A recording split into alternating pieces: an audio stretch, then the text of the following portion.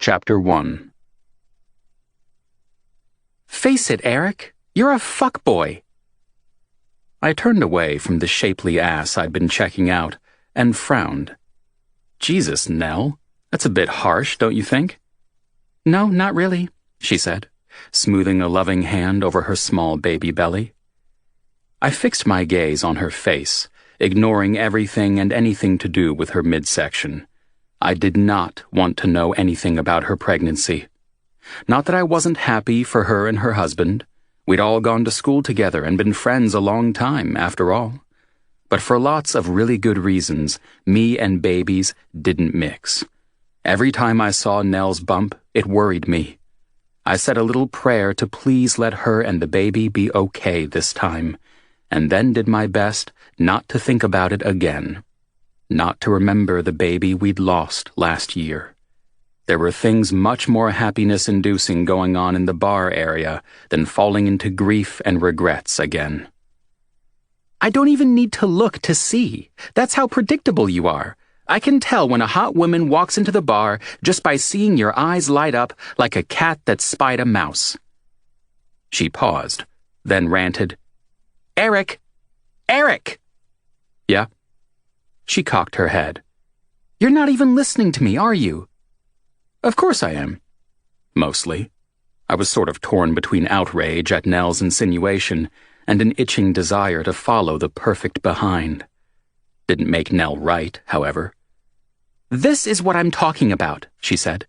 Your attention span makes a gnat look gargantuan. Calm down, I said I was listening to you. So what did I just say? Well, basically you said that I'm a douche, I said. Which hurts. Nell crossed her arms. Oh, really? Now you're pretending you have feelings? Of course I have feelings. Sure you do. And why do I think you're a douche? I stared off over her shoulder, catching sight once more of the back of the particularly lovely-looking female being shown to her table by Lydia. Lydia was the third owner of the dive bar, along with me and Nell. But back to the far more important babe.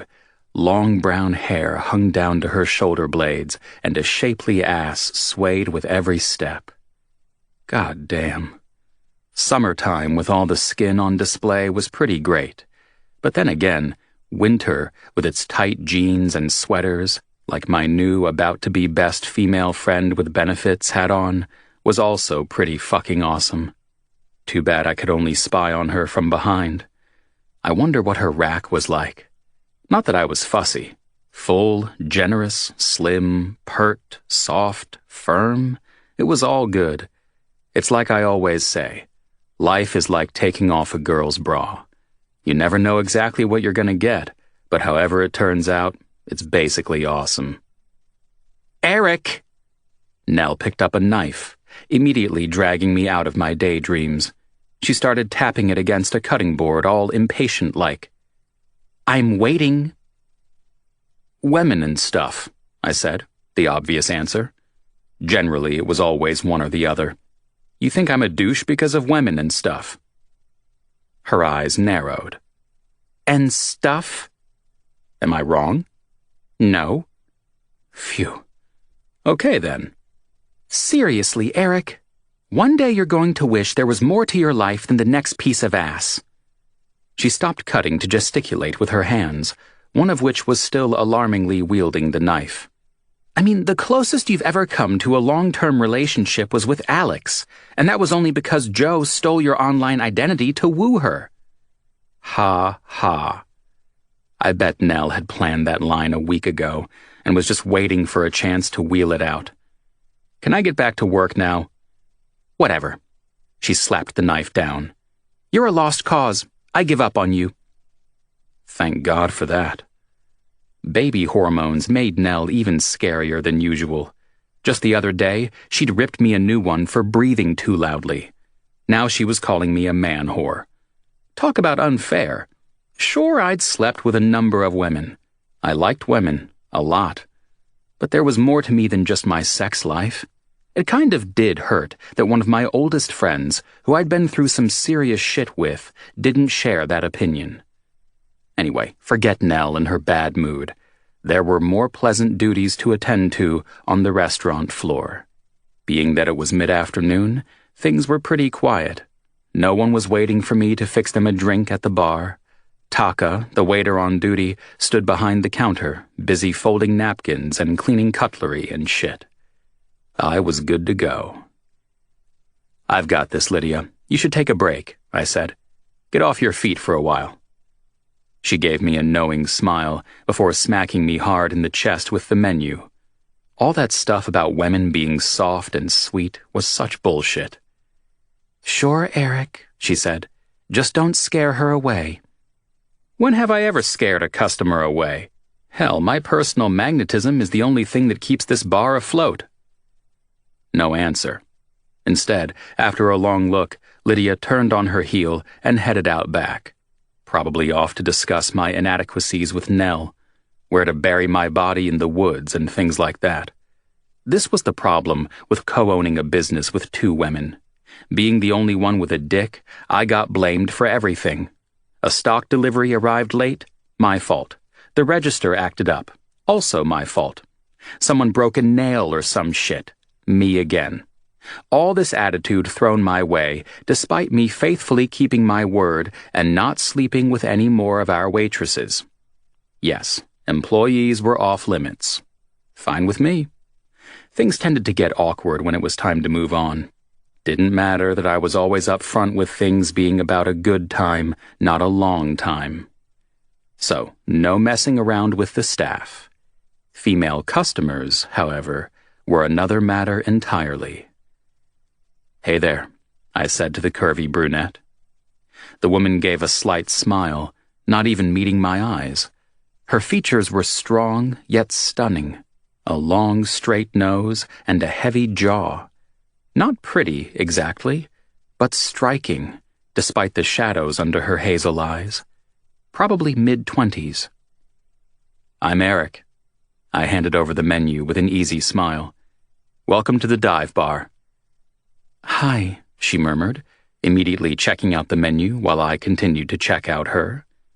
No wedding ring. Lots of curves.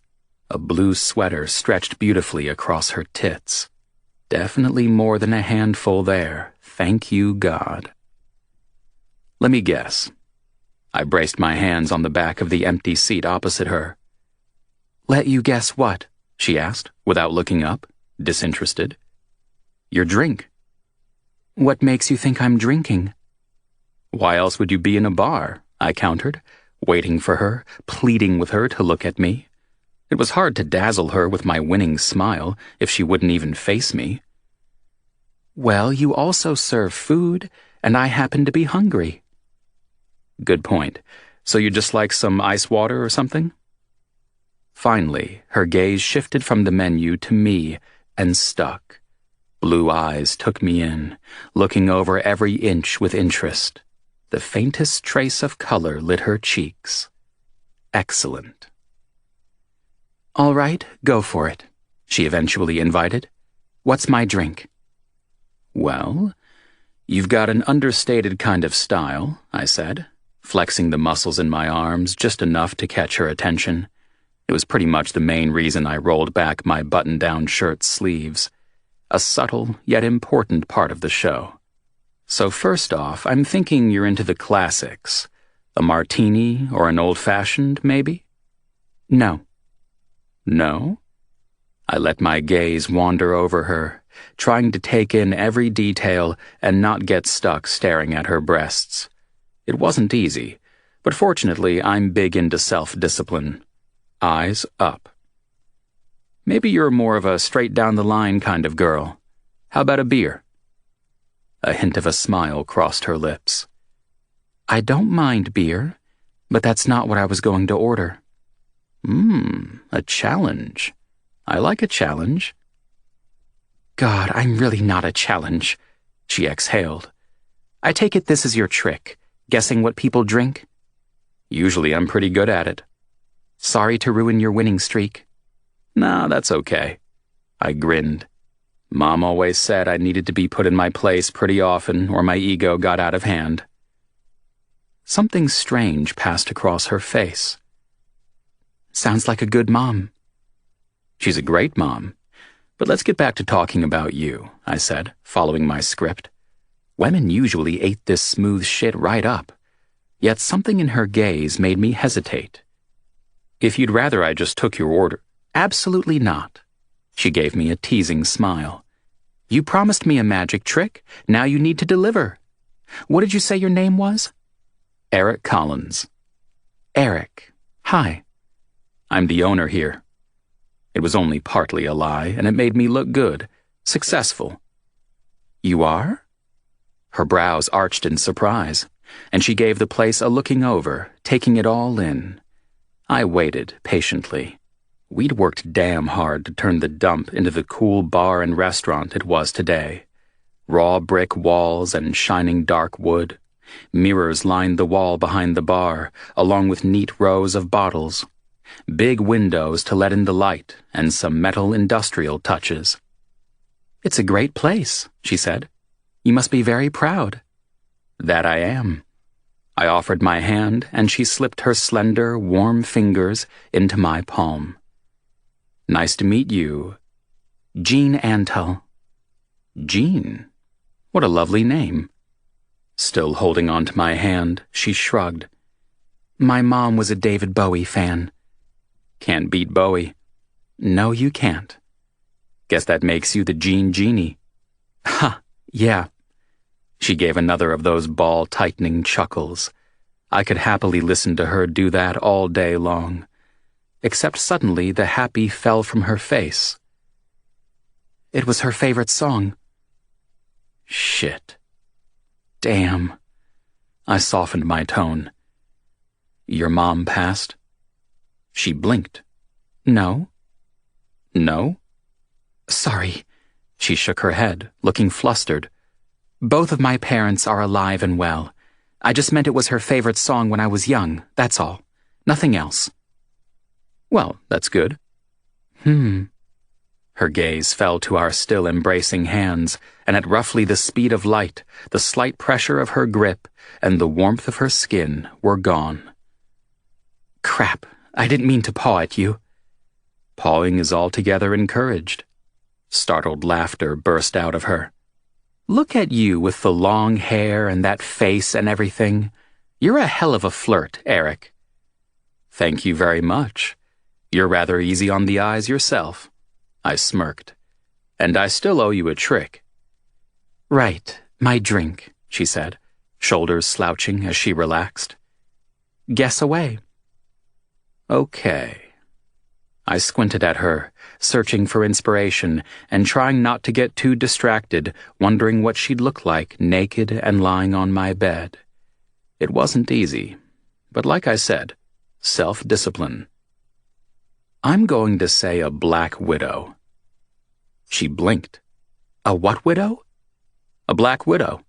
Blackberries, silver tequila, lime juice, and sugar syrup, I said. I think that's what you should order. And why should I order that? It's sweet, but with a kick. I gave her my best grin. I think you'd like it. So this has nothing to do with you suspecting me of murdering any husbands? No, of course not. I laughed, then stopped. Oh, man, you're not married, are you? I mean, you are single, right? Her mouth opened, but nothing came out. Shit. Relax, Eric. Jean tucked in her chin, looking over the menu again with a faint frown. I'm single. Good. I exhaled, smiling once more. That's good. Otherwise, asking you to dinner tonight would have been all sorts of awkward. She said nothing. No matter. We could get back to that later. I've never seen you in here before. Are you a local or just passing through? Actually, I just moved to the area, she said. Today, in fact. That's great. As much fun as a one-nighter could be, I'd been thinking lately about perhaps getting more serious with someone. Maybe. Just to try it out, at least. It was entirely my idea. It had nothing to do with Nell's daily lecturing. The truth was that I was getting close to 30, and a lot of heavy shit had gone down last year. It had been hardest on Nell most of all, but she'd bounced back, happily pregnant and with the right guy this time, Pat. It didn't really make sense that I would be still struggling with it all. Probably what was getting to me was just the fact that Joe was settling down with his new girlfriend. Joe, my brother, my younger brother, who had never even been popular with the ladies for fuck's sake. Ever since Alex had come to town, however, he'd been walking around smiling like he'd won the jackpot. Anyway, whatever the cause, I'd been feeling a little, I don't know, not lost. Just the thought had been hanging around in the back of my head. It didn't seem as bad an idea as it would have a few years ago. Actually, this could be perfect. I drank in Jean's stunning face and gorgeous curves. We could hang out together, catch some movies, do couple shit, hold hands even. It would definitely show Nell I wasn't some shallow fuckbot. But I was getting ahead of myself. "Where are you from originally?" I asked, getting back into the conversation. "Jacksonville, Florida." "Yeah? You ever go to the Night Garden or Emery's?" Delight lit her face. "I love Emery's. Best club in town." "Passed through there a few years back on my way to Miami," I said.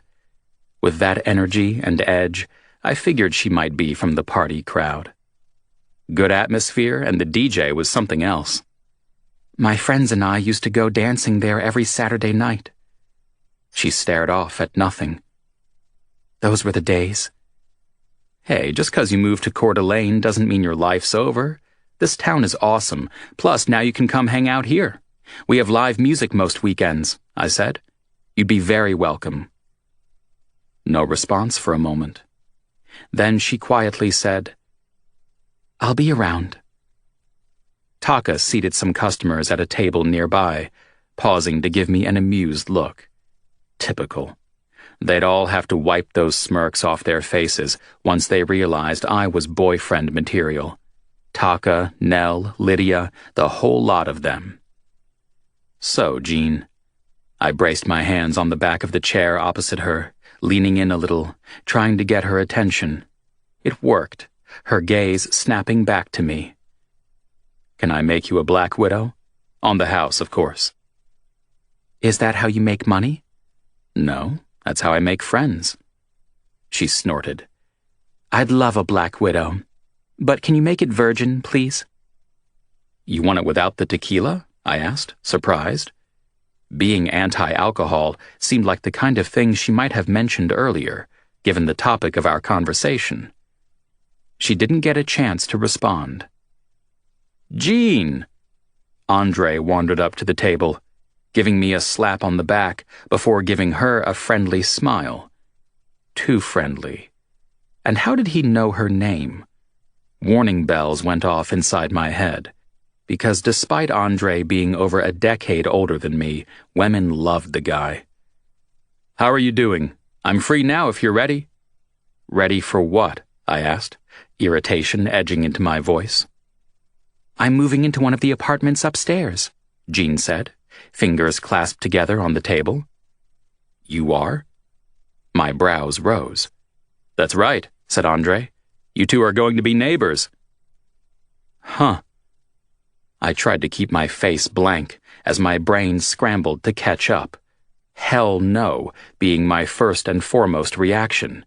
Next door was a little too close. I'd only just tuned into the idea of having a girlfriend, let alone the thought of having her right there next to me. Now there'll be me, you, Jean, Joe, and Lydia all up there. Andre rubbed his hands together, all happy-like. Fair enough.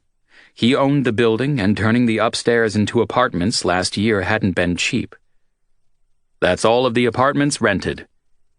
"Great," I mumbled. Jean just nodded, going back to look over the menu. "You said you were hungry. What can I get for you?" I asked, shaking off my suddenly sour mood. "Everything here is good," said Andre. "Especially the pizza. I haven't had lunch yet. Mind if I join you? I can show you around and help you unload your stuff after, if you like." "That'd be good," said Jean. "I definitely need food." "I can help too." I stepped back, unhappily making room for the man. Probably Boyd or Taka as well. We're not that busy. Thanks, she said. Damn it. Andre might have been one of my oldest friends, but this was not part of the plan. Cockblocker. First they'd be all chatty and shit, sharing a meal. Then, bam, they'd be having sex. This was not okay. I wanted to have sex with Jean, and be the one to listen to her talk and get to eat with her, etc. Insert boring boyfriend stuff here. I'll have the potato, caramelized onion, and bacon pizza, please, she said. Vegetarian for me, added Andre, and a beer, thanks. Sure thing. I slightly narrowed my eyes at the bastard. Not that he noticed. Black widow? Virgin? Her eyes sparkled, the lines of her face softening again. It should be noted that the softening only happened when she looked at me. Maybe I wouldn't drop Andre's beer on him after all. We'd see. You got it, I said, writing up the order. Be right back with the drinks. I handed the food order over to the kitchen and headed for my bar. In an hour or two, Vaughn would be in for the busier night session. For now, however, the space was mine. All mine. When we first came up with the idea to open the dive bar, everyone involved knew exactly what they wanted. Nell would rule the kitchen, Pat would help put up the money but otherwise stick to his tattoo parlor next door, and I'd be in charge of the bar. Of course, running the place had been a hell of a lot more work than any of us anticipated. Lydia bought out Pat and took over running the restaurant floor. A great move. But Nell still loved the kitchen, and I stuck with the bar. It was my thing, what I was good at, and where I felt I belonged. The original long wooden surface still had the names and crap carved into it, from back when the place really had been a dive bar. I grabbed a cloth and gave it a quick polish. Forget Jean and her pretty rack for a minute. Time to get the bar all cleaned up before the night began. Neat lines of shining bottles, gleaming taps, and racks of glasses. Probably didn't say much about me, now that this bar felt like home, but I loved it anyway. Over at their table, Andre and Jean maintained a steady stream of conversation. I kept a close eye on them. On a scale of 1 to 10, I'd give the smile on her face a 6, 7 at most. It was polite, friendly. Nowhere near as warm and inviting as the one she'd given me. 10s all the way. Thank fuck for that. With ease, I threw Jean's cocktail together, muddling the blackberries and squeezing the lime, measuring the sugar syrup. It kind of killed me not to add the tequila. It was like asking Vincent van Gogh to hold off on the color blue the next time he painted the stars, to tell John Bonham to go easy on the skins next time he played Moby Dick. Though, yeah, they were dead, but you know what I mean. Just wrong.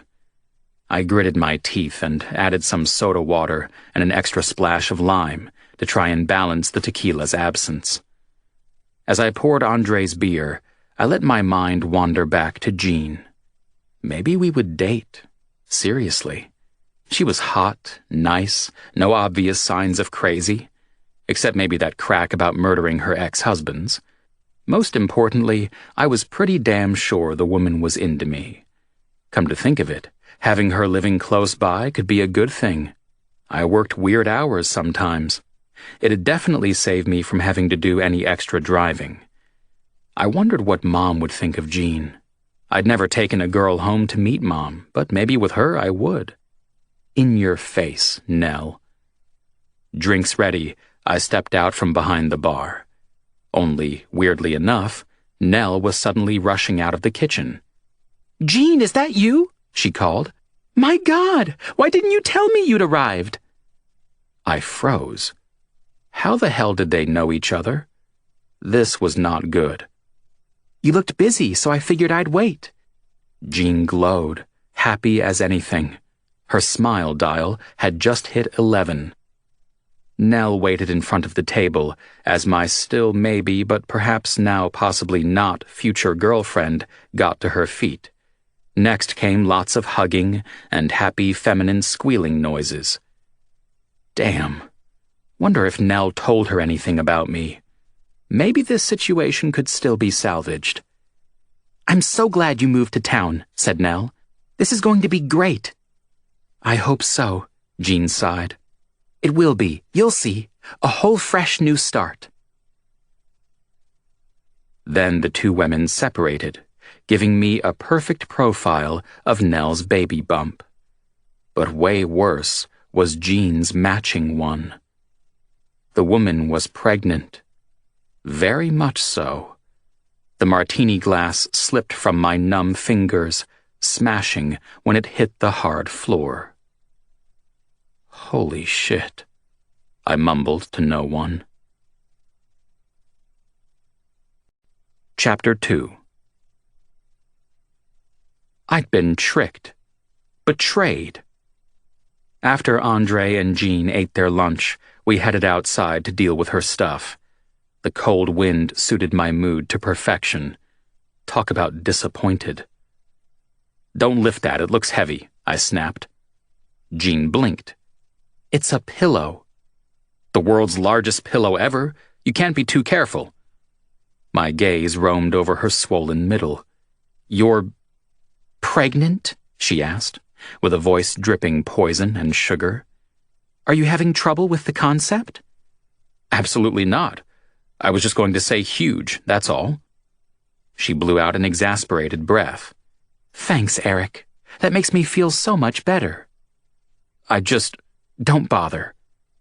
The woman turned back to her sensible, medium-sized SUV and got busy riffling through the contents. I was surprised she'd been able to squeeze into the driver's seat. Boxes and stuff took up almost every inch inside the vehicle. Each and every box seemed to have been neatly labeled with the contents. The woman took her organization seriously. She looked over her shoulder. "You know, I can't help noticing that Eric the smooth-moving flirt has suddenly been replaced by Eric the awkward jerk."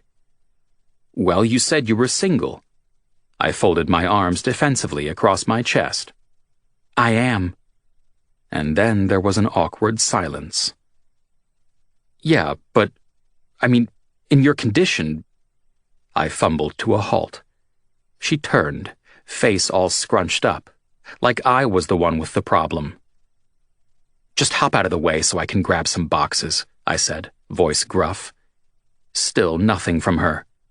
"It's a second-story walk-up and you have a lot of stuff to get up there. You should be taking it easy."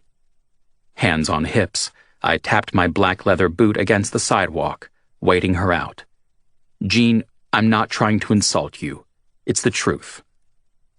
She swore quietly, going back to fussing with the contents in the vehicle. I don't think any woman has ever given me the silent treatment quite this quickly. Usually I'm good for at least a couple of hours after seeing them naked. Man, I still couldn't believe this was happening. God hated me or something. Pregnant women and me were anathema, whatever. Now that I'd seen her out in the autumn light, however, she looked younger than I'd first guessed. Despite her tired eyes, her skin was smooth, soft-looking. She was likely closer to her early 20s than mid. "How old are you?" I asked. "Why do you care?" I shrugged one shoulder. "Just curious." "How old are you?" "Nearly 30. She sniffed. "I'm 22. Young, like I'd thought. She was probably too immature for me anyway. "Come on, Jean. Let me get some of the boxes." Boyd ambled out of the dive bar, turning his head this way and that, looking up and down the street. I raised my hand, and he started over in our direction. The big cook would make short work out of moving all this stuff. Behind us, Andre and Nell came out of the tenant's entrance to the Bird building. The place was a big brick building about 100 years old. Just past the door was an entryway with stairs leading up to the second floor, followed by 2 empty shops, their windows covered in flyers about local events, concerts and parades and shit. They'd been vacant for a while, unfortunately. Andre's guitar den came next, then Pat's tattoo parlor Incaho, and the dive bar on the corner. "Everything's good to go. Alex and I gave it a cleaning last week just to be sure," said Nell, smacking a kiss on Jean's cheek. "You'll meet Alex later. She's probably busy working or something now. She's sort of a shut-in. You two didn't have to do that, said Jean. Thank you. Any time. Andre leaned against the SUV. Your furniture got delivered yesterday, too, so it's all good to go. Excellent, said Jean. I can't wait to sleep in a decent bed again. Road trips when you're 7 months pregnant kind of suck. I bet. Who's minding the kitchen? I asked. Lydia will text Boyd if they need something, said Nell. We're only going to be a few feet away from the place. I frowned. I own the kitchen, Eric, not you, she said. You're in charge of the bar, that's all. One of Jean's eyebrows inched up slightly. So I might have implied that I was the sole owner. Shit happened. I crossed my arms. Fine. No need to bite my head off. My best online friend just moved to town. We've been texting and Skyping for months. She's been an absolute rock for me through all the nerves of being pregnant again, said Nell. Stop messing with my happy. And then there was an awkward silence. Great. If only there was some way to get out of helping without looking like a raging asshole. The possibility of anything happening between me and Jean had been buried 6 feet deep, never to be spoken of again. After rubbing his hands together enthusiastically, Andre took a step forward. Let's get you moved in. Right. Jean stepped back without further argument. Okay. Boyd managed a shy smile. Then he grabbed about half the contents of the vehicle in one swoop and headed inside. With her pillow, a green retro-style handbag, and one small box, Jean followed.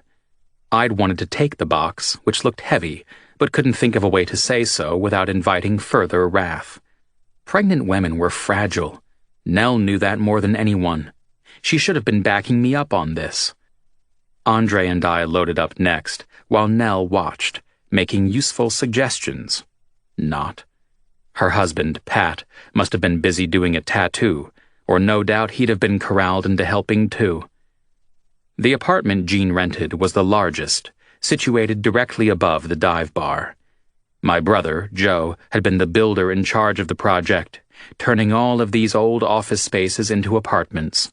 The others were studio style, but this one had a main bedroom on the right by the door, and a separate office-type space to the left, along with the bathroom. Guess the office space would be perfect for a nursery. Down the end of the short hallway was the open kitchen, dining, living area. Joe had done a terrific job. The place looked like it belonged in a magazine. And there stood Jean in the middle of it all, crying her goddamn eyes out, sobbing like her heart had been broken. Without thinking, I just snapped. "What'd you do?" I yelled at a wide-eyed Boyd. The big man cringed, gaze darting from Jean to me and back again. "Did you say something?" Given Boyd was an elective mute, it was highly unlikely, but you never knew. "Eric, it's all right," said Jean, wiping her face with the palms of her hands. "He didn't do anything. I set my boxes on the ground, face tight. "You just what?" "This place," she said.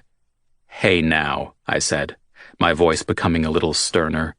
"It might not be exactly what you had in mind, but my brother Joe built this place, and I think he did a terrific—" "It's just perfect." She looked around the room with a quivering smile. "I love it."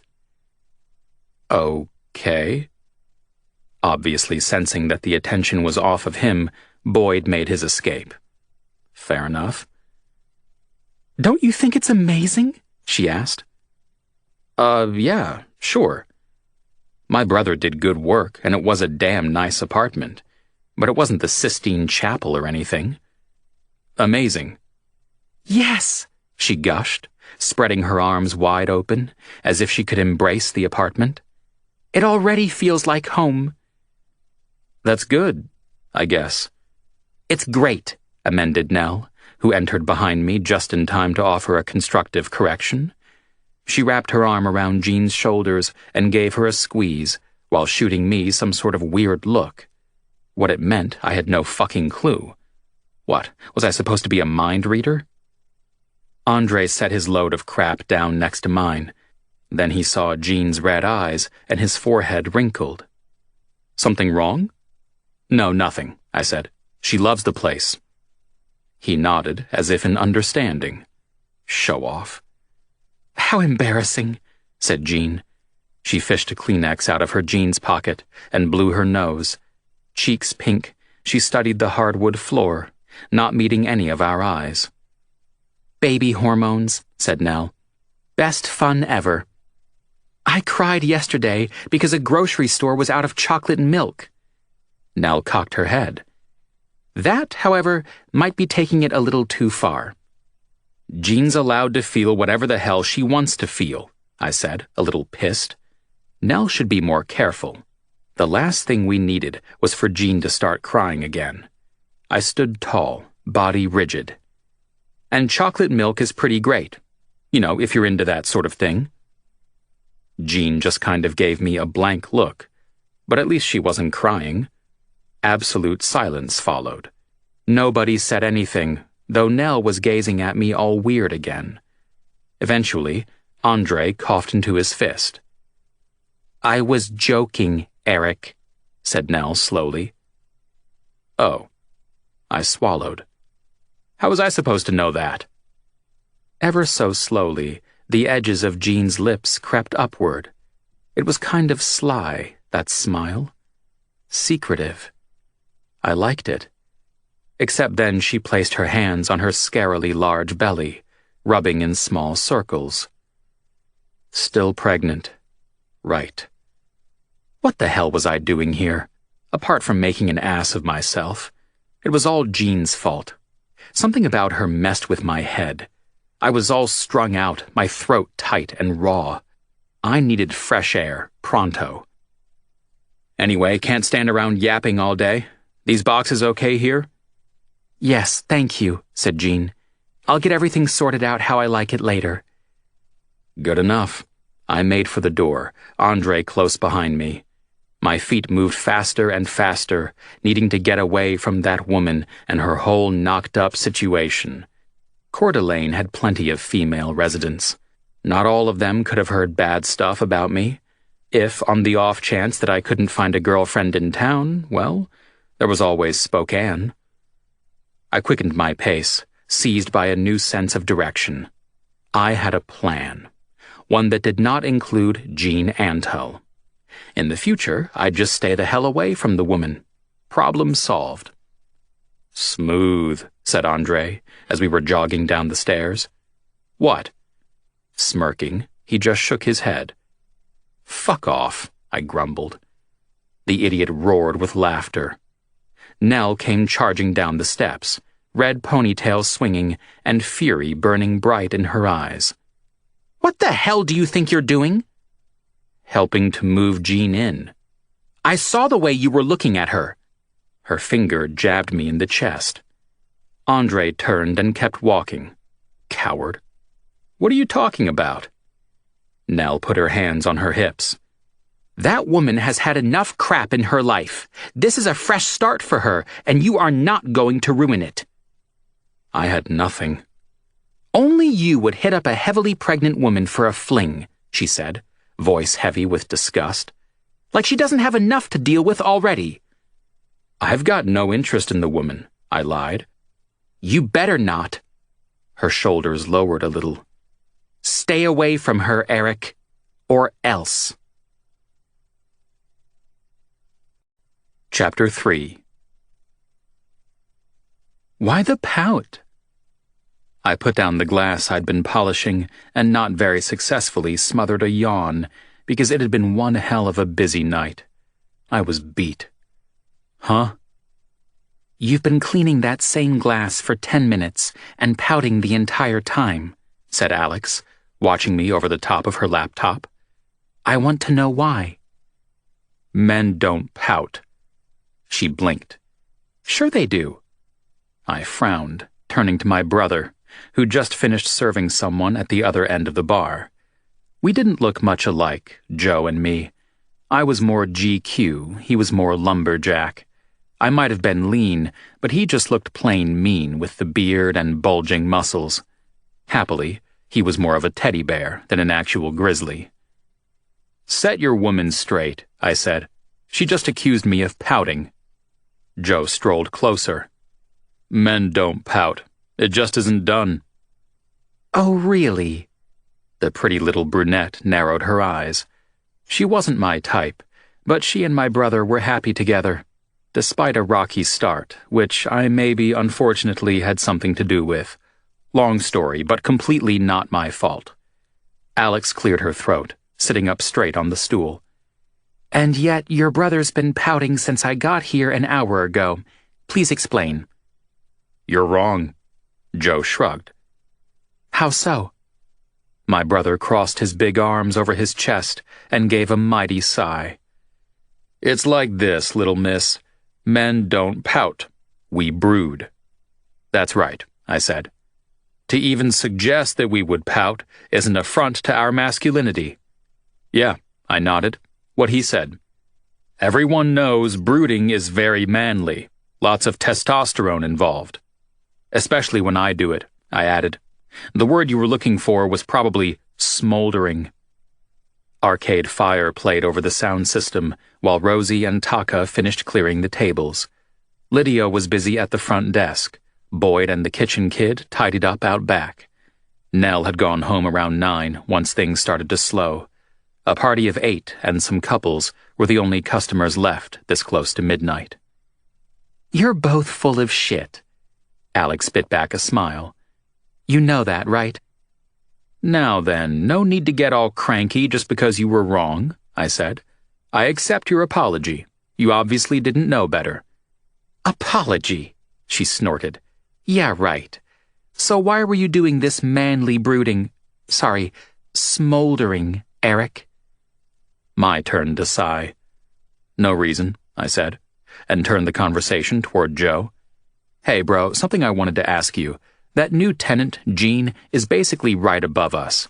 Now, I know you said you soundproofed it all, but the thing is that she's pregnant, and I was wondering if we should be easing up on the music volume, at least when it gets late on weeknights." Joe shook his head. "I guarantee you she cannot hear a thing except what's drifting through the window." "Just because she's pregnant doesn't mean she needs to be wrapped in cotton wool, you know," Alex chimed in. "I know that." I scowled at her. "See? Pouting," she said, pointing her finger at me in glee. "Gee, babe, you're right," agreed Joe, the jerk, his voice thick with mock concern.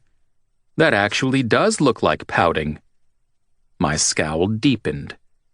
"Come on, man," said Joe, being serious. "It's Thursday night, you're behind the bar, and the place has been pumping all night, and you look like a kid whose puppy died. What gives?" I sighed again, my shoulders slumping. "I don't know. Just something Nell said today. Well, she's been on me for a while." Joe and Alex exchanged looks. "It's nothing, really. Stupid. Don't worry about it." "Okay," said Alex, before taking a sip of beer.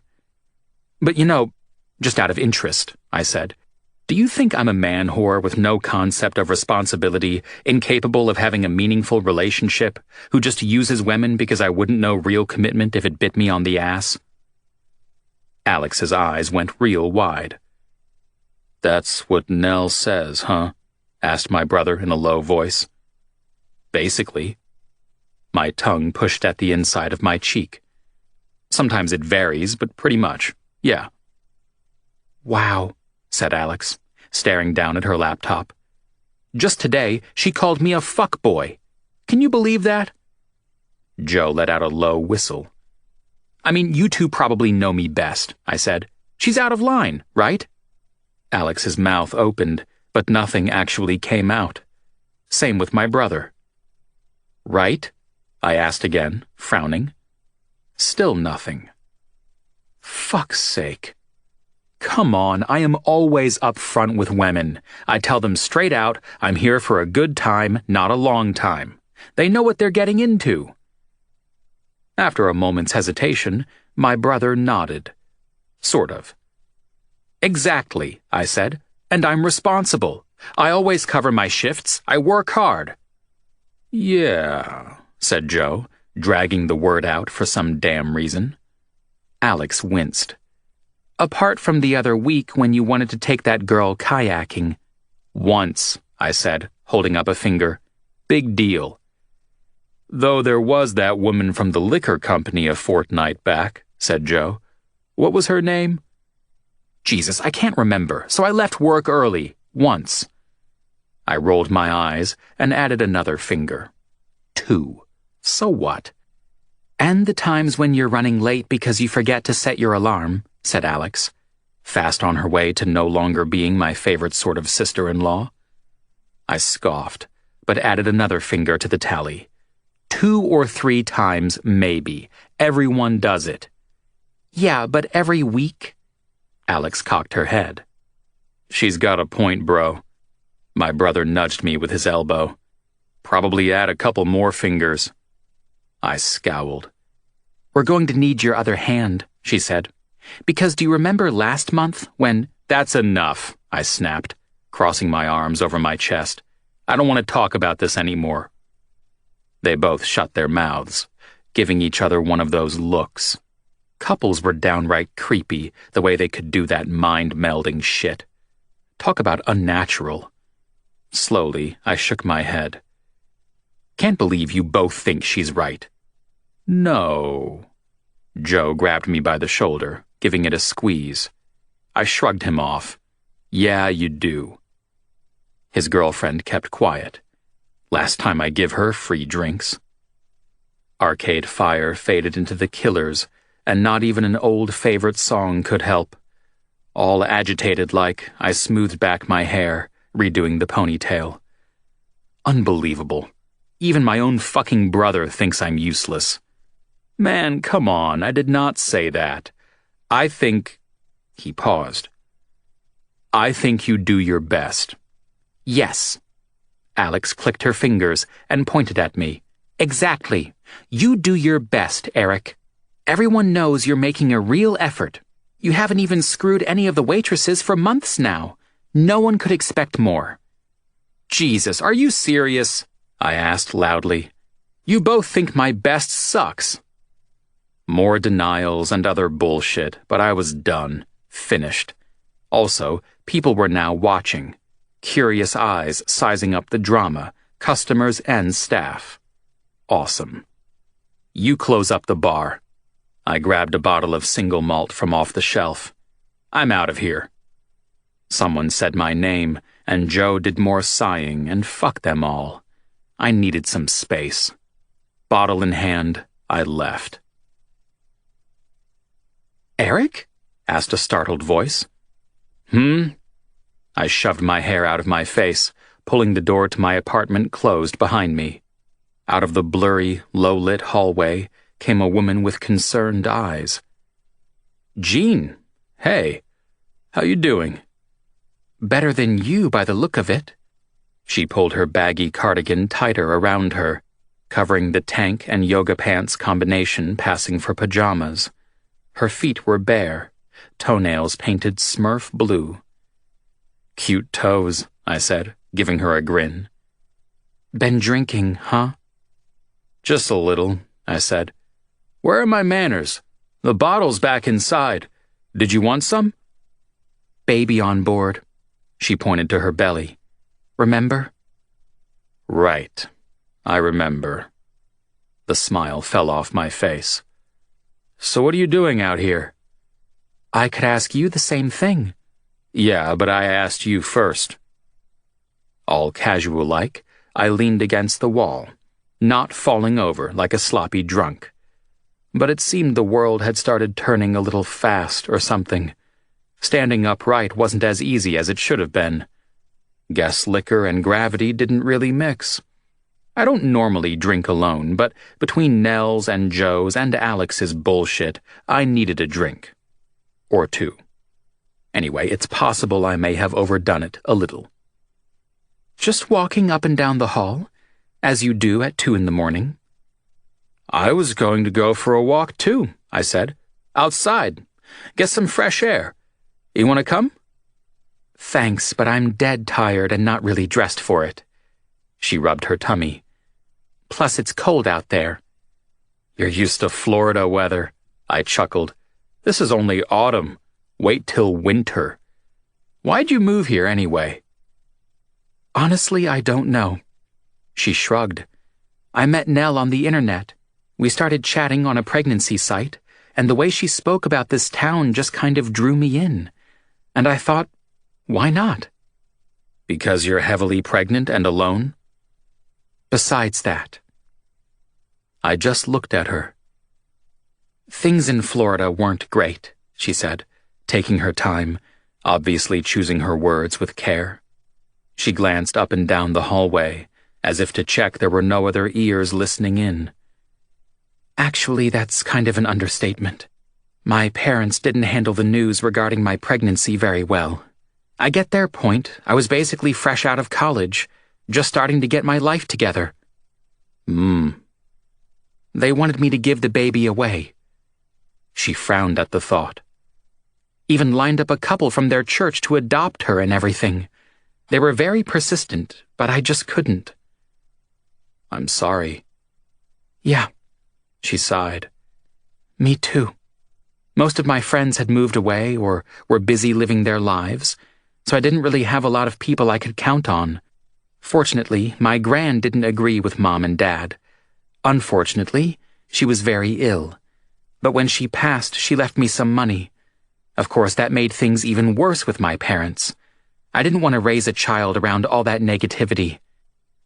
My heavy head floundered, empty of any comforting words. Eventually, she made a humming noise. Anyway, the baby started kicking and woke me up.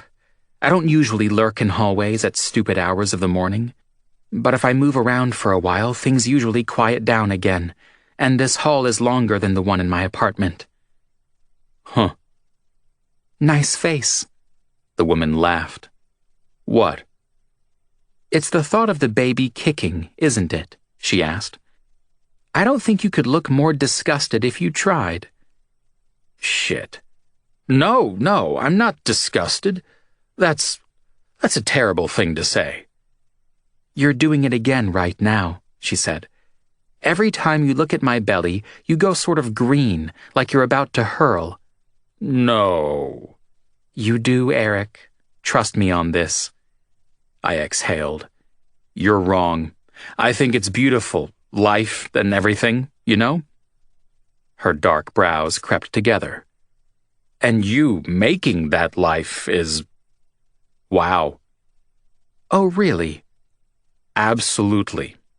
I nodded, then stopped, since that made my head spin in a not good way. You're beautiful, and the baby is... The baby is what? Awesome. Yeah.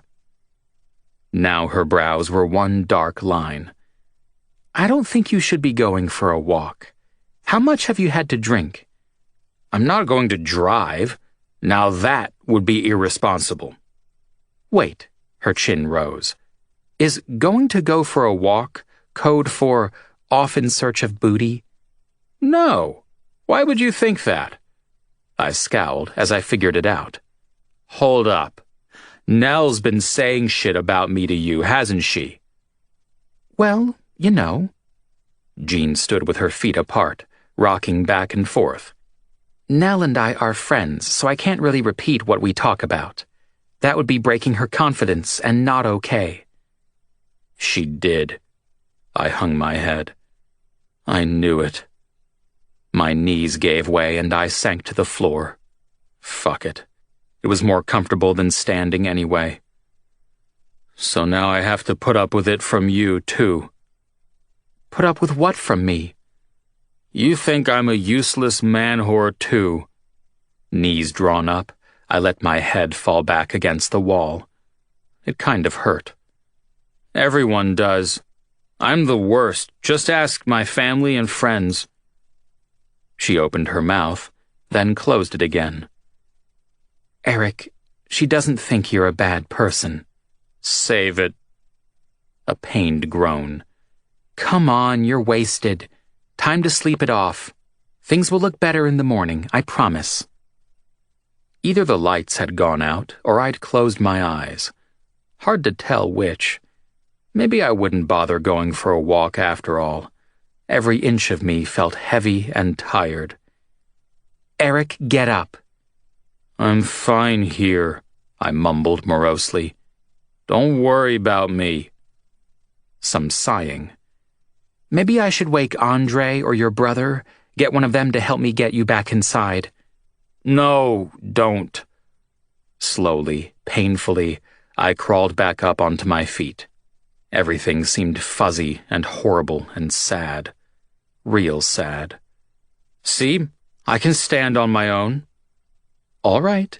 I don't need them. Okay. She held her hand out. Keys? Huh? Oh, right. Blessed with sobriety, Jean got the door open in no time. Come on. With one of my arms over her shoulders, she directed me toward the bed. Her head turned this way and that, checking everything out.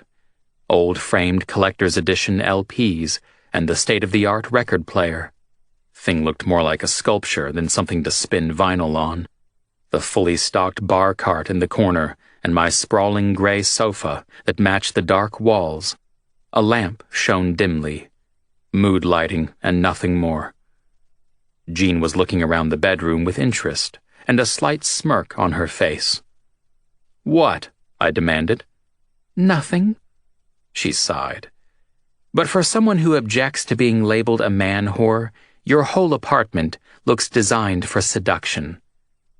It's all part of the overall package. I defensively waved an extended hand at my 500 thread count sheets. If a girl comes back to your room, you've got to show her a good time. That takes attention to detail. Clothes, ambiance, lighting, music, the whole experience.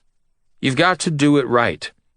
I tried to puff out my chest a little, which was tricky given that I was still half leaning on her for support. That's like a point of principle with me. I have noticed that about you. You're very principled, she said, turning to dump me across the bed. Don't sound so sarcastic. The mattress bounced beneath me, making my head spin even worse. Whoa, everything's spinning. Come on, get your legs up on there. I grumbled, but did as told. You're going to bed wearing all your clothes? Depends. I gave her a sexy smile. You want to undress me? No, I don't think that's a good idea.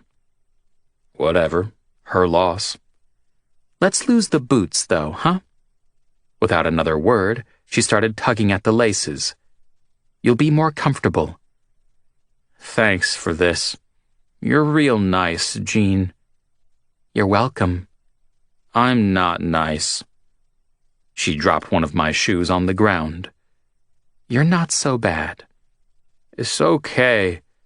You don't have to Pacify?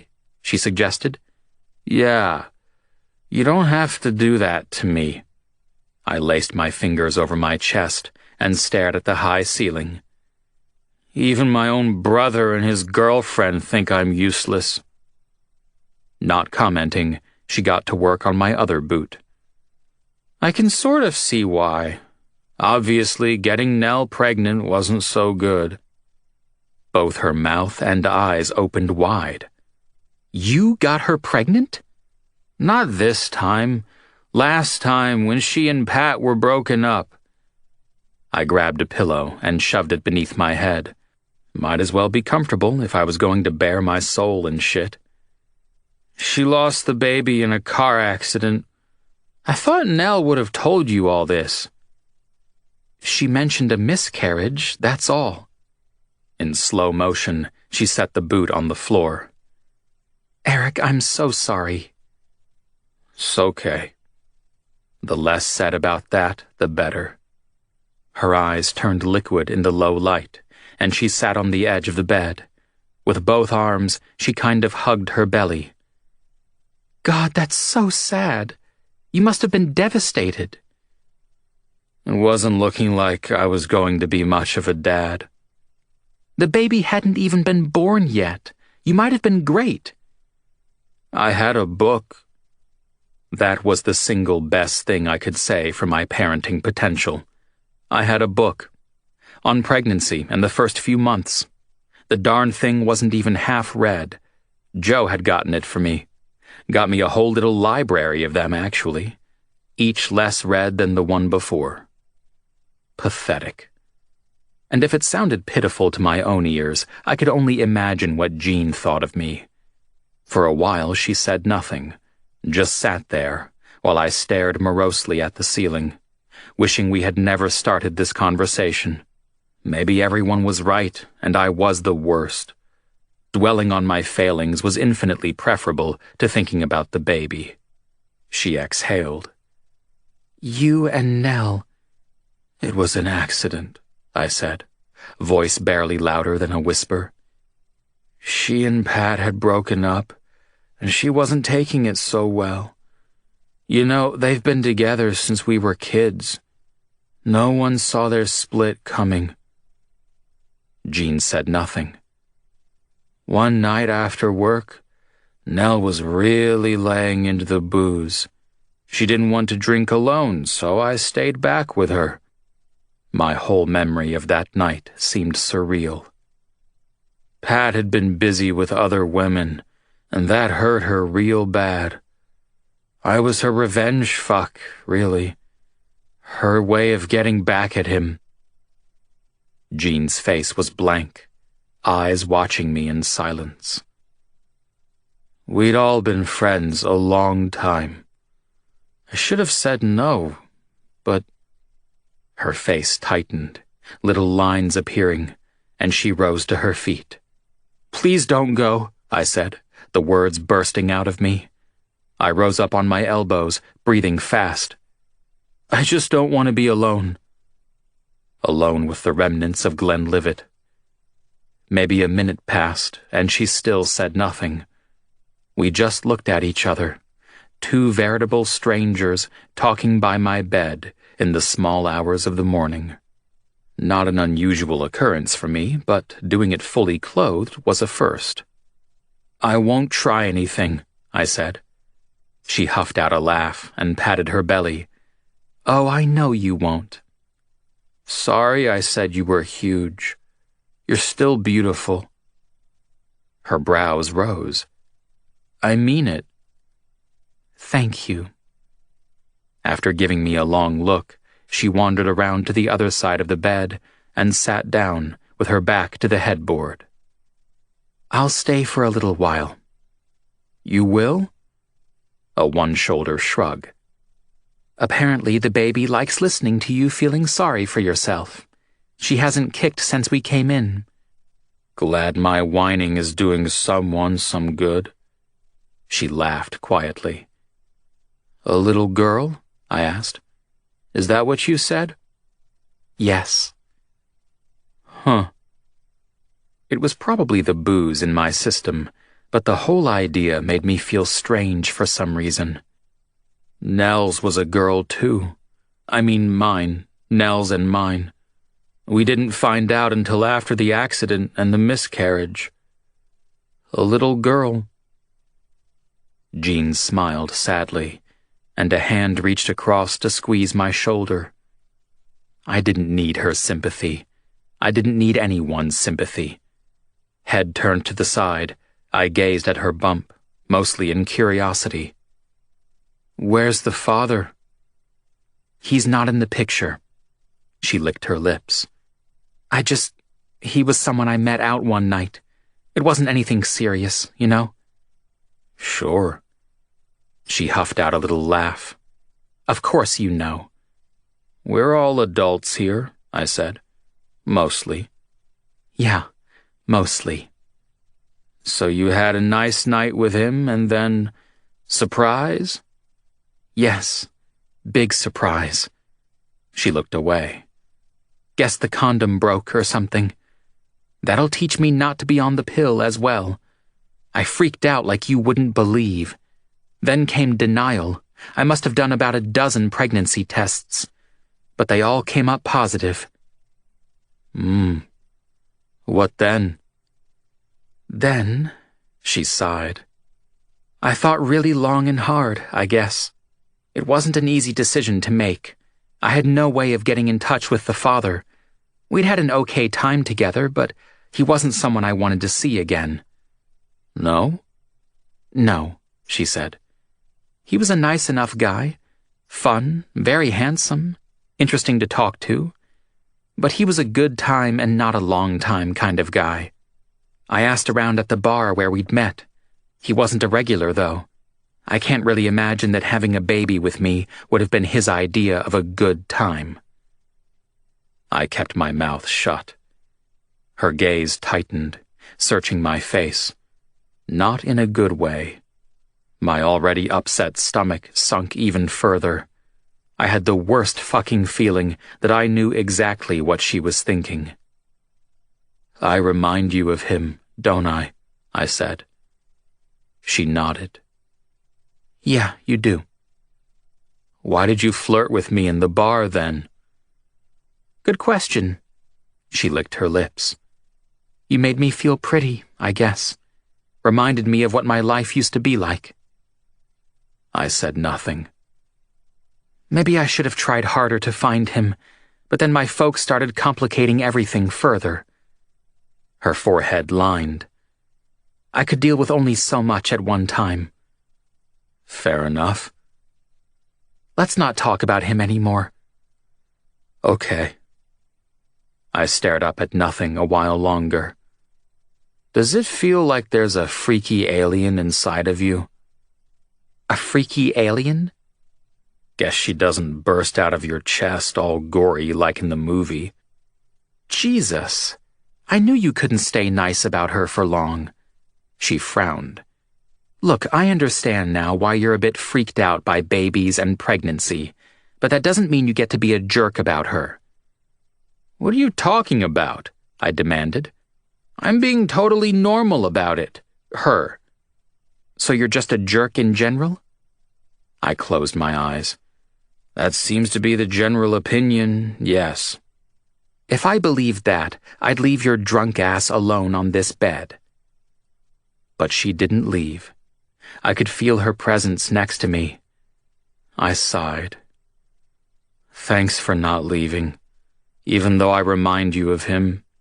Christ, that sucks. I shouldn't have said that. I'm sure you wouldn't. But I did, I interrupted. You were going to say that you were sure I wouldn't bail on my responsibilities, right? She said nothing. That is exactly what I did, Jean. No need to be polite about it, I said. I'm an asshole. Silence. Under different circumstances, I'd definitely be hitting on you right now. Well, some credit goes to the baby with regards to that. Her presence making me less available to your romantic overtures. My romantic overtures? I asked with a lazy smile. Who says that?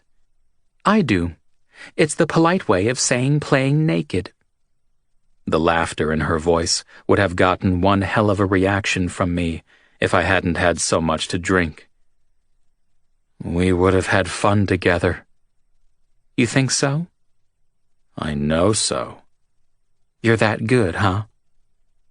Eyelids closed, I smiled some more. Our chemistry is that good.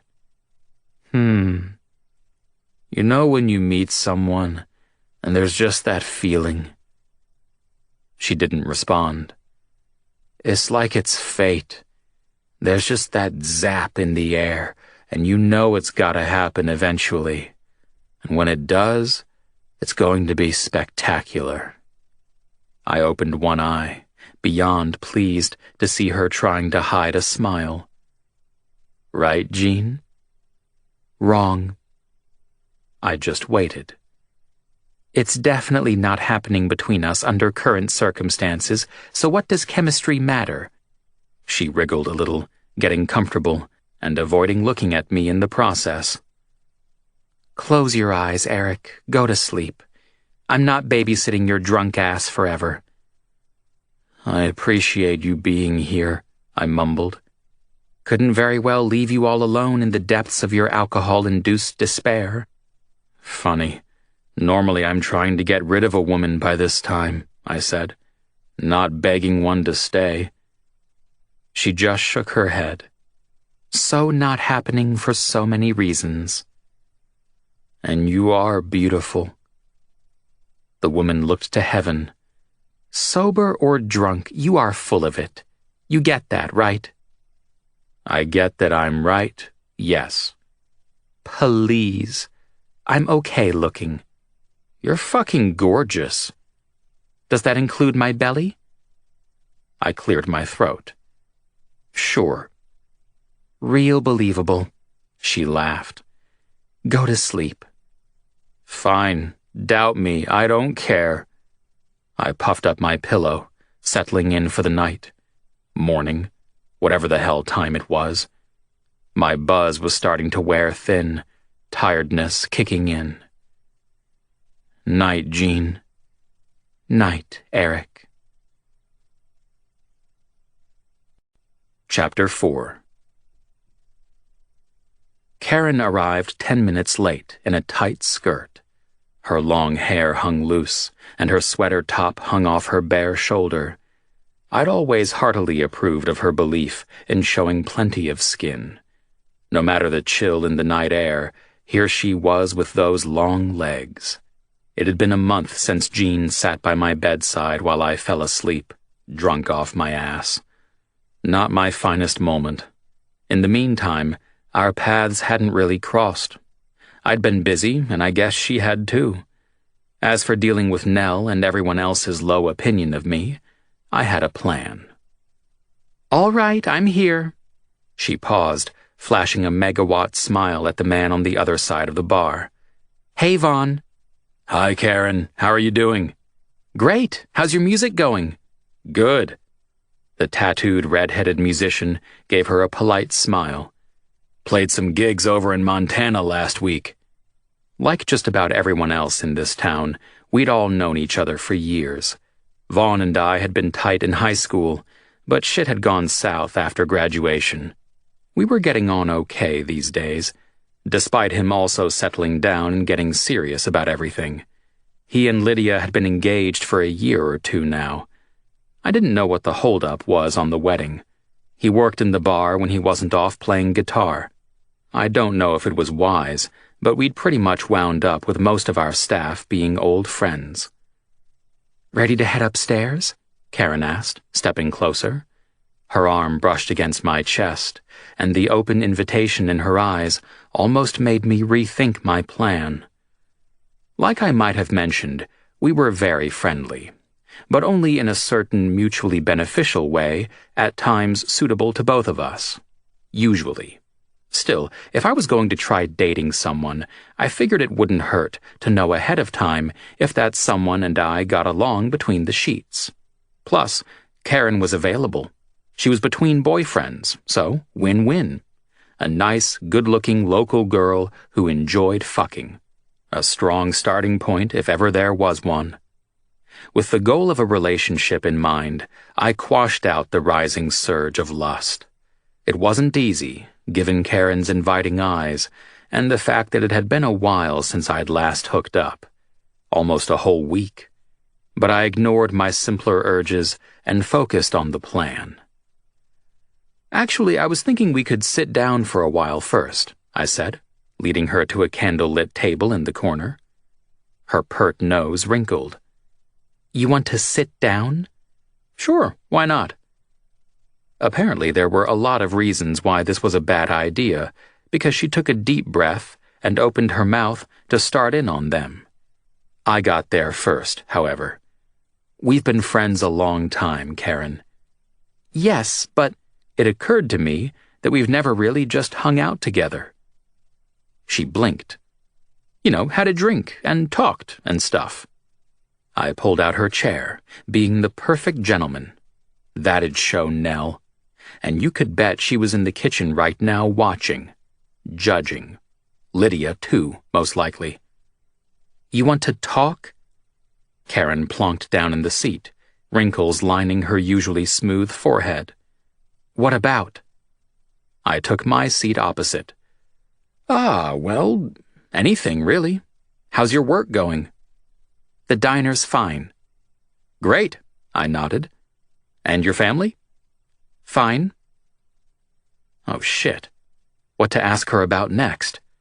It struck me I actually didn't know anything about her family, which made it hard to figure out a follow-up question.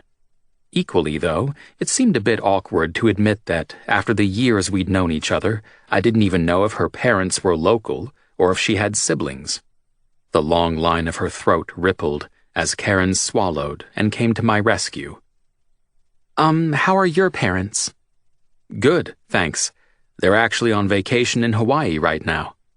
Lovely. Yeah, Mom's been looking forward to it for a long time. Right. Wonderful. She paused. I was stuck for a conversation topic again. Damn it. Dating was harder than it looked. Normally, I only ever had real conversations with our close-knit little group. Apart from that, I just flirted with the ladies, which was a game I knew well. Hopefully Rosie would come take our order soon. Alcohol as a social lubricant could only help. Everything's okay with this place? Karen saved the conversation again. She was clearly better at this than I was. Thank God somebody knew what they were doing. Absolutely, I said. The bar side of things is running smoother than ever. Nell and Lydia have been sourcing more local organic produce to feature on the seasonal menu. Things are good. We both let our gazes wander, taking in the room. The dive bar was only half full, what with it being early in the week. Depeche Mode was playing. Lydia must be in charge of the music. We each took turns to keep things fair. Boyd's headbanger shit could be a little hard to handle, however, so we only gave him an hour or two a week. Fingers fussing with the napkin, I slumped my shoulders, trying to loosen up. It wouldn't do to let anyone know how on edge I was. Jesus, it wasn't like I'd never met a woman for a drink before, but it had never been with a view toward anything long-term. Wonder when I should broach the subject of her and me being something serious. Have you ever eaten here? I asked finally, winning at conversation. Someone ought to give me a gold star. Or a cookie. Or a drink. A drink would be nice. Where was Rosie to take our order? No, I haven't. Now that's a damn shame.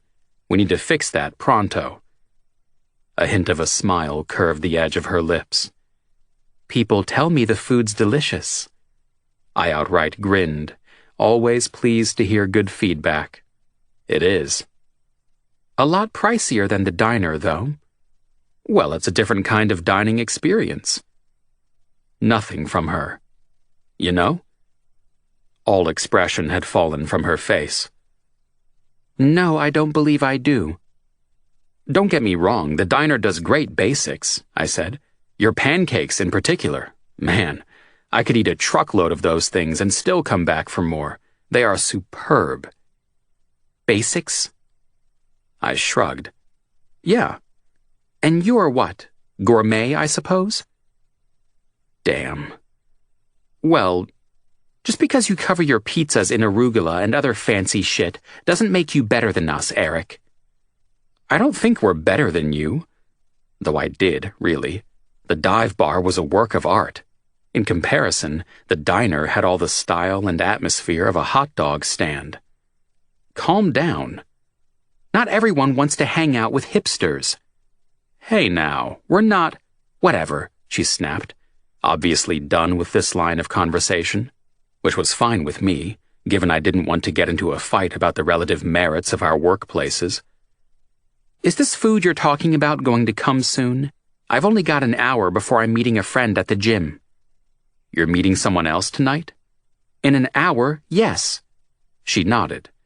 So every minute we spend sitting here is 1 minute that we're not? Her voice trailed off suggestively. I smiled, and then remembered that screwing her was not the goal here. Maybe we should just enjoy a nice meal now and reschedule for a time later this week? I don't want to reschedule, she retorted. If you're not in the mood, then whatever. But did it even occur to you to call me and let me know that you wanted to change things up? No. I shrugged. I figured you'd be pleasantly surprised. Chicks dig romantic dinners. Everyone knows that. Funnily enough, women aren't that big on being called chicks. Right, I said. My mistake.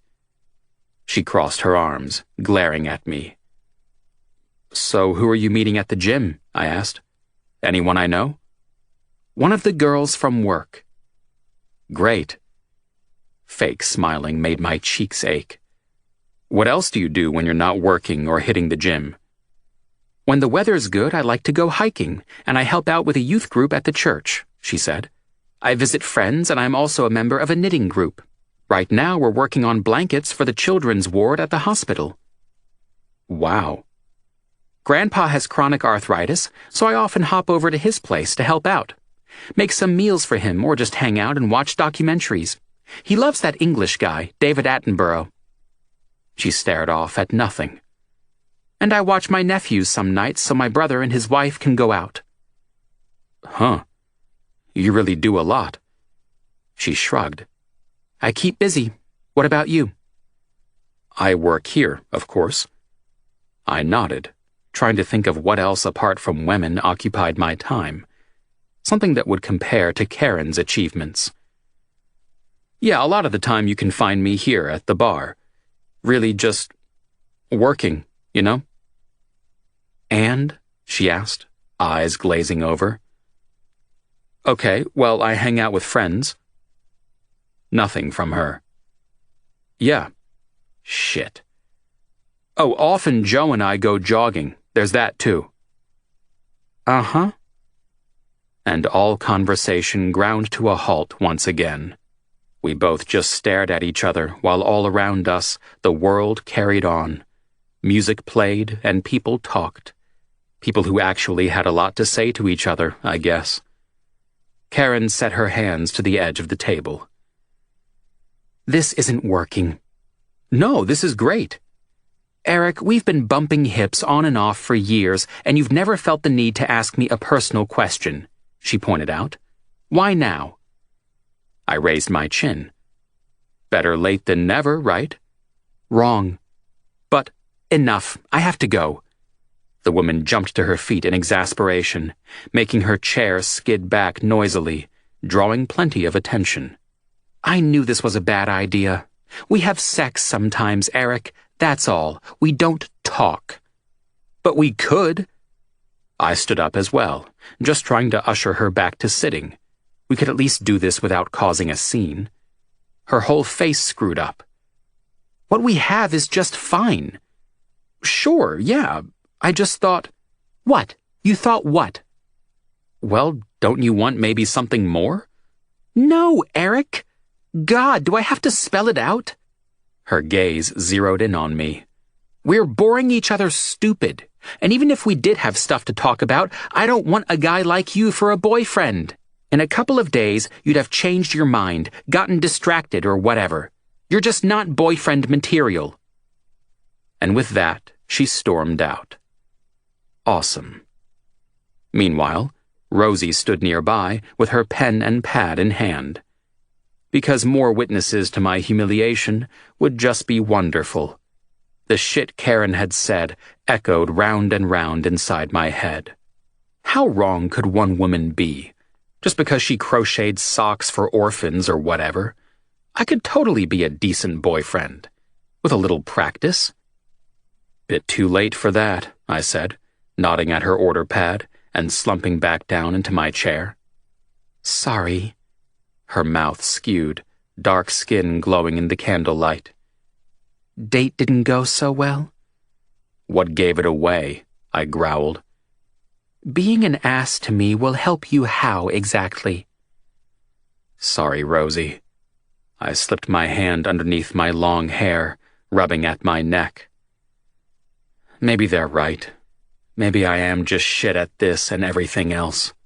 She sighed and took the newly vacant seat opposite me.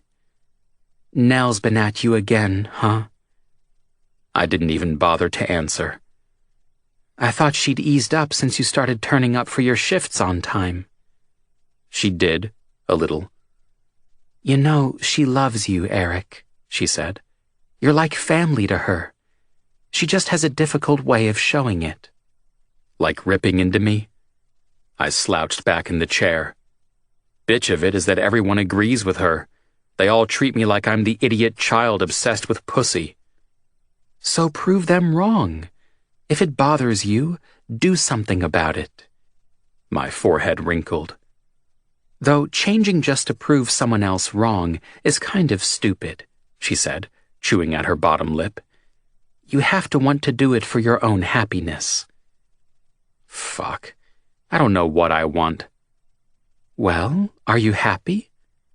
I thought I was, until everyone kept pointing out how crappy I am, I said. Rosie might have been the same age as me, but she'd been married for years and had about 36 children or something. Don't ask me how she managed it all. If anyone was going to give me advice worth listening to, however, it would likely be her. So I stayed put. Nearby, Lydia handed out meals to a table while Vaughn stayed busy at the bar. You could keep cruising along, she said, working here, picking up women, and spending all of your money on nice clothes. Hey, I objected. I paid my brother back the money I owed him. Downgraded from a very sweet muscle car to a piece of shit to do it, too. Good for you. There's nothing wrong with wanting to look presentable. With a hand, I smoothed out the creases on my plain white button-down. Designer, of course. Quality mattered. Some fuckers wouldn't know good design and fabric if it smacked them in the face. I stick to my budget. Lydia helped me work one out a while back. That's great. Very adult of you. Why, thank you. For a minute, she mused this over, staring at me. Do you want to know what I think? No one else holds back. Why the hell should you? She gave me a mysterious smile, like she knew everything while I knew nothing. I could have pretty much already told her that. There's no such thing as becoming an adult. It's all a state of mind, she said, leaning closer across the table. You never reach some magical age and go, oh my God, I'm so adult. I couldn't be more grown up if I tried. I chuckled. No? Nope. How does this whole life thing work then, oh wise woman? You get your shit together and meet your responsibilities, she said. Huh. A century ago, everyone knew how they were expected to behave, and if you stepped over the line, that was it. You were out. But things are different now.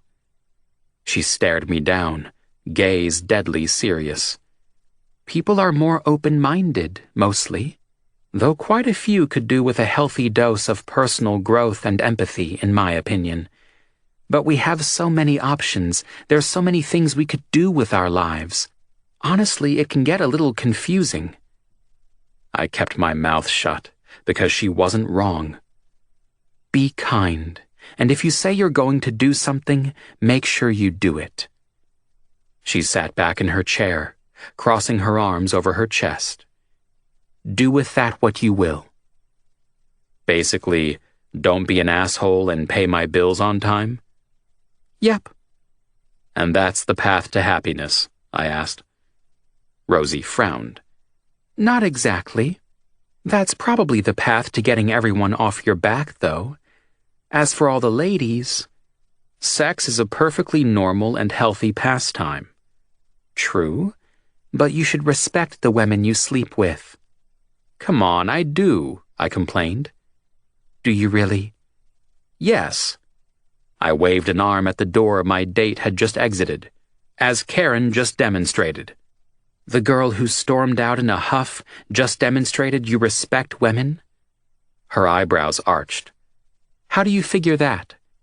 Because everyone always acted like it was just me who wanted to keep it light, as if the chicks would rather something more substantial, I grumbled. But as Karen just made clear, that clearly overestimates my capacity to be seen as a potential partner. Rosie frowned, her forehead crinkling in thought, as if surprised I was making sense. Frankly, I had been half hoping for a robust rebuttal, where she assured me I was excellent boyfriend stock.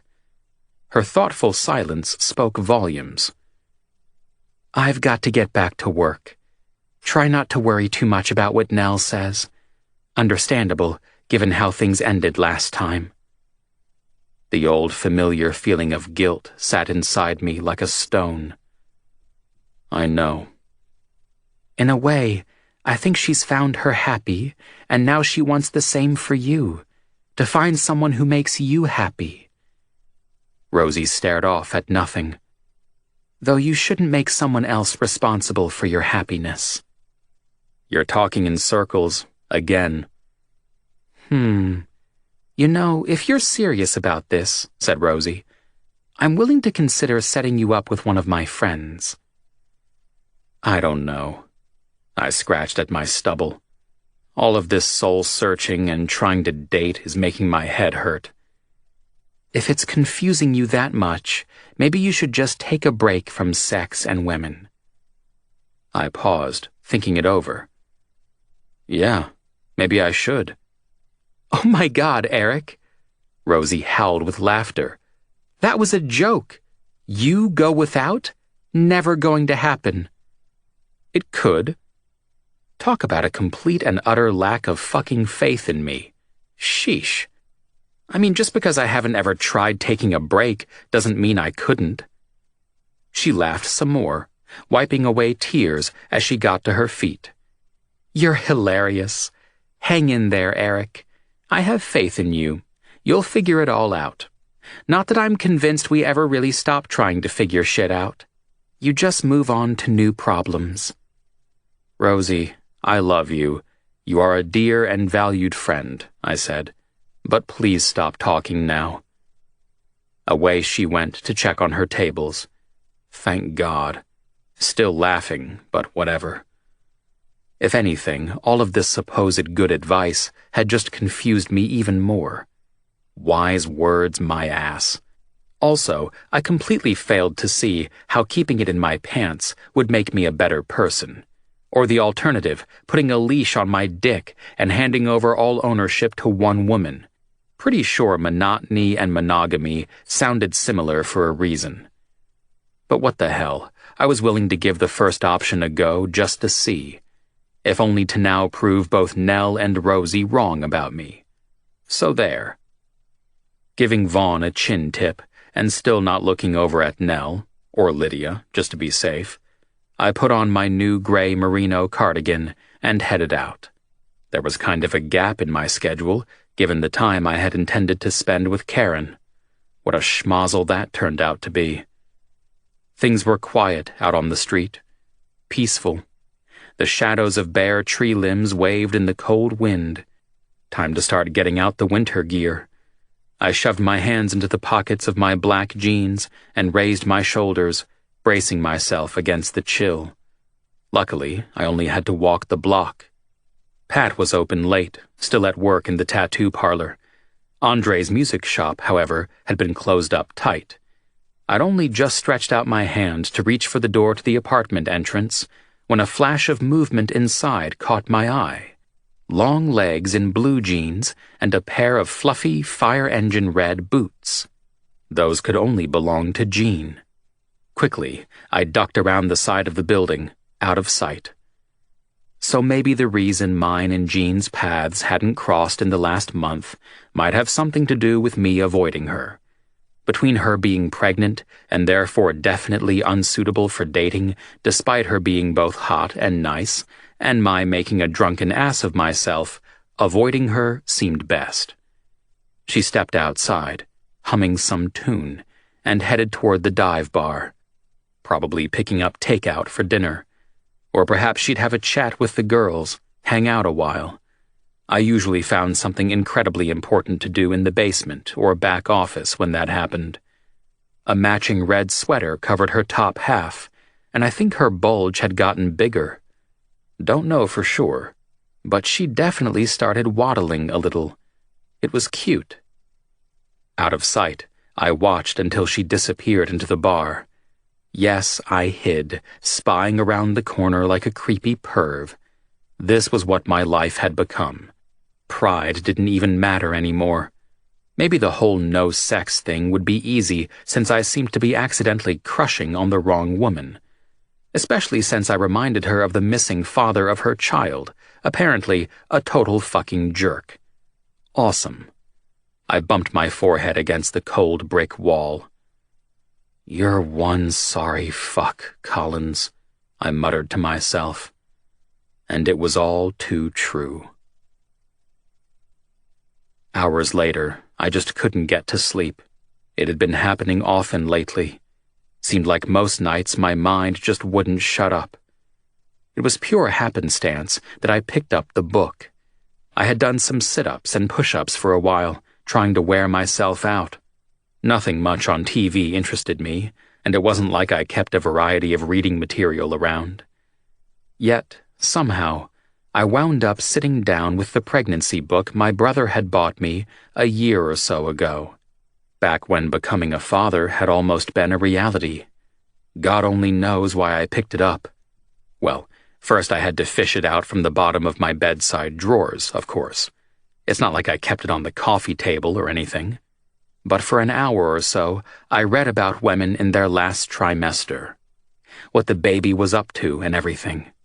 It was actually kind of fascinating. I even read a little of the chapter about giving birth. That's where it turned kind of horrific. If sex caused all that, maybe keeping it in my pants was the way to go. Still, lots of questions came up, and most of them made me feel queasy. And I couldn't help but wonder if Jean knew exactly what she was in for, and if so, how the hell she slept at night at all. The changes happening inside of her, what including a baby in her life would mean? It was all so big. Hell, it was huge. I lay there for a long time, just wondering how she felt about it all. Not that I'd ask her. Chapter 5. "You're pouting again," said Alex. "Am not." I sat alone in the back seat of my brother's truck, looking up from my cell to scowl at her. Pouting. Not that I'd ever admit to it. "He totally is." Alex turned her attention back to the road, before gesturing to my brother. "Check him out, Joe."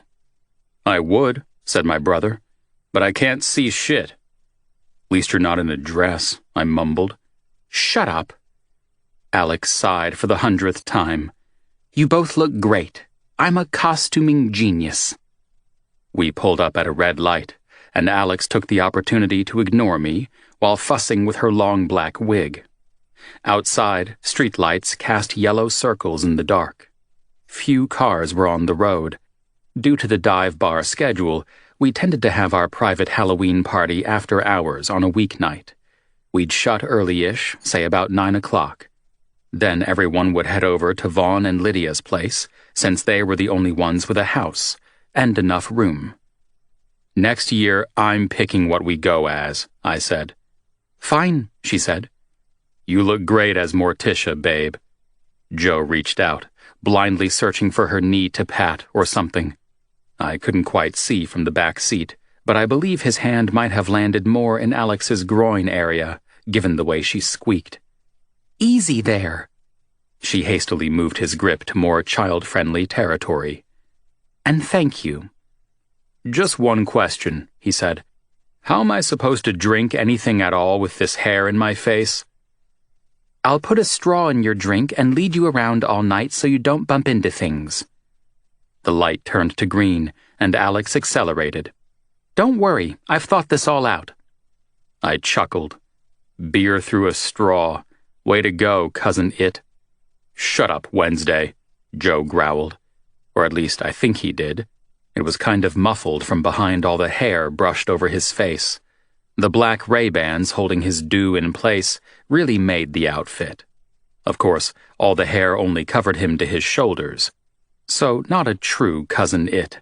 Black jeans, boots, and a Henley shirt completed the outfit. He'd gotten off easy, because God only knows how anyone would put up with a wig that reached the floor.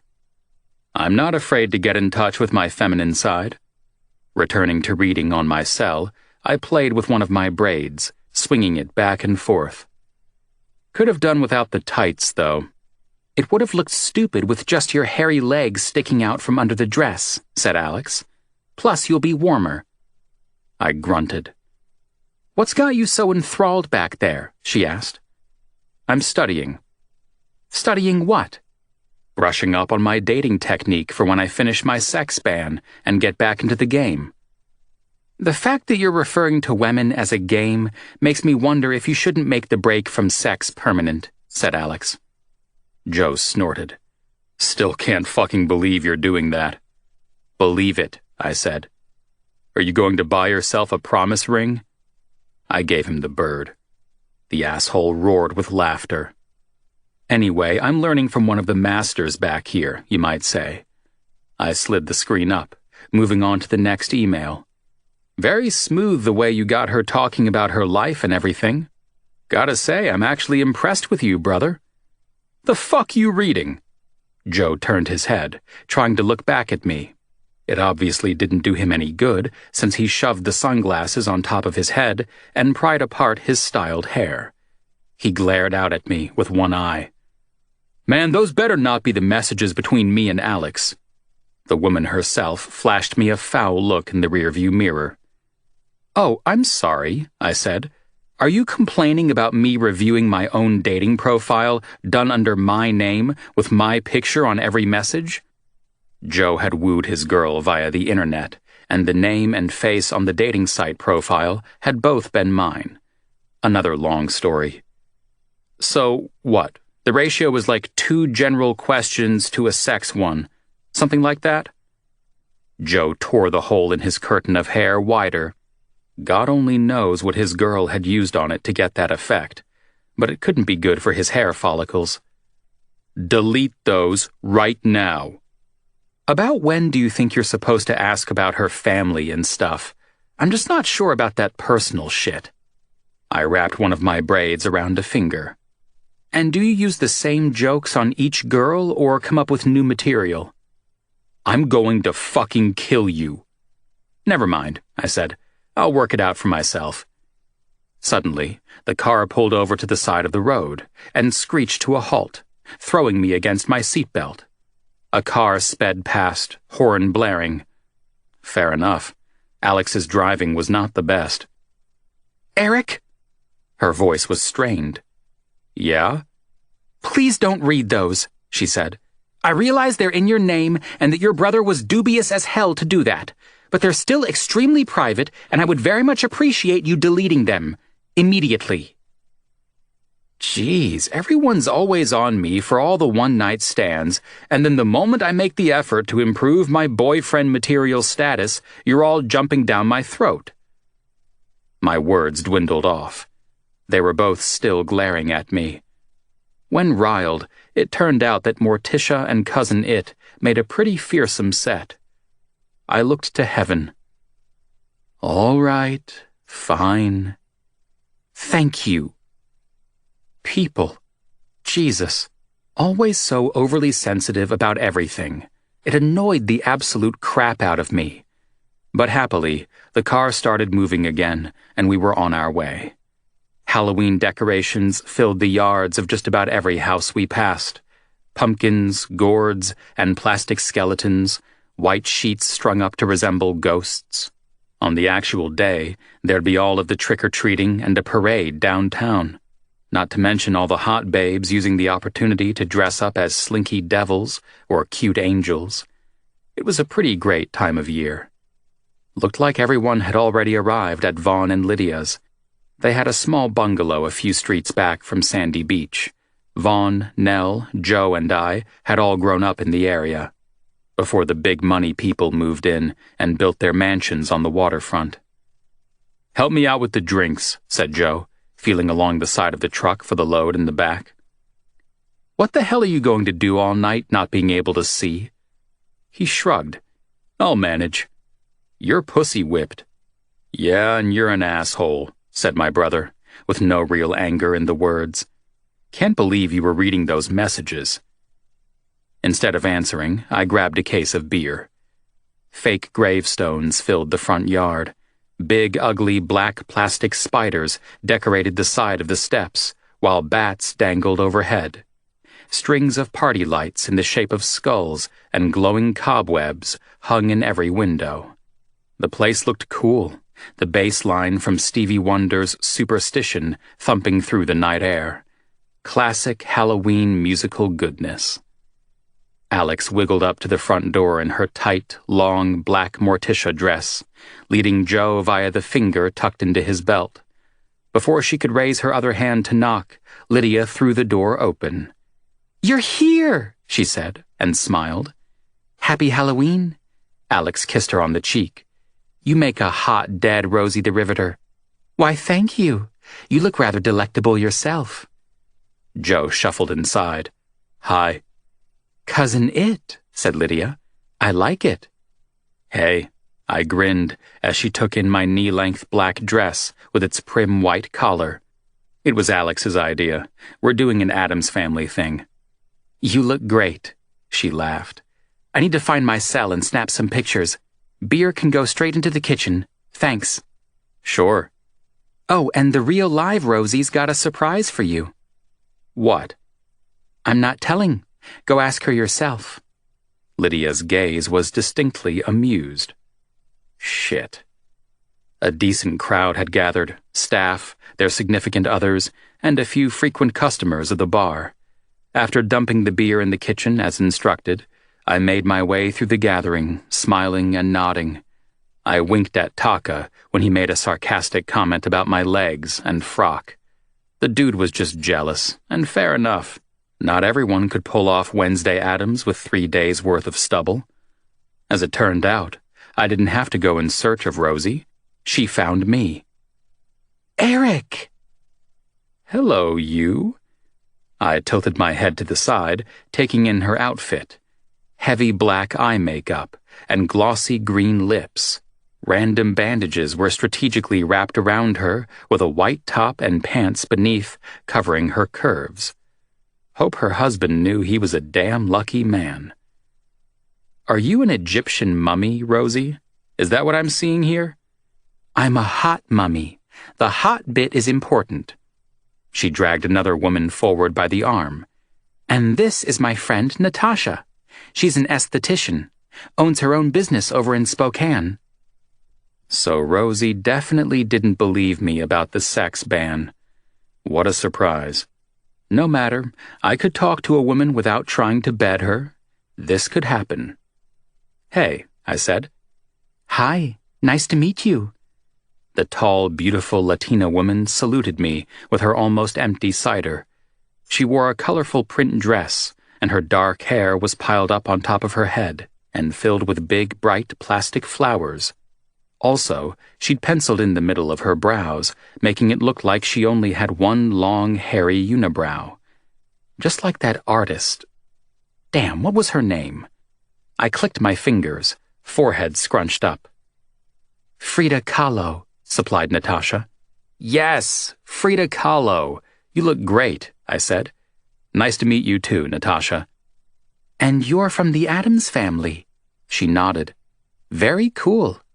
"Thanks," I said. "My brother's girl gets all the credit, though. She was in charge this year."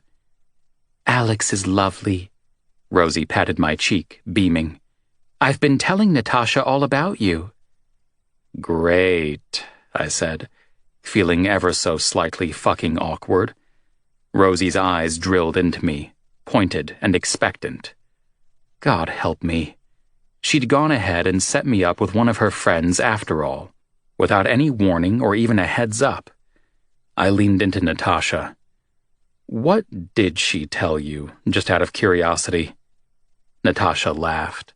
She had a pretty smile and an infectious laugh. Maybe Rosie hadn't completely messed this up. I never set an actual time limit on the sex ban, now that I thought about it. If Natasha was willing to wait a couple of weeks, just long enough for me to prove myself, this might work. Then maybe we could date. Serious-like. Sure, why not? "I didn't say anything too bad, I promise," said Rosie. "I like you with braids. You should wear those to the bar." I don't know, I shrugged, playing with the end of one again. Don't you think they're more of a casual look? What if you added ribbons? Asked Natasha. I made a humming noise, pretending to think it over. That might work. Both women laughed. More drinks required, declared Rosie, releasing her hold on her friend before bustling over to the fridge. I followed. Allow me. Relax, I got it. You want a beer? Please. She opened one of the Ninkasi Total Dominations and handed it over, a nice IPA from Oregon and my particular donation to the party bar. Lydia had also liberated some wine from the bar, cider, and a couple of bottles of liquor earlier in the day, along with some non-alcoholic options, of course. The house had been fully stocked. You want one too, Vaughn? She asked our co-host, who had just appeared at my shoulder. He nodded, then mumbled to me, "Cool dress." "Thanks." I looked him over. "What the hell are you supposed to be?" "Sasquatch, but the head was too fucking hot to wear, so I dumped it." He pushed a hand through his still damp red hair. "The full-body fursuit is bad enough. Go and stand out in the cold for a while." "Andre and I are about to," he said. "He came in a white Vegas Elvis costume, rhinestone belt and all, polyester from head to toe." "That is not a breathable fabric." Natasha chuckled, and I smiled at her. The woman seemed nice. Very nice. "Have you two met?" I asked. "Natasha, this is Vaughn. He's terrible. You won't like him." "We've met already," said Vaughn dourly. "And she found me to be delightful and said Lydia was a lucky woman to have me." I raised a brow at Natasha in question. "Delightful, absolutely," she dutifully repeated. "You know, next year I'm going in drag too and wearing a bikini," said Vaughn. "Get a long blonde wig. Come as Pamela Anderson." "We'll all look forward to that," I said, keeping my face straight. "Maybe you should consider shaving first? Full body wax?" Rosie snorted. "You definitely should. Natasha can do it for you. I have many male clients." Natasha grabbed another cider. "Be happy to help you." "Thank you, but not a chance," said Vaughn. "Wax scares me. If Eric can get away with Wednesday Addams with stubble, then you can all just deal with me in my natural glory." "By the way, Pamela Anderson wore a one-piece on Baywatch. Not a bikini," said Rosie, passing the man a beer. "Thanks," he said.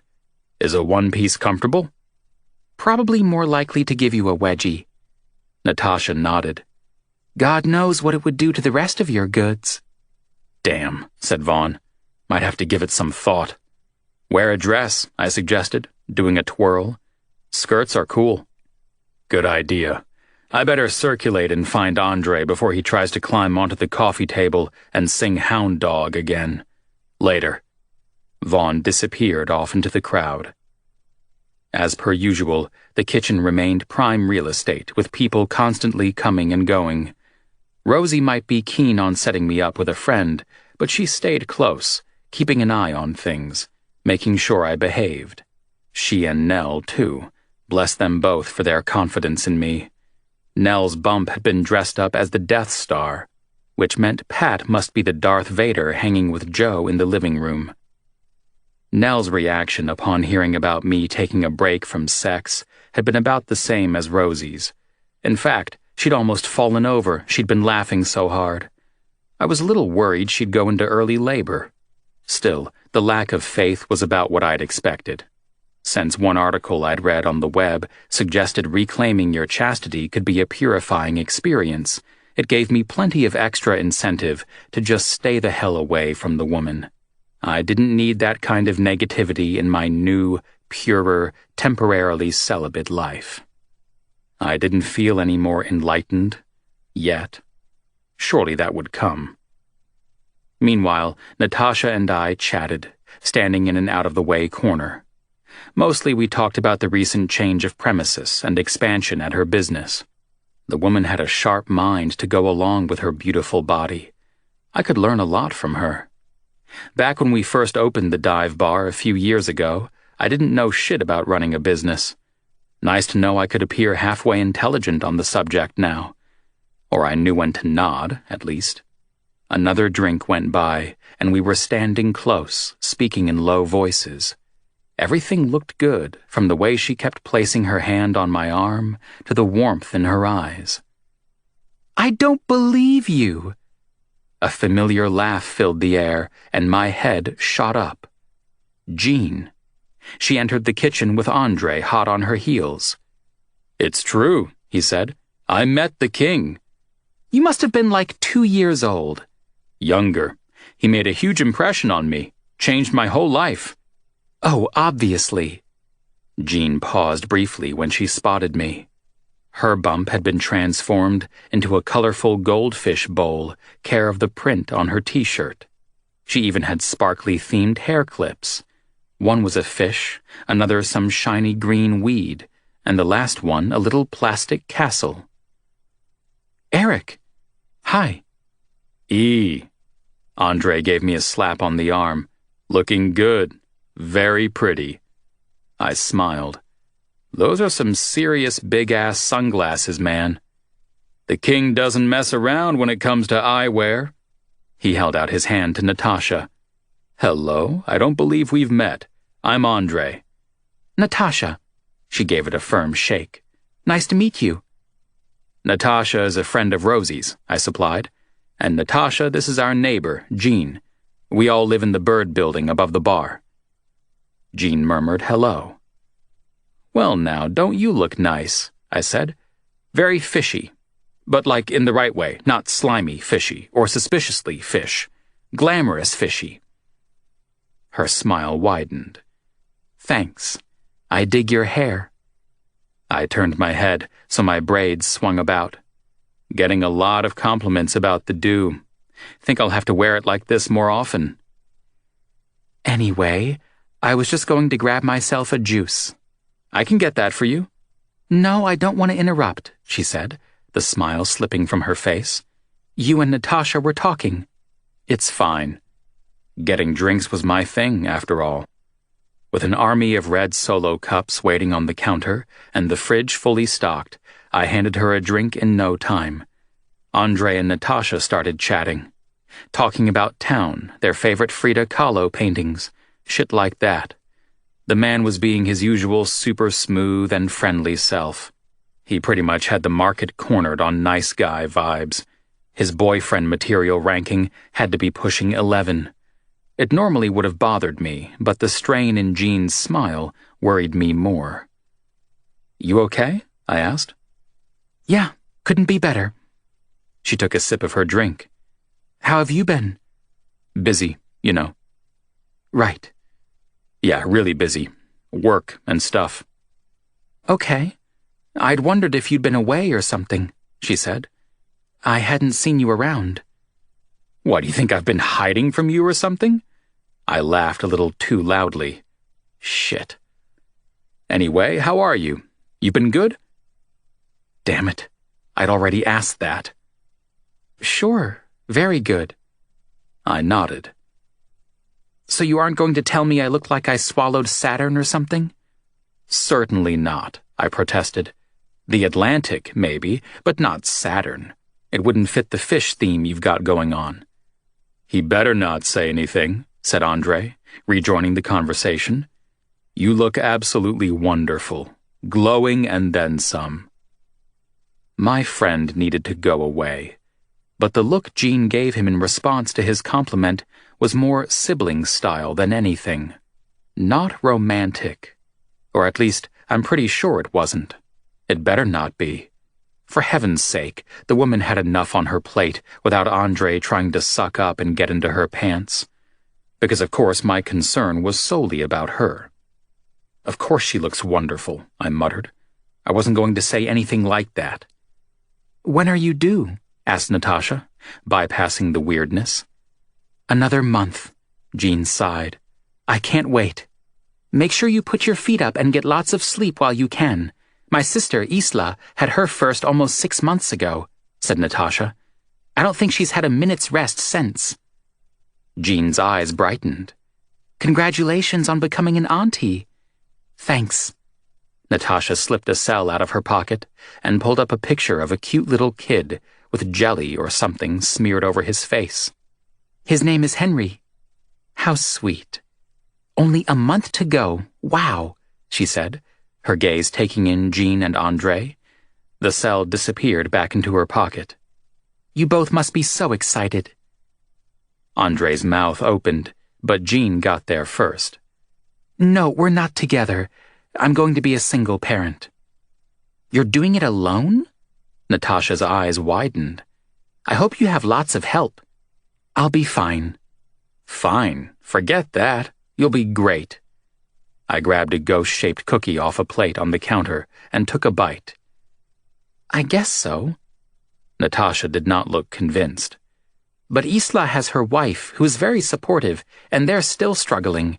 Henry has trouble settling at night, and some days it seems like he cries non-stop. There's nothing wrong with him. He's a perfectly normal baby. They were just totally unprepared for the amount of work involved, and the lack of sleep. I gulped down some beer, watching Jean out of the corner of my eye. Honestly, I don't know how they stay sane, she continued. Isla said she went 3 days without a shower just because she couldn't find the time and energy. It kind of restores my faith in humanity that so many people get through it, raise emotionally and physically healthy children, and actually go back for more. Oh, I agree. It's big, having a baby, becoming a parent. Jean stroked her belly.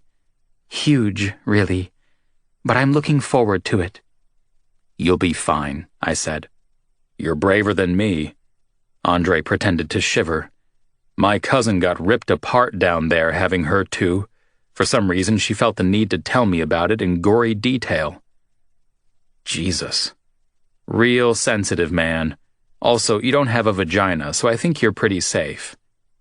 His gaze darted to Jean, remorse filling his eyes. Shit. Sorry. No problem, Jean shrugged. Everyone has stories. I've heard lots of them. My sister said once you've got your baby in your arms, you don't even remember all that, said Natasha. But still, go for the epidural. She said it made all the difference. Jean took a sip of juice, apparently unperturbed. Oh, I'm planning a natural birth, drug-free. Seriously? I've done a lot of research and I think it's the best option for me and my baby. The whites of Natasha's eyes were like twin moons. You are brave. I'd be yelling for painkillers as soon as the first contraction hit. Actually, forget that. I'd book a nice, neat cesarean. A trace of a frown creased Jean's brow. I think recovering from surgery and dealing with a newborn would be extraordinarily difficult. My mom would help, said Natasha. Yeah, but that's precious bonding time you're giving up with your baby. I'll make it up later. Better that than the alternative. Jean raised her brows and shoulders. Everyone needs to decide what's best for themselves. It's great that we've got options these days, right? Right, I interjected. Absolutely, said Natasha. But you don't want to be too set in your decision-making. That's where Isla went wrong. Their whole plan went out the window, like someone had just tossed a grenade into their life. A tinge of doubt crept into Jean's frown. Damn it. Not that I'm planning on having children anytime soon, said Natasha, shaking it off. I've got other things I want to do with my life. Again with that not quite right smile from Jean. Anyway, I said, leaning back against the counter, enough about babies. Why don't we talk about something? Personally, I think drugs are your friend, said Andre, wiping sweat from his brow. Even the Elvis hairdo seemed to be wilting, thanks to the heat from his polyester suit. And honestly, I could hit something. How often did Jean have to put up with having everyone's opinion shoved down her throat? Drugs are not always your friend, I said. This wisdom comes care of years of experience behind a bar. What kind of dumbass talk is that? All right, he amended. In some situations, they are definitely your friend. I mean, babies are tiny, but still, when you think of where they have to exit, again with you not having a vagina or a clue. Andre chuckled. And you have these things? Is the costume confusing you? How much have you had to drink exactly, man? Relax, Eric, said Jean in a low voice, giving my hand a quick squeeze.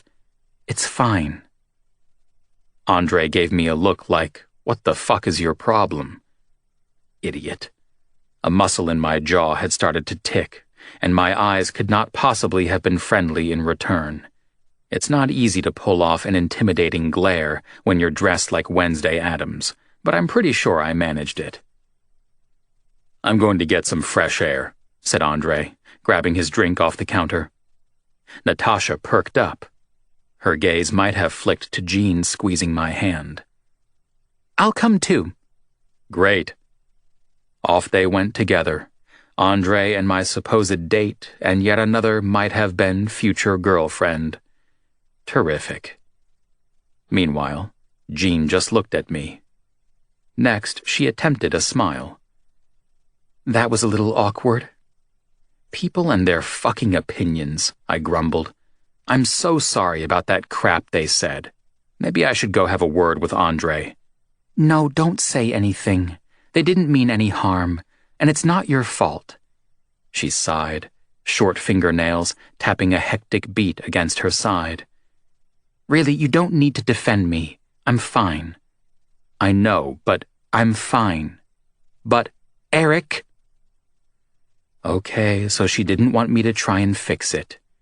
Anything I said at this point would probably be wrong, so I drank my beer. And Nell said I never learned anything. I can be a bit of a control freak, so what? She shrugged. No one thinks it's weird to be meticulous about your finances, but invest time and energy into seriously planning the delivery of your child, one of the biggest events in your life, and people think you're crazy. I kept my mouth shut. If they'd really bothered me, though, I'd have shut it down or walked away. But at least they weren't rude about it, she said, staring off at nothing. Anyway, it kind of comes with the territory. You know, I've had complete strangers stop me at the grocery store to lecture me about things, or try to feel up my bump. Jesus. I realize most people don't mean any harm, but even so, she shook her head. I don't know what it is about pregnancy that makes everyone lose their minds and think they need to get involved. Well, not everyone. Some people. I frowned, highly pissed off on her behalf. But Andre and Natasha were just speaking out of their asses. She snorted. A little, maybe. Yeah. Don't know why the concept of you making up your own mind about things is so damn hard, I said. Idiots. Jean ducked her head, but not fast enough to hide a grin. What a win. I'd made her smile. Immediately, my shoulders started relaxing, the anger easing back. Around us, the party kept on keeping on, music blaring and people chatting. Given that I hadn't come tonight with any expectation of hooking up with anyone, I hadn't lost anything. Though Natasha was a nice-looking woman, I couldn't help wondering what she'd have been like in bed. Bossy, probably, which could be fun for a while. Why don't you go talk to her? Asked Jean. Natasha. Go talk to her, she repeated. You know, before Andre and I came over, you two looked cozy. No, I'm good right here. She cocked her head, eyes amused. What? You're going to waste the party hanging with the grumpy, hugely pregnant female all night? Yeah, I am, if she'll let me. Seriously? Little lines appeared between her brows. I can go chat with Nell, because I'm warning you, watching me knock back juices in between running to the bathroom to deal with my thimble-sized bladder is going to get boring. Boring? You kidding me? We just nearly got into a knockdown fight, I said, wiping imaginary sweat off my brow. God knows what could happen next. If someone gets in your way when you're rushing to go pee, there'll be rock and roll wrestling in the hallway or something. Yes, I can totally see that happening. My money's on you, of course. Damn right it is. She cradled her belly with one hand. You're a good friend and a good man, Eric Collins. I don't know about that. I tugged on one of my braids, then winced. You haven't been in town long. Shut up. I'm paying you a compliment. Yeah, okay. Maybe she was right. I had been pretty restrained when it came to thinking R-rated thoughts about the woman. Guess that was sort of a start on my path to manly betterment? I don't know. Anyway, she said, don't argue with me. I'm pregnant, I know things. Mostly about leaking bodily fluids and strange internal happenings. But I know other things as well. Whatever you say. I tapped my beer against her glass of juice. The faint curl of her lips held all of its usual appeal. Christ, if only she wasn't knocked up. And if I'd wished for that once, I'd wished for it 100 times. Happy Halloween, Jean. Happy Halloween, Eric. Chapter 6. It was about 12 o'clock on a Wednesday night, a few weeks after Halloween. I finished locking up the dive bar. With Nell off sick with a bad cold, I'd had a busy couple of days. I stayed back to catch up on the inventory and a few other jobs. Having the place all to myself sometimes was good. The bar had its own feel after closing time, with only the quiet shadows and the glimmering steel to keep me company.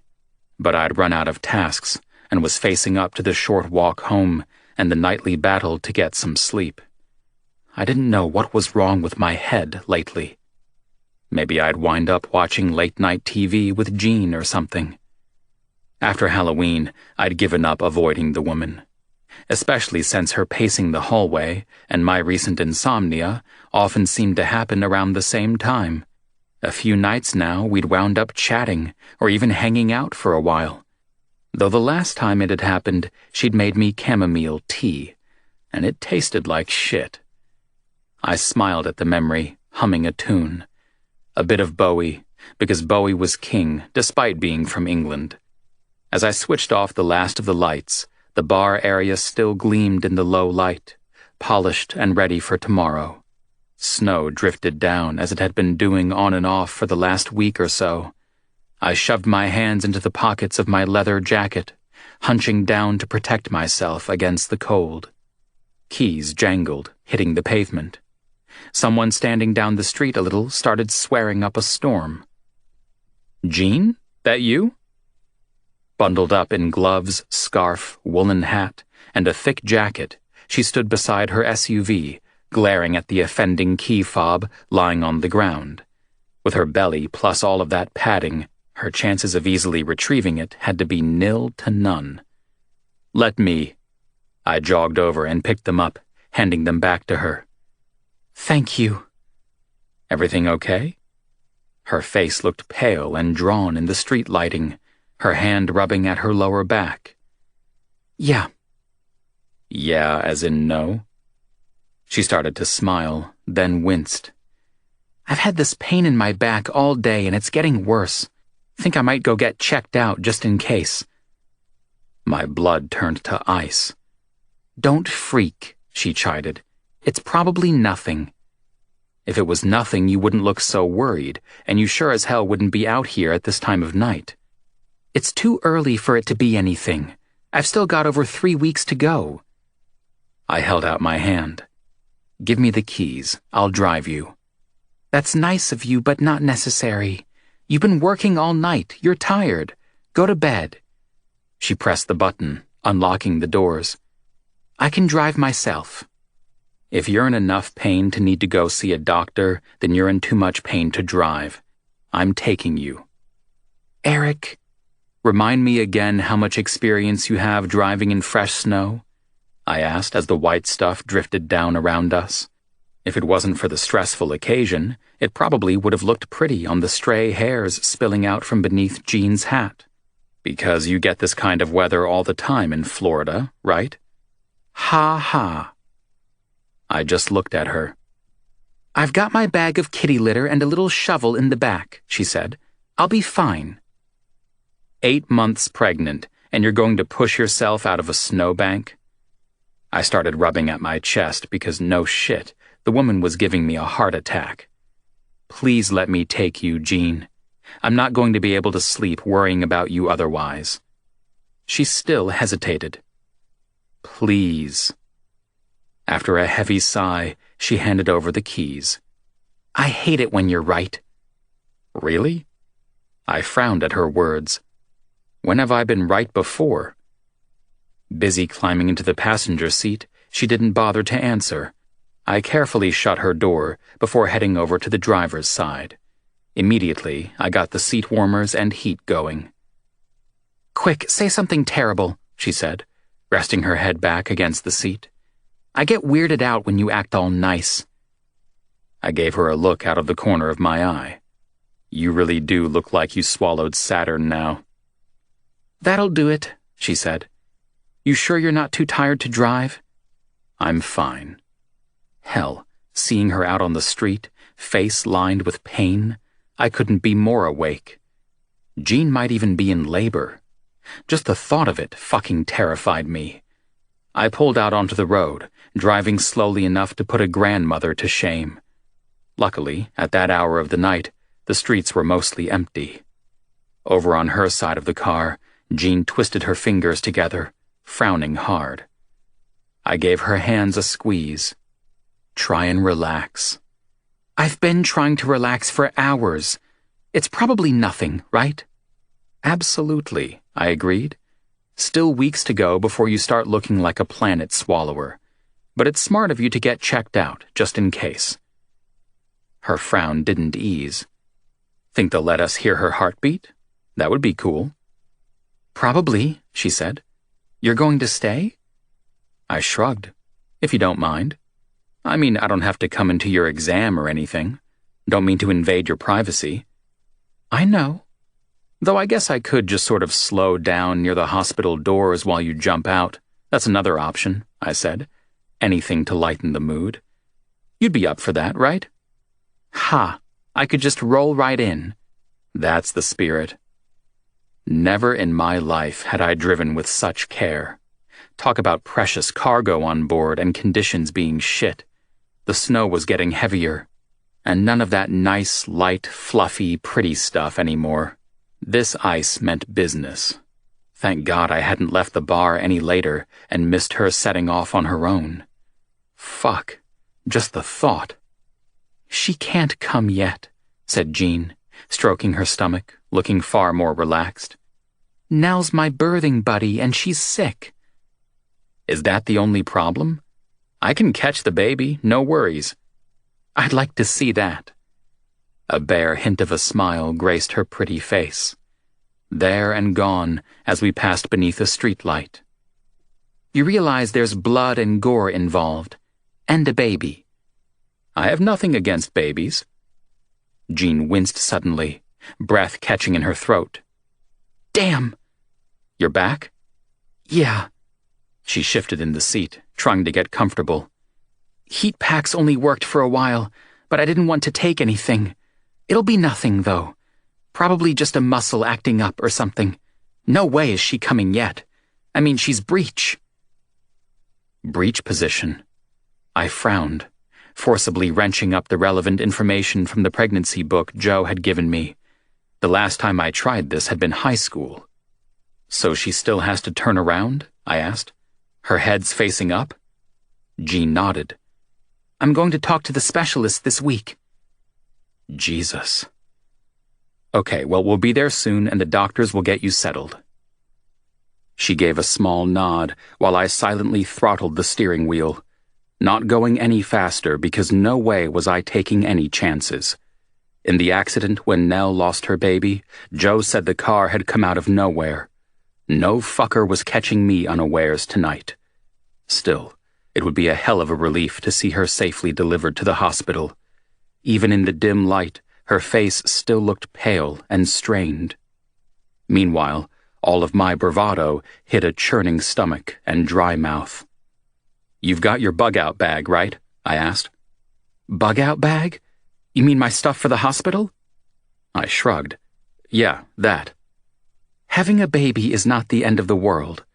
Her brows tucked in. A hint of a smile remained, however, so I wasn't completely in the shit. Eric, I'd imagine the supplies required to handle an apocalypse would be quite different. Not really, I said. I mean, in both cases, you're going to need underwear. How about maternity pads as opposed to matches? My smile was a flash of teeth, grabbing hold of anything to lighten the mood. Sure, but I bet you've packed a nice warm blanket. A baby blanket? That'll do. I'd need to shrink by about half before it would do me any good. And I didn't pack... Her words came to an abrupt halt as another grimace crossed her face. Nearly there, damn it. What didn't you pack? A gun? That's easy, I said. Just brain the zombies with a rattle or something. It's a zombie apocalypse now? Is there any other?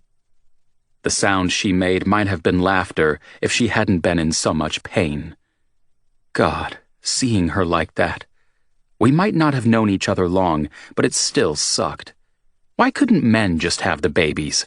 Surely that'd be easier than watching someone you cared about going through this shit. And the silence only made it worse. So you're going to name her Erica, right? Dream on, said Jean. Ericarella? Another of those shaky laughs. Ericina, and that's my final offer. She just looked at me. Oh, come on, I said. That's a nice name. It just rolls off the tongue. You're crazy, she said, breathing heavily. The hospital sign lit up the night like a beacon. At last. I headed straight for emergency, crawling around the ice-slick corner.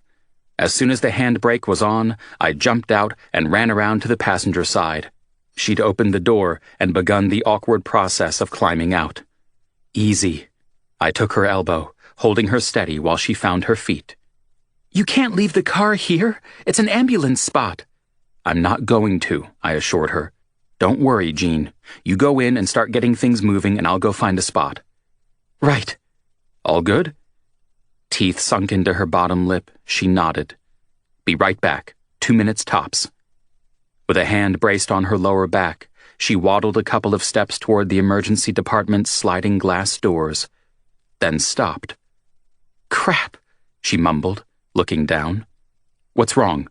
I rushed back over to her and followed the direction of her gaze. Liquid had started pooling around her feet. A cold wind froze me, inside and out. Tell me you wet yourself. No, that's not what happened. Fuck. We rushed through the doors. Despite the circumstances, she was moving fine, but I kept one arm loose around her waist, just in case her legs gave way. Inside, a few people occupied chairs in the waiting area, the place largely deserted at this hour.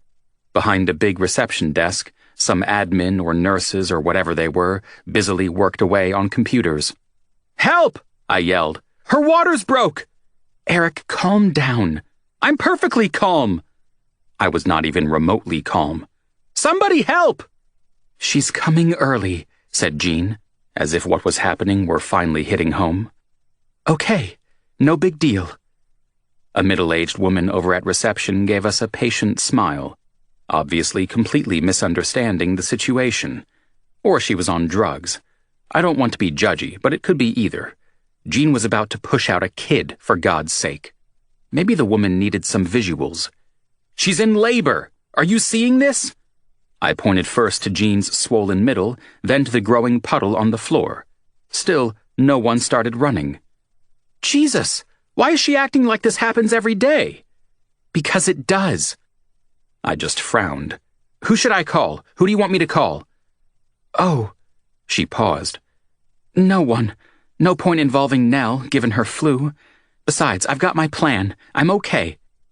Hey, how are you doing? A young woman in medical scrubs approached us with a smile. Things are happening, huh? Yeah, Jean said a little shakily. Contractions? I'm not sure. I've had back pain all day. All right. It's not like I'm feeling any urge to push or anything. The woman nodded. I'm going to go get a couple of pads for you, okay? That would be great. Jean gave the puddle she still stood in a foul look. Thanks. Eric, can you please grab my bag out of the back of the car? I really need a change of pants. At last, something I could do, and I did it with all due haste. Christ, my heart was still slamming around inside my chest. About a bucketful of adrenaline had to be pumping through my system. All around, the snowstorm howled. Thank fuck we'd made it here without any trouble. I quickly collected the little but tightly packed overnight bag, slammed the back of the SUV shut, and headed back in, not caring that my car was still in the ambulance zone. "What a mess," Jean said as I approached. "Don't worry about it." "Bathrooms are just over there," I heard the nurse say as she returned. "You feeling okay to walk with me around to maternity?" "Yes, that's fine." Jean searched through her bag for fresh underwear and pants, then ambled over toward the bathrooms.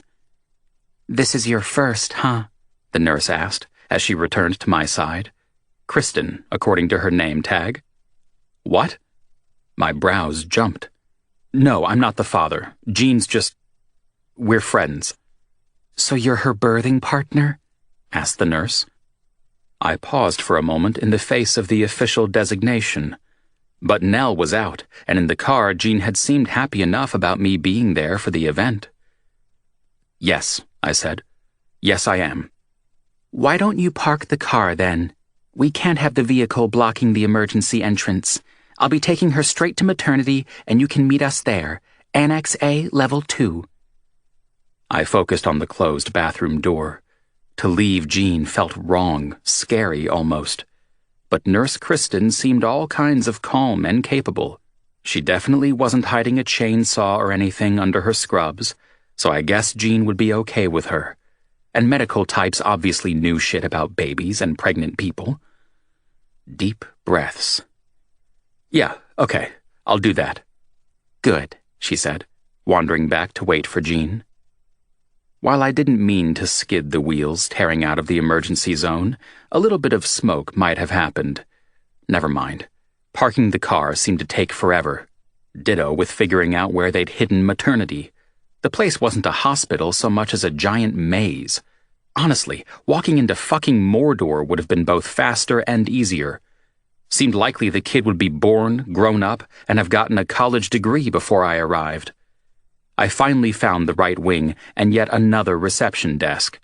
Trying to catch my breath, I said, "Hey, I'm looking for—" "It has to be natural," insisted a loud voice from a nearby room.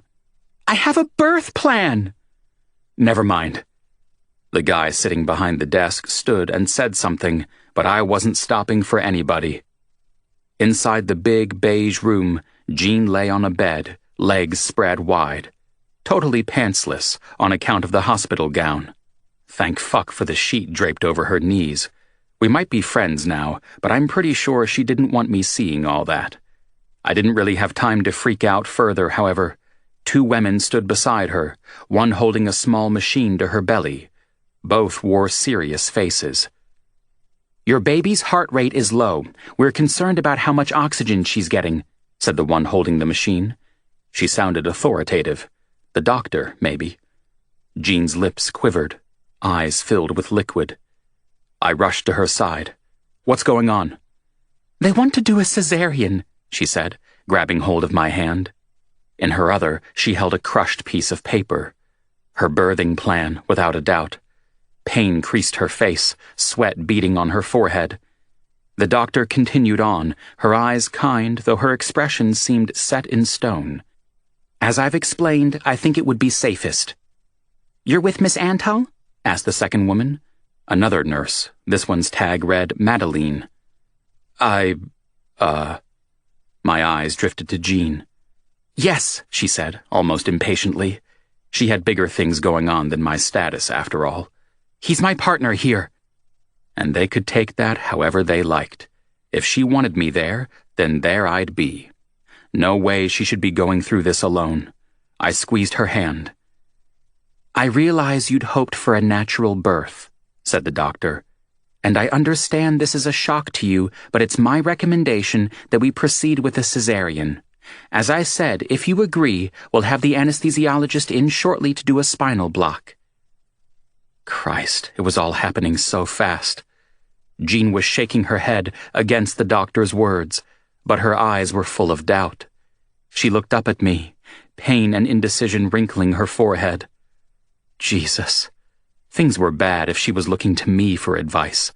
I wished I'd read every one of those damn pregnancy books 5 times, cover to cover. It was all I could do just to meet her eyes in what I hoped was a supportive way, but I felt totally useless. Jean's fingers squeezed tighter and tighter. She could break my hand for all I cared, grind my bones down to dust. At least then I'd be doing something. Finally, she nodded. All right. I'm assuming you want Mr. The nurse nodded in my direction. Eric, said Jean. His name is Eric, and yes, I want him to come in. Come with me, please, directed the nurse. We'll get you prepped. She took me into another room and gave me a hair cover and a white coverall thing to wear. A few ties, and it was covering up my existing apparel. This was a good thing. The designer jeans and flashy shirt I'd been wearing behind the bar really didn't fit the occasion. I got it all done as quickly as possible. Away from Jean, I almost wanted to hurl. It was easier to be brave when she was right there needing someone to be strong and keep their shit together. Eric, if you're ready, I'll take you in, said the nurse, reappearing. Frankly, if we were going to wait until I was genuinely ready for something like this, it would be another 20 years or so, and involve Joe buying me another dozen books on the subject, and me getting a couple of shots of liquid courage for good measure. That last was a particularly good idea. Where was a barkeep when I needed one? But there was no alternative, so I simply nodded, and off we went. A green sheet hung halfway across Jean's body, blocking our view of everything from her chest down. She too wore one of the hair nets, along with a hospital gown. A heart monitor thing had been clipped onto one finger, and a drip inserted into the back of her hand. I stood beside her, still not vomiting, despite all the busy medical people, the sight of syringes and blades, and the smell of antiseptic. Yay me. Don't touch anything green, directed the nurse. I'm not sure what her name was. In fact, I don't even think I was seeing straight. I grasped Jean's hand, my palm maybe slightly sweaty. Can you feel anything? Nothing down below, she said. Everything's going to be fine. Yes. You don't look so good. Concerned eyes gazed up at me. Are you going to faint? The doctor chuckled. We're not picking you up if you do. Some hospital this is, I mumbled, before saying in a firmer voice. I'm fine. Are they getting your baby out for you or what?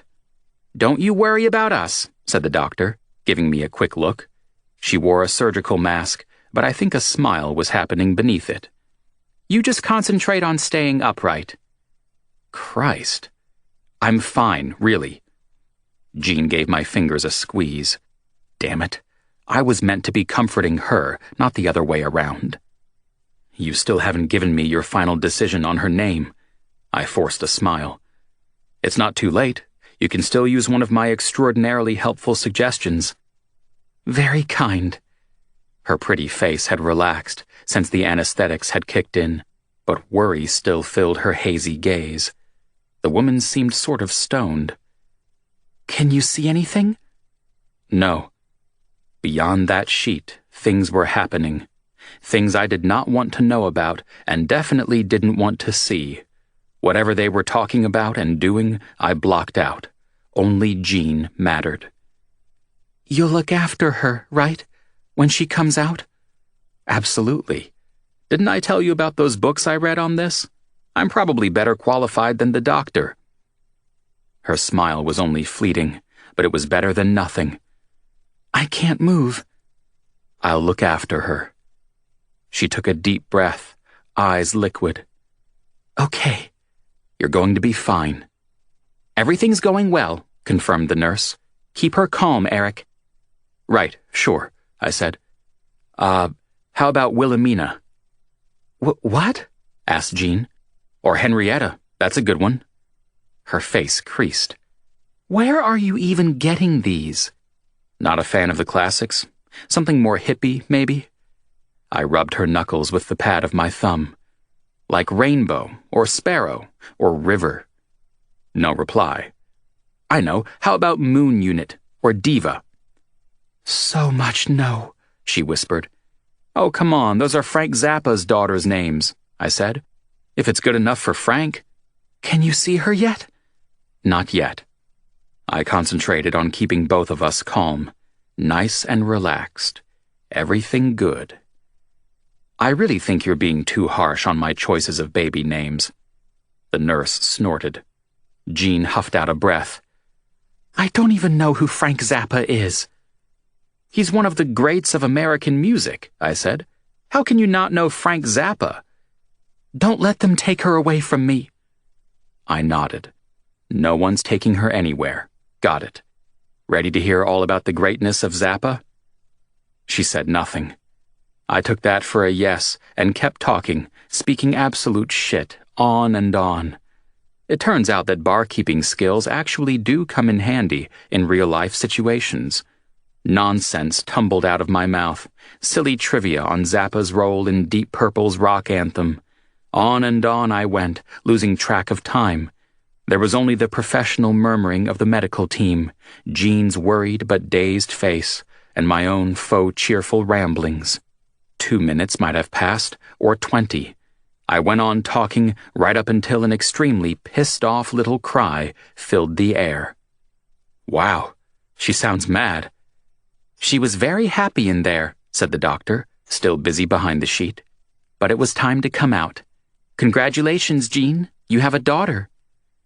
My baby, whispered Jean, her voice equal parts awe-filled and tired. They carried the wailing baby to a table off to the side. Another midwife or doctor or whatever checked her out. I want to see her, said Jean, arching her neck, trying to watch everything going on. Past the sheet, the doctor looked up. You need to stay still, Jean. Here she is. The nurse arrived back and rested a tiny bundle wrapped up in a blanket beside Jean's face. Eric, can you hold her? Me? You'll be all right, she insisted. Just slip a hand under her neck to support her and another beneath her body. Bomb squad people probably felt this kind of fear. Oh, so fucking carefully, I took over control of the tiny, angry person. Her little face was bright red, dark eyes accusing. It's okay, Ada, said Jean, tears spilling down her face. Mommy's here. And just like that, the baby stopped crying. How'd you do that? I asked in wonder. She knows my voice. Don't you, baby? Wow. The bundle in my hands wiggled a little, but nothing else happened. Ada, huh? Yes, it was my grandmother's name. Sure I can't sell you on Moon Unit? Last chance. Jean just gave me a tired smile. Ada, meet Eric. Eric, this is Ada. Ada. I sighed, smiling too now. Amazing. Chapter 7. She's judging me. Jean, lying exhausted on the hospital bed, just raised her brows. How exactly is she judging you? The look she's giving me is totally judgy. I frowned back at the baby lying in my arms. I'd been holding her on and off for hours now. Turned out, the longer I held her, the less scary it got. It was kind of silly to be afraid of something so small. Or at least, that's what I kept telling myself. Initially, I'd been terrified that I'd drop her or damage her in some way. I'd had to remind myself it wasn't the first time I'd held something fragile and precious. The top shelf back at the dive bar had a bottle of cognac that was worth more than I was, and I could spin that baby over my wrist without a second thought. Not that I'd be spinning Ada, because fragile. To her, you are just a weird blob, said Jean. She can barely even see you. That might be it. Unless... Maybe I made a bad first impression. I think I swore. That might be why she doesn't like me. She likes you just fine. And I think she was probably more occupied with the whole welcome to the world thing. Highly doubt her mind was on you at all. Jean released a heavy sigh. They haven't given me nearly enough pain meds for this conversation. You know, I just had a baby taken out of me. Why are we even talking about you? I'm keeping you distracted. What sounds like narcissism is actually strategic kindness. I rocked on over toward the bed. Ada liked being rocked, even if she didn't like me. What would you like to talk about? I don't know. Are your stitches hurting? Do you want me to get a nurse? No. Another sigh. I'm just tired and feel like crap. Still bummed about the delivery? I know it didn't go according to plan. A little, but that's stupid. I mean, she's a beautiful, healthy baby. Jean, you're allowed to feel however you want. Guess she really had cut ties with her old life, because she hadn't called anyone, not even her folks. I couldn't help but wonder if she thought about Ada's biological dad at all. The dude was missing out on a lot, a whole new life that he'd contributed to coming into the world. Maybe it's how he would have wanted it. The idiot didn't know what he was missing out on. You'd been thinking about it, planning it all for months, and then it went sideways on you, I said. The whole thing was pretty scary. It's okay not to like how it happened. I guess I thought I'd just be glowing with motherhood or something by now. She lifted a hand, stroking the baby's cheek. She is beautiful. She really is, I agreed. Judgy as all hell, but the gorgeous chicks always are. Jean chuckled, then winced. Ow! Don't make me laugh. I wasn't trying to make you laugh. You just have no respect for my feelings. I turned away, hiding a smile. Don't think I'd ever been so bone-weary tired, yet so wide awake. The new mother, on the other hand, had dark bruises beneath her eyes, her face pale. Not good. Why don't you try to sleep? I'll wake you if she needs you. I slept a little in recovery. I'm fine. Remember everything the nurse talked about, I said. You need to be careful. This is some serious stuff you just went through. I know. Then there's the pee and poop thing. Oh my God, said Jean, color rising to her cheeks. Can we not talk about me using the bathroom? Can I be allowed that small amount of dignity? Sorry. Jean nodded with a frown. There's so many rules. How the hell am I supposed to avoid stairs living in a second-floor apartment? It'll be okay, I said. We'll all help with getting whatever you need. She didn't respond. Lots of other people make it through this, and you can too, I said. Look at Ada. You made her. This pretty much makes you Wonder Woman in my eyes. Her face softened. Hey there! Nell swept into the room, face alight at the sight of the bundle of joy. Pat was behind her, weighed down with bags of stuff and flowers. Here she is! Hi, you gorgeous little girl. Give her to me before you drop her, Eric. I'm not going to drop her. Jesus. I thought about mentioning the cognac, but decided against it. Reluctantly, I handed her over. And her name is Ada. Watch her neck, she's floppy.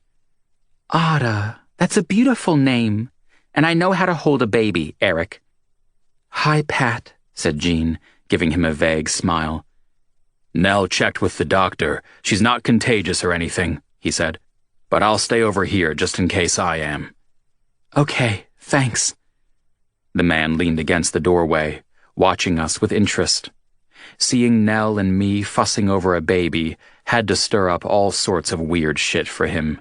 Whatever his thoughts were, however, the bushy black beard hid them well. Nell's face crumpled. I'm so sorry I wasn't there for you. It's okay, said Jean. Turns out Eric makes an excellent birth partner. She's the most precious thing I've ever seen, said Nell, eyes wide. Never missing a chance to change the subject once someone is saying something nice about me. Isn't she beautiful? For a while, the two women gushed over the baby. Then Jean moved on to recounting the birth in great detail. I took the opportunity to grab a seat and close my eyes for a second. That's all it took. Next thing I knew, Pat was shaking me by the shoulder. Damn. I wiped a hand over my face. Did I fall asleep? You need to go home and get some rest, said Jean, busy nursing Ada. And when I say nursing, I mean breastfeeding, with breasts and everything. I did my best to keep my eyes on her face and no lower. But oh my God, Jean's breasts. Only in my dreams had I imagined getting to see both of them, let alone a glimpse of one.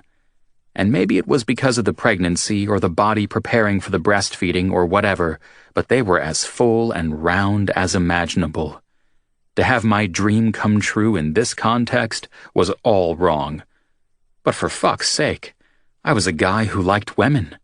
The bulk of my life I'd been taught that when given the opportunity, you looked at a woman's breasts, whether pumped-up cleavage, tantalizing half-see-through blouses, slick wet bikini tops, or, when the fates really smile on you, beautifully bare breasts. You ogled them, appreciated them, played with them, and pretty much made them your best friends.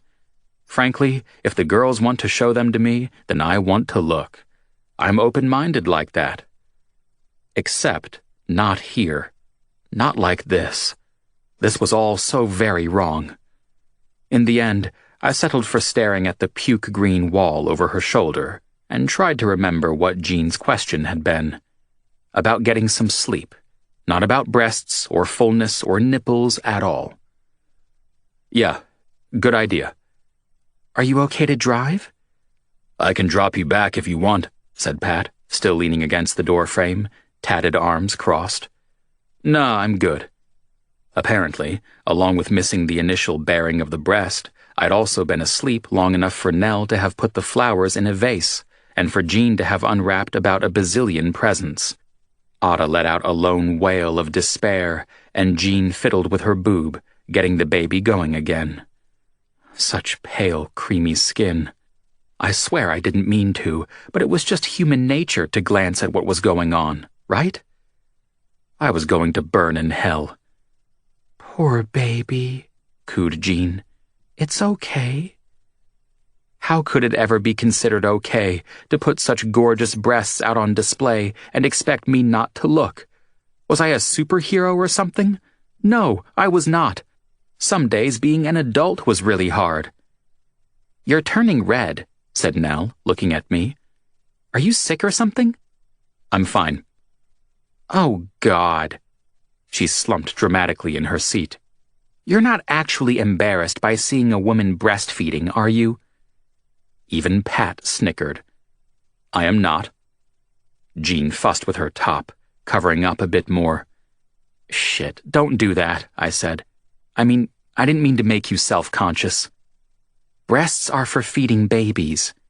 She frowned at the bed, not meeting my eyes. You do realize that that's their primary purpose in life, Eric. Absolutely, I agreed. I'm not trying to put on a show for you here or anything. I did not think that for a minute. I clasped my hands together because begging occasionally could be quite manly, or just necessary. I'm an animal. Please forgive me. Idiot, mumbled Nell. But the hard line of Jean's mouth had softened. Go home and get some rest. Yeah, I said, slowly rising out of the chair. Will do. Thank you for everything, she said, gazing so damn sweetly at me. Obviously tired and in pain, she was still so damn pretty, propped up on the hospital bed with her baby in her arms. The most perfect thing I'd ever seen. And my heart hurt. It felt swollen and sore, like it was about to explode. Maybe I was experiencing cardiac arrest or something. If so, totally in the right place. Eric, are you sure you're okay to drive? She asked. Yeah, fine.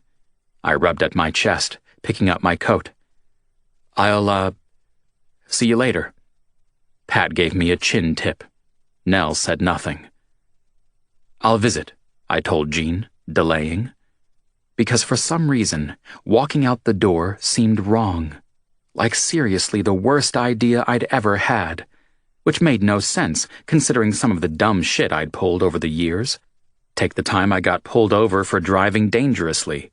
Last time I let a girl go down on me while a car was in motion, ever. I'd like that. She smiled. Sure. Everyone just looked at me, waiting. Right, I said, nodding to myself. Later. I forced myself to march out of there, out of her room, and then out of the hospital. Every step taking me farther away from all the weird feelings Jean and the baby seemed to inspire. Jesus, it was no big deal. We'd just been through some shit together, that was all. Perfectly normal to feel a bond and get a bit emotional. But now it was time to go back to the real world. Back to my life. Hell, I was due back at work in 8 hours. Outside, I took a deep breath. The bitterly cold air like a slap to the face. Sure, I'd visit her. Absolutely. We were friends, after all. And I meant it. At the time. Chapter 8. Wow. I nodded, polishing a glass. It was intense. Sounds it. Joe's eyes were wide. Alex and I have talked about having kids someday, but the thought of her going through that, of being in so much pain? He shook his head. The baby was real cute, though, after they cleaned her off and everything. My brother laughed. It's true, I said. At first, she just looked like a really angry, tiny red monster, like something out of a B-grade horror film. You know those ones out of the 80s with the bad animation? Maybe don't repeat that in front of anyone else, okay? I won't. I scowled. Jesus. And it was only at first. Her pint-sized arms were flailing and she was screaming her head off. Once they got her cleaned up and she calmed down, she was fine. I'm sure little Ada appreciates your tick of approval, he smiled. Did it help put you off sex? I don't know about that. Definitely gave me a healthy respect for women, though. It was near closing time, everything winding down. The dive bar had had a busy night. I'd slept all day before starting my shift in the evening. Vaughn had offered to cover for me, but I knew he and Lydia had plans. Nell was back at work in the kitchen, though she'd spent half the night showing people pictures of Ada. I didn't bother looking, seeing as the baby only had 3 settings, asleep, confused, and enraged, and I'd seen them all. The last of the customers headed out into the night, and Rosie locked the door. At last. I took the opportunity to pour myself and Joe a drink. Top shelf? He asked. What's the occasion? We're wetting the baby's head, of course. Of course. I'd no sooner rolled the first sip of whiskey over my tongue than Pat knocked on the door. Taka let him in. First he headed over to say hey to Nell, then leaned against the end of the service counter, out of the way. Pat, I called out, setting a third glass on the bar and pouring a couple of fingers. Come join us. Joe shot me a look. Surprise or caution or what, I don't know. We're wetting the baby's head, I informed Pat once he'd taken a seat at the bar. It's tradition. It's a vague excuse to drink, said Joe with a laugh. Whatever, works for me. Pat raised the glass to us both. To Ada.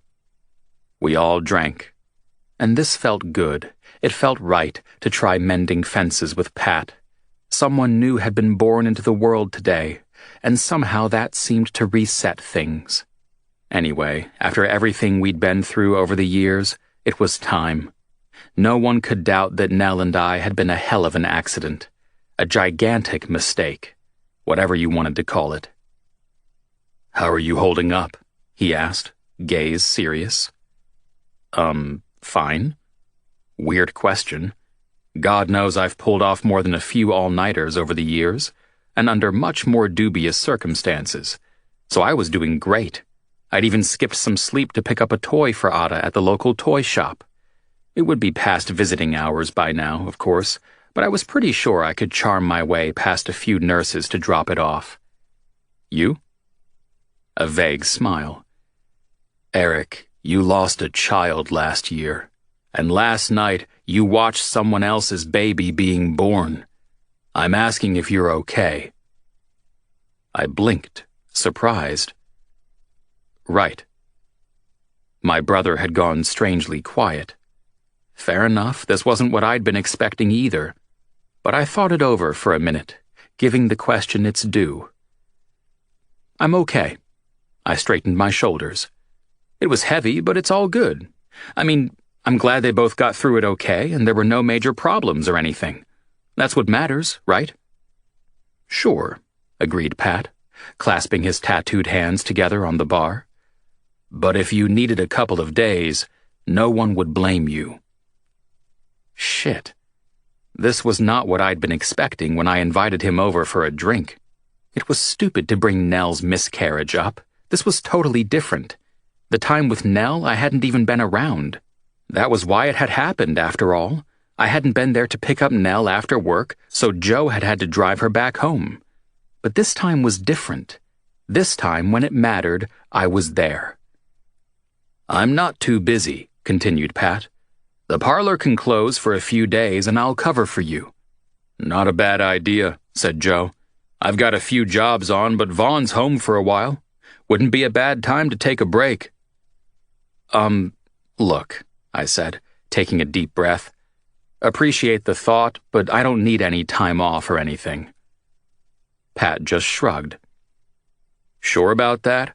asked Joe. "He's right. I should have thought of it myself, but no one would blame you for wanting some space. A bit of time to get your head around it. I can see if Dad could take on a couple of the jobs and join you if you wanted company." "I don't need any fucking time off." My voice tensed, despite my best efforts to stay chilled. "Thank you, but no, I'm good." Neither of them spoke. "Look, can we just relax and enjoy the drink?" I asked. "Let's celebrate the arrival of little Ada. That's what I want to do right now." "Sure." Pat took another sip. "Jean said you nearly fainted like some girl." I snorted. "I've spent the last 24 hours seeing what girls can do. That's no insult, my friend." Tongue digging into his cheek, he grinned. "True enough. I'd be taking every damn drug they'd give me and crying for more," said Joe. "Probably begging for my mommy, shit like that." "Hell," I said, "I nearly did all that and I wasn't even the one giving birth." "To women." Pat raised his glass and we all toasted. I cleared my throat. "But Pat, if you pass out while Nell's pushing your baby out into the world, reasonable or not, we're going to give you shit about it for years. That's the God's honest truth." "Forever," corrected Joe. "Right, my bad. Forever." "Assholes." Pat chuckled. Then he fixed me with his gaze. "It was really that intense? I mean, they showed us a documentary at the hospital class the other night, but it didn't seem that bad." "Wait for the real thing," I said, voice serious. "There are no words." "Damn," he muttered, going a little pale. "Ah, true fear. Now you are beginning to understand." I laughed. "My work here is done." With a dour look, Pat flipped me off. My brother started laughing too, thumping the bar with the flat of his hand. What can I say? A tired crowd is an easy one to entertain. "You got him scared," said Joe, sipping at his drink. "I'm not scared." The big, hairy, tattooed dude shook his head. "It's just, so long as Nell's okay, everything'll be fine, you know?" "Absolutely," I said, without hesitation. "And she will be. The baby, too." "Yeah." Pat shook off the worry, raising the glass again. "Guess we should drink to Jean, too." To Jean. Joe and I tapped our glasses against Pat's and drank. "Doctor said she and the baby should be home in a few days."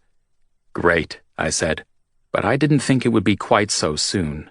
She just had an operation, after all. I'd been rejigging my schedule to fit a few more visits in. "I guess you'll be going to go up to the hospital to see her tomorrow before you open the bar?" asked Joe.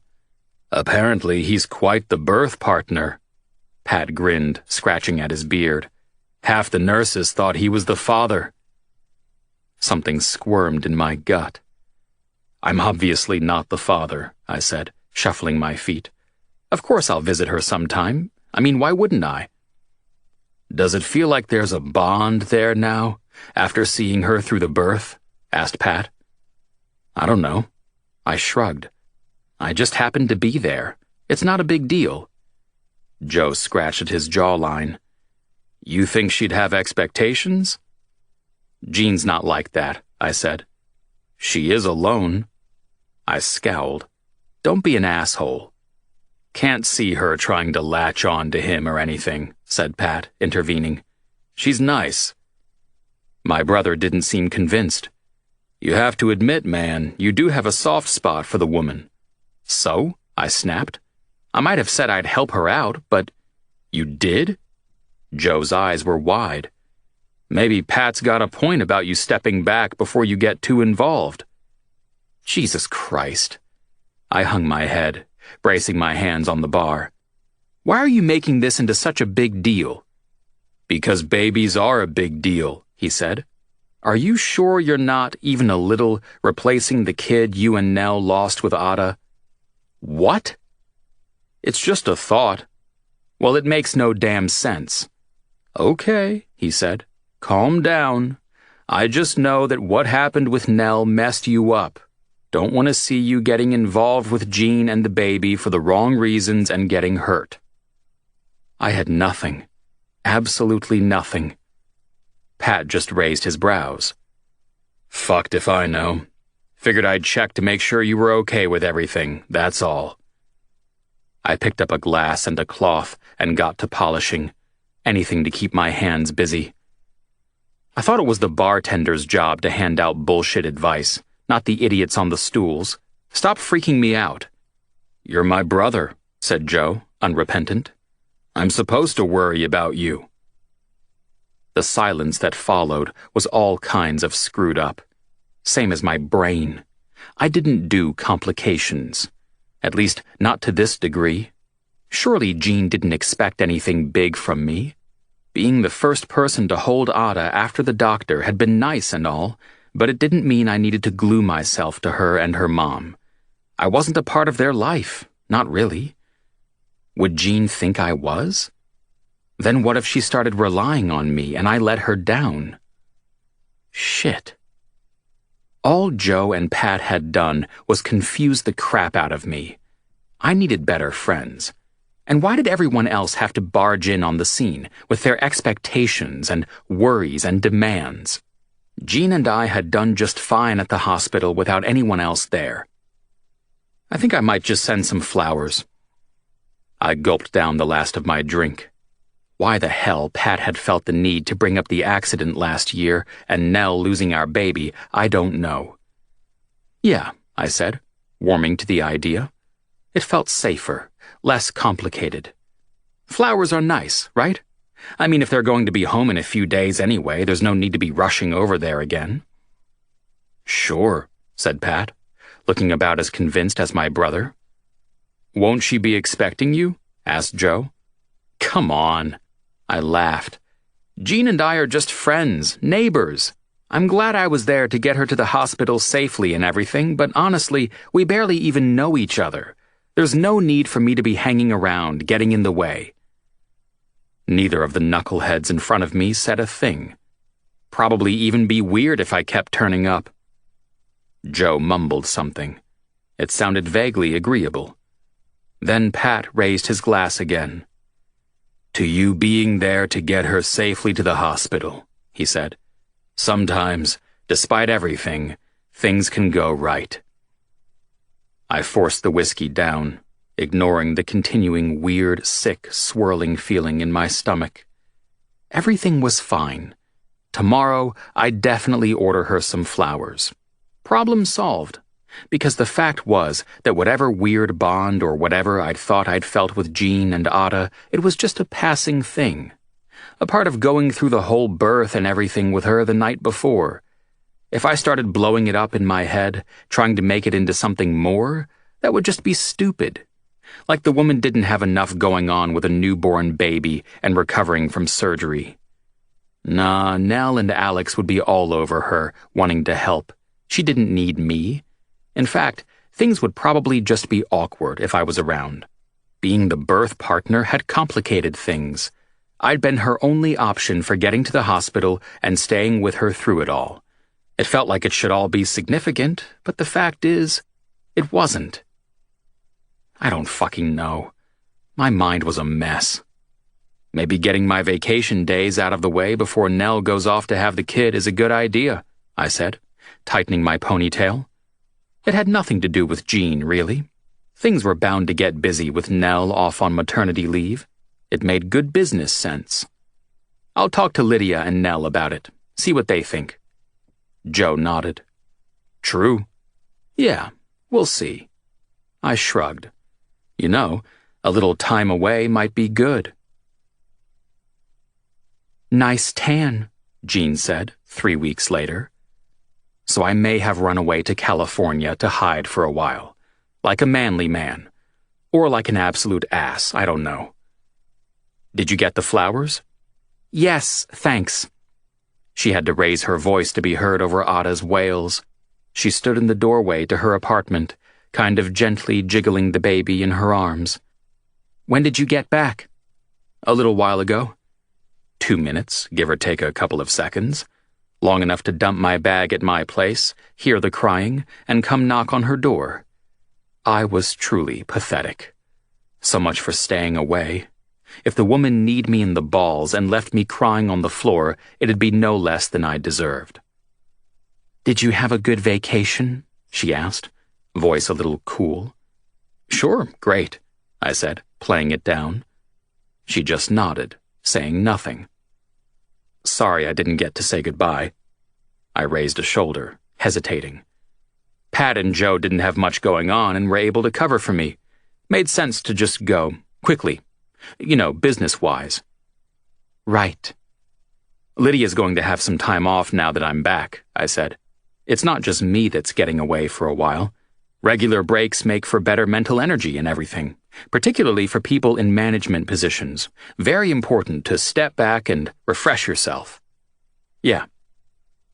She just blinked. What's up with her? I cocked my head, getting a look at Ada's tiny screwed-up face. Man, she's grown. It's been 3 weeks. Jean smiled tiredly at the baby. As for why she's crying, I think our country's current political situation is really getting to her, you know?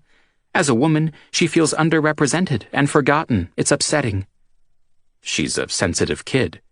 Yeah, that or she's overtired and can't settle. Take your pick.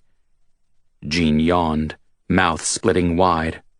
The bruises under her eyes and general pallor of her face were disturbing. She looked seriously run down in her yoga pants and flannel shirt. Not that she didn't also look kick-me-in-the-ass gorgeous.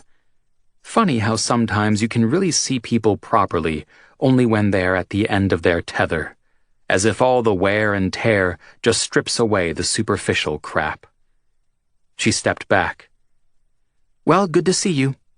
I missed you too, I blurted out, then frowned. Jean's head shot up, surprise in her gaze. You did? Yes, a lot. Much more than I thought I would. Oh. Her smile was slow, even a little wary. We missed you too. Good. I mean, my brain searched for words and came up empty. I had no damn idea what I meant. Why are we standing in the hallway? Come on in. She stepped back, wandering into her apartment. Oh, wait, scratch that.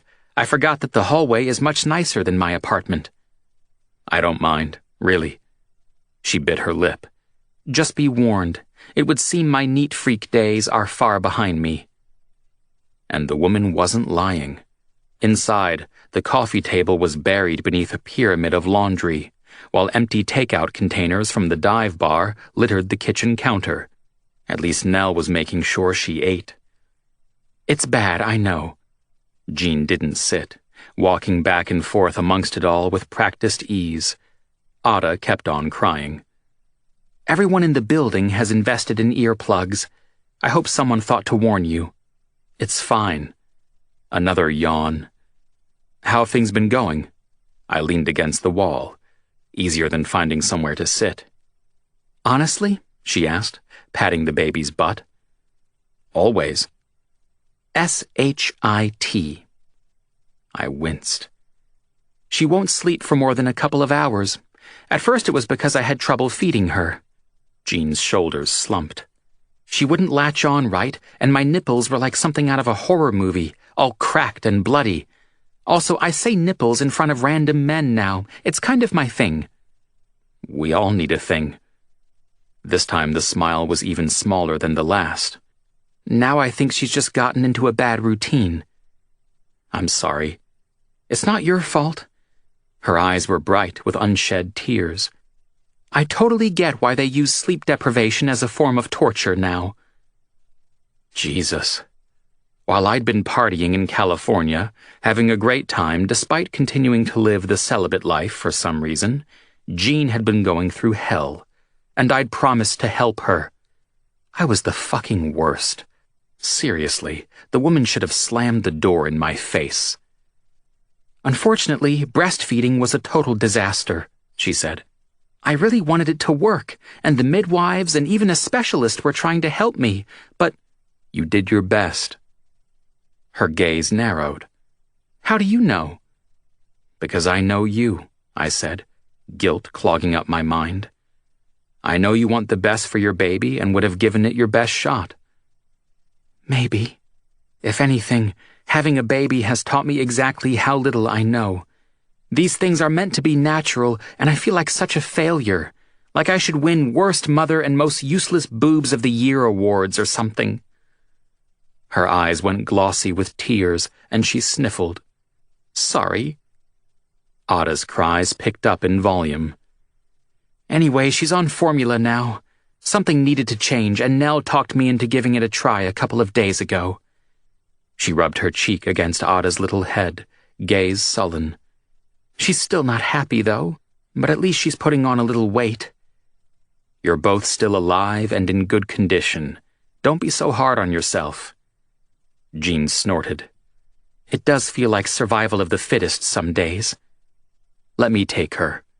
I stepped forward, hands held out. Please, it's the least I can do after disappearing on you. You take a break. I'll walk her around for a while. Oh, I didn't mean to dump my sad story on you. She took a deep breath, visibly pulling herself together. Alex and Nell have been helping me out a huge amount. People have been really kind. But you need some sleep, right? She just frowned. You only just got back. Honestly, I was kind of kicking myself, wishing I'd never left. But I couldn't tell her that. It would be too weird. Hell, what about me glomming onto Jean and her baby wasn't? I basically spent 3 weeks lying on the beach with my board next to me. Onshore wind, and the swell was nothing. I think I caught 4 good waves the whole time. Do you surf well? I shrugged. Some things just come easy. I'm better at snowboarding. Right. She seemed bitter about something. What else did you do? Checked out a few new night spots. Did the rounds, you know. Yeah? LA's always crazy good fun. Love the place. She nodded. Got invited to a really great launch party for a new vodka, I said, with an easy smile. Man, they went all out. Had this amazing band, women doing that burlesque dancing, fireworks, you name it. The party didn't stop until 4 a.m. Huh. She studied the ground. Sounds amazing. A lot more fun than we've been having here. Shit. Actually, it wasn't that good, I backtracked. I mean, the vodka itself was so smooth it was bland. At what they wanted to charge per bottle, a total waste of money. I only drank it because it was free. And the appetizers were all these weird little mushroom things. Not good. Weather was kind of average, too. Basically, the whole trip was crap. She cocked her head. Are you just saying that to make me feel better? No. The woman did not look convinced. Fair enough. Anyway, I said, moving things along. Trust me, I'm rested up and ready to spend some quality time with Ada. You're sure? Yes. Her brows remained drawn in, gaze doubtful. I guess we can see how it goes, if you're sure. I'm sure. Eventually, carefully, she handed the baby over. Ada hiccuped, then stared up at me with big, surprised eyes. After that, she recommenced sounding off about how bad she felt about everything. Apparently, this was extraordinarily bad. Okay, I'd done this holding her thing before. Everything would be fine. Nice and slowly, I lay her tummy down over the length of my arm, putting my hand on her back, all the while keeping a gentle grip on her wriggling little body. One of the baby books had suggested the position and total success. I aced it, even if Ada was still bawling. We're okay here. I read some more about rocking babies to sleep. Apparently this position can be highly effective. We'll just hang out right here, I said. You try and get some rest. I can't just dump my baby on you. Yeah, you can. I'm here now and I want to help. Please? All right, if you're sure. Try taking a nap. If I mess up, you're just in the next room. Instead, Jean looked around. I should really tidy up. Hey, you can't function on no sleep, I said. You know that. At last, she said, Okay, all right. Just for a little while. I nodded. She's just had a diaper change and been fed. Come get me if you need anything. Got it. A little line appeared between her brows. Okay. You can trust her with me. We'll be fine. I know, she said. You were almost the first person to hold her. I do trust you. I know where to find you if she decides she hates my company or something. I haven't forgotten how judgmental she can be. Sure. Not even an attempt at a smile this time. But slowly, gradually, Jean headed toward the bathroom connected to the bedroom. She looked back no less than 8 times before finally disappearing inside and closing the door. Phew, I muttered. I thought she'd never leave. Okay, Ada, what's the problem here? I rocked back and forth, softly jiggling her like her mom had. One of the books suggested babies liked a bit of pressure or firmness on their stomach, so hopefully lying along the length of my arm would soothe her a little. Hopefully. You need to go to sleep, baby girl. She ignored me and bawled on. I did miss you, I said. Sorry I wasn't around.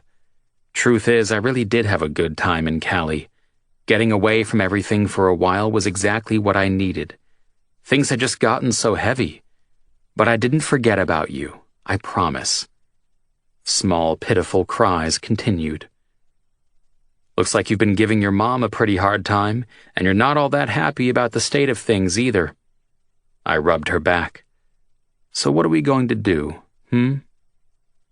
Damn, she smelled good. Baby powder and soap or something. You know, this is pretty weird, you and me hanging out together, I prattled on. I don't know why, except that her incessant crying seemed to demand some sort of response, and speaking bullshit was all I had. Don't take this the wrong way, but I never even wanted to have kids. Never wanted to be a father. Children only get in the way, tie you down, and they're expensive as all hell. Not really my style. Her cries went down a bit in volume. Highly doubt her agitation had much to do with me anyway. More like she and her mom were both upset and overtired, stressing each other out. The book said that sort of loop could occur. Babies could be very emotionally tuned in to their caretakers. So anyway, there I was, staying in the most amazing beach house. It belongs to this sort of friend of mine, I mumbled, keeping my voice low and hopefully soothing. You wouldn't like him, he's a bit of an idiot, though a very rich one. But I mean, he hits things with sticks for a living. How dumb is that? I'm much cooler, right? Apparently, Ada had no thoughts on the matter. So he was away on tour in Europe or something stupid, but he said I could crash at his place for a while. I stared out at the softly falling snow. It was much warmer there. Still some girls in bikinis and everything. I caught up with a couple of friends and checked out a few bars, Did a bit of shopping, stuff like that. Ada sucked on my arm, which was slightly gross, but whatever made her happy. A thin line of drool dripped down onto my jeans. "Nice," I said. "You're a very classy girl, and don't let anyone ever tell you differently." Now where was I? Right, my trip. So I took a look around town, hit some of the new hot spots. But this is the really weird part. You ready? She made no response. Still, she was struggling with how to bawl about life at the same time as sucking on my arm, so at least the volume had turned down a little. I kind of panicked for some reason. Don't tell anyone this, okay? That's a pretty safe bet with you, I think. I sighed. Like, I was worried about you guys. I wanted to see you and your mom, but I didn't at the same time. Again, don't take any of this personally. Still no response. Then, see what I did? The minute I get back, I'm knocking on your door. Can't stay away. I shook my head. Crazy, isn't it? You think maybe my mom dropped me on my head when I was little or something? Might explain a few things. Just joking, you'd love my mother. She's a great woman. I'm sure you'll get to meet her sometime soon, if you haven't already. Nothing. Ada? Carefully, I lifted her so I could see her face. Sure enough, her eyes were closed, her chest rising in deep, even breaths. Amazing. I'd bored the baby to sleep. My internal pain meant nothing to the kid. This just confirmed my beliefs about not talking about life stuff. Nobody wants to hear it. A door cracked open, and Jean tiptoed out, eyes wide. She stopped crying. "Shh," I whispered. "I thought you were getting some rest." "I brushed my teeth." She sounded weirdly satisfied. "For the last 5 minutes?" She nodded serenely. "First time in days. Gross, I know." Her chin tipped toward Ada. "Is she—" "She's asleep." "Good job," she said. "Now we have to try to put her down in her cot without waking her up." Why do I suddenly hear the Mission Impossible theme song playing in my head? Jean laughed softly. The nicest thing I'd ever heard, aside from the blissful sounds of Ada not crying. "That's pretty accurate, actually." Babies are intense. You have no idea. And it took 3 tries.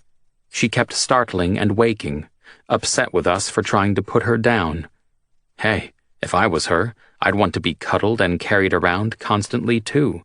It was probably extremely soothing. But in the end, the baby was in her cot, eyes closed, fast asleep. I quickly gathered up the old food containers to take Jean's garbage down. Since the contents of my fridge included 2 beers and some moldy cheese, a food run was required. Sure, I could eat at the dive bar, but I wasn't ready to end my downtime, away from everyone. Still feeling like the king of the world, I left. It was good to be home. They cornered me the next day, right before my very first shift back. A sure sign of bad things to come. The 3 of us crowded into the small, dingy office in the back, Lydia sitting behind the desk at the computer. Since she handled the bookkeeping, this made sense. Nell carefully lowered herself down into the seat beside me, hands laced over her growing belly. "What's going on?" I asked, not in the least bit seeming afraid, because that wouldn't be manly. No, fuck that. I was edgy. Edginess was manly. "What do you want to talk to me about?" "What do you think we want to talk to you about?" asked Nell, a ginger brow elegantly raised. "I don't know." "How'd things go in California?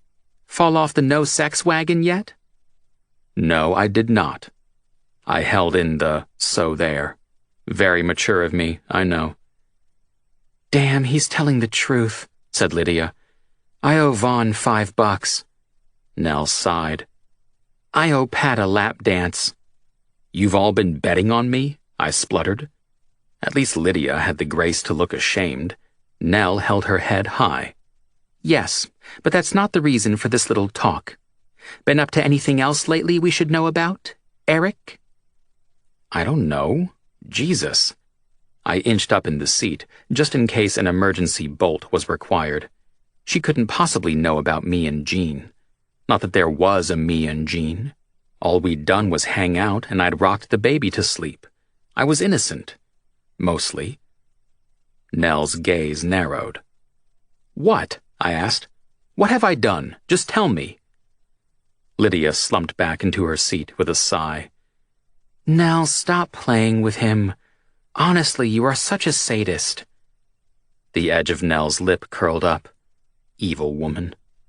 Not funny, I groused. An interesting thing happened yesterday, Lydia said, fiddling with a pen on the desk. Nell went down to the crossroads, bargained with the devil, and got her soul back. Faster than the speed of light, she punched me in the arm. Bam! The woman might be pregnant, but that didn't slow her down one iota.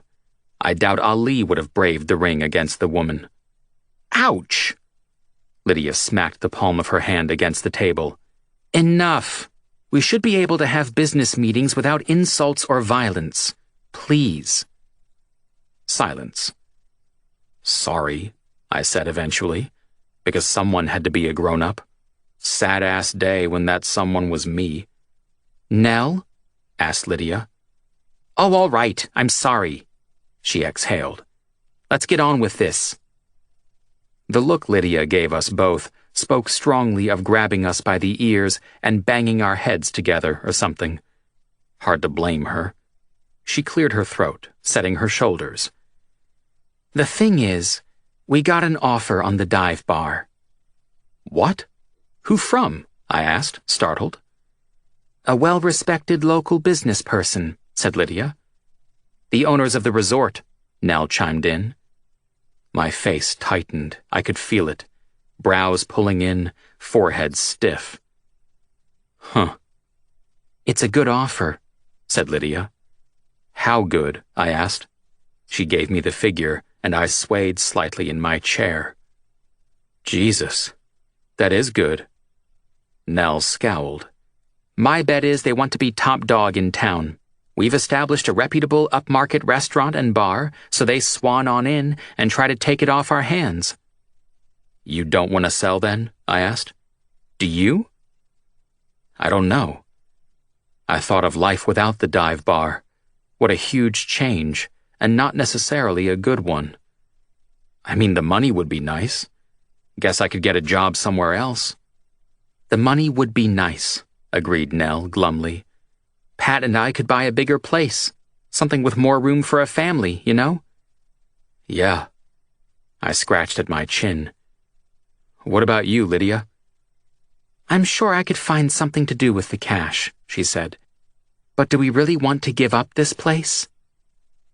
For a long moment, we all stared off into space, deep in our thoughts. It was a lot to take in, a lot to consider. What would happen to everyone else? I asked. Rosie and Boyd and everyone. Apparently the new owner would assess them for suitability. They'd lose their jobs? I swore quietly. Not necessarily, said Lydia. Hopefully they'd be given interviews for the positions, and their prior experience would weigh in. They wouldn't necessarily be out of work. But ultimately that would all be up to the new owners. We just don't know. Pat's keen on the idea of me maybe taking some time off after the baby's born. Financially, I'd be able to do that if we sold. Nell placed her hands over her stomach. Maybe stay home until our baby was ready for kindergarten. Maybe have another child in the meantime. Is that what you want? I asked. Good question. It would be nice to have a bit less responsibility for a while. Anything would be an improvement over managing this place. It might have been my imagination, but it felt like Nell's eyes flickered in my direction. I'm not sure I could work for someone else again, here or somewhere else, said Lydia. It was so horrible being at the real estate agency, having those assholes just fire me like I was nothing. Being in charge of myself, having a say in everything. I like it. Chances are, the first time anyone gives me crap about something, I'd tell them to get screwed. Nell snorted. Yeah, me too. So we start up somewhere else? I shrugged. It's an option. There'd be limits on our ability to do that. How soon and how close to the dive bar, said Nell. They'd legally tie us up to protect their interests here. Make sure we don't steal any of the customers. Lydia nodded. I cocked my head. I don't know how I'd feel about just walking away, you know? Would they let us work for them? Back to what Lydia was saying. Nell pointed in her direction. Eric, would you really be able to handle someone telling you how to run your bar? Telling you what you could and couldn't do? You do that already. She snorted. Not even remotely to the extent that another actual manager would. And what if they want to make their imprint on the place, alter things, and redecorate, change the name, completely transform the vibe of the place? You're right.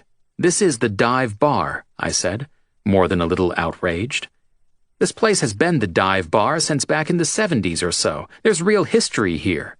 Sure, it's largely cheap beer and gaudy, shameful shit, but it's still real local history. They'll change my menu, said Nell. I frowned. So? You change the menu all the time. It's different when I do it. For starters, I know what I'm doing. She crossed her arms. They'll probably be like those idiots who are all, and here's a serving of organic chicken breast and a fresh crumb mixture served with golden potato spears and a liquid tomato salsa and a sprinkling of microgreens. Lydia gave her a blank stare. Chicken nuggets with fries, ketchup, and a sprig of parsley on top, I said, having heard this particular rant of Nell's previously, several times. Oh, right, Lydia nodded. Pretentious assholes are the worst. Exactly. Nell raised her hands. So wrong. Practically speaking, though, said Lydia, we could all get jobs elsewhere, and it is a lot of money. Vaughn and I could pay off the house.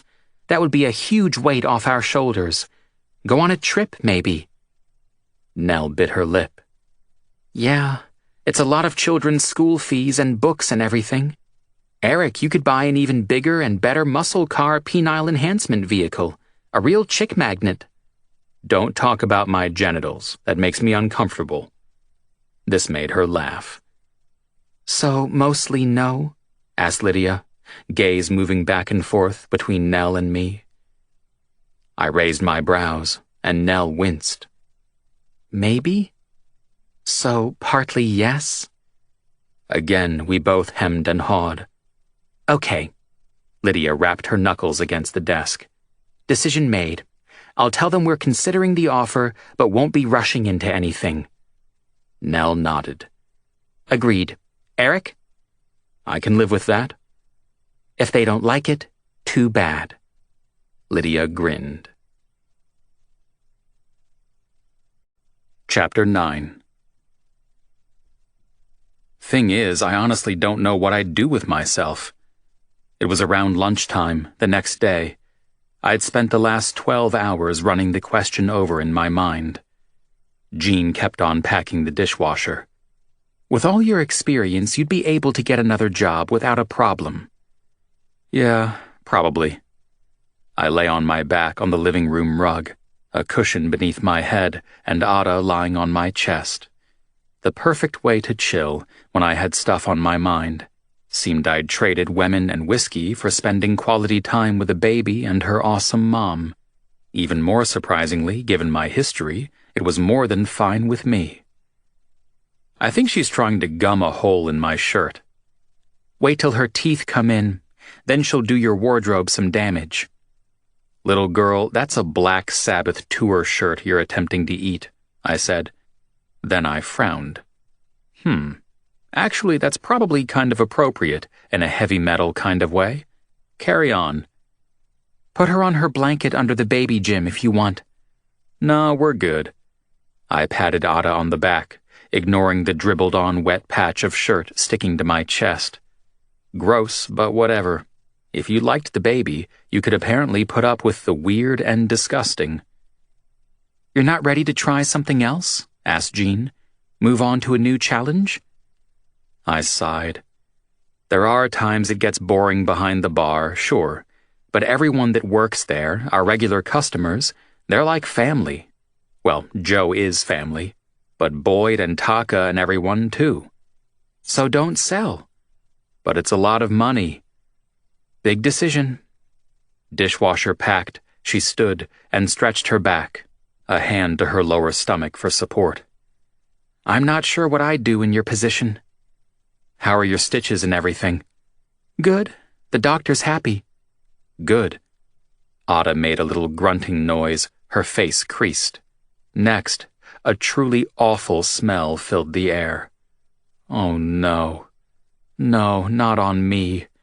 Even if there was a diaper and baby suit between me and the possibly toxic mess, it was still way too close.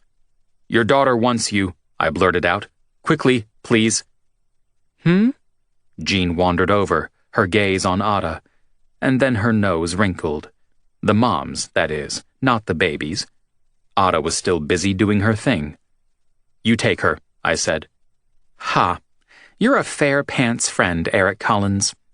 She picked up the baby, raising her to her face. You smell bad, my darling. Are you poopy? Are you? In reply, Ada sucked on her fist. I shook my head. Jesus, I'm sorry, but that smell is shocking. I think you should change her. Jean smiled, because she was evil. It'll be a growth experience for you. No, thank you. I'm a conscientious objector when it comes to growth experiences. Oh, come on. Be brave. Another time, or possibly never. Let's wait and see. I climbed to my feet, following them to the nursery, but at a safe distance. Not that anywhere in the apartment was safe, care of what was going on in Ada's pants. Hazmat suits would probably be required. Some emergency Febreze would also be great. Coward, taunted Jean, laying the baby on the changing table and getting busy. My respect for you just plummeted. Come on, at least start me out on a wet diaper. Something low-key. Your bestie Eric is not coming through for you, she told Ada. Hey, come on, that's just mean. It's the truth. I let her dribble on me. What's a bit of spit between friends? Jean laughed quietly, making faces at the baby. Let's get you cleaned up. She's so tiny.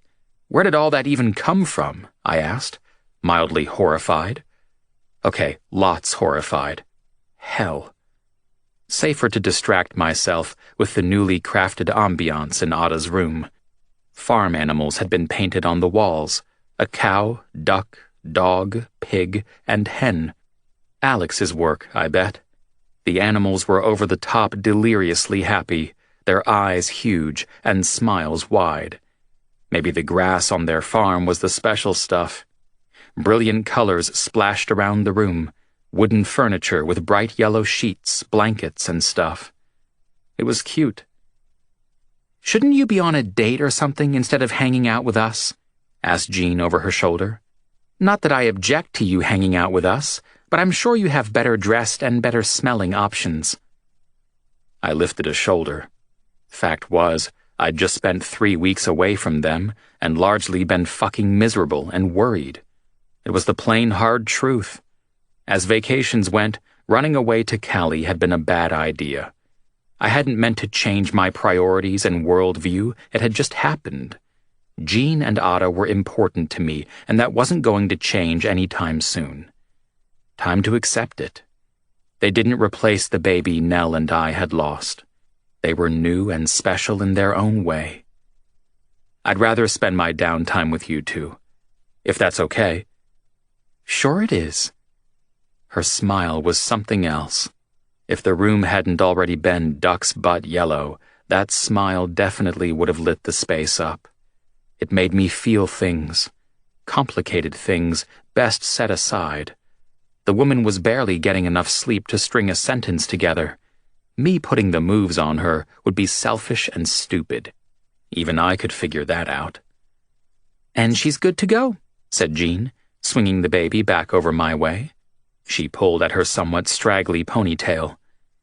Would you mind hanging out with her a bit longer so I can take a shower and wash my hair? Course not, I said. Go for it. Are you going to run if she poops again? Maybe, I joked. Jean sighed. For clean hair and a shower that's longer than a minute, that's a risk I'm willing to take. Go ahead, we'll be fine. I lay Ada on the blanket under her baby Jim and sat down at her side. Mostly she waved her arms about, occasionally swatting some of the toys, and blew bubbles. No idea what the toy turtle dangling on a plastic cord had done to her, but she really gave it a whacking. Possible future in boxing for the kid, if she was willing to work on her form. Hands down, you're the prettiest girl I've seen all day, I told her. She really was a damn cute kid with her chubby cheeks. It would be cool once she started to smile. The book, however, said that didn't tend to happen for a few more weeks. She hadn't been swatting away for long when I heard the front door open and close. "Hello?" I called out, leaning over to try and check out more of the hallway. Nell walked in, loaded down with a couple bags of food from the restaurant. Guess Jean had given her a key. At the sight of me, her two brows formed one vaguely threatening and most definitely unhappy monobrow. "What are you doing here?" "Visiting." "Jean's in the shower?" "Yes." Her gaze flicked to the baby, because I obviously couldn't be trusted with shit, let alone something as precious as Ada. Then she started unpacking the food and putting it into the fridge, taking out the old containers and chucking them in the trash. "Do you think that's a good idea?" she eventually asked. Me visiting? I rose to my feet, not wanting any hint of cranky around Ada. Seriously? "Yes." I glanced back at Ada. No change there. She was still happily beating the crap out of her toys. All good. "Nell, what's your problem?" She shot me a look. I couldn't read it. "I know we've been through some tough times, and I let you down."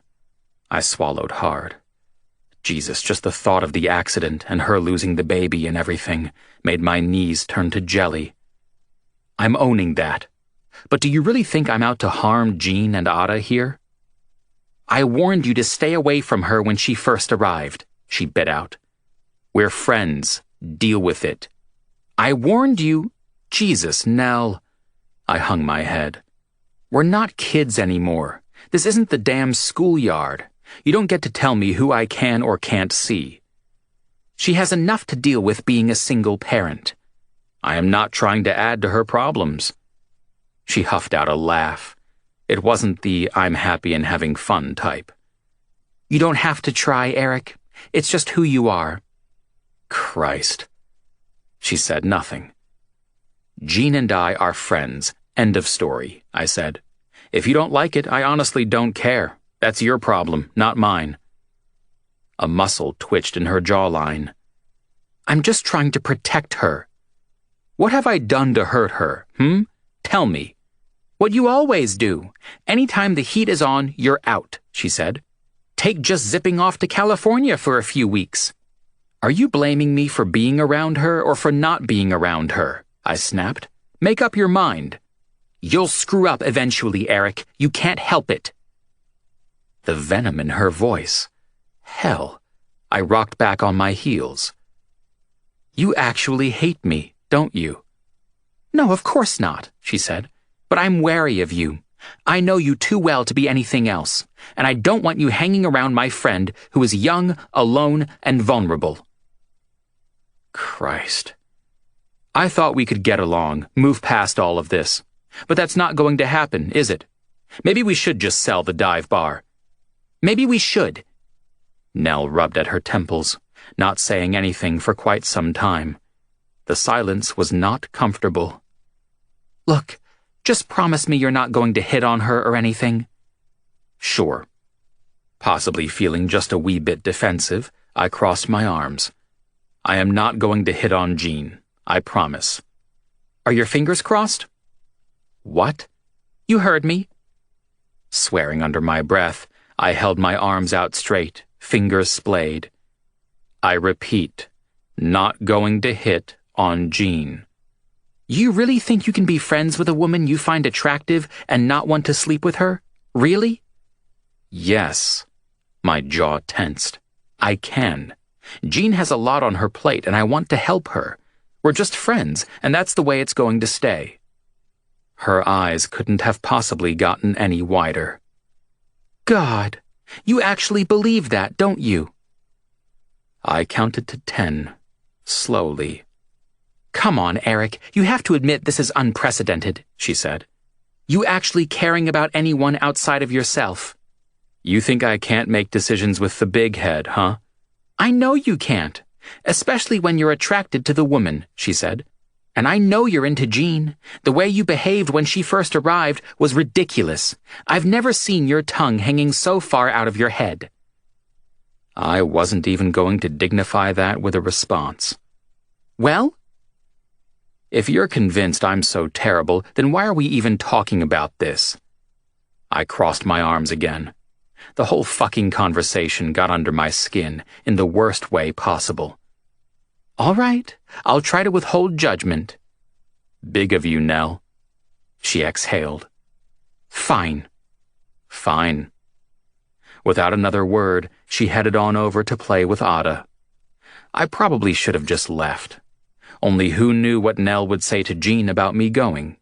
Something along the lines of undependable, ruled by his penis, and out to destroy your life, no doubt. Plus, I'd told Jean I'd be here looking after the baby while she took a shower. Screw it, I was staying. The evil ginger woman would not chase me out. Jean and Ada were the best things to happen to me in a long time. Being with them made me feel good, gave me a purpose. They made me want to be better, to do better. No messing around, no sex or anything to make things confused. I was going to be someone they could both rely upon if it killed me. Decision made. Except then, Jean came out of the bathroom wearing only a towel, and I really didn't expect my vow to only be friends with her to start killing me quite so soon. Dark, wet hair hanging down, and cheeks pink from the hot shower. A good amount of leg was on display. Though honestly, even her bare shoulders got me bothered.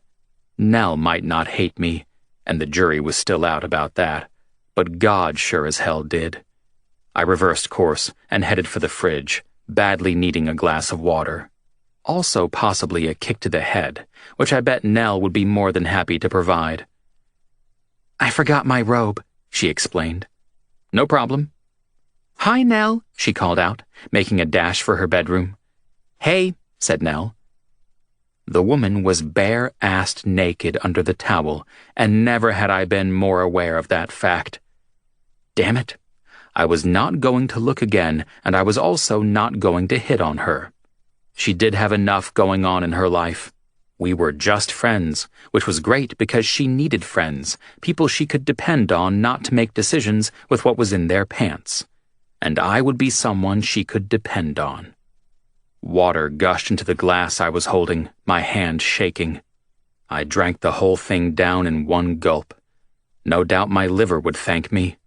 Check me out, getting through a slightly traumatic event, like seeing Jean wet and wrapped in a towel right after I'd promised never to hit on her, without even hitting the scotch.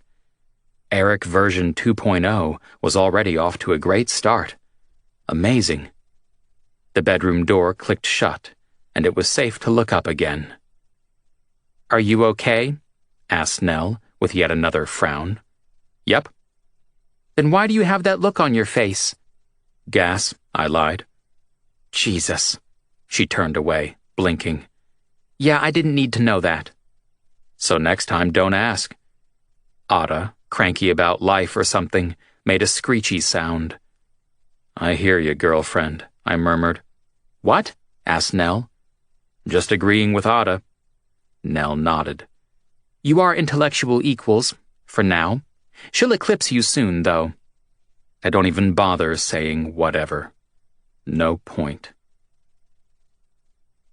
By week 4 of Ada's existence, Jean was about ready to climb the walls. I knew this because she told me so. repeatedly. Venturing out into the real world was required. She settled on grocery shopping since the only thing in her fridge was food from the restaurant, and even great food repeated got boring after a while. Also, some Christmas shopping needed to happen. The big day was only a few weeks away. She'd been all set to go on her own, but I managed to sweet-talk her into inviting me along. "I just feel that you're stereotyping her," I said, as we wandered down the grocery store aisle. "Eric, for the 100th time, I don't care what you think of her outfit." Jean pushed the cart along like a woman on a mission to buy just about everything. Mostly fruit, vegetables, and ice cream. A good cross-section, really. She had my full approval. Not that it was required. "I think it's cute." "I'm not saying it's not cute." I stopped and waited as yet another woman cooed at Ada. The kid was a girl magnet, I kid you not. Also, I was going through a dry spell. Hell, let's call it what it was, a desert. I was crossing the sexual equivalent of Death Valley, my libido dragging itself through the hot sands. Not even sure why, exactly. Something just kept stopping me from following through on getting down with someone. Maybe Eric 2.0 needed to stop and take stock. Get his shit sorted out on his own, with no distractions. While still keeping his commitments to Jean, Ada, and work, of course. God, all of this deep thinking hurt. "She's more of a tiger than a rabbit, you know," I said, once I'd caught up to Jean again.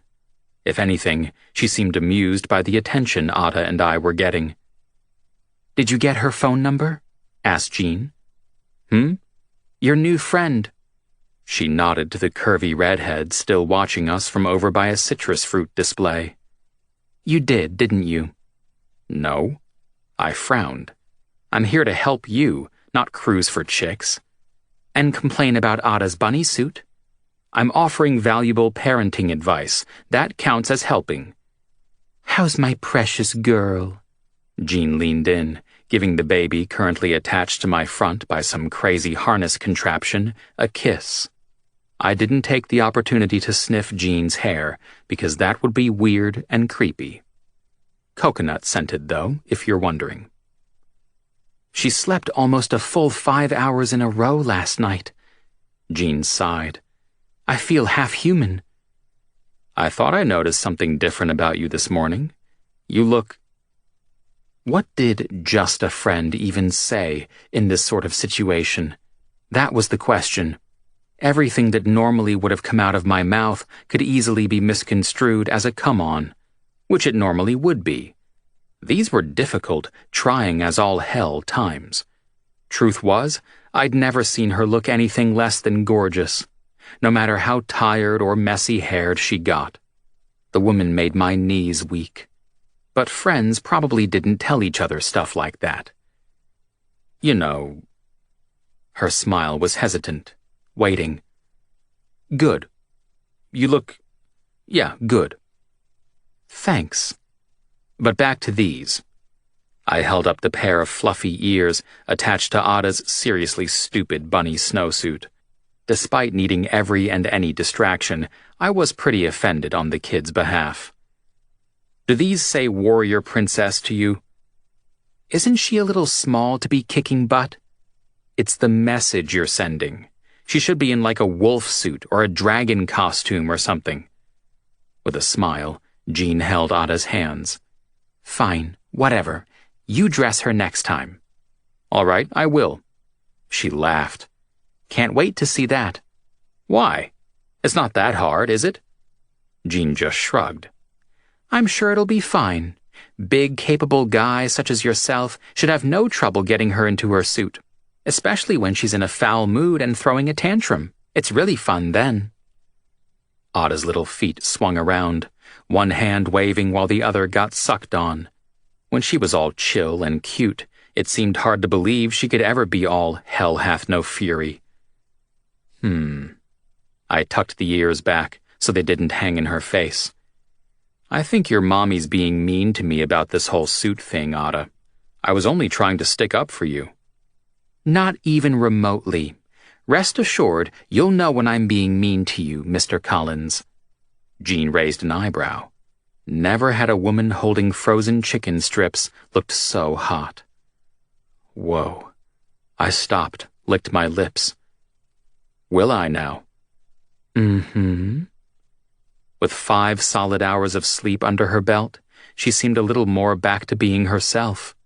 The charming young woman who had swanned into the bar a few months ago. Why would you want to be mean to me when I live only to serve you and Miss Floppy Ears here?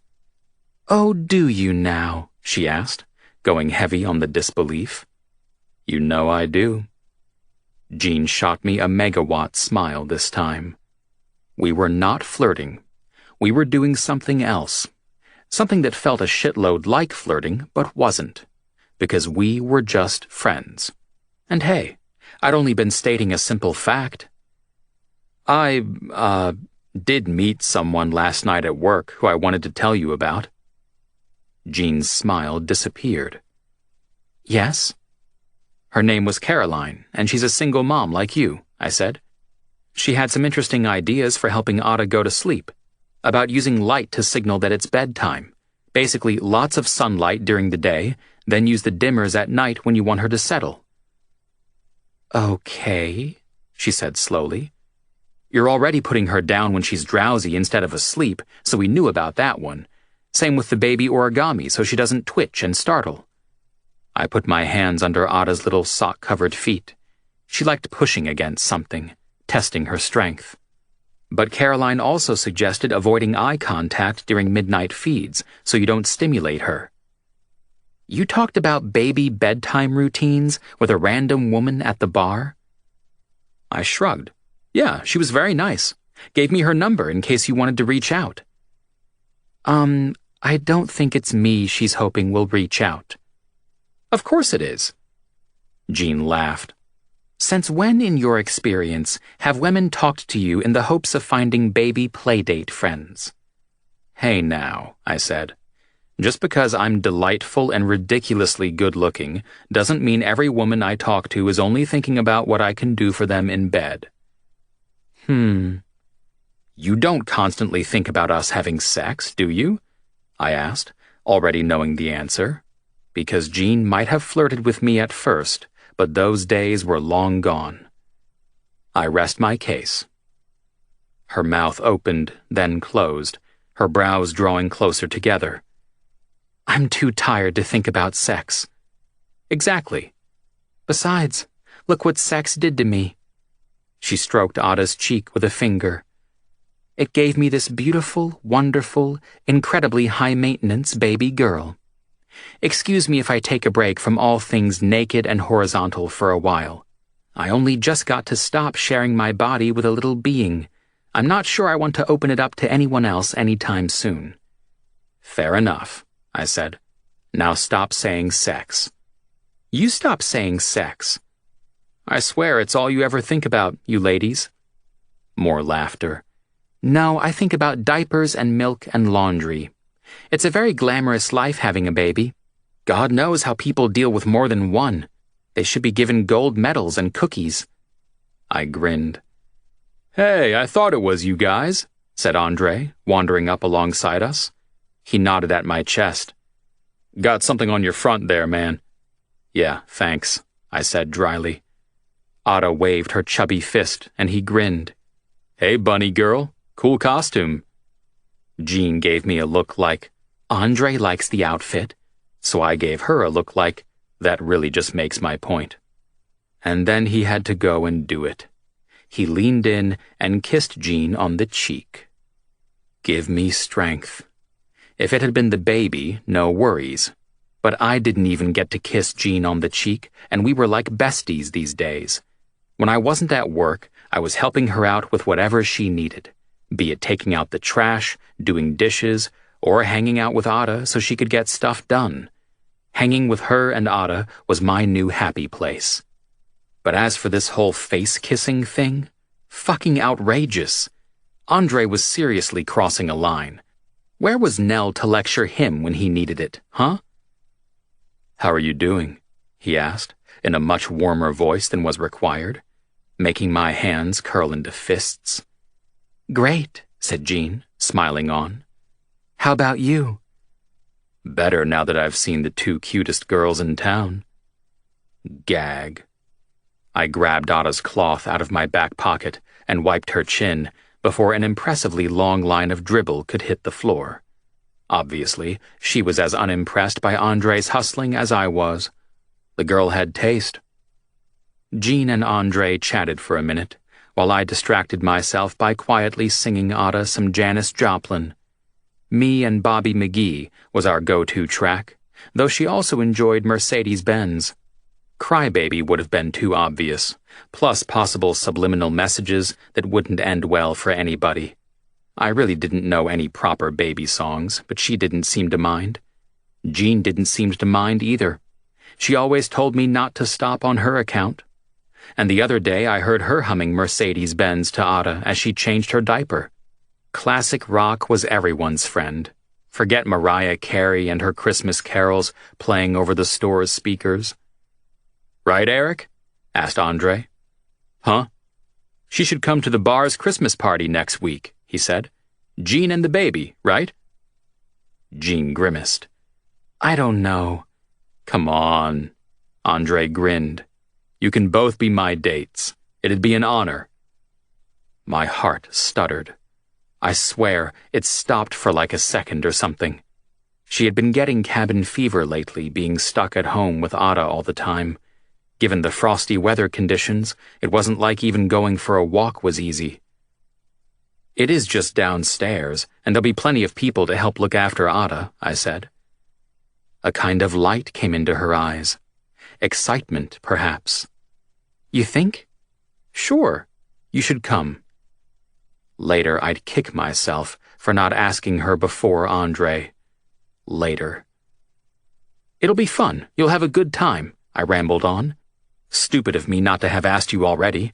We've just been so slammed at work with all the Christmas party bookings and everything. Damn. Snooze and you lose, quipped Andre.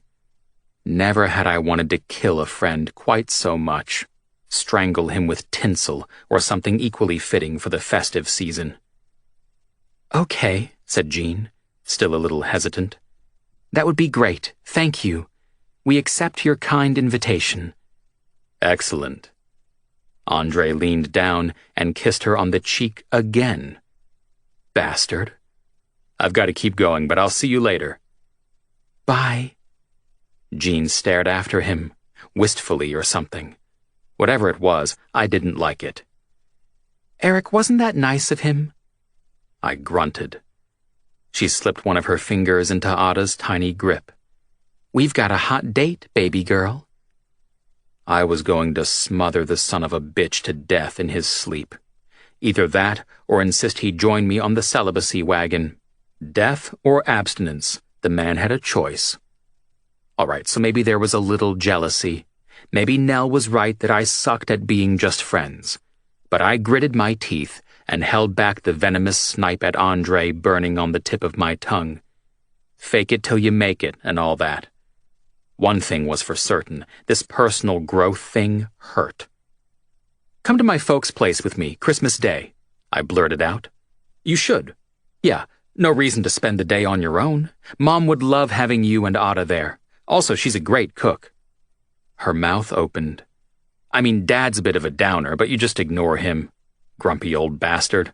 I mean, if they ever flicked the switch and sent up nukes, he'd probably be like, I lowered my voice, about time. Oh, Eric, we should do this. It'll be great. Please? We've already got plans, she said with a wince. Sorry. Nell already invited us to spend the day with her and Pat, Lydia and Vaughn. Shit. Too late again. She did? Jean nodded. Sorry. No worries. I smiled at her so hard my cheeks hurt. I mean, I think it's great that you're getting out and having some fun. Better that than climbing the walls. Me too, she said. This whole mommy business kind of takes over your life, becomes your whole identity. I love Ada, but it'll be good when there's a little room for me to be me, too. She paused, frowning a little. God, she's only a month old. Does that sound completely awful of me? No, I said simply. Honestly, I could hardly get my head around how much of her life Jean had been willing to put on hold. It was almost scary what some people were capable of doing. The smile she gave me was slow, and it spread across her entire face. More beautiful than any dawn I'd ever seen. All I could do was stare dumbstruck at her magnificence. "Thank you," she said. I gave myself a little shake. For what? For being you.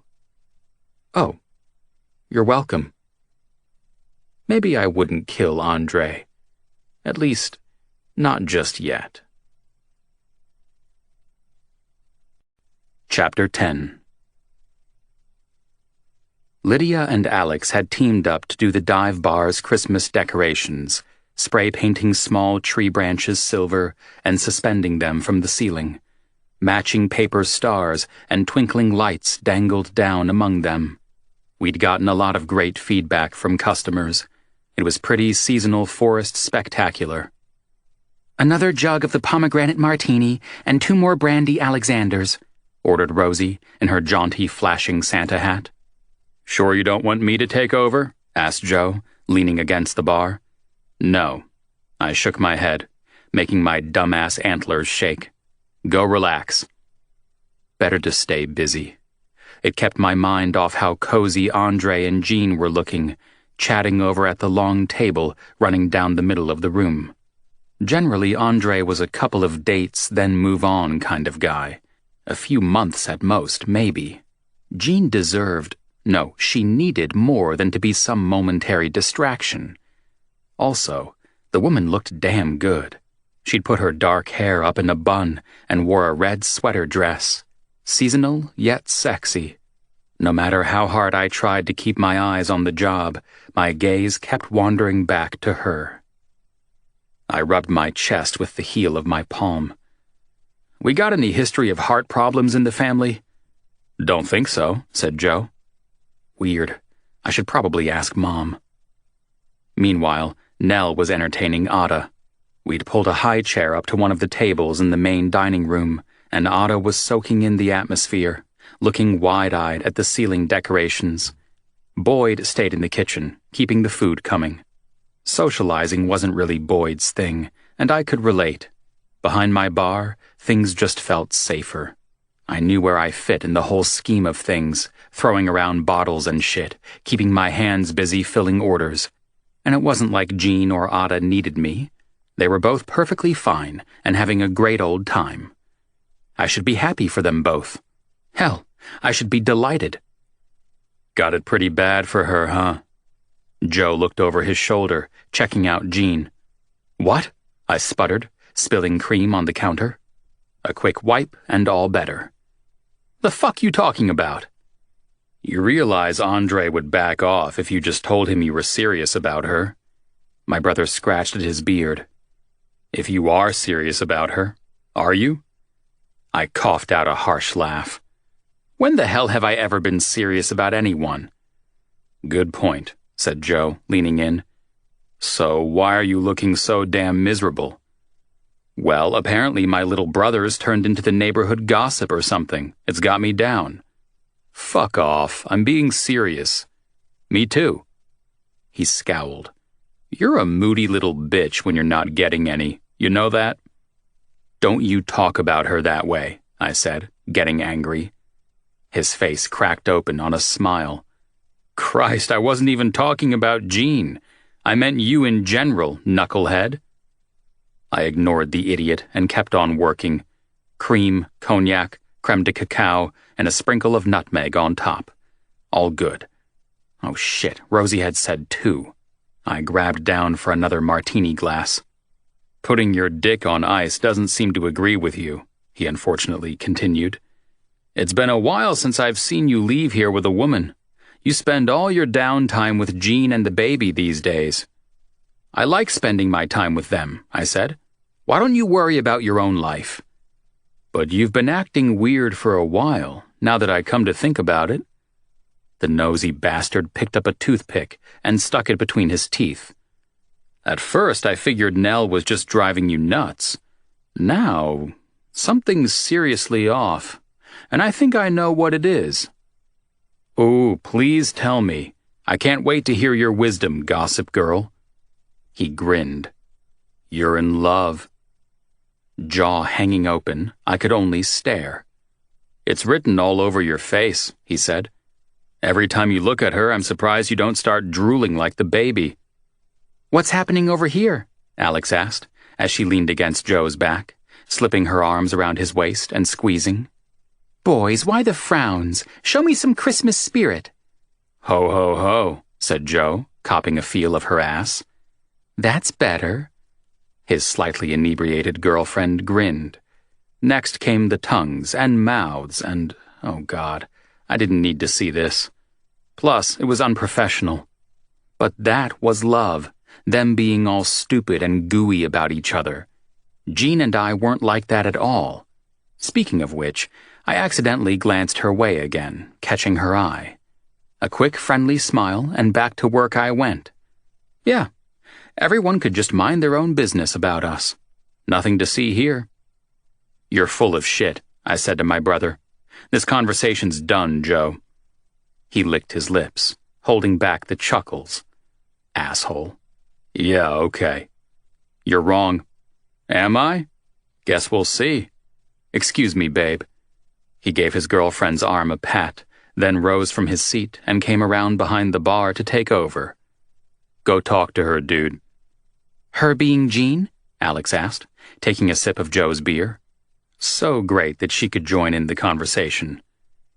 We were just discussing the big issues, said Joe. Life, love, shit like that. You know. Shit like that? You're an absolute charmer, babe. Her nose delicately wrinkled. Very well, continue on. Let's not, I said. Bad enough my brother felt the need to get all up in my business and start discussing feelings. If Alex started in on the topic, we might be here all night doing quizzes in women's magazines and talking over sad moments from our childhood.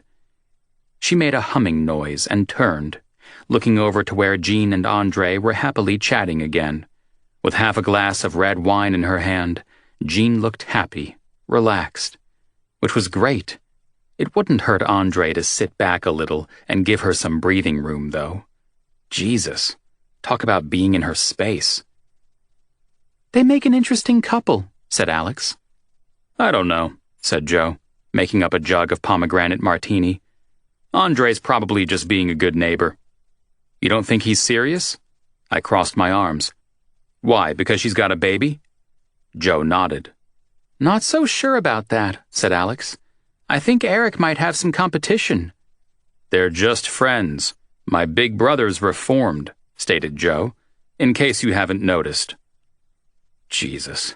Pretty sure a lobotomy would hurt less than listening to this. I'm taking a break. I slid behind my brother and got out of there, pronto. Fresh air was required, no matter how freezing. Chatter and music filled the room, everyone busy having a good time. No one would miss me.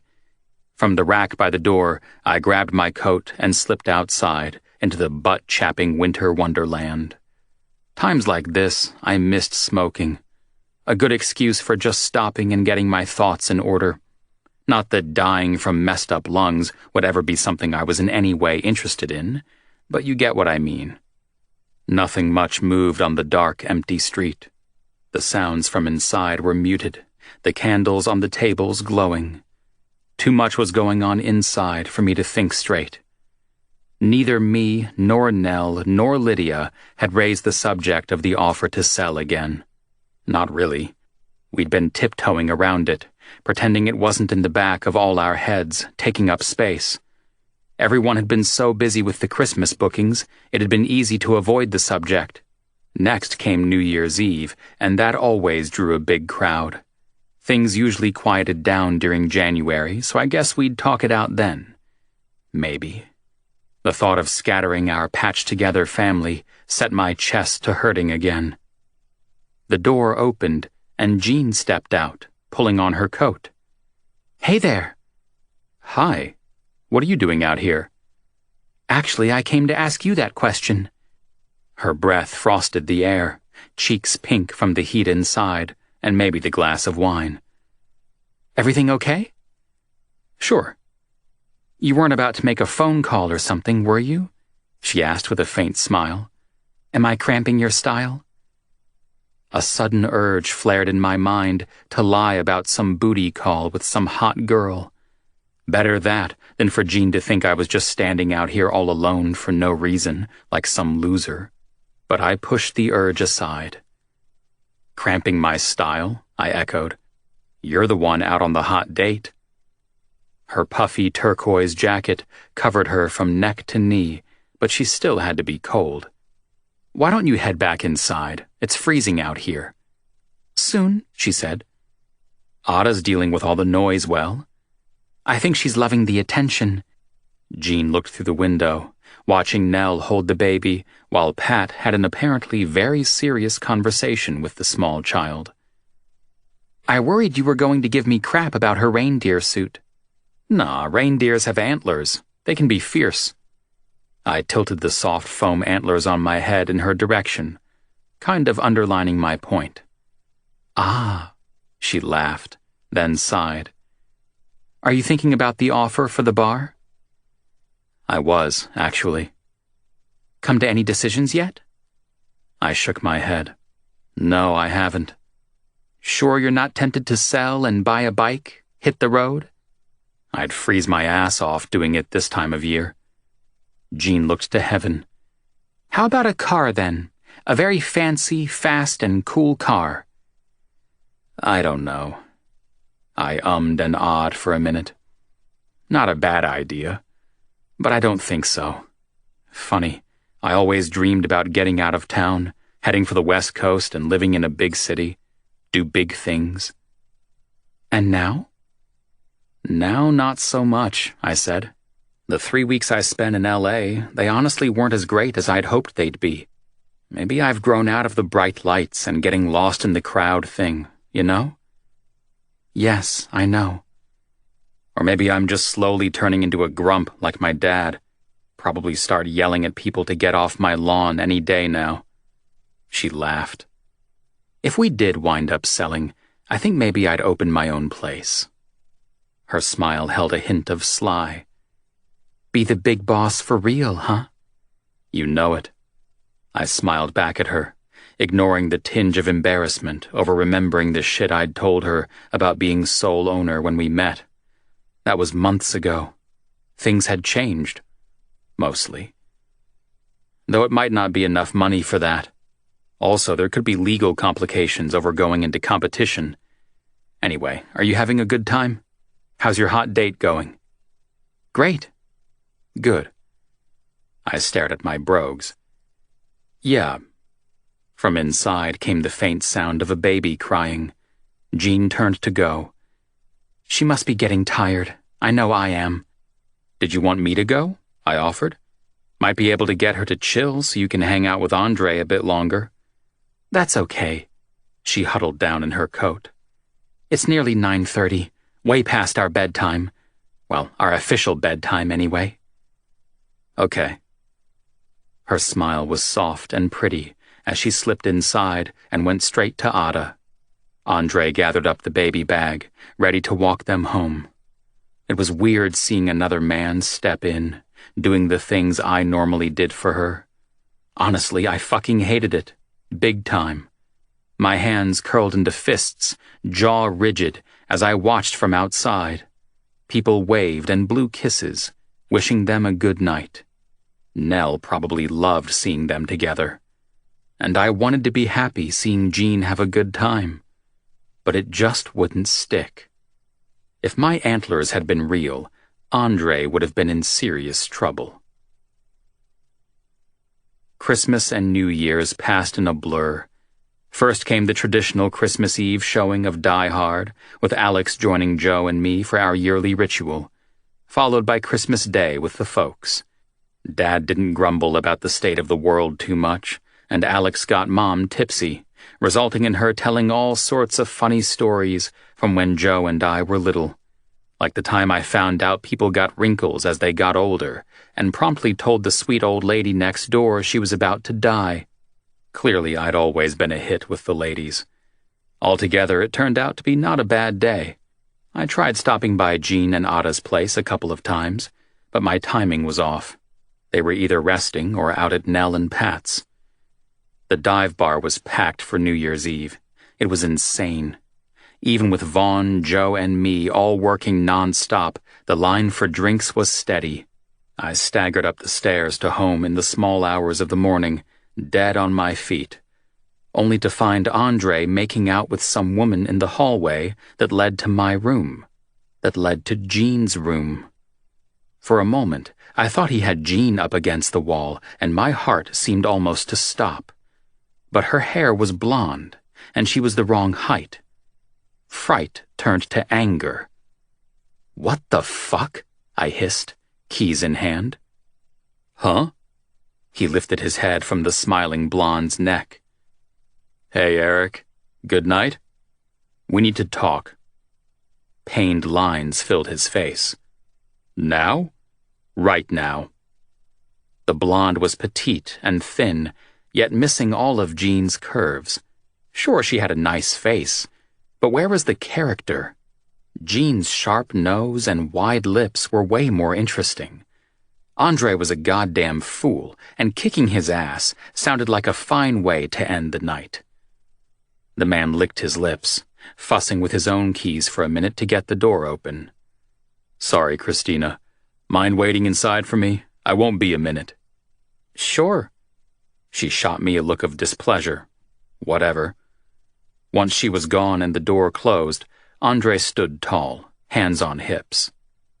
"What's the problem?" "What's the problem? Seriously? How about Jean?" His brows jumped. "That's why you're cock-blocking me?"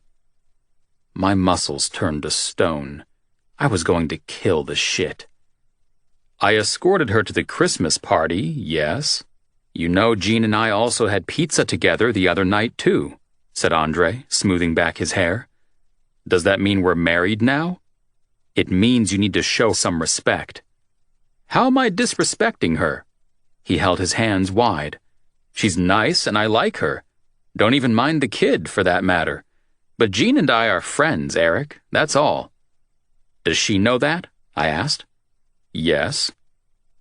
I just stared at him. "She's not interested in me like that." "Hang on," I growled. "Did you make a move on her?" "No, of course not." He seemed pretty certain and a little pissed off. Made two of us.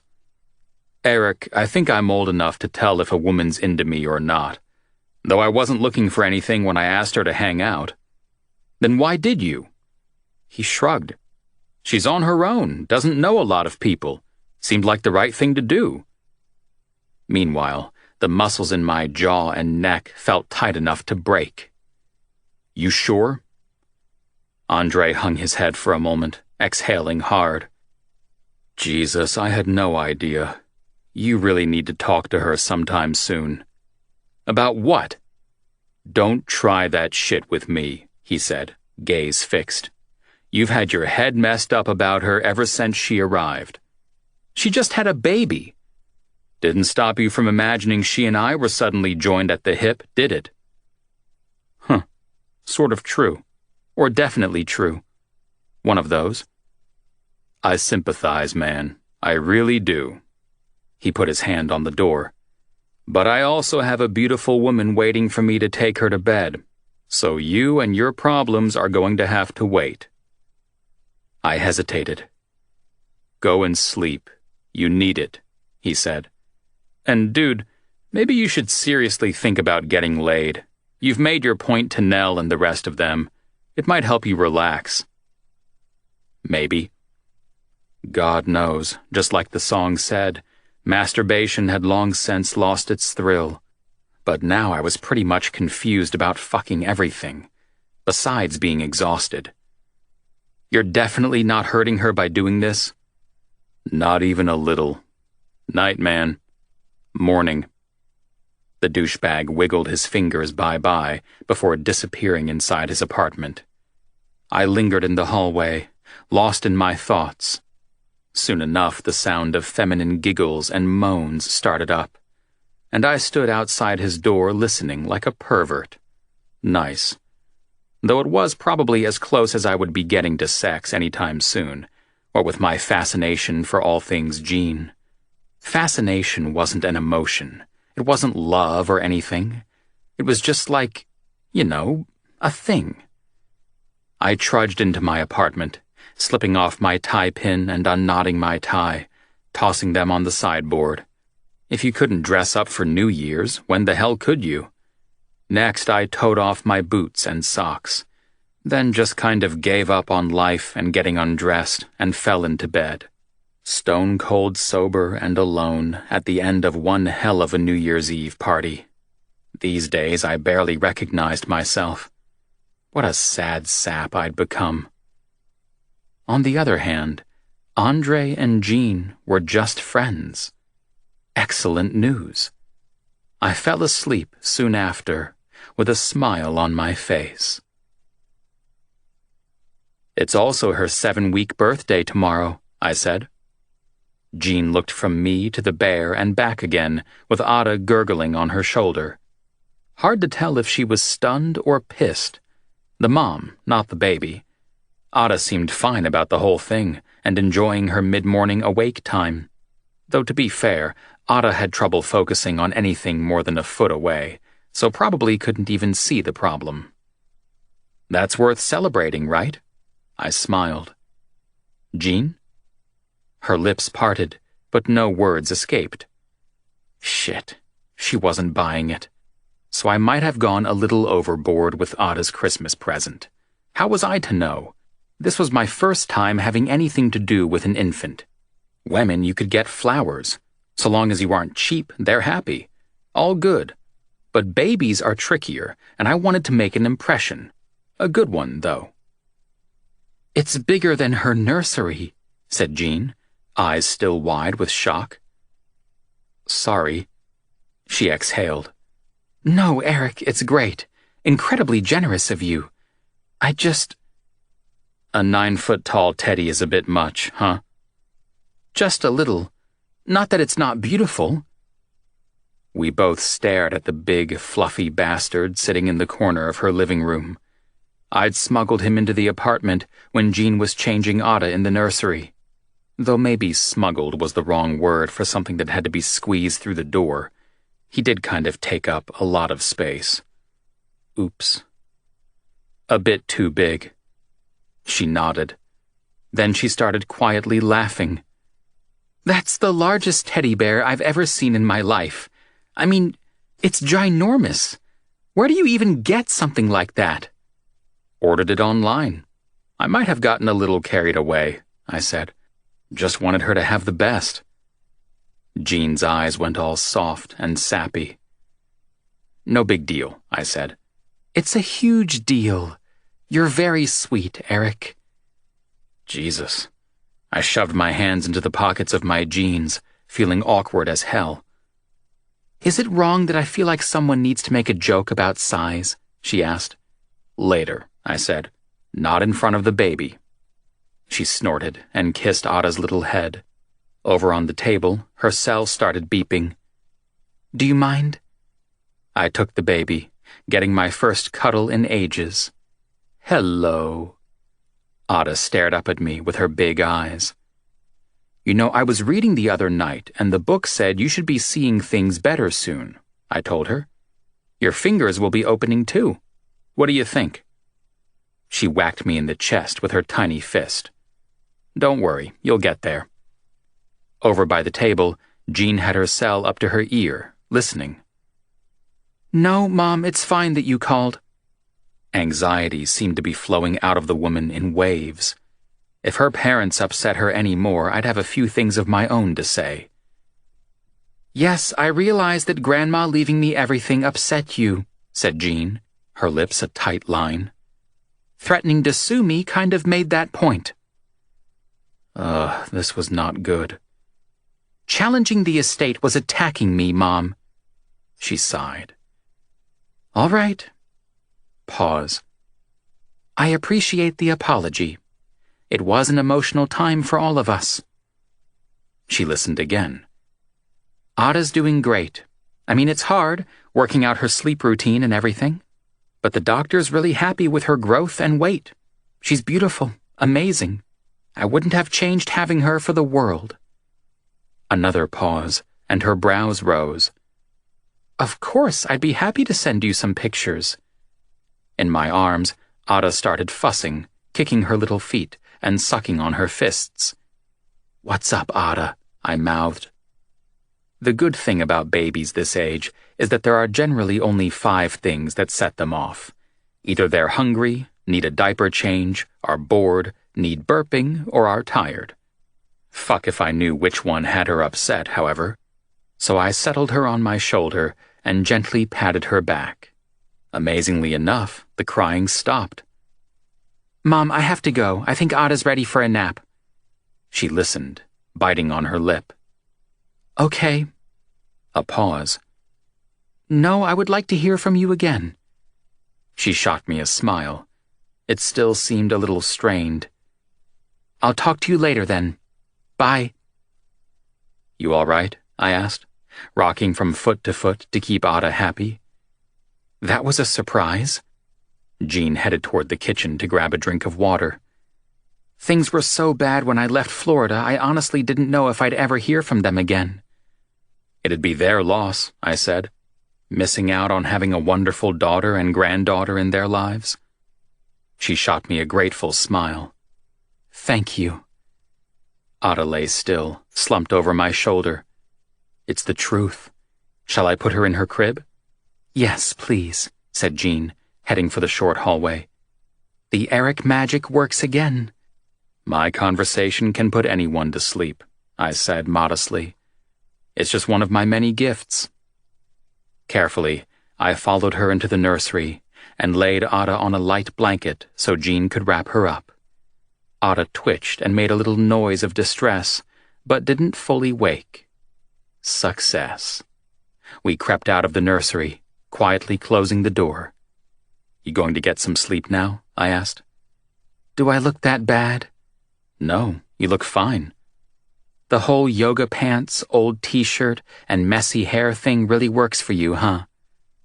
I just smiled, the truth being that her whole existence worked for me. Jean breathing and moving and being herself was beautiful in every way. Not that I would be saying that. An expensive giant bear might have been slightly pushing the boundaries, but blurting out sweet nothings would definitely cross a line. She still seemed tense, though, her shoulders tight and gaze distracted. You okay? I asked.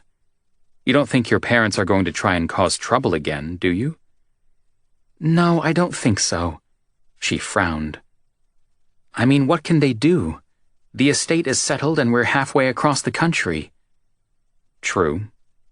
Mom actually sounded sorry. Think they're finally figuring out what they've lost? Maybe. She shrugged, staring off at nothing. I miss them, you know? Don't get me wrong, what they did, trying to pressure me like that, it wasn't okay. But they're still my parents. We used to be so close, and I always imagined them being there as grandparents. The hurt in her voice slayed me. What would my friends do in this sort of situation? Pat would probably buy me a beer, slap me on the back a time or two. Ditto Joe. Alex, however, would be all over me with the hugging and caring. Since it seemed a bit early in the day to try the beer option, I opened my arms somewhat stiffly. Need a hug? Yes, please. Next thing I knew, her face was pressed against my chest, and her arms were around my waist.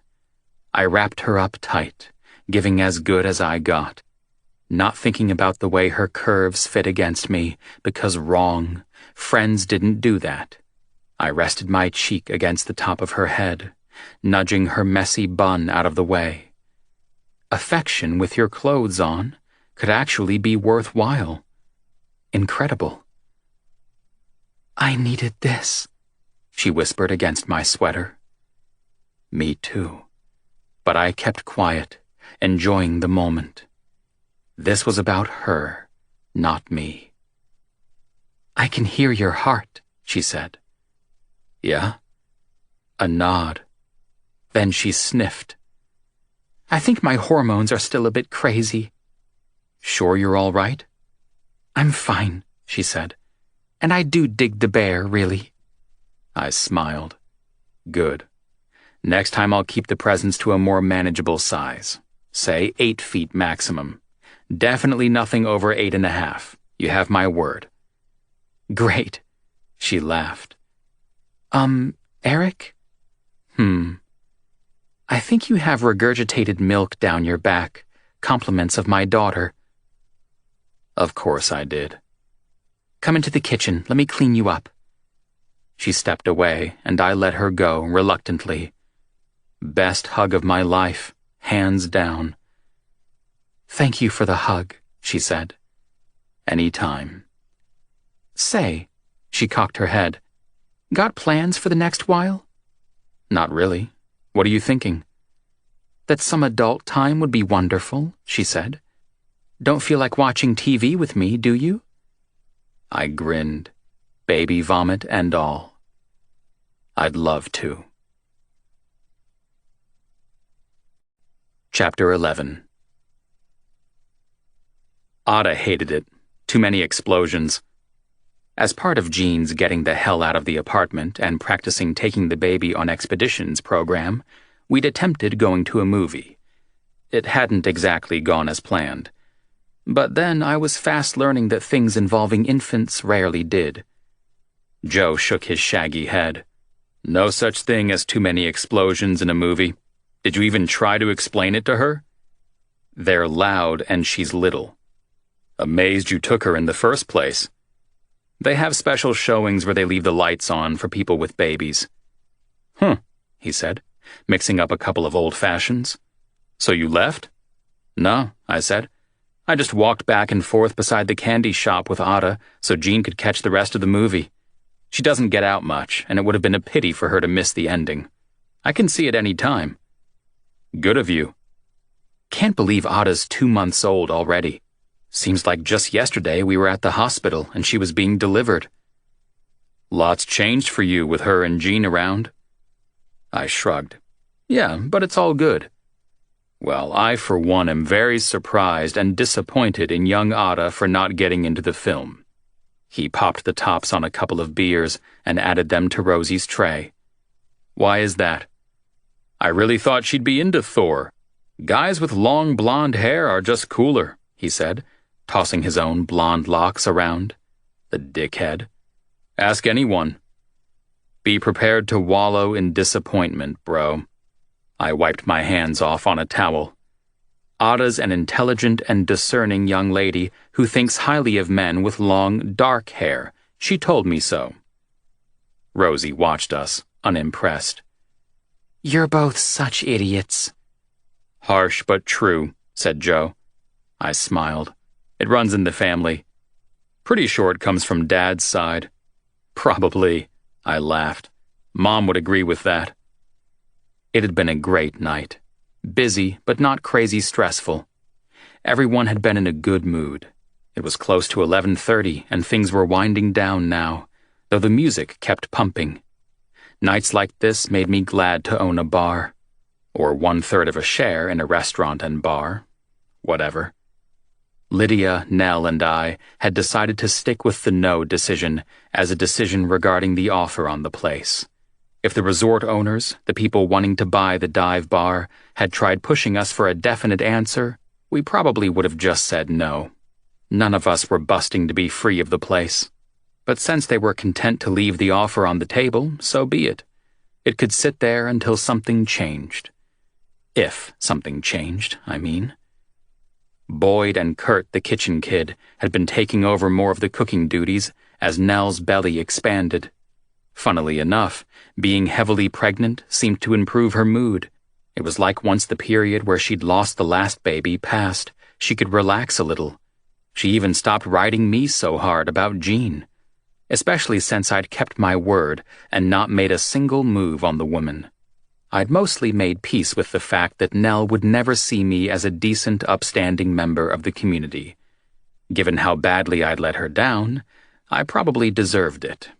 Some things weren't so easy to forgive. "You good here?" I asked, finishing cleaning up my area. "Yeah.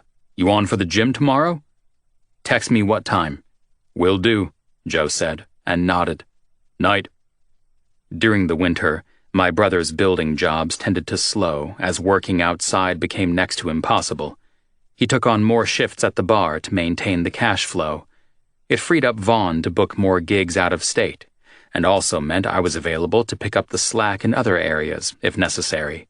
No more doing inventory into the early hours of the morning on my own. Thank God.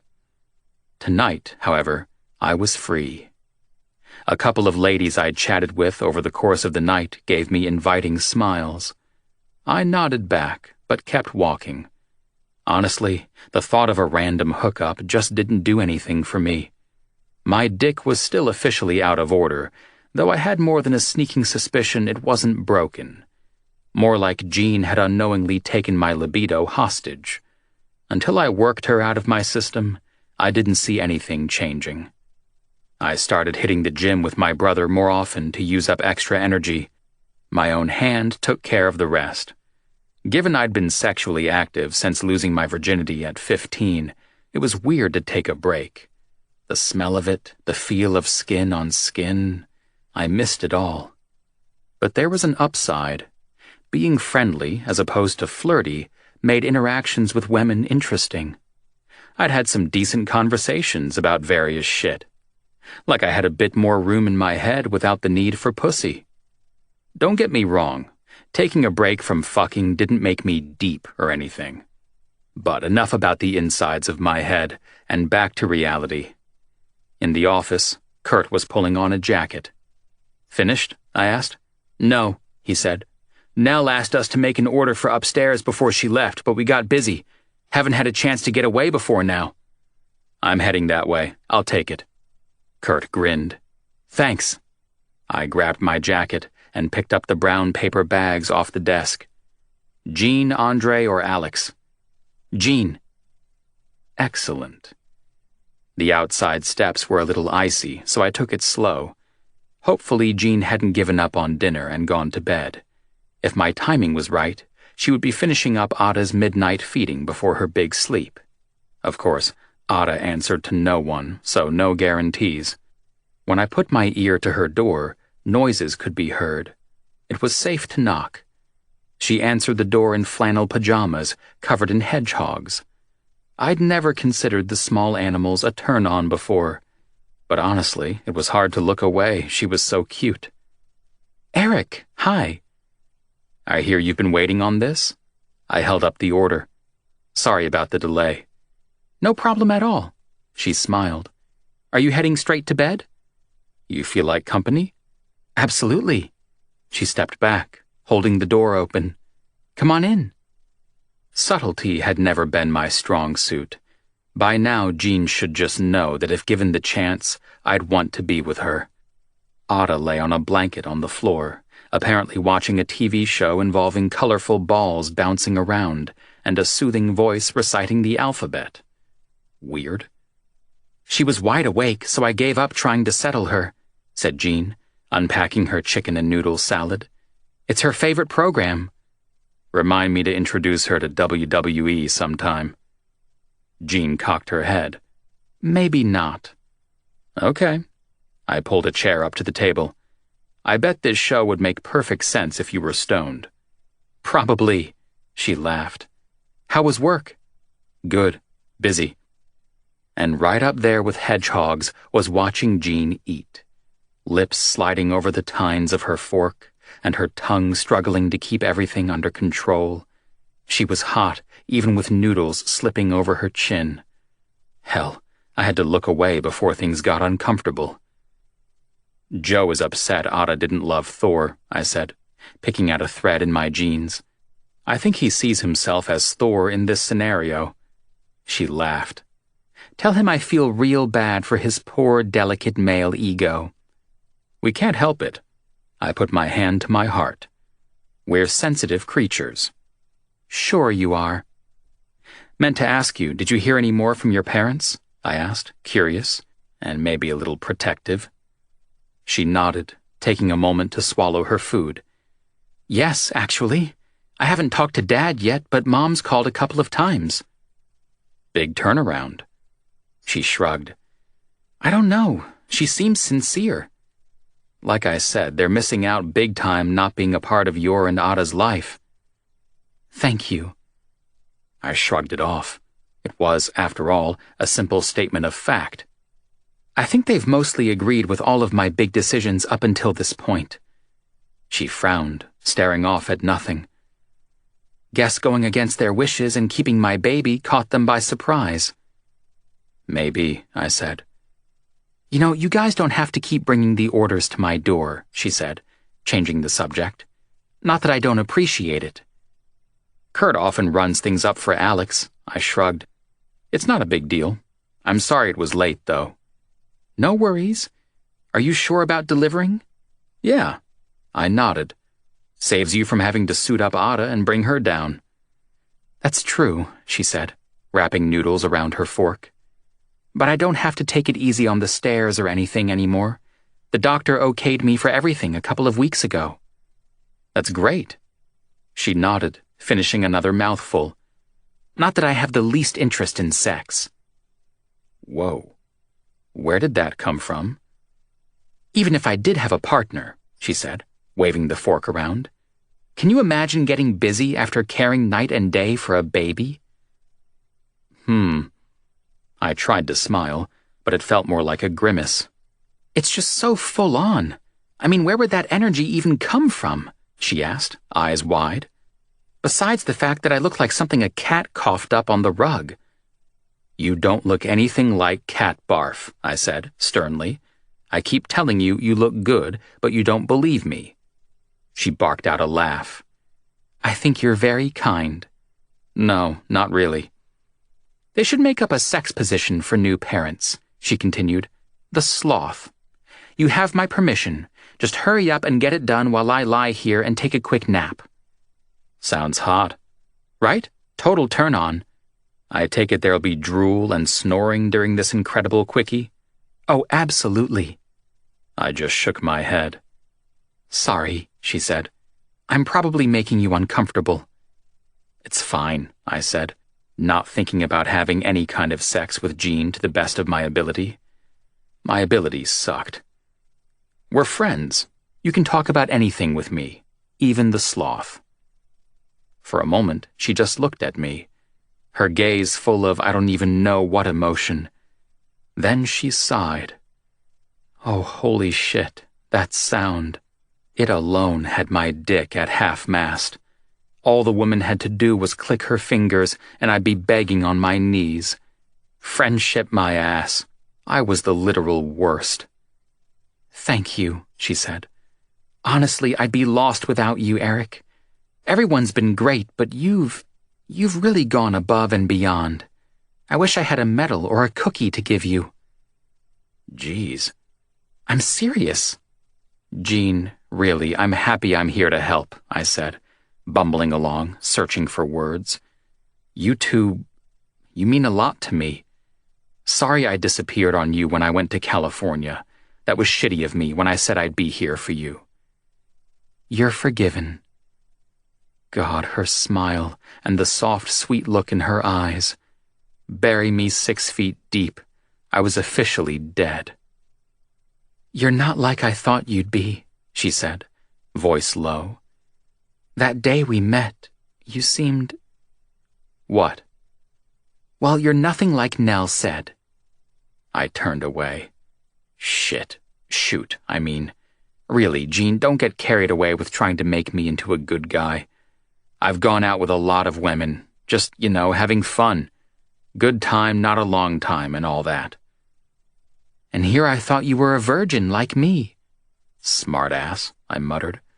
What I'm trying to say is, with you in the situation you are, a guy like that would be useless to you. You need someone dependable. She said nothing. You deserve the best. Eric, having a baby doesn't mean I'm helpless or that I belong on a pedestal. I know. Pink tinged Jean's cheeks. What emotion it was, I didn't know. Suddenly she stood, taking the bowl of salad and putting it back into its container before placing it in the fridge. Not hungry? I asked carefully. I'll eat it later. She turned, putting her hands on the kitchen counter at her back. Neither of us said anything for a minute. So, seen Andre lately? I asked. Just making conversation. Not digging for information at all. No. I think he's busy with a new girlfriend. No trace of a frown on her face or anything. Guess he'd been right about them only hanging out and being neighborly. Good, I said. For him, I mean. Yes. She rolled her shoulders, stretched her neck. He's a nice guy. He's okay. She frowned.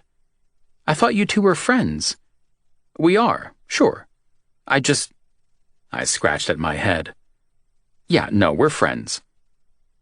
All righty, she said, gaze confused. At any rate, I've been thinking, I'd like to make you dinner next time you've got a night off. What do you say? Normally, I'd run a mile from such an offer.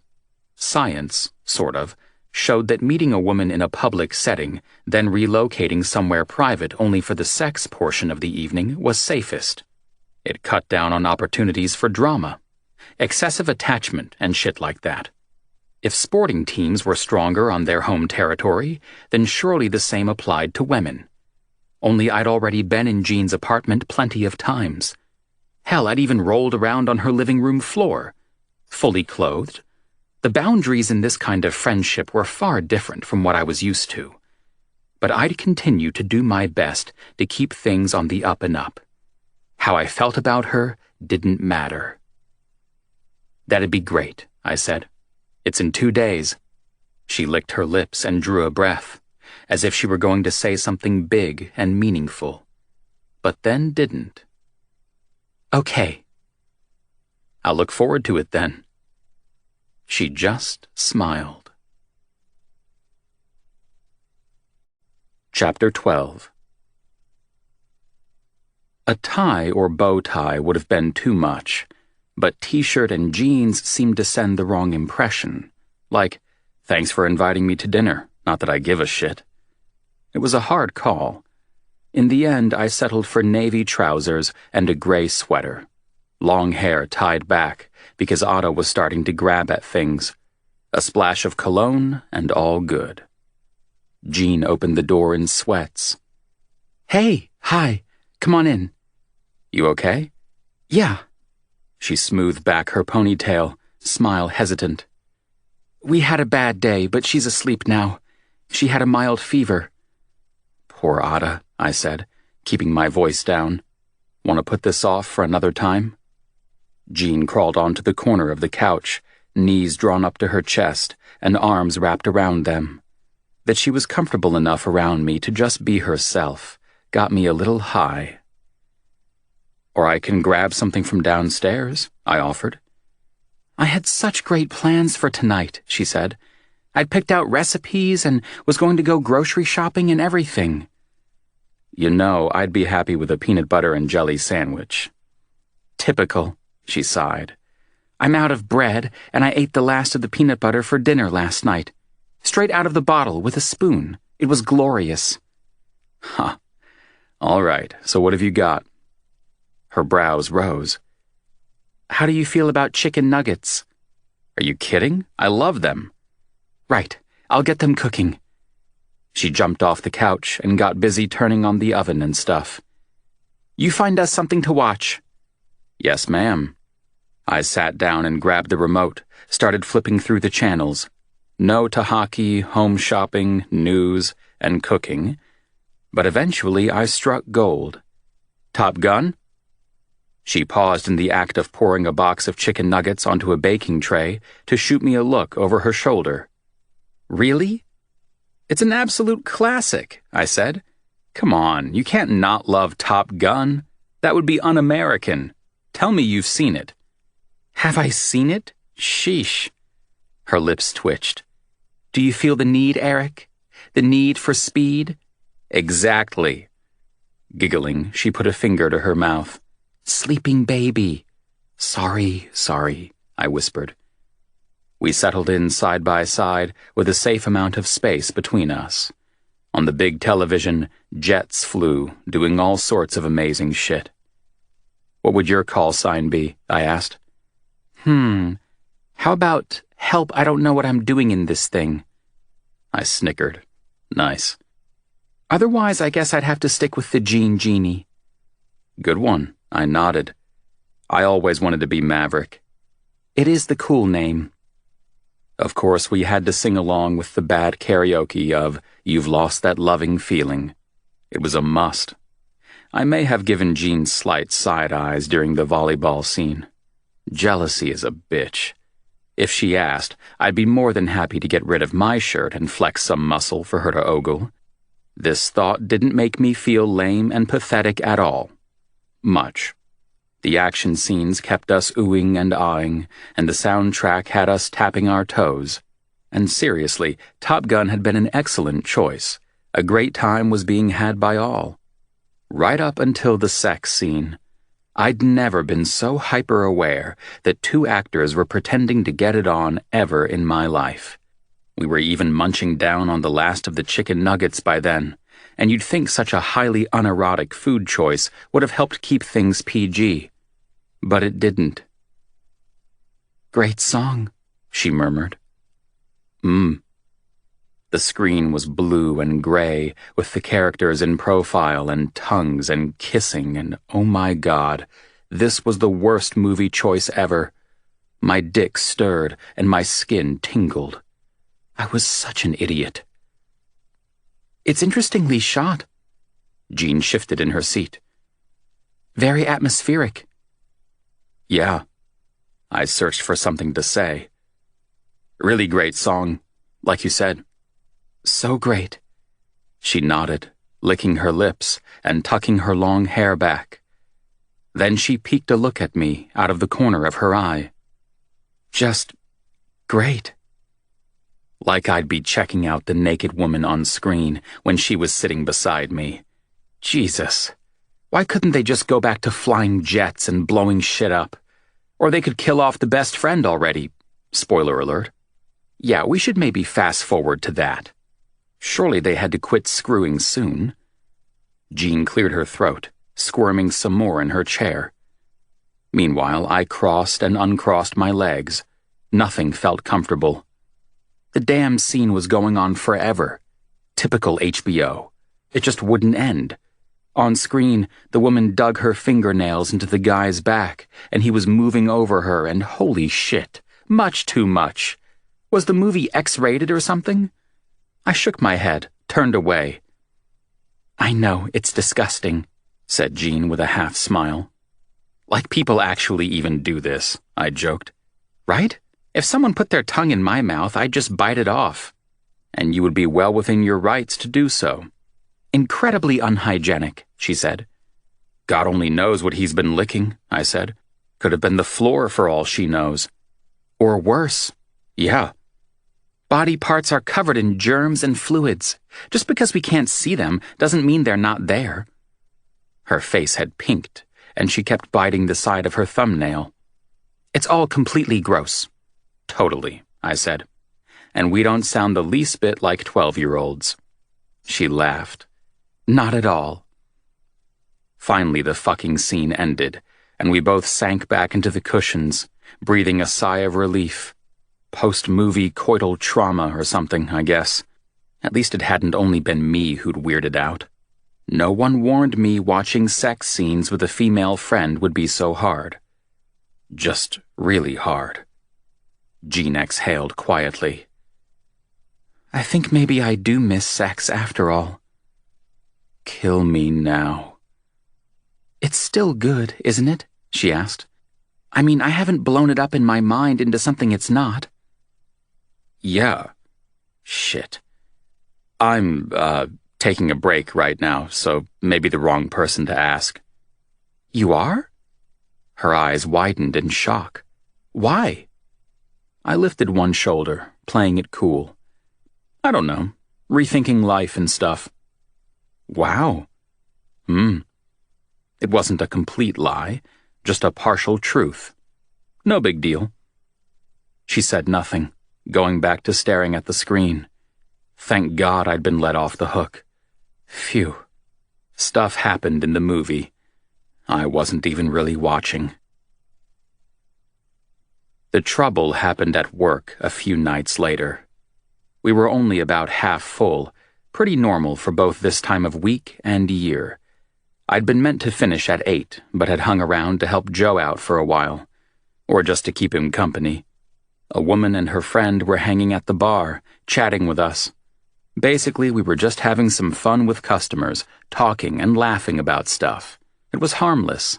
The friends were a bit flirty, but whatever. Most people, they have a few drinks in them, they get relaxed. Our job was to stop serving long before things got messy. You go to Shape Fitness? She asked, playing with her straw. No, said Joe. A different place. Where? Because you two definitely look after yourselves, the woman purred. I can see that. Joe smiled, moving on to another job behind the bar. He looked about ready for a break. If I didn't know better, I'd have thought he was taking on all the extra shifts to save up for buying something big. Something for his girlfriend, maybe. Thanks, I said. How's the martini? Dirty always gets the job done. The woman flicked her hair, and right on cue, her friend laughed hysterically. Christ, the girl almost fell off her stool, she was cackling so hard. I grinned. Great. That's the thing with puns and jokes. People always think they're the first to tell them. Trust me, as a bartender I can say with absolute authority that they're usually not. Alcohol and subtlety do not go hand in hand. If it did, there wouldn't be cocktails with names like Slippery Nipple and Screaming Orgasm. But I'd take getting hit on by some batting eyelashes to being cried on by some poor, broken-hearted schmuck any day of the week. Breakup sob stories were the worst, especially when the person was obviously to blame. Like, I'm sorry she left you because she found out you'd been screwing her best friend, your secretary, and the mother-in-law behind her back. How totally unreasonable of your wife to kick you to the curb. Yeah, no. Still, hazards of the job. It's not all flying bottles and flourished pores, though that's part of it too. Along with giving folks their change in $1 bills, of course. Gotta get those tips. Bartending was far from being the worst job in the world. But like anything, it had its highs and lows. Let me feel, demanded the woman, waving her hand in the general direction of my biceps. Eyes only, I said, before giving them the gun show. Even with the long-sleeve t-shirt, it didn't look half bad. I was actually pretty happy with how my upper arms were going. All of the hitting the gym with my brother to burn off steam I wasn't otherwise using had been paying off. What the fuck are you doing? Snarled some guy. Huh? Are you flirting with my girl? Troy. The one who'd almost fallen off the stool from laughing grabbed at the dude's arm. We were just talking. Baby, I would never... Bullshit. He was big, ugly, and angry. I knew you were up to something, telling me you were working late. Add paranoid asshole to the guy's list. The woman sputtered, shaking her head. But it was the genuine fear in her eyes that got me. Out of the corner of my eye, I could see that Joe had braced himself, edging nearer the entryway at the end of the bar, just in case the guy needed moving on. Calm down, I said. There's nothing to get upset about. Your girl and her friend were just having a drink together after work. Nothing's going on. I smiled disarmingly at the brute. How about I fix you a drink? On the house, just 'cause we're all friends. And that's when the asshole leaned across the bar and hit me. Straight in the fucking face. Pain filled my face, and for a split second, white dots covered my vision. By the time I'd snapped back to reality, Joe was already behind the guy, resting the thug's arms behind his back. My brother didn't have any proper security training or anything, but he'd had to muscle more than a few guys out of the dive bar before. Plus, it helps if you're the size of a truck. Once Joe had the guy's arms pinned hard behind his back, the fucker gave up his struggling and let Joe march him toward the door. The women had scattered, getting out of the way, which was good. Last thing we needed was someone else getting hurt. Ignoring the pounding in my face and the feeling like my eyeball was about to explode, I jumped over the bar and followed, moving fast rather than carefully, just in case Joe needed backup. He didn't. Like I said, sometimes size matters. Joe tossed the fucker out the door.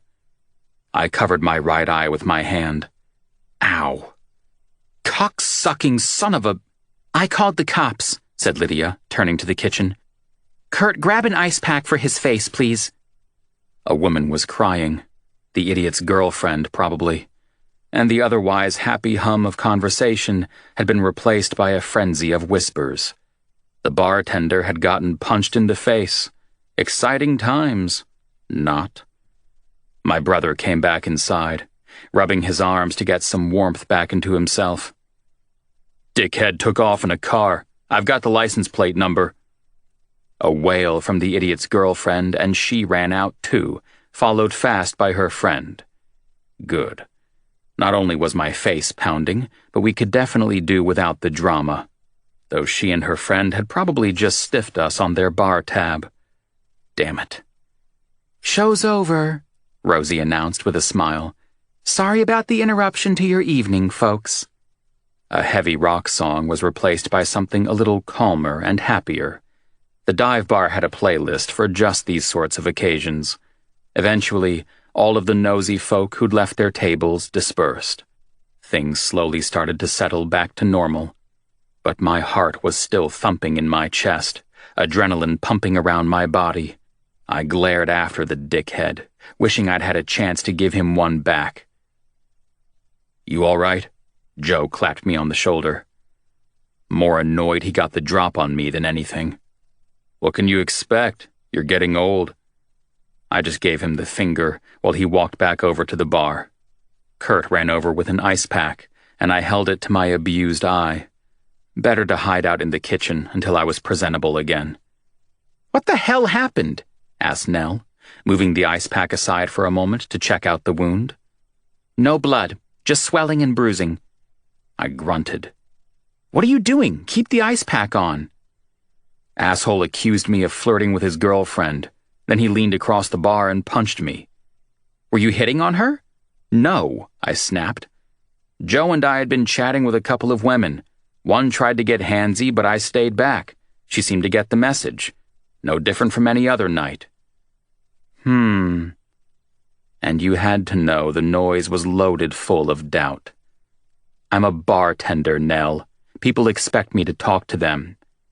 Yeah, but how heavy on the charm exactly were you? Nell, that's enough, said Lydia, her face unimpressed. Eric's the victim here. I just shook my head. Forget it. Once the cops had been by and I'd given my statement, I was out of there. What a night. Talking to people is part of my job, right? Keep still, said Jean, holding a new ice pack to my face since the last one had turned to sludge. I sat slumped on her couch, my head back against the cushion, feeling deeply sorry for myself. All while she played nurse, or at least knelt by my side, holding the ice over my eye. Maybe the playing nurse thing was more a figment of my imagination, but it had definitely been worth knocking on her door. If a beat-up face can't get a bit of sympathy from a pretty girl, then life would be too grim to bear. We were just having a laugh. I get that it's a fine line between a little harmless flirting and actually hitting on a woman, I said.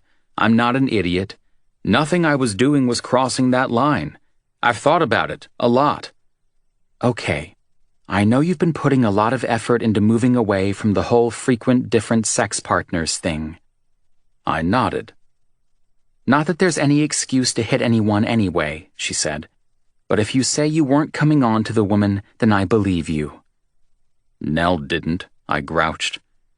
Yes, well, Nell and you have a complicated history. She winced. It might take her longer to come around. Plus, she's not exactly at her best right now. The pregnancy has her anxiety sky high. I said nothing. Sounds like this girl is dating a violent jerk. Hope she's got the sense to dump his ass, I said. I hope she has people to back her up in case he decides to retaliate against her. Jean sighed particularly heavily. I swear my heart stopped beating. Did that happen to you? No, she shook her head. But a friend of mine had some issues with this one guy. He just wouldn't take no for an answer. Kept calling her and stopping by, following her sometimes. It was scary there for a while. What the hell makes people act like that? I don't know, she said. Overblown sense of entitlement? Maybe they just get away with behaving that way so often that it seems like a good bet to them. Some people just seem to think violence is always the answer. Trying to control someone, having someone afraid of them, must feel good to them, I guess. I moved the ice pack aside, trying to see her better. Not that it worked with my eyelids all swollen. I want you to know, I would never want you to be afraid of me. I don't think too much investment in a relationship is a character flaw you're ever likely to blunder into. She smirked. But I appreciate the sentiment. I frowned. Not that we're together or anything. Damn. I didn't mean to say that. But if you were ever in trouble or anything, if ever someone was hurting you, you know I'd help, right? I'll believe whatever you tell me. I wouldn't doubt you. Her smile was slow, hesitant. Thank you, Eric. Just wanted you to know. Silence. Is the Advil kicking in yet? She asked, setting the ice gently back on my eye. I'm tough. I'll live. Good to hear. I smothered a yawn. Sorry. Tell me about your day. Well, today Ada and I tried our first Mommy and Me yoga class. Did you enjoy it? It was fun. She leaned against my shoulder, relaxing. It didn't mean anything. With the way she was holding the ice pack, resting against me was easiest.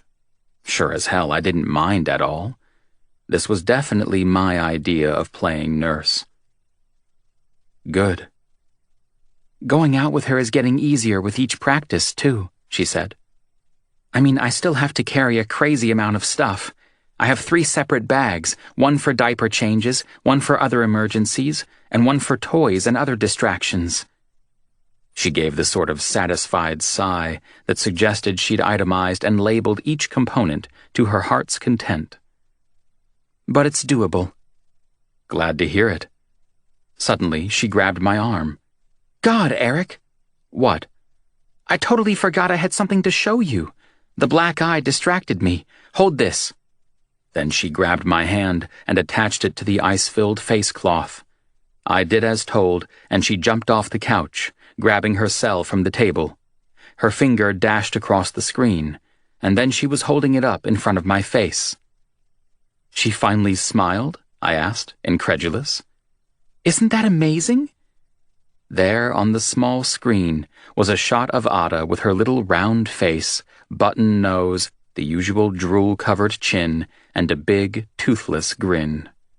God, my chest filled with warmth. That's so awesome, I said. Yeah, it was after a bottle.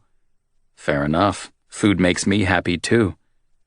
Laughing softly, she swiped through to the next picture. Same grin, slightly less drool.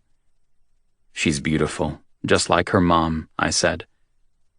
Beside me, Jean stiffened. You think I'm beautiful? Wait. Stop. I did so.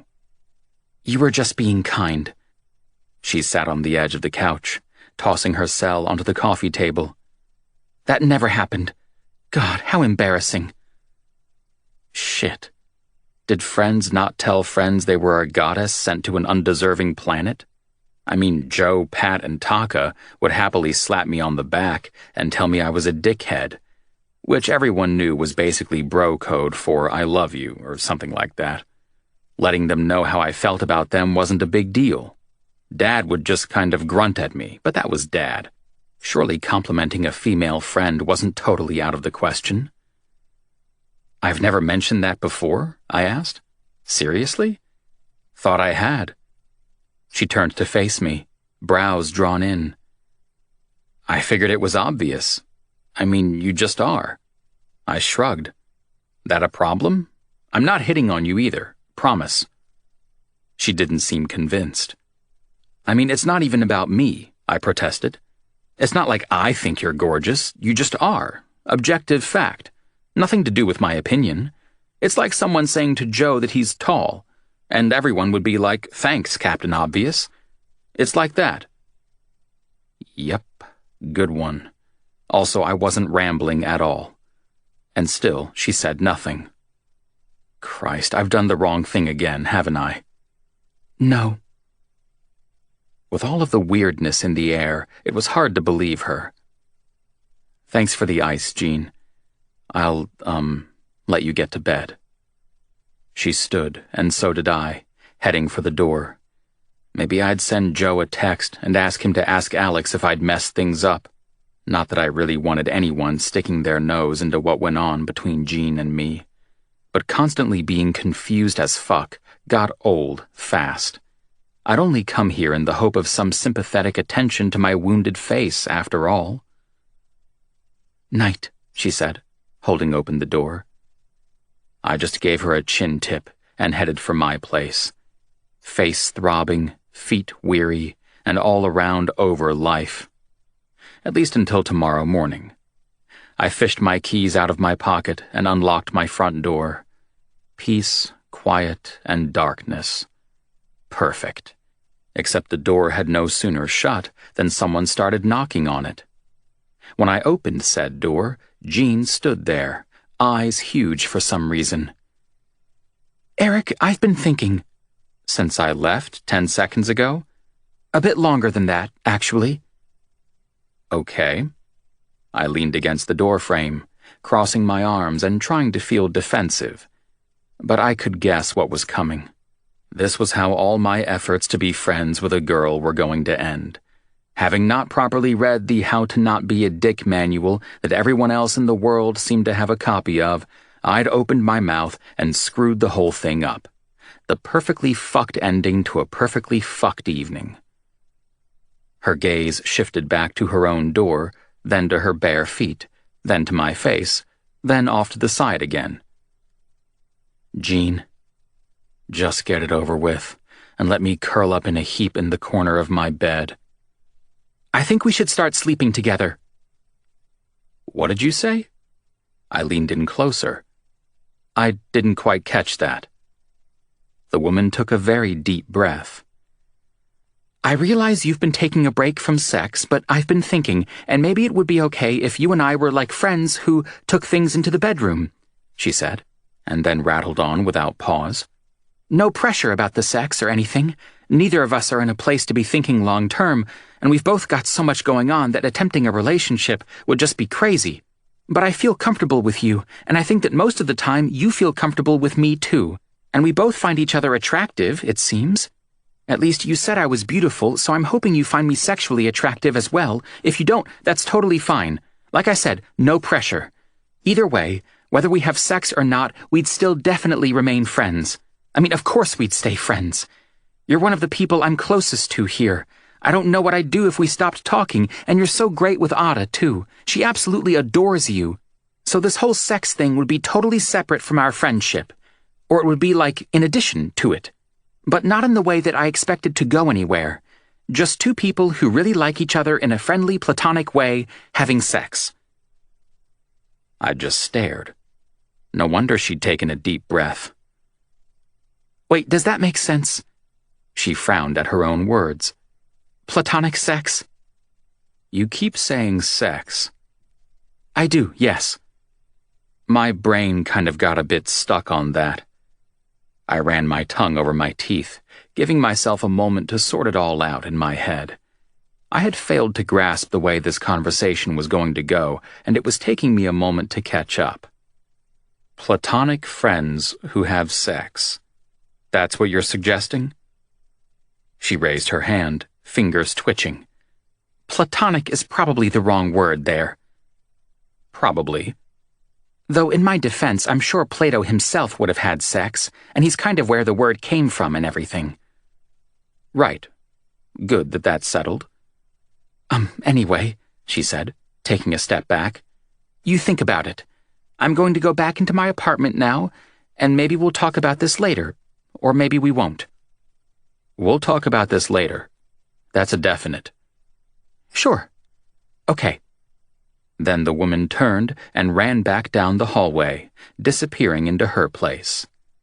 She could really move when she wanted to. I stood in the now empty space, my brain not only hurting, but quite possibly more confused than ever.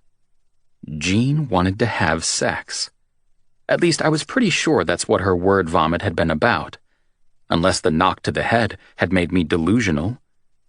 There was always a small chance, and the woman might think she and I getting horizontal would change nothing. But that was crap. Against all expectations, I'd gotten to a place in my life where I was pretty much best friends with a woman. I loved talking to her. I loved hearing about her day. She was funny and cool and kind, and this could ruin everything. I should say no, I mumbled. Damn it. Chapter 13. Hold up, said my brother, forkful of bacon hovering in front of his face. Eric, are you actually complaining because a woman you're attracted to wants to have sex with you? I paused. Yes. Honestly, I don't know what to do with that. Mom just laughed. There weren't many topics we could talk about in front of her. After hitting the gym in the morning, I'd ask Joe if he wanted to go talk Mom into cooking us breakfast. Usually, if I gave her really sad puppy dog eyes, she'd cave. Either that or pat me on the cheek and tell me to grow up. There was an even chance of either happening. That was our mom. She'd been a nurse for pretty much forever, so my black eye and pain meant little. Apparently, today had been my lucky day, and she'd put out a full breakfast spread. Bacon, eggs, link sausage, biscuits. Meanwhile, Dad was hiding out in the shed making bird boxes or something. I don't know. She's going to ruin our friendship, I said, finishing up chewing. And it'll be all her fault, not mine, for a change. Don't eat with your mouth open, admonished Mom. Nell would skin you alive. Joe chugged down some coffee. You know that. Nope, I said. I promised not to hit on Jean and I didn't. She hit on me. Therefore, I'm off the hook. Joe snorted. Like that'd save you. Come on, nothing I do is going to make Nell happy. I'm over even trying. Think you're probably right there, he said. You've turned yourself around at work, been putting in a lot more effort. I've noticed. Thanks. You decided to grow up, huh? Mom smiled. Good for you. I always knew you were capable of great things if you put your mind to it. I'll settle for average things, I said. Great would probably take too much effort. Eric the Adequate, that's what they'll call me. You'll see. Mom smacked a kiss on my cheek. What about me? Asked Joe. Whiny little jerk. Don't worry, said Mom. You're both my favorite. I shook my head. You always say that. One day you're going to have to make a choice, Mom, said Joe. She pretended to think it over. All right, I choose Alex. Alex is my favorite. I looked to heaven. That's cheating. She's my girlfriend, Mom, said Joe, not your child. We've welcomed her into the family. She's basically my adopted daughter. I can't sleep with my adopted sister, complained Joe. Don't be creepy. Mom cackled. Her own jokes amused her. I think I had inherited that trait, too. You raised me slightly better than that, said Joe. I'd hope so, Mom smirked. We'd grown up in this bungalow near Sandy Beach. The area had skyrocketed price-wise in the last decade or so. No way would we be able to afford it these days. If Mom and Dad ever decided to sell up, they'd probably make a tidy sum. It was a nice house. Though Mom was way more into pastels than anyone needed to be. I tried to talk her into modernizing the place, giving it a fresh coat of paint. Little had changed since Joe and I were kids, with the exception of Mom turning my room into a craft room and Joe's into a dressing room for Dad. Apparently, Mom needed the bulk of the household cupboard space for her clothes and crap. I highly doubt Dad minded. Hell, he probably hadn't even noticed. Football and building shit was Dad's whole world. A big part of why we'd never really bonded. "When do I get to meet your Jean?" asked Mom. "And her baby? Have you got any new pictures to show me?" Ada's just started smiling, but I haven't got a picture of her doing it yet, I said. And she's not my Jean. She's just Jean. Jean, who you're very enamored with and about to get more involved with. Who even says enamored these days? Muttered Joe. Mom ignored him. Eric, you don't sound like you're ready to take that step with her. It's what she wants. You know it'll change things. Mom watched me carefully. I know. How would this work exactly? Asked Joe, just out of curiosity. Dude, you want me to explain the birds and the bees to you? In response, he gave me the bird. Quite fitting. No fighting at the table, said Mom. Go wrestle in the backyard if you must. It's too cold. Yeah, Mom, I said. You trying to kill us from exposure or something? Not right this minute, no, she replied calmly, nibbling on a biscuit. Eric, I want you to bring your new girlfriend and her baby to dinner some night. She's not my girlfriend, Mom. She was very explicit about that. Said she wants a platonic... I checked myself before stumbling down that path. Anyway, she just wants to stay friends, and I want us to stay friends too. I've never really had a female friend before. Well, Nell and Lydia don't really count. I've never been tight with them like I am with Jean. There's a lot to lose if things go south, you know? I shook my head forlornly. It would have been better if she had never made the offer. The thing is just a disaster waiting to happen. That's very mature of you, darling, said Mom. Still, you need to think about the best way of politely saying no. You don't want her to feel rejected when you're actually doing it because you value her friendship so much. What? I spluttered. Say no? Why on earth would I do that? My brother burst out laughing. As if. The woman wants to have sex with me, and I'm going out of my mind over her. I shrugged. Besides, who am I to deny her? If everything goes to hell, it'll obviously be her fault. I'm totally in the clear on this one. Mom just sat there, mouth open. Not that I would blame her or anything, because she's one of my best friends, I said quickly. Gotta look after her feelings and all that. God, Eric turning down Jean.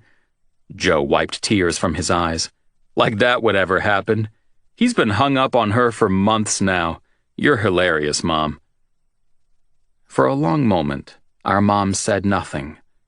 Finally, she picked up her cup and took a long sip of coffee, her gaze less than impressed for some reason. What? I asked. Nothing, dear. She sighed. Nothing at all. Mom's weirdness about the whole situation got me thinking. When I got back home, I texted Jean to see if she was up for a chat. It wouldn't hurt to get a few ground rules established before we started bumping hips.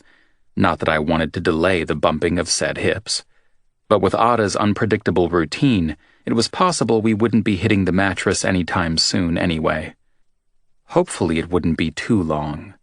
The idea that we might have to make an official date for sex and then have to patiently wait until the duly appointed hour was liable to drive me out of my sweet mind.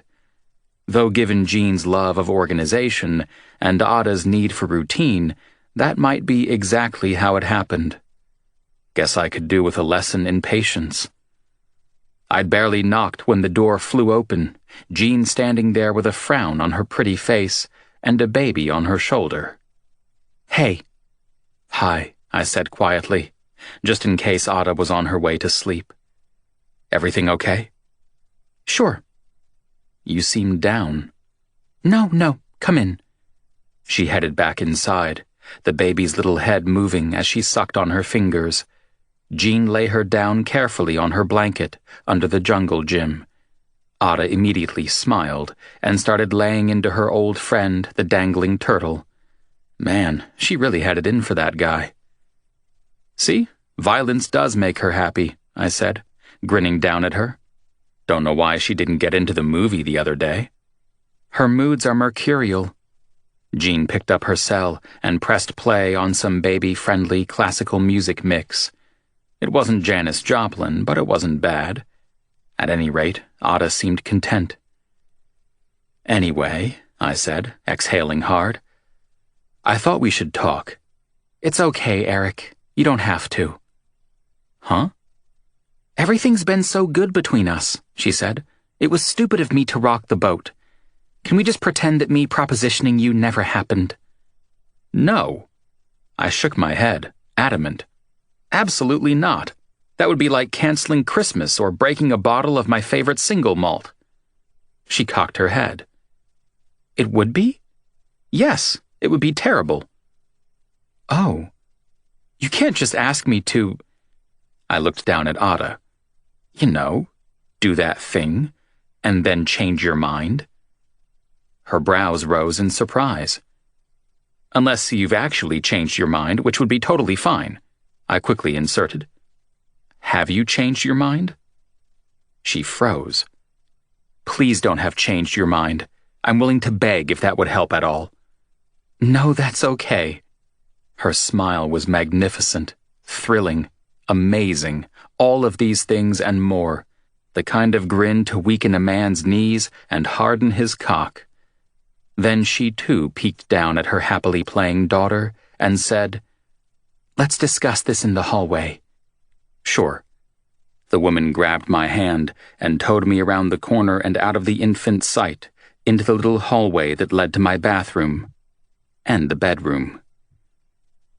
Because we probably need rules and stuff, right?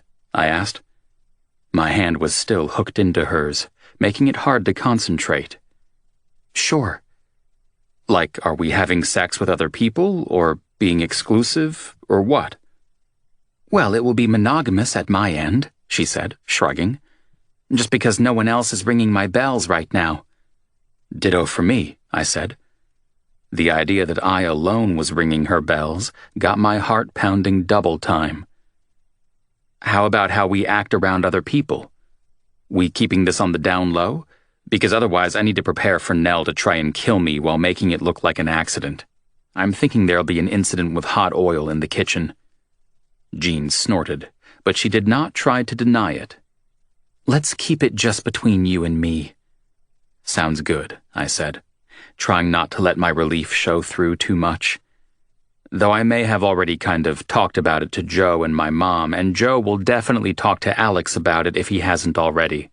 He's pretty much pussy-whipped when it comes to stuff like that. Sorry. So basically word is going to get around? Probably. Her lips wrinkled, then she shrugged. Whatever. Whatever? Yeah. Out of nowhere, her hands were on me, pushing me up against the wall and leaning in until her t-shirt-covered breasts were brushing against me. Made it damn hard to think. Christ, the absolute focus in her eyes. I don't mind if you don't. I cleared my throat. I vote we just tell them all to mind their own business. Will they? Probably not. Duly noted. Then her hands grabbed hold of my shoulders and she lifted up, pressing her lips to mine. Her breath mingling with mine, her face so close. Fucking hell, it was perfect, and the woman did not mess around.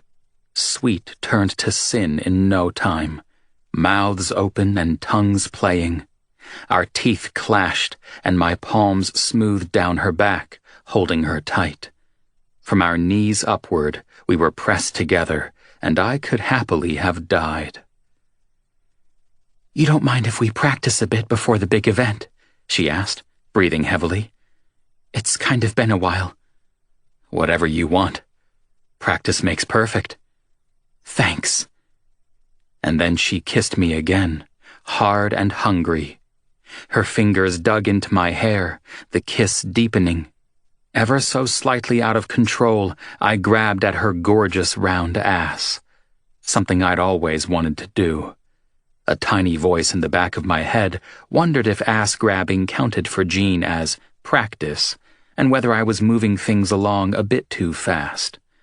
But at my touch, she pushed her hips hard forward into me, and my doubts disintegrated. She was as into this as I was. Maybe more, if that was even possible. Our mouths fused together once more, my hands happily full of Jean's delectable soft rear. Our pelvises were grinding together, the front of my jeans getting damn tight. The woman did things to me. Things beyond my control. Not that I wanted either of us in control right then. No, what I really wanted was to reverse our positions, have her legs wrapped around my hips, and then take the whole grinding thing to the next level. Though even just kissing Jean was a treat. The kind of experience where nothing else existed. We were halfway through the maneuver, Jean's legs just beginning to lift and spread around my waist, when Ada made some weird, outraged, yodel kind of yell in the next room. "Shit," whispered Jean. We got a little carried away. "Just a bit." Then, sadly, she stepped back, straightening her top. The sight of her hard nipples undid me just a bit more. Her breasts would be as nice a handful as her ass. "You okay?" "Yes, thank you." "If you want, I'll show them to you later." "Sorry, what?" My gaze returned to her face, only to have her point to her breasts. "I said, I can show them to you sometime if you want." "I would like that very much." "Okay then," she grinned. "Next makeout session, no shirts. Agreed?" I was a total winner at life. Forget how much money currently sat in my bank account. Ignore my maturity levels and emotional stability, or lack thereof. Jean had offered to show me her tits. The year had only just started, and mine was already made. I grinned back at her. Second base it is. Ada yelled again, and Jean headed her way, though the sound from the baby seemed more bored than upset or anything. She'd had both of our attention for a minute there, and then me and her mom had disappeared. Clearly not okay. "Hey, baby." Jean swung her up into her arms. "What's going on?" Ada gurgled happily once more. "Oh my God," cooed Jean. "Were you not the center of attention for a minute? That's outrageous. Worst mother of the year. Again. And you're not even a year old yet." Hello. I gave the baby my finger to hold on to. Of course, she immediately tried to stick it in her mouth. Cool zebra print onesie, baby girl. "So glad it meets with your approval," said her mother. "You want me to hang with her while you get some stuff done or anything?" "Actually, I'd love to go downstairs for a coffee and get out of here for a bit," she said. "We could all go." "Sounds good." "All right, let me just brush my hair." Jean passed me the baby, giving me a quick kiss on the cheek as she did so. "Won't be long." "Take your time." I settled onto the couch with Ada nestled into my shoulder. I am completely happy right here. The next day at work, I had a lot to think about. As I walked around opening the place up, the fingers on my left hand still tingled with the memory of holding Jean's ass. But by 10 a.m., I'd moved on to more pressing matters, daydreaming about how Jean's tits would look, adorned with nothing more than a skimpy bra. The next tasks were to tally the books and restock the bar, which was an opportune time to speculate on what a sight they would be sans bra. Awesome, was my educated guess. Memo to self, don't dim the lights so far tonight that you can't get a good view. By the time I'd finished with that business, it was late morning. A few young tourists had moseyed in for brunch, and it was game on. I fixed their Bloody Marys, wondering how those two magnificent creatures would feel when I finally had them in my hands. Firm and strong, if the memory of them pressing into my chest last night was anything to go by. Not to mention how they looked when she had tried to straighten her top, and those hard nipples pressed out against the fabric. But then, tits were strange and magical things, and sometimes they'd be surprisingly soft and succulent. A box of chocolates and all that. So it was hard to know. And then there was the whole question of skin texture and nipples to be considered. Like I said, a lot to think about. Oddly, it was turning out that messing around with Jean was twice as much fun as actually having sex with anyone else.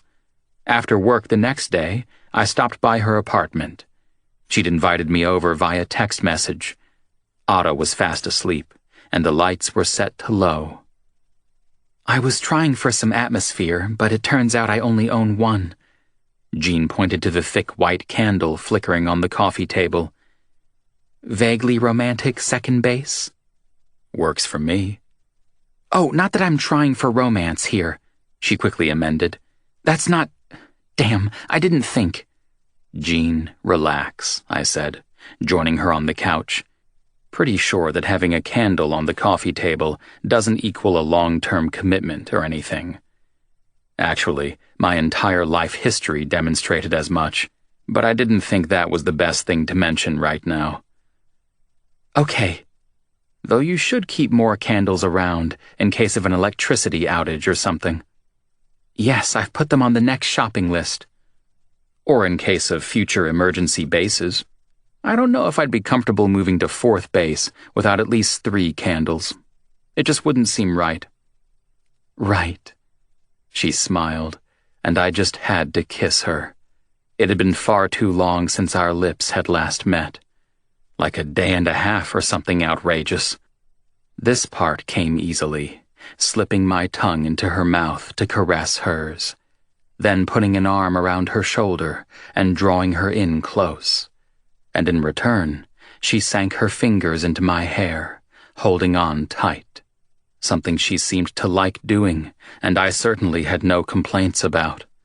I traced the length of her arm, curved my hand around her shoulder.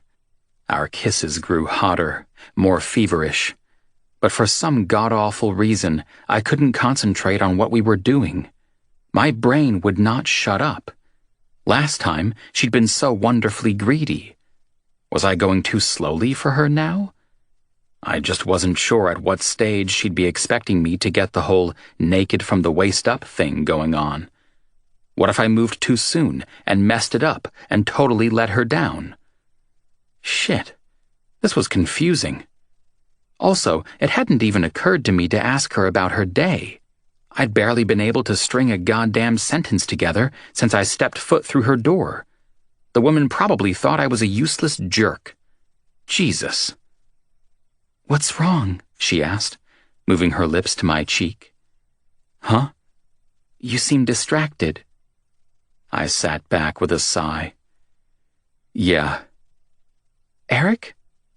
I'm fucking it up. She frowned. No, you're not. Tell me what you're thinking. I pushed my hand back through my hair with a groan. Damn, I think I'm actually nervous. Her gaze widened. I'm never nervous. This is crazy. I got to my feet, pacing back and forth, avoiding Ada's jungle gym and the oversized teddy in the corner.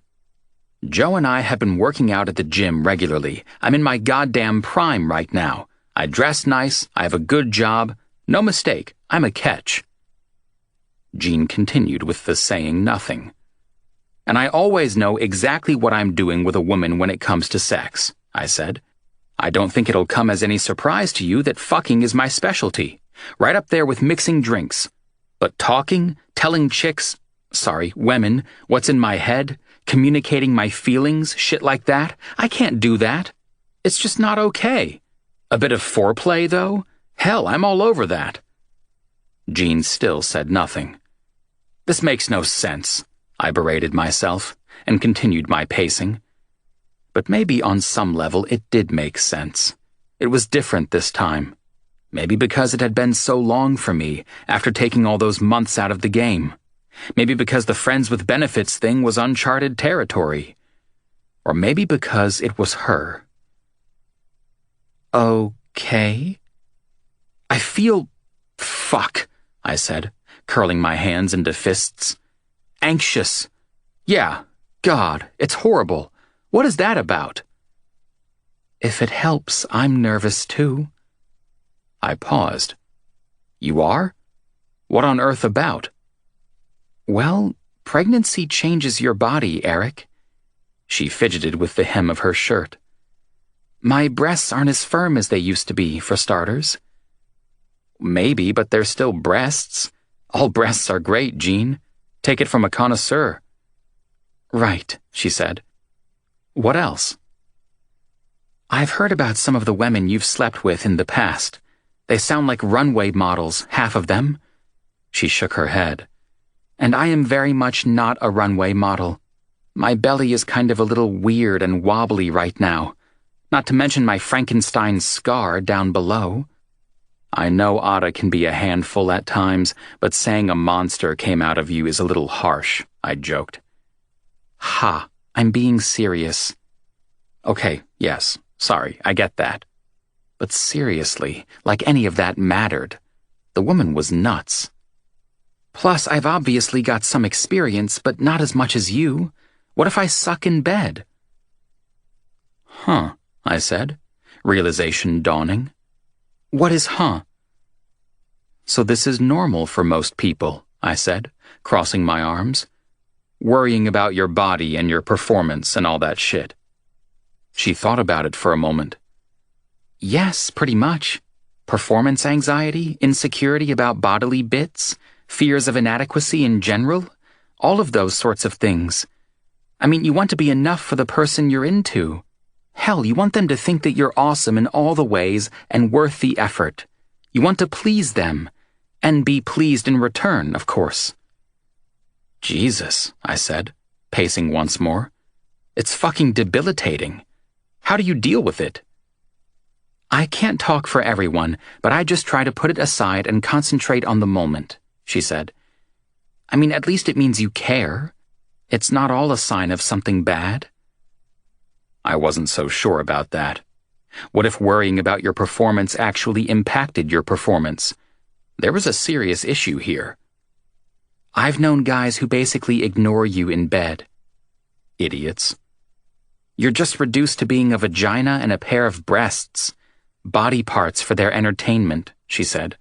They're usually the kind of dicks who say they don't like the taste. Are you serious? Nope. What useless sacks of shit. One sad sack I met wanted to debate whether the female orgasm is a myth or not, she said, while we were in bed. I hung my head. Oh, man. Indeed, she half smiled. But we were doing something before this discussion derailed us. Right. Yeah. Okay. I clapped my hands, rubbed them together. I just had to get my head back in the game, get the mood back somehow. How do you want to do this? What if I give you something else to focus on? Sounds good. What have you got? In response, she peeled off her top and tossed it aside. Then she immediately covered her belly with her arms, leaving her skinny jeans and siren-red bra on display. Okay, I did it, she said, speaking more to herself than to me. You certainly did. Your turn. I kneeled in front of her, my gaze hooked by the promise of that bra, trailing fingers softly back and forth along her arms, leaving goose flesh in their wake. I licked my lips. So much soft, bare skin calling to me. I dearly love to make a feast of the woman. Then she clicked her fingers in front of my face. Eric, take off your shirt, please. I ripped it off straight over my head, catching it on my ponytail for a second. Damn hair. Apparently the sight of me pleased her, because she stopped worrying about hiding her belly and started touching me instead, fingers stroking over my shoulders and up my neck. God, you're gorgeous, she hummed, moving closer. Jean slid off the couch and into me, forcing me back. It required some hasty work, but somehow by pushing aside Ada's jungle gym, blanket, and the coffee table, we found enough room to make out on the rug. With me on my back and Jean straddling my hips, the world was simply awesome. Christ, the sight of her red silk-covered tits and eager hands. Not that I was slacking off in the feeling her up category. She pressed her mouth to mine, her body to mine, and my mind was blown. The long line of her back and slender column of her neck, her lips and tongue and everything. Any earlier uneasiness, all of those bad thoughts, they were chased far away. Pants are the worst, she murmured, rocking against me. Fuck, it felt amazing. Absolutely. But we should probably take it slow. Whatever you want, I panted. But what about the bra? Hands set beside my head, she eased back a bit. I did say naked from the waist up. You did. She exhaled softly. Go for it. Yes. My experienced fingers got rid of that red bra in no time, and then there she was. Perfect brown nipples. The woman was all sweet curves. She fit into my hands just right. I'm sorry you feel they let you down when it came to breastfeeding, I said, but they are absolutely beautiful. Smiling, she leaned down to kiss me again. If red silk had been fine against my chest, hard nipples and soft skin were even better. I couldn't even remember the last time I'd been this excited about just making out and reaching second base, though I guess second base was really just copping a feel, while we were both half naked rolling around on the floor. So second base with a hint of stealing third, maybe. We'd reversed positions, Jean under me, her legs wrapped around my hips. By the time we finally made it into a bed, we'd have dry humping down to an art form. I can feel you, she whispered. This does not surprise me. I kissed a path up her neck, nibbling on her ear. Pretty sure I'm about to break the damn fly on my pants. She laughed, her hands running down my sides. But then she got serious. Do you mind taking it in stages? No, I am perfectly happy right where I am. Good. Our kisses got messier, longer, and deeper. My stubble scratched lightly across her soft skin. I wanted to explore every inch of her, find out what made her sigh and what made her squirm and laugh. I'd happily worship her tits for hours. Kissing and licking them made her hips buck, and there was every chance I'd die of the world's biggest hard-on. Because of course my dick ached to be inside of her. But this was all about what made Jean happy. I could wait. I would wait. God only knows how long we made out on the floor. Time did not exist. But Ada most certainly did, and eventually she woke up wanting her late-night feeding. The books say you can start thinking about weaning her off the middle of the night feeding at 4 to 6 months. You're still reading the books? Asked Jean, hunting around. Do you see my bra anywhere? By the bear, and here's your top. Thanks. Yeah, I'm interested in her development, you know? I think it's sweet. You two are like buddies. She got her bra back on, a huge grin on her face. That was some good, clean adult fun, though. Maybe next time we can move on to having some good, dirty adult fun, I suggested, pulling my shirt back on. If you're ready. Oh, I think we're definitely ready for third base, she said, as Ada increased the volume on her wailing. Coming, baby. Pants are the worst. I gave her a quick kiss, then made for the door. I better get home, hit the shower. She made a little noise in her throat. I know exactly what you're going to do in that shower. You disgust me. I wish I could watch. Another time, I grinned. Good night, my friend. Night. Chapter 14. Later in the week, we hadn't yet made it to third base, mostly due to Ada deciding to be an overachiever and start teething early. Maybe she was making up for not smiling on time. I'd told her the book said she had another couple of months to go before she hit that stage, but the baby didn't listen to science and reason. So 2 nights ago, I'd done an emergency run to Walgreens to fetch teething gel and a teething ring thing. With Nell getting more pregnant by the day, it was easier for me to run errands for Jean, and I didn't mind.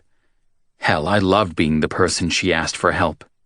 Being the person she relied on, someone she trusted, felt damn good. And it was way easier for me to go grab stuff than for her to load up the baby and the car at some crazy hour.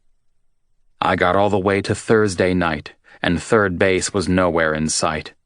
To be honest, I'd actually have settled happily for another romp around second, but I hadn't even seen either of them since yesterday morning. Still, maybe Ada's new teething gel would see an improvement. That would be a relief for all our sakes. I tried not to get my hopes up about it and just focus on the work in front of me. There you go, I said, sliding a French martini across the bar to Taka. Thanks. He nodded and went off to serve it to whatever customer. It had been a good night so far. Vaughn and I kept busy behind the bar due to a decent amount of people coming in for dinner and drinks. Nell had picked out an interesting mix of female artists for the music, making for a great atmosphere. Aretha Franklin, Bjork, Sia, and more. To my knowledge, she hadn't yet found out about Jean and me getting more intimate. Not that it was any of her business, but if she did know, the woman would be on the war path. There'd probably have been knives thrown my way, the odd roasting pan. Who knows how many weapons she could find in a commercial kitchen. I really didn't want to find out. Let sleeping dragon ladies lie. It was close to 8 when Jean came in with the baby and an older couple. A man and a woman in their 50s, at a guess. Ada was in one of those infant car seats that you can pop out and carry around. Weird, Jean hadn't made any mention of dropping by. Also, I had a bad feeling about who the people with her might be. Taka seated them at a corner table away from the main lights and some of the louder parties. A good call. Overstimulation could freak Ada out sometimes, and apparently worrying about Ada and Jean both could freak me out sometimes. A sudden sweat pricked at my shirt. Shit. Were those really her parents come to visit from Florida? When I caught Jean's eye, she gave me a tight-looking smile and a wave. Her probable mother spotted the movement, head snapping around as she sought me out with her eyes. Not a happy face, though it was a familiar one. Mother and daughter looked a lot alike. The woman said something, and Jean answered, still with that strained smile in place. Whatever she'd said had Jean's dad frowning at me too. Great. I tried standing taller, shoulders back and head up.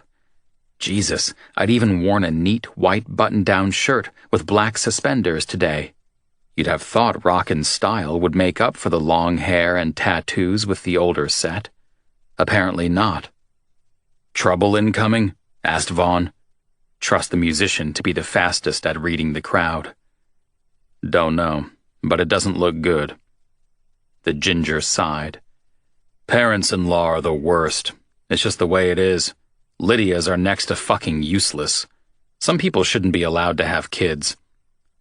Jean and I are just friends. He gave me a long look. Dude, swear to God, you're going to get sick of spinning that shit someday soon, and I, for one, cannot wait to see what happens.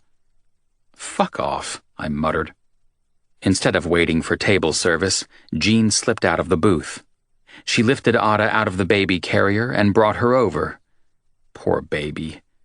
2 angry pink spots still lit her cheeks as she gummed at the teething ring. She still doesn't look happy, I said, reaching out to pat her soft little head. No. Jean gave me a glum look. I thought she might like to see her best buddy, Eric. Man, I wanted to be her best buddy, complained Vaughn. Poor cutie. No smiles today, huh? Jean kissed Ada's cheek. Not today, unfortunately. Being a baby is rough sometimes. That it is. Taka came up to the bar, and Vaughn got busy filling his order. Can I have a cuddle? I asked, slipping out of the bar. You sure can. Jean carefully handed the baby over. For a second, Ada startled, then seemed to recognize me and chilled.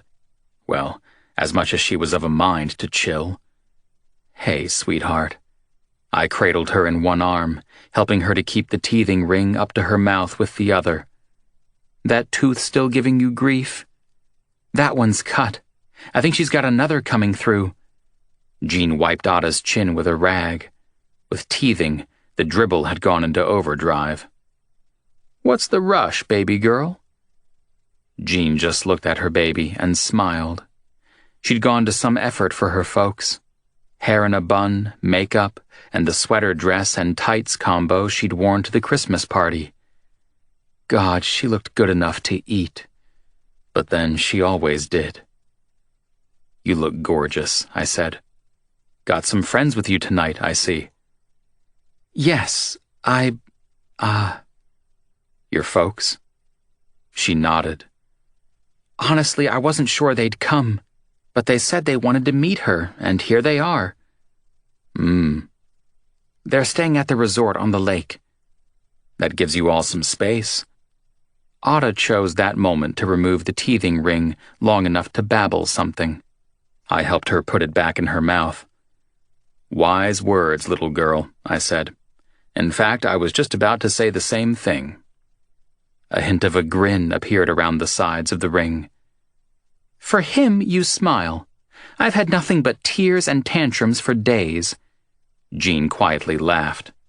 If her first word is Eric, I'm going to kill you. Just a warning.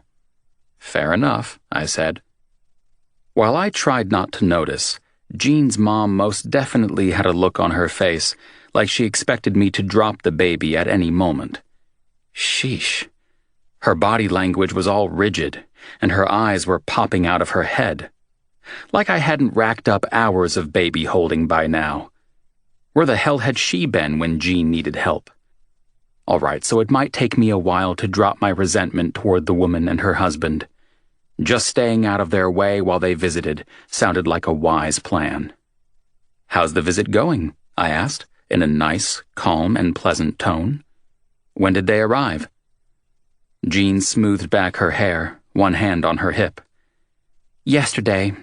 I think it's going okay. There's still a lot of tension. They love Miss Ada, however. How could they not? I swear if Mom takes any more photos, her cell's memory will explode. Hey, said Nell, barging in.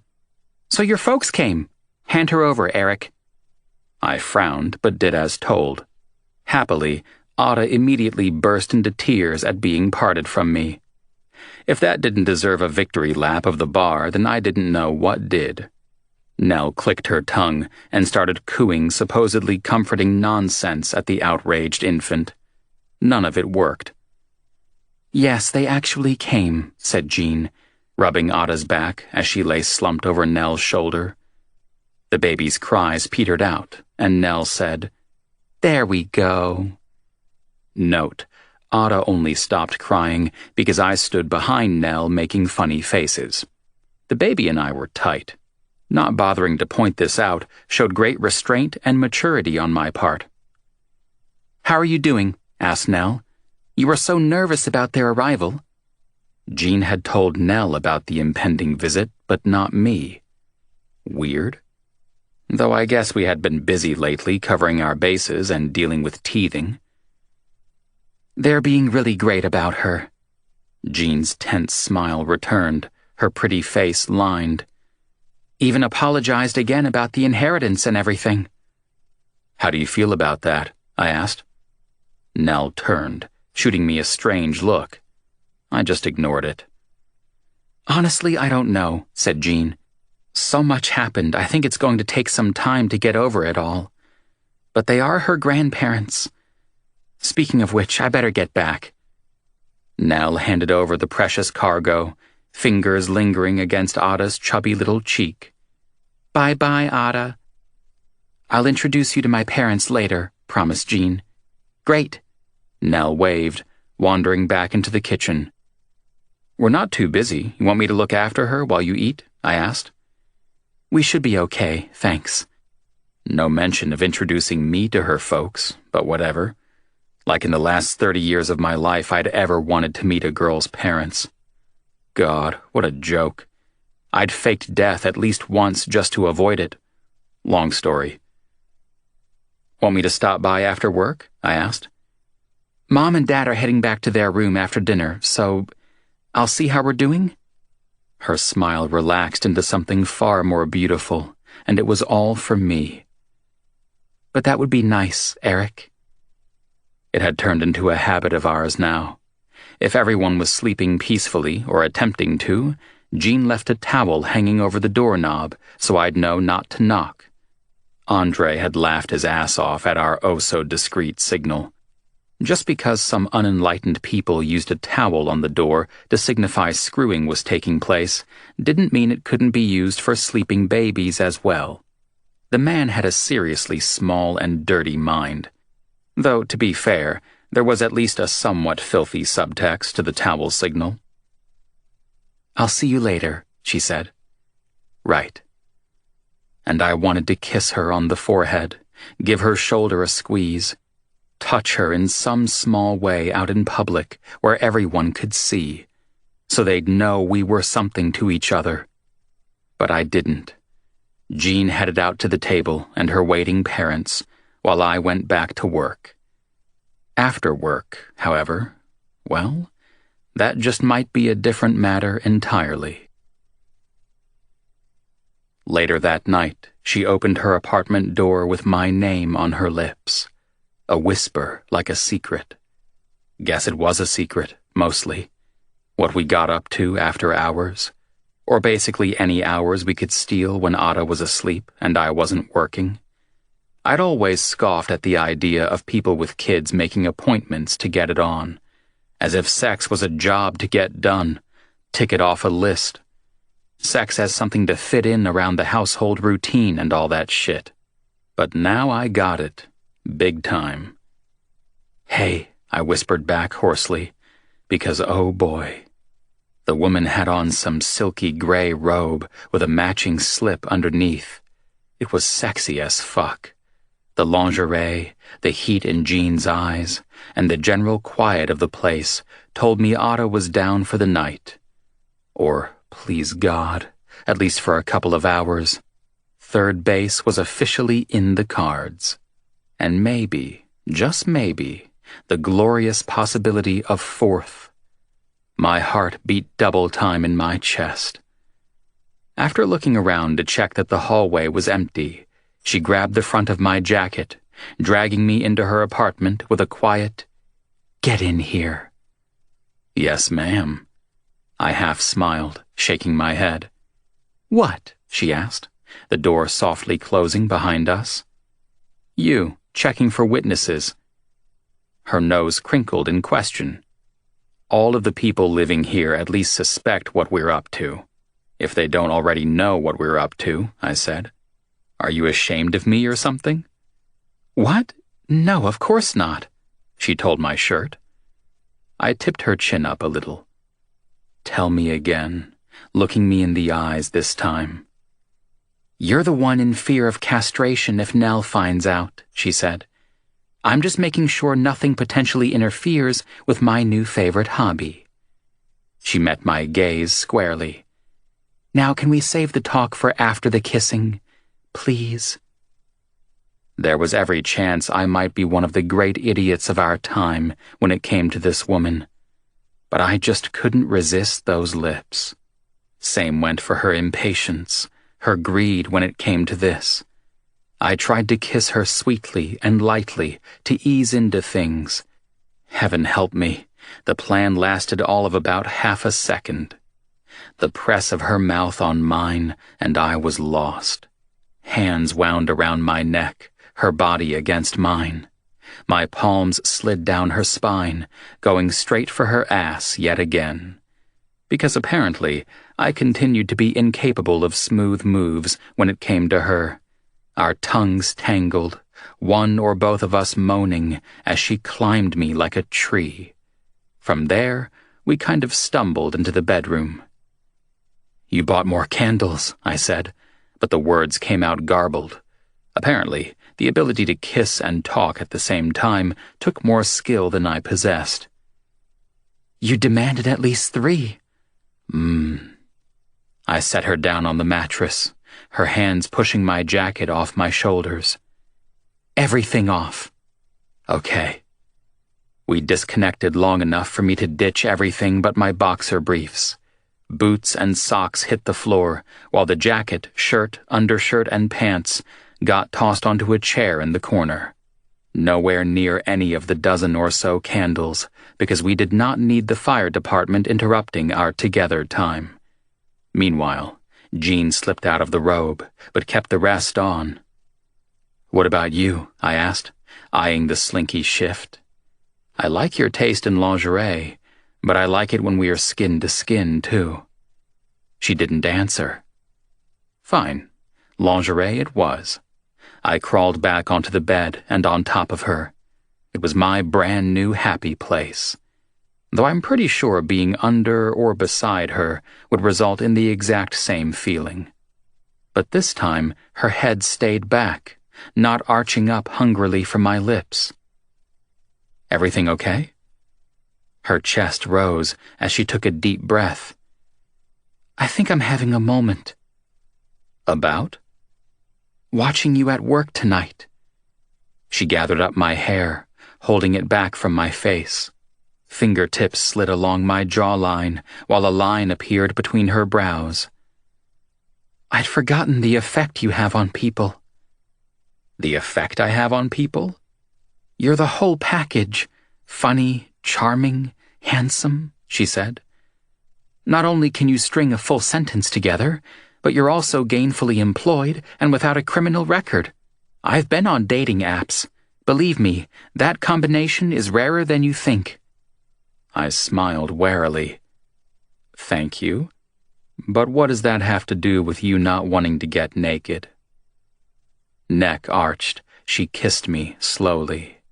Her tongue slid into my mouth, completely derailing the damn conversation. Without thought, I let some of my weight rest against her, pressing her body into the mattress. Jean eased her legs out from underneath me, her wiggling and me shifting until I lay between her thighs. Forget happy place. This position made me fucking delirious. Sweetheart, I mumbled eventually, my face buried in her neck. Christ, she was so sensitive there. One of my hands slid a strap off her shoulder, acting completely separate from what little remained of my brain.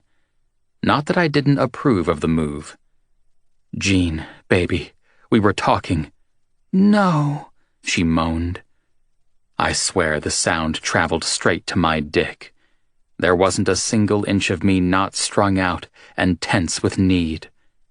But I was just having a moment of insecurity. It's nothing. Doesn't sound like nothing. Later, Eric. If only my mouth hadn't found a bare nipple right about then, I might have been able to resist and figure out the source of worry in her eyes. Or just generally try and make sense of the conversation. Even worse than her breast, though, was when I slid my hand up her leg, getting higher and higher. Nothing but bare skin. "You're not wearing any panties," I said, fingers curled around her hip. "Is that bad?" No. It's so damn good. I can't even..." Fuck. The lingerie dragged down off her shoulders and hiked up past her hips. I'd figure out what it was about later. Right now, only touching her, making her come, mattered. Honestly, I worked best with only one or two priorities. The way she squirmed when I dragged my tongue across her nipple was exquisite, only barely surpassed by the hot, damp feel of her naked pussy against my boxer briefs. Everything low in my gut drew tight while my balls grew hot and heavy. Taking it slow might kill me, but it would be a hell of a way to go. "I don't want to take it slow either," she murmured. So apparently I'd said that last thought out loud. "Huh? Let's skip third base," she said. I slid my knuckles along the seam of her sex, because not feeling her there immediately was not an option. Her body tensed, her mouth popping open.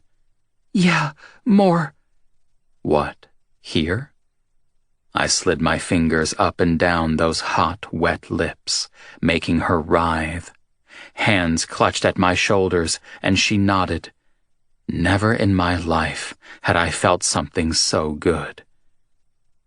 But third base would be me tasting this sweet pussy. The noise she made. Holy hell.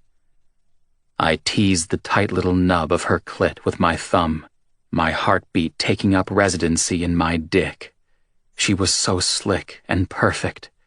Every reaction, each move she made, fed my need. Maybe all those years of practice had been about this one moment. The superhuman ability required to please Jean without losing my load. It made a kind of sense.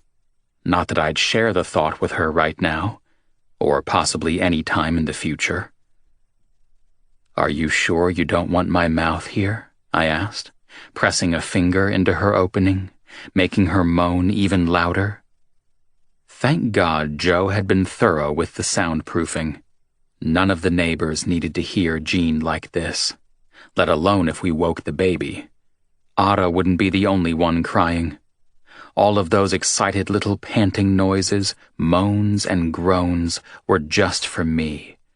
Once she was good with one finger, writhing against my hand, I gave her another. With my fingers hooked, I gently rubbed, working her inside and out. Or you could come just like this on my hand. Wouldn't that be good? "Eric!" More moaning. You know, I could listen to you say my name like that all day. I nipped at her breast. Makes me harder than a fucking rock. She waved a hand at one of the bedside tables. "Condoms in the top drawer." "But Jean, oral is important." "Next time," she breathed. "Are you sure you don't want to stick to the plan?" Fingers fisted in my hair, pulling it loose and tugging me up to meet her face. "Stop messing around. I mean it."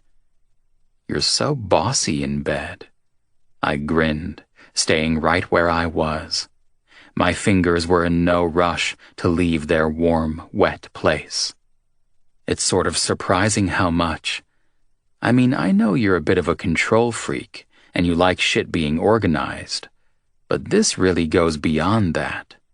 The minute we're messing around, you turn into like a little sex general, pushing me against walls, tearing at my clothing, telling me what to do. It's hot as fuck, sweetheart. Keep it up. Her face screwed up, breasts rising and falling at a furious pace on account of how hard she was breathing. "Eric!" Condom. Got it. First I sucked my fingers clean, because sweet treats shouldn't be wasted. Then I reached for the drawer. Christ, She'd really bought quite the selection of prophylactics. I bet they were even alphabetized. Whatever, the closest ones would do. Off with the underwear and on with the protection, and we were good to go. I dragged the wide head of my cock through the swollen lips of her sex, just enjoying the sensation and torturing the both of us a little more. No matter how badly I wanted to rush this and get inside her, the black of her eyes was so huge, swallowing the surrounding color, and she had her lips open, a faint sheen of sweat on her skin. Months of going without, wanting only her, had only made this mean more. Even if we were just friends who had sex, even if it didn't mean anything. Doubts might have crept in then, concerns about losing my touch, forgetting how to do this. But no way would I let anything mess this moment up, including my own stupid head. Slowly, gradually, I pushed in. Any lingering blood in the upper regions of my body rushed straight to my cock at the feel of her body opening for me, the hot clasp of her vagina around my dick. I should write the woman bad poetry. Hell, I probably would. "You feel so good," I said, voice low. Her mouth trembled, so I kissed her. Soft, lingering kisses, taking my time filling her. It had been a while for both of us, and the last thing I wanted to do was hurt her somehow. Not her body, her heart, or her mind. We might have rushed up to this stage, but now was the time to take it easy. When my body finally rested against her, she slowly exhaled. "Okay?" I asked. She nodded. "Just give me a moment." I pressed my lips to her cheek, her nose, her chin. It wasn't easy, resisting the urge to move. Though I could manage, right up until when she wiggled underneath me, her inner muscles clutching at my cock. God damn it. I hid my face in her neck, trying not to grind into her, and only losing the battle a little. "Move now." Thank fuck for that. I slid out nice and easy, plunging back in a bit harder. Then the next time a touch faster, building things up gradually. She made a good, loud noise, digging her heels into my ass and her nails into my back. Hard nipples scratched at my chest, my balls slapping against her gorgeous ass. Her hips raised to meet every thrust, her body writhing beneath me. Everything fucking perfect. I'd never thought much about exactly what was involved in making love, but sex with Jean felt about as good as anything could get. Electricity spiked up and down my spine, and I couldn't hold out much longer. With a hand beneath her ass, I gathered her body closer. All the better an angle to stimulate her clit, and generally pray she'd come. All of her body tensed, eyelids squeezing shut, locking out the world. As everything inside of her focused, her pussy clutched at my cock, milking me dry. No way I could resist. We both came, bodies trembling, skin dripping sweat. My sight darkened, my mind blasted into outer space. Quite possibly, cum shot out of me at something close to light speed. But since I had no way of measuring it, we'll never know. Pretty damn sure, though, that I died there for a minute. Still, even in death, it would be rude to just collapse on top of the woman. I struggled off of her before collapsing face down. Shit. What an experience. There was every chance I'd never need sex ever again. Until next time she opened her door with my name a whisper on her lips. Jean curled up against me, and I rolled onto my side, drawing her in closer. "Are you okay?" she asked. I grunted. Silence. The musky scent of sex filled the room. But this wasn't just any sex. This was sex care of Jean and me. If only someone could bottle it, or make a car air freshener out of it or something so I could smell it whenever I wanted. Slightly wrong and perverted, but I'd be willing to pay. Such great memories, and hopefully there'd be many more to come. "What are you thinking about?" she asked. "Nothing," I blurted out. "Just, post-cum float. My mind is far away." "Okay." She shifted a little, the mattress moving. "Was it all right? The sex?" I raised up on one elbow. "Are you kidding me?" The expression on her face said no. Unbelievable. "How should I put this?" I sighed. "Your vagina is officially my new happy place." She burst out laughing. New? You don't take my feelings seriously at all, do you?" "No, I do. Sorry," she said. "Please explain." "Well, first hanging out with you was my happy place. I grabbed a pillow and shoved it beneath my head. Then it was making out with you. But now it's very much your vagina." "Sure it's not just vaginas in general?" "No," I said adamantly. "It's specifically what's between your legs. No one else's legs will do." That might just be the strangest compliment I've ever received. Not that I don't dig the whole package, but it's sincerely and affectionately meant. Chewing on the side of her thumb, she rested her head on my bicep. "Thank you, Eric." "For what?" I felt more than saw her shrug. "I don't know. For just being you." "I'm me all the time," I said. "It's something of a specialty of mine. But you're very welcome." Then she yawned, jaw cracking.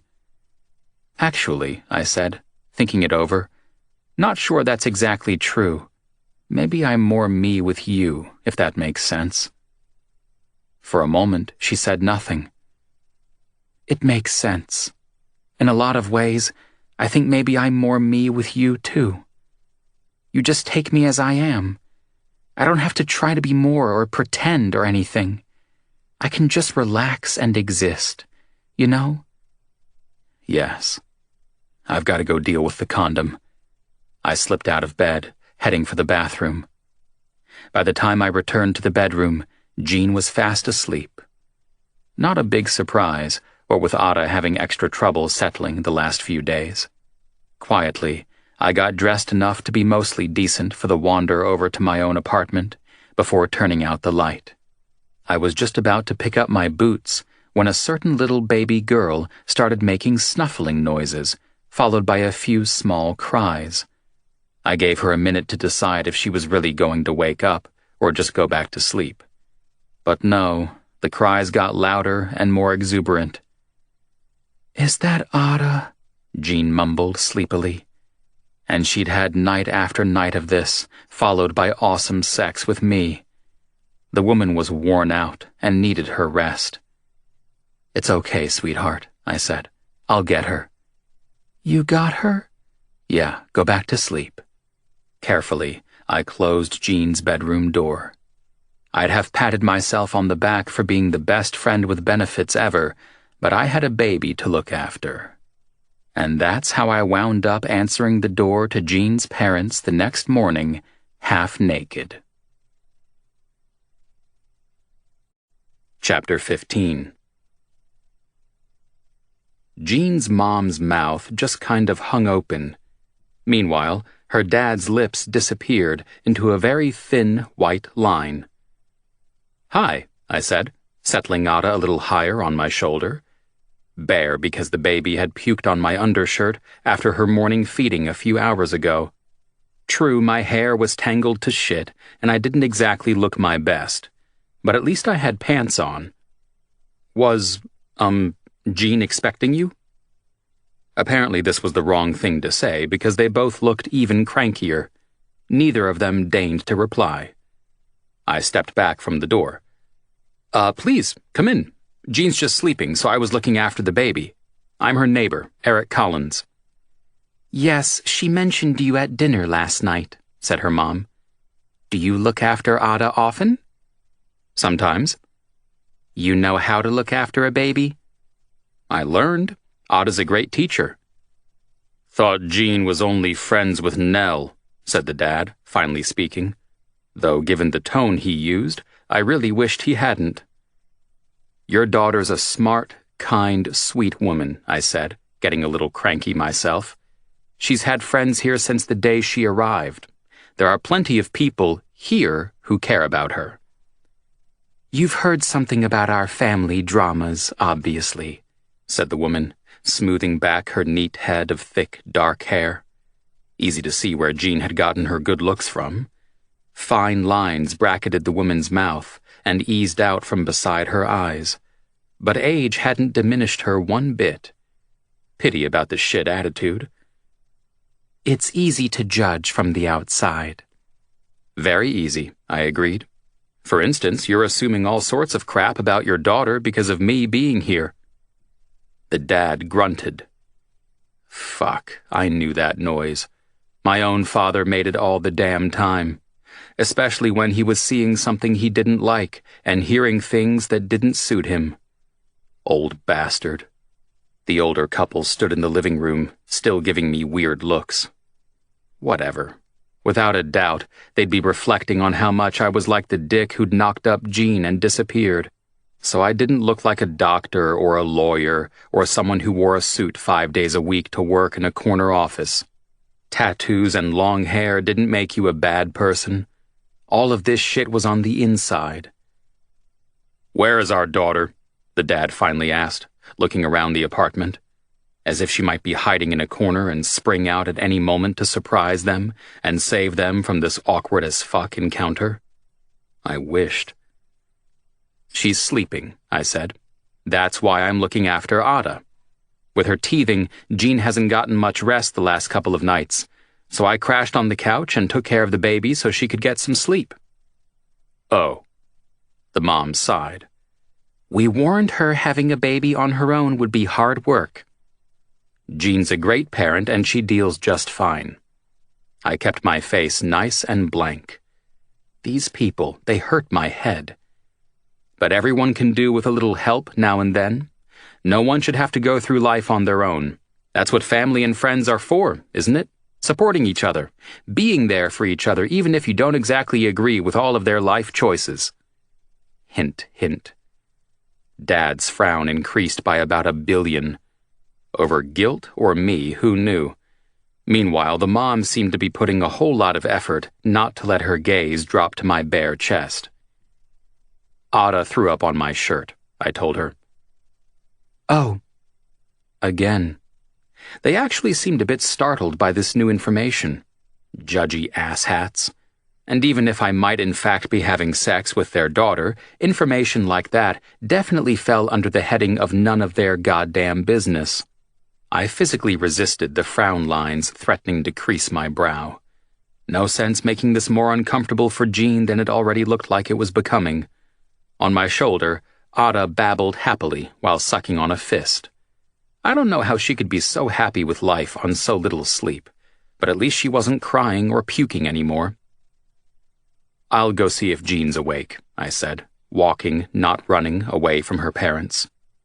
All those years of avoiding meeting a girl's folks. I'd been so right. A shame I'd fallen head first into the situation here and now, but the rules for what I was willing to do for Jean were distinctly different than for just about every other woman I'd ever been involved with. It was a fact. No point denying it. Eventually, I'd probably have to give her the whole, "Hey, let's attempt being a couple" speech. Hopefully, she'd be more receptive to it than Karen had. A guy could only hope. Gently, I knocked on Jean's bedroom door before opening it to peek inside. Shit. Even first thing in the morning, the woman looked like my dirtiest dreams come true.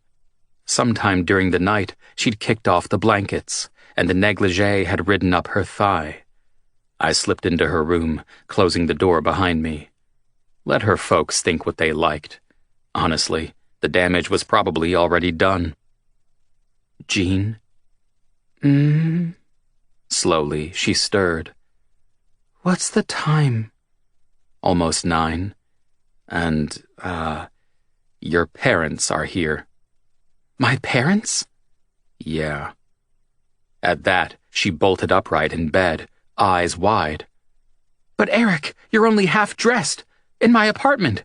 First thing in the morning. Yeah, took me forever to get Ada back to sleep, and then she kept waking up, I said. I just grabbed a cushion off the couch and crashed in her room so I could get to her before she woke you. Jean's eyes went all soft. You slept on the floor in her nursery? You were exhausted, sweetheart. You needed sleep. Wow. She scratched at her head. My parents are here, and you're here, and you've all met each other. Okay. I gave her a minute. Clearly, she needed it. For her, this was probably the equivalent of Nell finding out about us. Only I'd long since accepted that that would happen and pain would follow. Jean was still navigating the ins and outs of having her parents meet me. Obviously. She slumped. God, they probably think I'm back to my old wild girl ways, and we're having sex parties every time Ada goes down for a nap. I told them I slept on the couch, and that I got baby puke on my shirt, I said, both of which are true. Mostly. Definitely the puke part. At this news, the worry seemed to seep straight out of her. A hint of a smile lit her face. You slept on the floor and got puked on. Being best buds with Ada has its perks, don't get me wrong. I bust the baby's head. But it definitely has its downsides, too. Not that I mind. You're too good to us. I don't deserve a friend like you. But... Her gaze darted to the bedroom door. The solid wood was obviously not up to the job of blocking her parents' judgy eyes. But what? She just shook her head. You don't need their approval, sweetheart. Logically, I know that. I guess it's just habit, she said. I was so close to my grandma. She meant everything to me. To think Ada might miss out on having that sort of connection sucks. It's not your fault or really your choice, though, is it? No, I guess not. Jean gave me a smile that didn't work for shit. They seem to be trying. No comment there from me. Anyway, thank you for letting me sleep. I owe you big time. We'll discuss this later. She bounded off the bed and started pulling on clothing. Has she had her morning bottle? A few hours ago. Did you get any sleep at all? A little, I said. You know, she's very demanding. Made me sing Janice to her for hours. Babies are hard work. Jean snorted. Tell me about it. How'd you sleep? Amazing. Good. She took Ada from me, settling the baby against her own shoulder before leaning in real close. Morning breath warning. Lay it on me, I said, without hesitation. Her closed lips pressed firmly against mine. You're the best. I know. And so humble, she laughed. How did my parents react to you being here? I think they're a little weirded out. We're not much of a secret, you and me, are we? I don't know about that, I said. Nell still hasn't attacked me with a chainsaw or anything, so we can't be doing too badly. How long are your parents here for, anyway? Only a few days. Oh, hey, before I forget, a friend's having a get-together Monday, if you're up for it. I tried to sound casual, but I really, really wanted her to go with me. It promised to be pretty special. Plus, the weekend was coming up, and it was going to be a busy one at work. Since both Vaughn and Pat were occupied elsewhere, there wouldn't be much time for sneaking in visits to my two favorite girls. Doubtless, Nell would be inviting her to the party as well. Hopefully, however, I'd gotten there first. Should be fun. What do you say? Will it be baby-friendly? Of course. I gave Ada's little back a rub. I think there'll be other kids there. Then I'd love to. My heart stuttered at the mention of that word.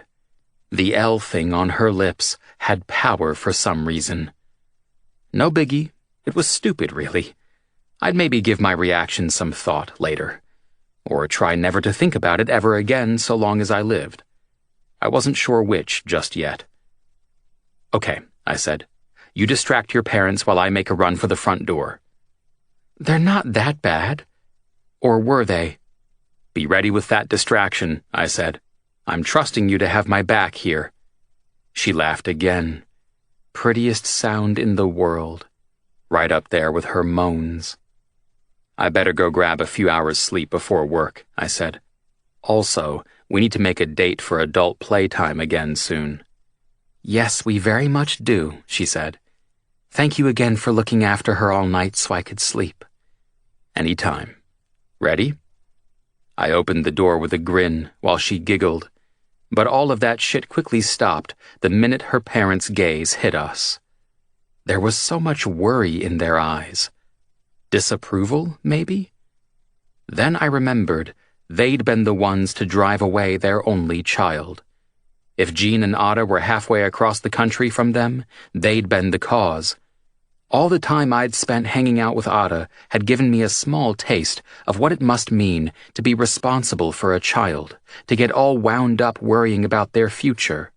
So I could appreciate their reservations. Didn't mean you could go trying to make the decisions for your kid indefinitely, however. Something seemed to change in her mom's demeanor, though. The woman stepped forward, holding out her hand. If anything, she seemed a bit flustered. "We didn't get to introduce ourselves to you, Eric.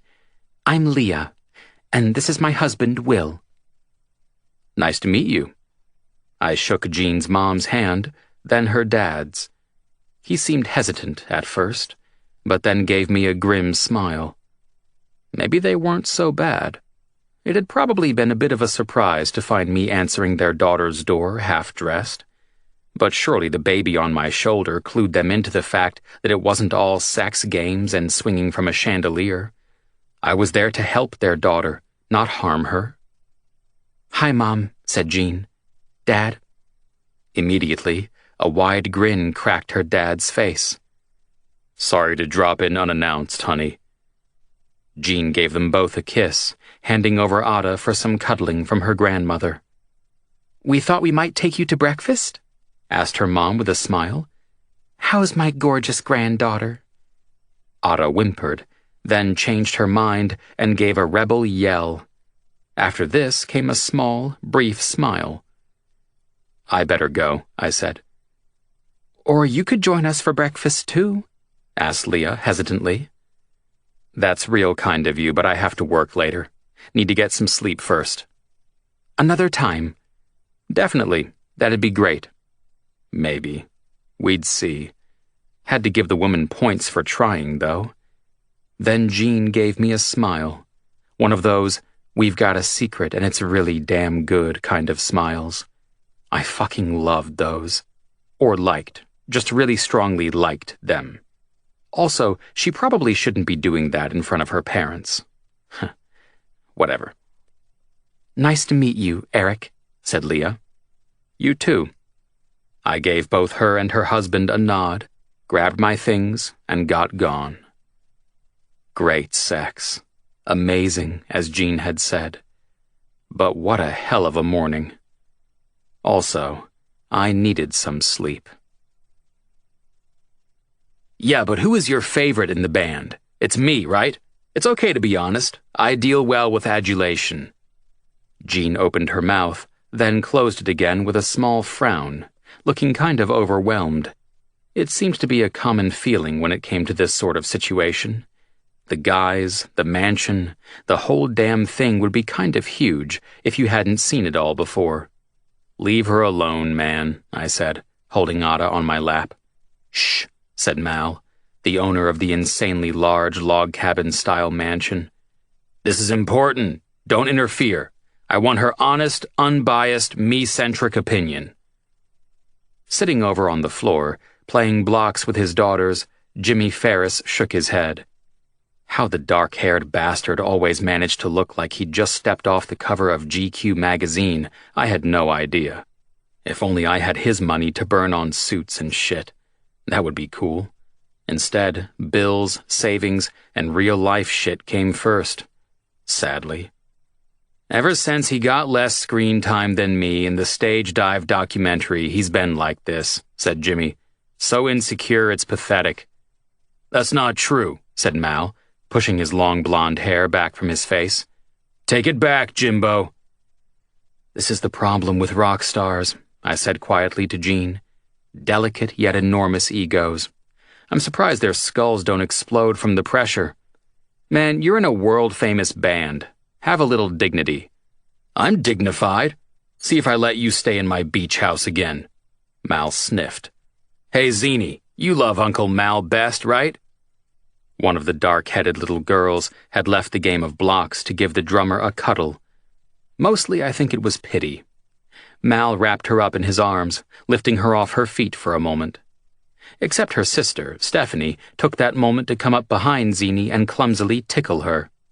Next came much screaming, making Ada start in surprise. The two girls then ran off down a hallway. Who exactly was chasing who was kind of hard to tell. And I thought you were loud, I told Ada. Jimmy barked out a laugh. You haven't heard anything yet. Their lungs get bigger and it's like, Jesus, I don't even know how to describe it. Some days we'd give anything for a mute button, even for just a few minutes peace. When they go to bed and everything's quiet, it's heaven. But when they're going hammer and tongs, it's like a rock band with too many drummers. Hey, what? Protested Mal, apparently trying to work out if he was meant to be offended. Too many drummers? How is such a thing even possible? At least they're big enough to understand some things now. We can occasionally reason with them. Lena rose from another grouping of couches, a glass of wine in her hand. You mean kids or drummers? Chimed in Jimmy. The toddler years are hard, Lena continued, ignoring him. All of those tantrums over God only knows what. Speaking of which, I better go find the girls before they break something. Thanks, babe, said Jimmy. Lena blew him a kiss. Beside me, on the probably $1 billion leather couch, Jean still had a lot of white showing in her eyes. Guess we should have given her more warning. Only Nell thought it would be funny to just spring meeting the guys on her. To be fair, it kind of was. Jean had done little but stutter and stare for the first while, apart from when she thumped me in the arm for not warning her. But it was a friendly thump, a loving one, almost. I could tell. I still can't believe you went to school with stage dive, she said. I mean, I'd heard they came from Coeur d'Alene, but still. It was only 43 more seconds of screen time, bitched Mal. Let it go, said David, from over by the massive fireplace. Easy for you to say. You got way more close-ups than me. Anne came up behind her husband, placing her hands on his shoulders and proceeding to massage. Mal, we talked about this. I know. Let's just enjoy our time with our friends, okay? He sighed unhappily. Fine. It was a stupid documentary anyway. Hear it's up for some awards, said Ben with a smile. Isn't that great? Anne swore quietly under her breath. There were a bunch of couches and armchairs set up around the space. Floor-to-ceiling windows looked over the lake and a roaring fireplace. It was all pretty damn spectacular, and the turnout had been good. All of the stage dive crew, including their significant others, Nell and Pat, Andre and Vaughn and Lydia. Taka, Rosie, and Boyd and company were running the dive bar in our absence. It might take a few more years for me to get used to having kids running around during our rare get-togethers, however. Each time seeing everyone getting a little older, a bit more mature. Besides, Mal chirped up, every minute of my screen time is worth 10 minutes of anyone else's. Except for Mal, the idiot, of course. Well, I agree every minute of your screen time feels like about 10 minutes, Jimmy shot back. And maybe Jimmy. Though beneath his needling of Mal, he seemed a lot more relaxed in his own skin since he and Lena had gotten together. Speaking of which, still no sign of her or the twins. Beside the bass player, Ben, sat a young boy playing games on a tablet. The kid was totally engrossed. Couldn't help but wonder what Ada would be like in a few years, running around yelling her head off like a wild child, or sitting quietly lost in her own little world. It'd be amazing to watch her grow. Not that she didn't have her own personality from the start, but to see her get bigger, to hear her first words, and see her first steps, maybe. Didn't think I'd ever see you going all gaga about a baby. Mal smirked and took a sip of his beer. I shrugged. Just happened. Hey, Ada? She kicked her feet in reply, little hands clinging to my fingers. I think it's lovely, said Anne, giving Mal a pat on the head. I've changed diapers. I've dealt with babies, Mal grimaced. Between Jimmy and Ben setting their sperm free, we've got enough kids running around. Anne sighed. Quit bitching about it. We're having one after the next tour is over, and that's that. Fine, if only to prove our progeny would be even better looking than the rest.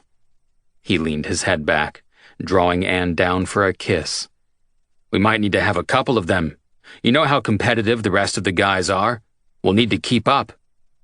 Sounds good, said Anne, rubbing her cheek against his. In the meantime, lots of practice, Pumpkin. Every day, morning and night. Got it. Hours worth of practice, he continued. We need to attack this like we're training for the Olympics. The Sex Olympics. We'll even video some. Watch it for quality control purposes. Give ourselves ratings. I'll always score a 10, though. Actually, probably 11. Jesus, I muttered. Can you two lovebirds go talk about your weird sex life in private? Anne laughed. No, said Mal. But thank you for asking. I did a quick check for any kids, then covered Ada's eyes and flipped him the bird. I know, said the blonde drumming idiot. Let's discuss your sex life instead. It'll keep things even. Eric's letting you down in all ways, right, Jean? Jean just blinked. I looked to heaven for help, because despite what Mal might think, he wasn't in fact God. No help, however, was forthcoming. It's okay, you're among friends, he continued. Eric's a complete disappointment to you, isn't he? You find yourself falling asleep mid-action, things like that? Enough, said Anne, taking the beer off Mal and having a swig herself. Stop talking now. But I want Jean to feel supported. Lips tight, Anne shook her head. Plus, we probably need to find out now if people ever actually manage to have sex again after a baby, said Mal, looking around the room. You'll notice neither Jimmy and Lena nor Ben and Lizzie have gotten pregnant again. What if after a baby, everything just stops working? We need to find this sort of stuff out. You just moved here last year, Jean? Asked Anne, ignoring her husband. Yes. Jean latched on to the change of subject. I love Coeur d'Alene. It's such a pretty place. It is. I always enjoy spending time here. You're way off track there. Nell waddled over to join our group. They're not together. No sex life to talk about. Head cocked, Mal narrowed his eyes. It's the truth. Nell shrugged. I kept my gaze on the baby. Beside me, Jean fussed, hands fiddling with a rip in her jeans. Next, she raised Ada's bib, wiping away a particularly spectacular line of drool. Mal cleared his throat loudly, and the hairs on the back of my neck leapt to attention. Nell, my dear, how is it you're not sensing the chemistry between these two fine folk? Shut it, I said, voice low so as not to spook the baby. None of this is any of your business, and you're embarrassing Jean. She's never even met you before, and you're acting like an ass. The easy smile fell from Mal's face. Sorry, Jean. Didn't mean to make you feel awkward. Just Eric. We've all known each other a long time, said Nell, hand on her lower back. The gossiping can get a bit out of hand. Not that there's any gossip here to talk about. Mal muttered something. I swear to God I could have killed him. What did you say? Asked Nell. Pat came up behind her. His big, tattooed hands cupped her belly. Thank fuck. Someone with some sense had arrived. Now if he'd just pretend to faint or something to take all of this attention away from me and Jean, that would be great. Or he could cart Nell off to one of the rooms for some very careful sex or something. I didn't care, so long as this topic of conversation got buried. "What's going on?" he asked in his gravelly voice. The frown on Nell's face was epic. No amount of Botox could get those lines out. "Mal's just stirring things up, same as always. He's trying to insinuate something's going on between these two, like Jean doesn't have better taste." And honestly, I'd kind of had enough. Of people sticking their noses into our business, and of Nell thinking she was in charge. And apparently, I wasn't the only one. "Nell, I love you. You're like the sister I never had," said Jean, back straight and chin jutting out. "You have been nothing but kind and supportive to Ada and me, and I thank you for it. But you need to give Eric a break." Nell actually seemed taken aback for once, her brows high. "Also, what goes on between him and me is private." Jean exhaled. "That goes for everyone." Holy shit. Apparently the keeping it on the down low rule had changed. On my lap, Ada started fussing, probably picking up on the tension or something. I lifted her up, holding her against my chest, where she continued to grizzle and grumble. Fair enough. The whole conversation made me want to do a little of the same myself. "Hold up," said Nell, outrage in her voice. "Something is going on between you and him? Are you serious?" Holy shit. Jean said nothing. I sat very, very still. Nell, of course, was only getting started. "But I warned you about what he's—" "Babe," said Pat, gently trying to turn her to face him. "Let it go." "No, but—" He bent down, whispering in her ear, saying all sorts of things. Stuff about Jean being an adult and making her own decisions. How Nell had no business trying to keep Jean and me apart if we wanted to be together. And lastly, that Nell needed to forgive me and move on. All of the shit I would have liked to say, only anything I had to say, Nell didn't want to hear. Apparently, she didn't want to hear it from her husband either, because she stormed off down the hallway. Much like the twins had earlier, only with less screaming. Pat followed quietly behind. And all the while, I rubbed Ada's back, trying to soothe us both. Honest to God, it felt like we were back in fucking high school. Everyone involved in everyone else's business. "Wow," said Mal. "That was intense." Anne ignored his comment, pasting a determined smile on her face. "Jean, would you mind helping me bring out the food?" "Sure," said Jean, getting to her feet. "Just let me heat up a bottle for Ada first. Eric, are you okay to give it to her?"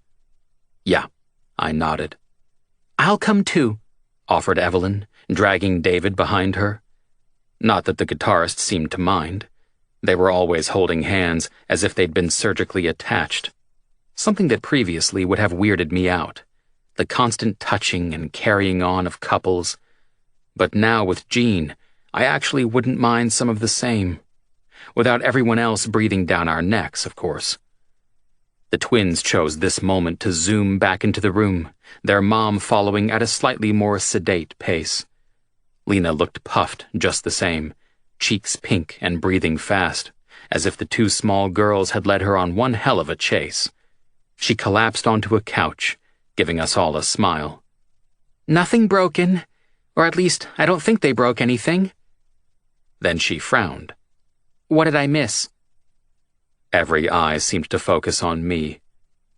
"Nothing," I said. Silence. From everyone except Mal, of course. "Apparently Eric and Jean are doing the nasty. Not a surprise, right? The way those two look at each other? I mean, there are children in the room. Now we just need to find someone pretty to mess with Andre's bachelor status," said Mal. Because, as I might have mentioned previously, he was an idiot. "Look at you, man. You silver fox, you." Andre just smiled. "I'm not holding a baby like Eric." Start with me, and I can and will come over there and hurt you." Still sitting on the floor, Jimmy hid his laughter behind a cough. He didn't even bother to do it particularly well. Think I liked him even more for it. "I'll help," offered Ben. Mouth turned down, Mal sank into the corner of the sofa. "That's just rude, is what that is."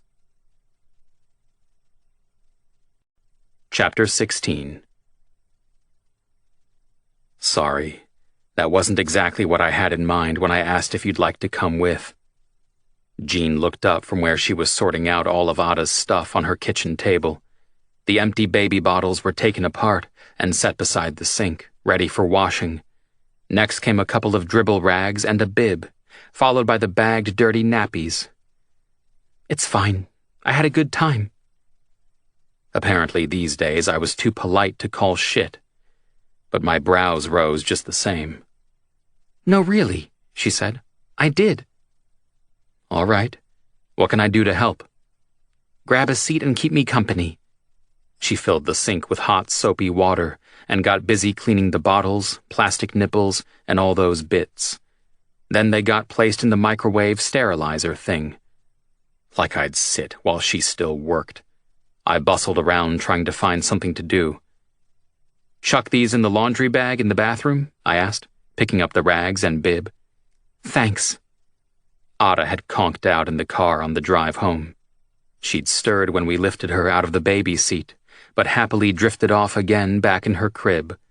All of the noise, people, and excitement had been a lot for a little girl. After the revelation, Jean had taken her over to Nell for a cuddle, and they'd talked for a while. Hopefully their friendship was okay. It would survive. Nell just had a tendency to believe she knew best when it came to the people she cared about. But Jean could make her own choices. And thank fuck she'd chosen me, even publicly, in front of everybody. Hard to tell if she wanted to talk about it all or not. It had been one hell of a day. I was still catching up with all the changes, what it all meant, if everyone knowing something was going on between Jean and me meant anything at all, to say nothing of the small fact about Nell knowing something was going on between us, and what wrath she might currently be plotting against me. God, trying to figure it out made my head hurt. While she popped the sterilizer into the microwave, I got rid of the bagged dirty diapers and then went and washed my hands. She finished up wiping down the counters and emptying the sink. "You want those put somewhere?" I asked, nodding at the baby bags. "Just in the corner over there, thanks." We worked in silence, sorting everything out. It was nice, peaceful, after all of the drama at Mal's place. Jean's apartment was pretty organized these days. Each week a little bit of her former control was being reclaimed, corner by corner, bench by bench, room by room. By now, everything was neat and tidy and in its place most of the time. We had that in common. Both of us liked our surroundings nice. How long it would last once Ada started crawling, we'd have to wait and see. "Are you hungry?" she asked. I shook my head. "You?" "No, not really. There was a lot of food." "Yeah, they have a habit of going overboard." She bit at the edge of her thumbnail. A definite nervous tell. "Want to tell me what's on your mind?"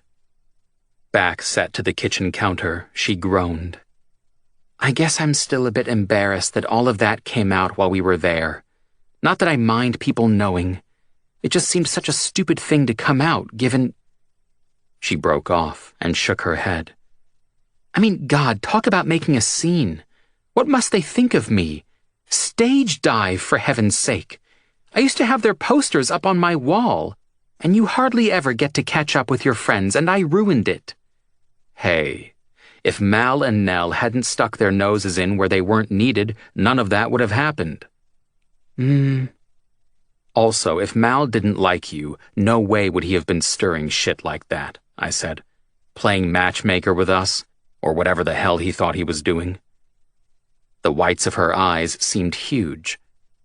"That's what he does to people he likes?"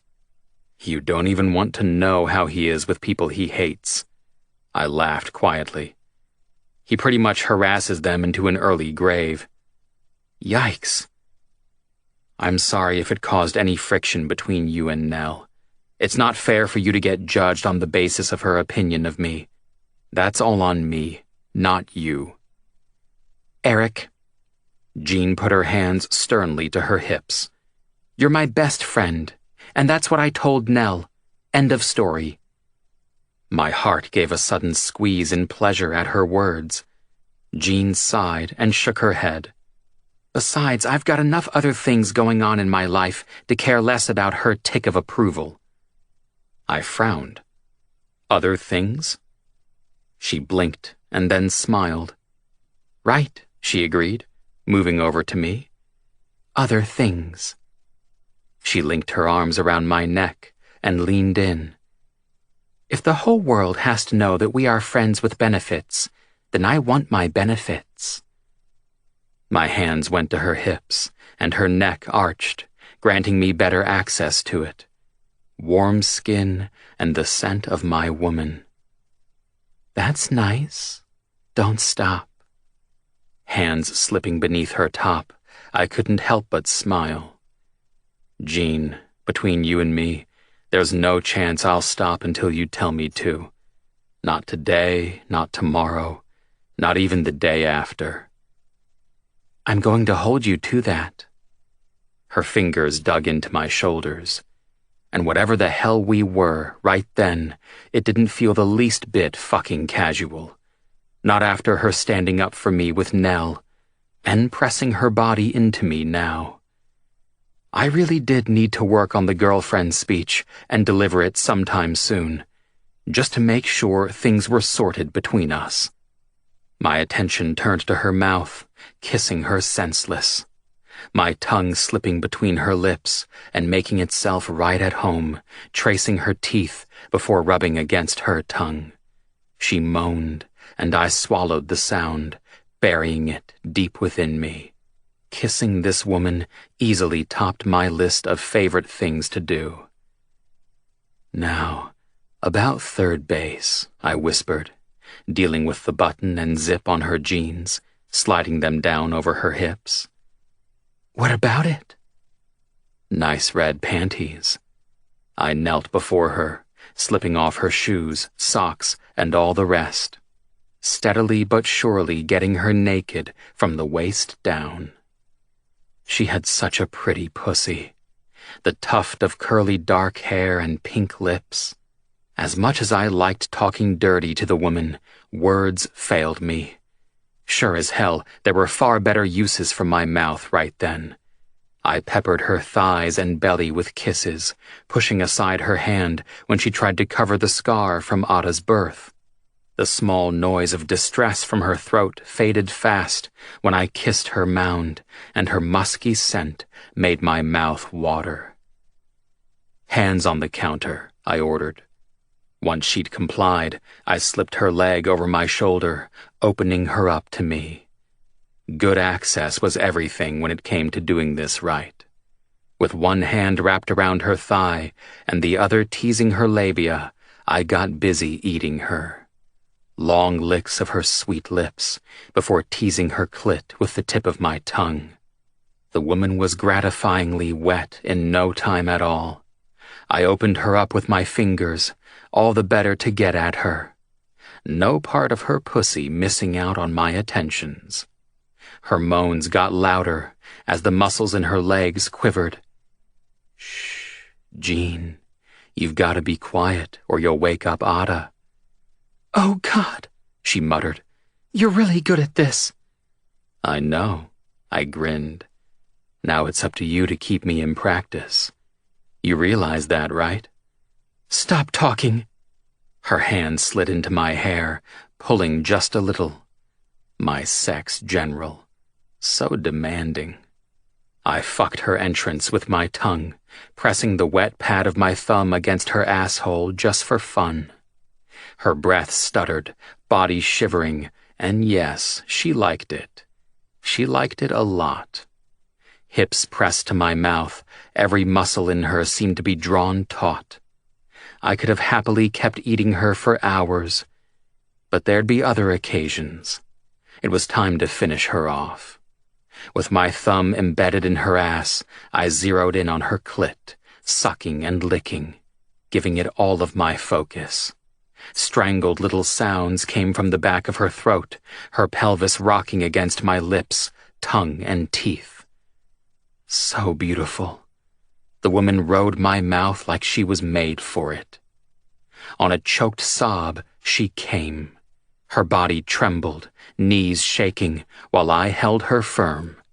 All in all, a perfect outcome. She'd even managed to stay relatively quiet. I made a mental note to high-five Jean for her efforts later. While keeping the volume down during sex had never been a concern for me before, it had fast become a priority. Kind of made me wonder what things might be like at some future date when we could be loud. More out of control. Sweet baby Jesus, it would be fun.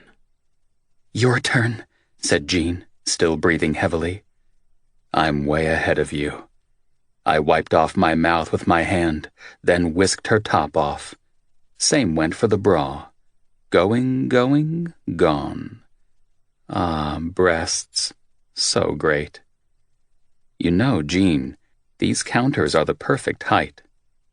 Are they now? Absolutely, I said. But, let's test them to be sure. She undid my button-down shirt, pushing it off over my arms. Then, for some unknown reason, she started putting it on herself. But I just did such a good job getting you naked. I'll leave the buttons undone. Hang on a sec, I said, putting my hand beneath her chin. Sweetheart, is this about you worrying about your belly? Noticed you tried to cover the scar. You don't need to do that, you know? She kind of half shrugged, then paused. I like the shirt because it smells like you, too. Look, it's really hard for me to form words while my dick's this hard, but her gaze dropped to my pants. That is impressive. You get that I think you're fucking perfect, right? Damn, her eyes were so pretty. Her tits were even prettier, but I did my best to focus. I'm not, she said. Appreciate you saying that, though. Crazy woman. I took her mouth in a slow kiss, while she fumbled with my belt buckle and the rest. Happily, I'd thought to slip a condom into my back pocket, just in case. Shows she wasn't the only person who could be organized. When it came to sex with Jean, I'd be happy to itemize and micromanage with the best of them. I ripped open the wrapper, right on time, actually. My boxer briefs were shoved down, and delicate hands started petting and stroking my already hard dick. You're a bit wider than normal, she said, staring at me. Am I? I like it. She leaned in to give me a kiss. You know, I think about this sometimes. You and me, naked. I think about your pussy constantly. She laughed. Such a nice sound. I widened my stance a bit so she could cup my balls. Oh man, was she good with her hands. Lots of massaging and rolling my balls between her fingers. All surefire fucking winners in the feel-good department. The muscles in my ass tensed, and I thrust into her hands, unable and unwilling to stop myself. Jean, want me to go down on you? Let's save that for later. I eased her eager hands off of me, rolling on the condom. Right now, we've got a date with this countertop. Damn the shirt she had on. It would be sad, but I just might have to throw out every one I owned if the woman was going to start insisting on wearing them during sex. Still, the way its open front fluttered around her breasts was the stuff of dreams. Wet ones, obviously. Letting her nipples play some wildly tantalizing game of hide-and-seek, one moment hidden, the next peeking out at me. Hands on her waist, I lifted her up, and she shuffled her butt along the edge, getting into position. Then her legs were around me, and I was pushing into her, and I'm pretty sure I saw God. Fucking Jean definitely rated right up there with heaven. I was so hard, and she so soft. Her pussy hot and wet as she took me in deep. With her hands on the counter behind her and her head back, the shirt front fell fully open, and the maddening game of hide-and-seek was over. Because when I started thrusting into her, there was the most awesome view of her gorgeous tits bouncing. Also, I'd been right about the counter. Absolutely spot-on, perfect fucking height. I needed to buy my brother the builder a bottle of something special as a thank you gift. Not that he could have possibly known at the time, but still. "Eric, harder," she said, and I did. Every time I pulled out, her hot, sweet cunt clutched at me. Then when I thrust back in, the woman made the most amazing groaning sound. It hit me straight in the balls. I swore up a storm. Damn it. Normally being too quick was not a problem. I prided myself on being able to keep going all night. But all that easy control seemed to go out the window with Jean. I cast around in desperation for some distraction to keep things under control. Needless to say, it wasn't easy. What I needed was a topic of thought boring enough to quench my excitement a little, important enough that I could actually focus on it despite the ecstatic sensations screaming at me from every nerve ending, but not so stressful or off-putting that my performance would actually suffer. Like I said, not an easy task. I seized upon the latest budget numbers for the bar. Sales had been up for the top-shelf cocktails, and some high-end restocking would have to be done. Jean groaned again, louder this time. The nipples on her bouncing breasts had gone dark and hard. Crap. All sanity-inducing thoughts of budgets and booze vaporized in an instant. Not sure this is going to last long. My reputation was in ashes. "Next time, I promise," I panted. "Much longer." Don't hold back." Only she was so close, there was sweat on her skin and a flush on her chest. Her legs gripped me tight, but her body gripped me tighter. Skin slapped against skin as I worked us up. But so soon after her last orgasm, she needed a little more help. I wet my other thumb, sliding it in the slick juices covering the lips of her sex. Jean's clit just might be every bit as pretty as her nipples, all small, round, and hard. I dug my fingers into her hips, hard enough to leave marks. All the better to keep her in place for the good, hard fucking we both wanted. Honestly, I never knew kitchens could be this useful. My whole body felt electric, toes curled and muscles tensed. Just a little longer. Her mouth opened and she gasped, coming around me, and all of the pressure in my balls and gut burst free. I slammed my dick into her once, twice, and it was all over. I'd never come so hard in my life. World gone. Body gone too. It was like there was just me and Jean, our essences floating around the cosmos or something.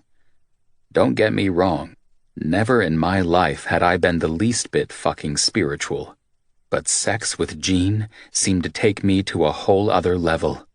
Heaven, nirvana, call it what you like. I came to with my face pressed against her bare belly. At some point, I must have pulled out of her. It was all a blur. She sighed happily. "That was." I lifted my head, meeting her still slightly dazed eyes. "What was it, sweetheart?" "Definitely 11. "Yeah?" "Oh, yeah." My turn to sigh. All was well. All was positively 11. "She said my name!" I grinned, beyond fucking delighted. "Did you all hear that?" Jean had brought her folks back to the dive bar the next day. The lunch rush had finished, and I was about to have my break and grab something to eat. I had moseyed on over to them all when Ada squealed my name.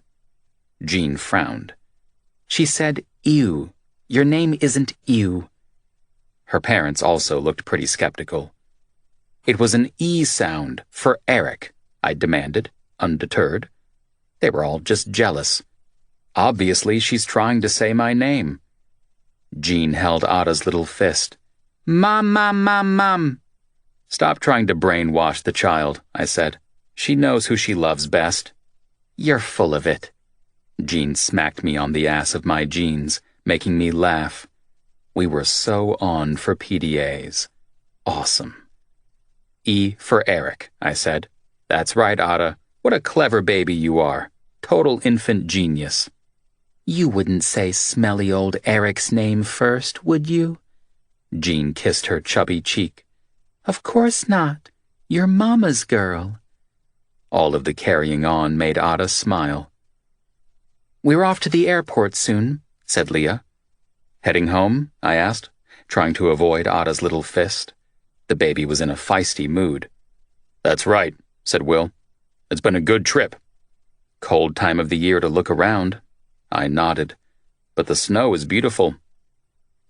Jean slid out of the booth, giving my forearm a squeeze. "Eric, I'll just visit the bathroom while you've got her." "Sure thing." She smiled, her hand trailing across my back, keeping contact until she finally stepped out of reach. The temptation to pull her back at the last was strong, but shenanigans in front of her folks might be a bad idea, like a definitely bad idea. Last night, I hadn't wound up going home. I'd meant to, but Jean had asked me to stay. Happy to report she wasn't too bad of a cover hog, though the woman did have a bad habit of pressing her cold feet against my skin. Also, I'd have slept like a baby if only the baby hadn't woken up for a bottle at 2 a.m. I normally wasn't too big on sleepovers. Once the fun stuff was finished, why bother? But the usual rules didn't work with Jean. They never had. "Won't you join us?" asked Leah. "Ah, thanks." I perched on the edge of the seat, just in case an emergency exit was needed. "So, Jean's told us quite a lot about you since we met," said Leah. "She has?" Ada let out a wail, then attacked my shirt, attempting to sink her baby teeth in. Fortunately, she was easily enough diverted with the trusty old teething ring. I'd been slightly covered in baby spit, but whatever. Biting and whacking things really seemed to be the kids' specialties. Sure as hell they made her happy. Will crossed his arms over his lean chest. "It's lucky she has friends like you and Nell to help her." I gave a half-hearted smile, not sure where this was heading. "But raising a child is a lot of work," said Leah. "It's lovely to see how well you get along with Ada." I kept my mouth shut. "I'm not sure exactly what your relationship is with my daughter, but she's coming to depend on you quite a lot." Leah straightened the coaster her drink sat on. Wine spritzer. About what I would have guessed for her. "We just don't want to see her get hurt again." Then they both just stared at me. "Wait a minute," I said. "Are you asking what my intentions are toward your daughter?" Neither of them spoke for a moment. No, soothed Jean's mother. "From what I understand, your relationship is in its early stages, and maybe that's for the best." For all the talking Jean and I did, I wasn't even sure myself exactly where things were heading. The last damn thing I'd be doing was discussing it with someone else. Pretty sure I'd rather be waterboarded than be sitting here having this awkward chat with her folks. "What we're trying to say here," said Will with a sigh, "is that we want Jean back in Florida." "And Ada," said Leah. "Of course," Will shrugged. "We want them both back home." "You asked her to leave? To move back there?" My head emptied. Panic hit me hard. Christ, Jean hasn't even mentioned any of this to me. I'm not discussing it with you when I haven't even talked to her about it first. Her mom raised her hand. We were hoping you could—" "What, talk her into it?" I asked, scowling. "Are you kidding me? You want me to talk her into leaving her home, leaving me?" "Family is important, Eric. I'm sure you understand that." I shook my head, bewildered. It was family that made her want to leave in the first place. "We've made mistakes," said Leah. "We accept that. But Ada she's wonderful. I'm sure you know that. We want to be a part of our daughter and granddaughter's life. We want to be there for them." Pretty damn sure that going around behind Jean's back talking to me like this isn't the way to earn back her trust. "We're not going behind her back. It was more that we thought—" She broke off, and her eyes flitted briefly to her husband. "Well, I thought that you seemed like a very decent young man who cared about doing what's right for Jean and Ada in the long term. Because you might be enjoying being part of their life now, but do you really think that's going to last? There's a lot of years between now and when Ada leaves for college," she said. "They need constants in their life, people who can stick with them for the long haul. Babies are cute, but do you really want to be dealing with toddler tantrums?" I said nothing. "We just want what's best for them, Eric." Leah gave me a patient look, making me even more pissed off. I rose, holding Ada carefully against my chest. "Excuse me." Their faces fell, and I did not give a single shit. Time to get out of here. So I turned my back on them and headed for the front desk where Lydia and— oh shit. Nell. Awesome. This day was the worst. It had gone from the triumph of me being Ada's first word to the 9th layer of hell in about 4 minutes. "What's wrong?" asked the ginger monster, holding her hands out for Ada. I gave her the baby, but not much of an answer. Nothing. "Then why do you look like someone just peed in your favorite bottle of single malt?" asked Lydia, blonde head cocked. "God," I said. "What a horrible thought. Where the hell do you come up with this stuff?" Ada babbled at Nell. Guess it was important girl talk because I didn't understand a word of it, and I could feel Leah's and Will's gazes burning holes into my back. If I never spoke another word to those people, life would be great. All of their talk about babies growing up and tantrums and shit. Of course I realized Jean and Ada needed people who wouldn't let them down and weren't going anywhere. Like I had plans to hit the road or something and do a runner. But did I really need to decide right here and now if I was starting a college fund for Ada? Fucking ridiculous. My experience with actual relationships with women might be minimal. I was, however, pretty sure you didn't just meet someone and start planning your lives together on the same day. This sort of shit took time, getting to know one another, figuring out if you could even live together. I'd spent a total of 1 whole night in Jean's bed, the other having been spent on the floor. We had time to figure things out. Surely. The last thing either of us needed was her parents pushing their own agenda yet again. Still, the words stung, as if doing my best for Jean and Ada would mean getting out of their lives. My stomach clenched with anger at the insinuation. Not sure if I was angry because it was false, or because of the possibility it might be true. You know, I get that eventually you're old enough to figure out that your folks aren't infallible. They're just people too, they make mistakes, I said. But some parents just don't seem to learn. Nell and Lydia frowned in unison. But before they could fashion their frowns into awkward questions, Jean appeared at my side. "Hey," she said, but her smile dimmed at the look on my face. "Eric, you okay?" "I'm fine, sweetheart," I murmured, kissing the side of her head. "You don't look fine. You look angry," she said. "What's going on?" "Did you have a nice lunch?" I asked, trying to steer the conversation elsewhere, anywhere. Just the thought of her leaving set me into a spin. I could hardly get my head around the possibility. Her apartment empty. She and Ada living their lives away from me and on the other side of the country.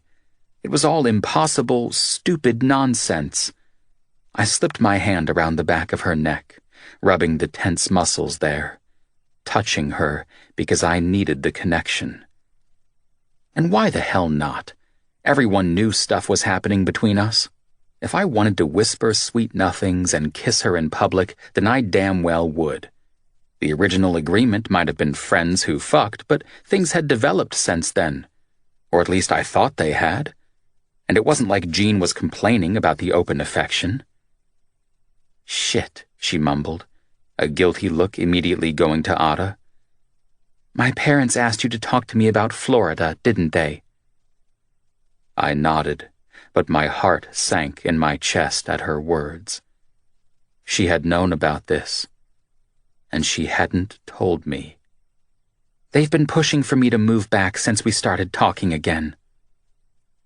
And I'd had no idea. Just like that, the panic surged again, my heart hammering. Maybe I should get checked out by a doctor. "You never said anything." There were so many things she could have said right then, like that she had told them the idea was nonsense, that she had a life here. But Jean just sort of shrugged. "And I'm going to clear that table," said Lydia, disappearing. "Damn," muttered Jean. "I'm sorry they tried to drag you into this. They can be a little overwhelming when they get an idea in their heads sometimes." "Just a little," I muttered. "But is moving back something you've been seriously thinking about?" "They want you to move back home?"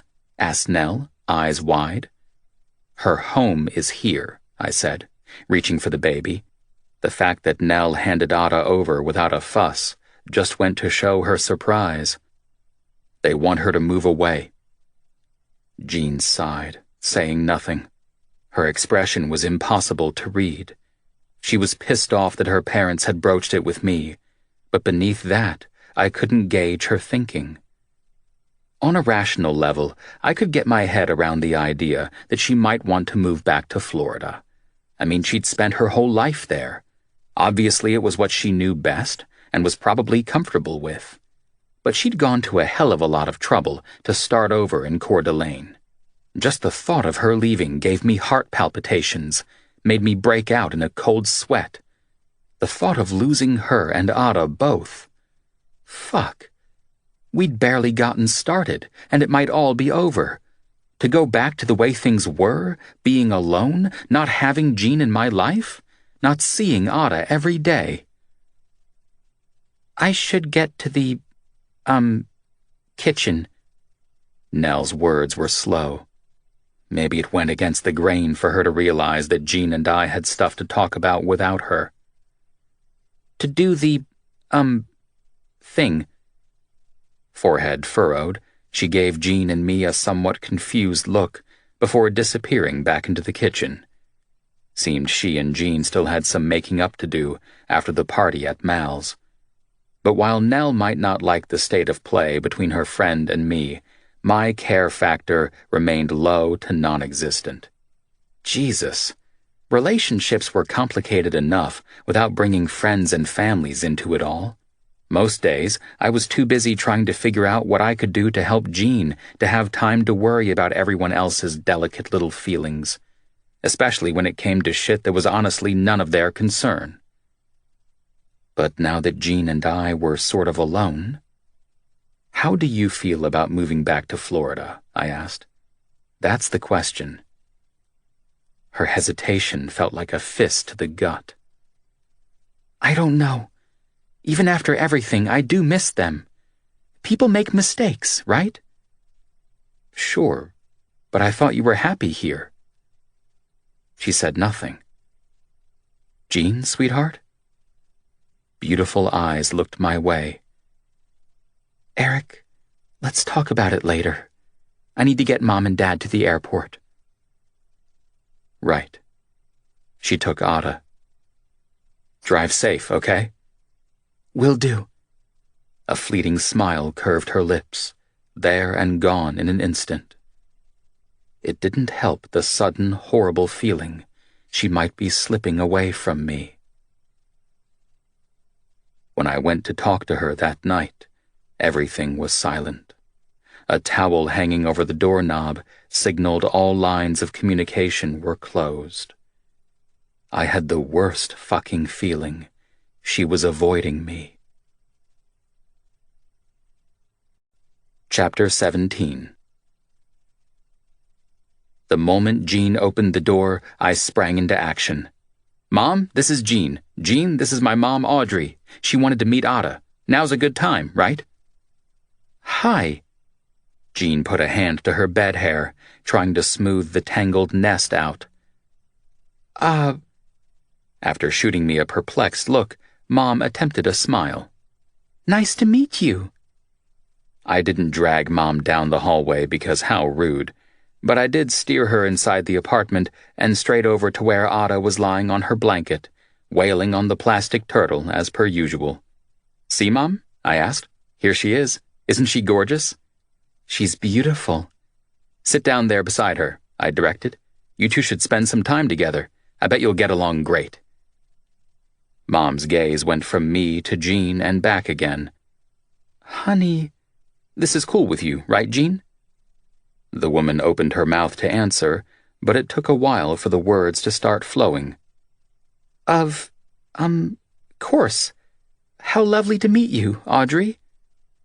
"I'll get some coffee going," I said, wandering over to the kitchen. "You having sugar or not today, sweetheart?" Jean just gave me a weird look. Guess she was still waking up. "Some days she doesn't have it because she worries about the weight she put on when she was pregnant," I told Mom, shaking my head. "Crazy, right? She looks great. Doesn't she look great?" "You look wonderful, dear." Mom held the tip of her tongue between her teeth, something she often did when she was thinking. "Eric, you said Jean knew we were visiting this morning." "I did?" I asked, sorting out the coffee pot. "You did." "Right, I meant to say that I was going to check, but that last night she had this towel signal out, so—" "It's fine," said Jean, her smile steadier now, more awake. God, she was gorgeous. I couldn't resist stealing a quick kiss off of her. "Morning breath alert," she mumbled. "I don't care." I grinned. "You know what those hedgehog pajamas do to me."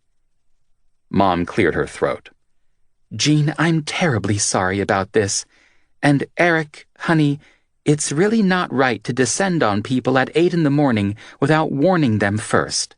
I thought I raised you a little better than that." "But you've been dying to hang out with the baby."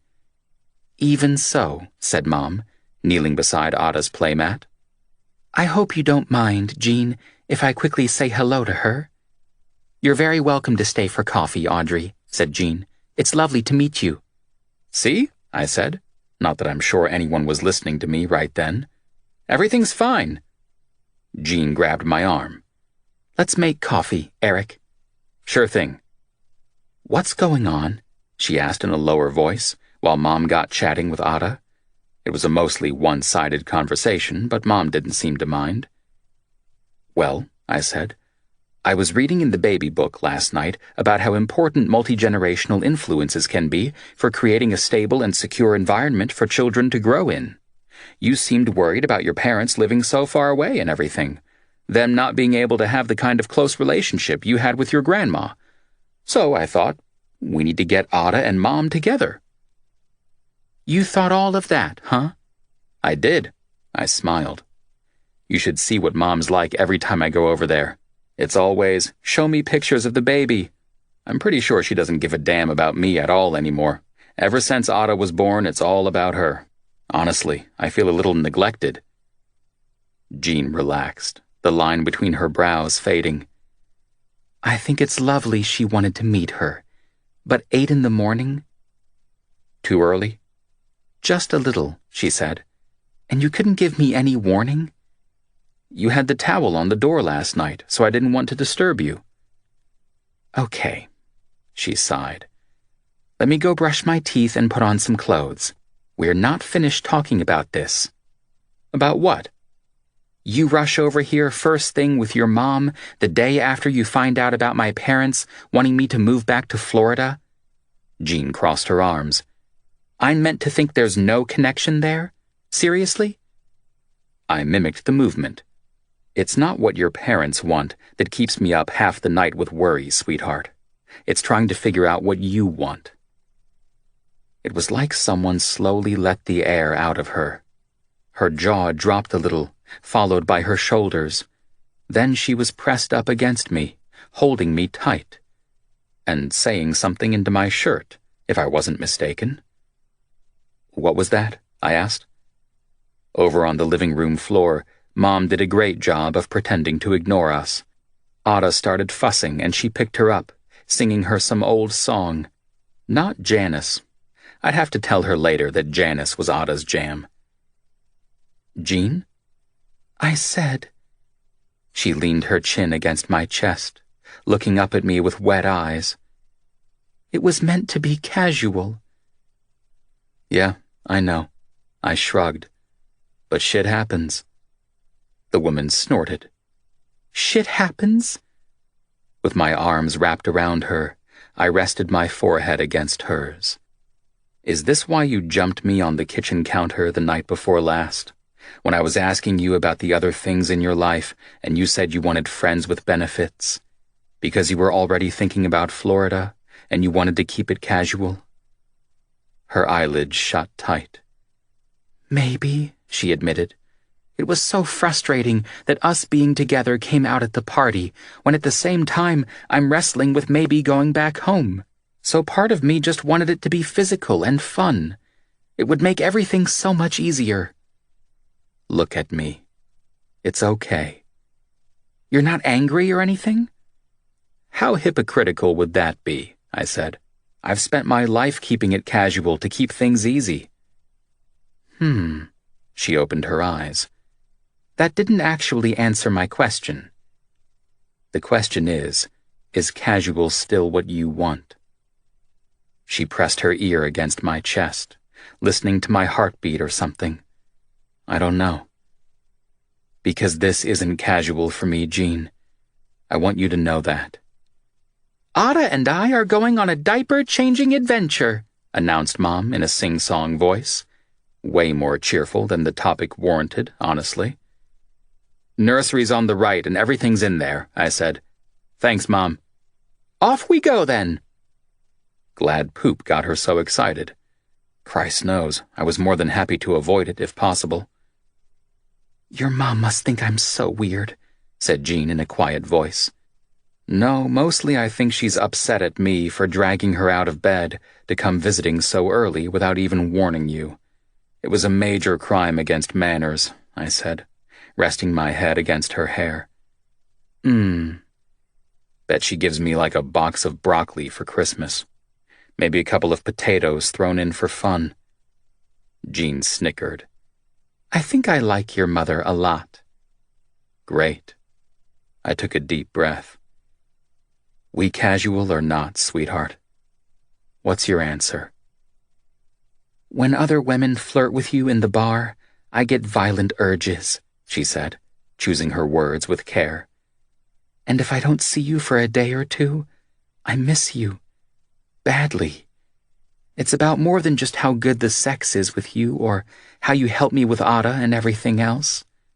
I miss talking to you, being with you. Same goes for me. But Eric, I don't have an answer about Florida, she said. I wish I did. There's positives and negatives to living in both places, you know? Mom and Dad shouldn't have talked to you about it. That was wrong. But they were so great with Ada while they were here. She really enjoyed being with them too, and I do have some friends back there. All right. Her sigh seemed bone-deep and weary. On the other hand, I love this apartment, and you and Nell and all of your friends have been so great to us. But I'm worried that Mom and Dad were right about how raising a child is always difficult, just in different ways as they get older. I kept my mouth shut, letting her get it all out. I also think I was pretty naive, because winter here has been a lot more challenging than I expected. Beautiful, but a little hard in some ways, too. Having to stay inside so much and all of the heavy coats and everything, she said. Pretty sure long-term I'd be fine in either place, but I just don't know where Ada would have the best life." "You're right. There's a lot to consider. But there's no rush to make a decision, right?" I asked. "You can take your time, see how you feel about everything." "Yeah." Her grip on me tightened as a happy voice drifted down the hallway. "Eric, is your mom singing a song about baby poop?" "Yes, she is." "Wow, I think I love her." Jean trailed kisses over my stubbly chin, down my neck, and onto my chest, while I lay flat on my back on her bed. An excellent place to be. When the babies slept, the adults played. If that meant midday sex shenanigans, then so be it. Fine with me. I still wasn't sure where Jean's head was at, and whether sex with me was just what she liked to do to avoid making any big decisions. But I was beginning to think maybe the thing that mattered was where my head was at, and I had some increasingly firm thoughts about that. So I just relaxed back into the mattress and enjoyed her attentions. "Can't believe you made your poor mom show up here at the crack of dawn," she murmured. "Let's not talk about my mom while we're naked." Amusement lit in her eyes. Please." "All right." Her hand wrapped around my aching dick, giving it a pump, making my head spin. Ever so slowly, she worked her way down my torso. "You're going to be the death of me." The grin she gave me was an even mix of evil and delighted. Wicked woman. Basically, being in bed with Jean was like every Christmas, birthday, and any other happy event all rolled into one. I shoved another pillow beneath my head, all the better to watch her do her thing. Currently, that involved lightly nibbling high on my hip bone. I shifted restlessly, sucking in a breath, and her fingers tightened, playing with me. "You're ticklish," she said. "Am not." "Liar. But I'll revisit the issue later." I just watched her. "I have other plans right now." Thank fuck for that. So being tickled wasn't my favorite thing in the world. Pretty sure, however, having Jean's gorgeous lips wrapped around my dick would be. It was on the edge of my tongue to blurt out that I loved her or other such craziness. Not saying it wasn't necessarily true, just that spitting it out right at that point in time would be insane. To tell her all my secrets, though she probably knew most of them already. But luckily, she used her tongue first, swiping it across the head of my cock. She smacked her lips at the bead of pre-cum and honest-to-God purred. "Salty. I love being with you." Oh shit. Good save. "Yeah, this is really nice." "Nice?" Her brows quirked. "I'll give you nice." And she did. The woman sucked my cock like she owned it. Let's face facts, she probably did. Eager tongue and just a trace of teeth. Her lips working me up and up. Holy hell, I'd never been so hard in my life. Clever fingers rolled my balls, pausing to tug a little now and then. Next, the pads of her fingers massaged my perineum, slipping back to tease over my asshole occasionally. At some stage, I gave up trying to watch, and just let my eyes roll back into my head. So much sensation. "Jean, sweetheart," I said, voice hard and gritty. "Nice enough, Eric?" "Fuck me, yes." Her tongue traced lines along the veins in my dick before teasing around the ridge around the head. Then she took me deep, dragging her lips up the length of me before giving me her tongue again. The muscles in my thighs and stomach were rock hard. Cum boiled in my ball sack, just like my blood. Then, when I was almost there, she whipped out a condom and got me sheathed. threw a leg over me, and took me deep into her hot, wet cunt. I tried to say something appreciative, but nothing came out. Over the last 30 years, I'd been to bed with a lot of women, but nothing came close to Jean. The way she rode me hard, digging her knees into the mattress beside me, giving me everything. Fingernails dug into my pecs, her gaze boring into mine. She whispered my name, rising and falling onto me again and again. My hands grabbed her hips, guiding her, not that she needed it. Jean had it all under control, including me. Happily, sucking me seemed to have gotten her good and hot, because the chances of me holding out for long were nil to none. My sexual prowess was shot to shit. Just when her body started tensing around me, her back bowed, pushing out her spectacular tits, and I came. My body emptied, every emotion and sensation going into overload. Electricity filled my body, the current short-circuiting my head. I went into free fall, and so did she, collapsing against my chest. When I came to, the perfect, familiar scent of our sex and sweat filled the room. I dragged up a blanket, covering her before she could start to cool. My arms went around her, holding on tight. "Nice," she panted, her breathing slowly evening out. "I missed you last night." Huh. And she'd left the towel on the door. I stared at the ceiling, trying to figure it all out and not really getting far. Brief seemed best. "Missed you too." "We went to sleep early for a change, but when I woke up later—" Her lips pressed against my chest. Then, out of seemingly nowhere, she said, "What if you had a key? Would that be weird?" "You want to give me a key to your place?" She shrugged.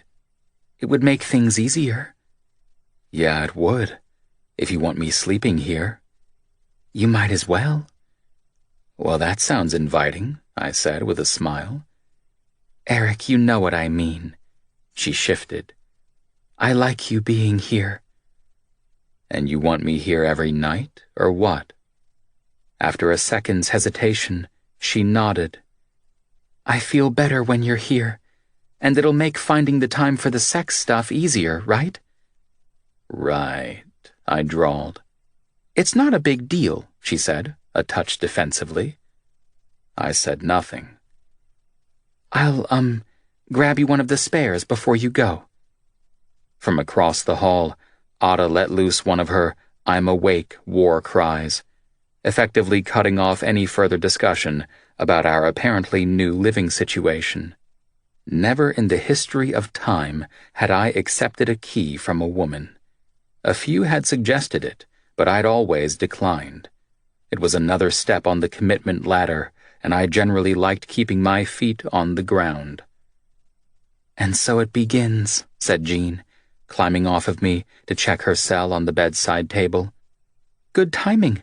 Mom wanted to Skype us and read Ada a book she picked up from the library." "Let me guess, To Kill a Mockingbird? Oh no, Shakespeare." I smiled.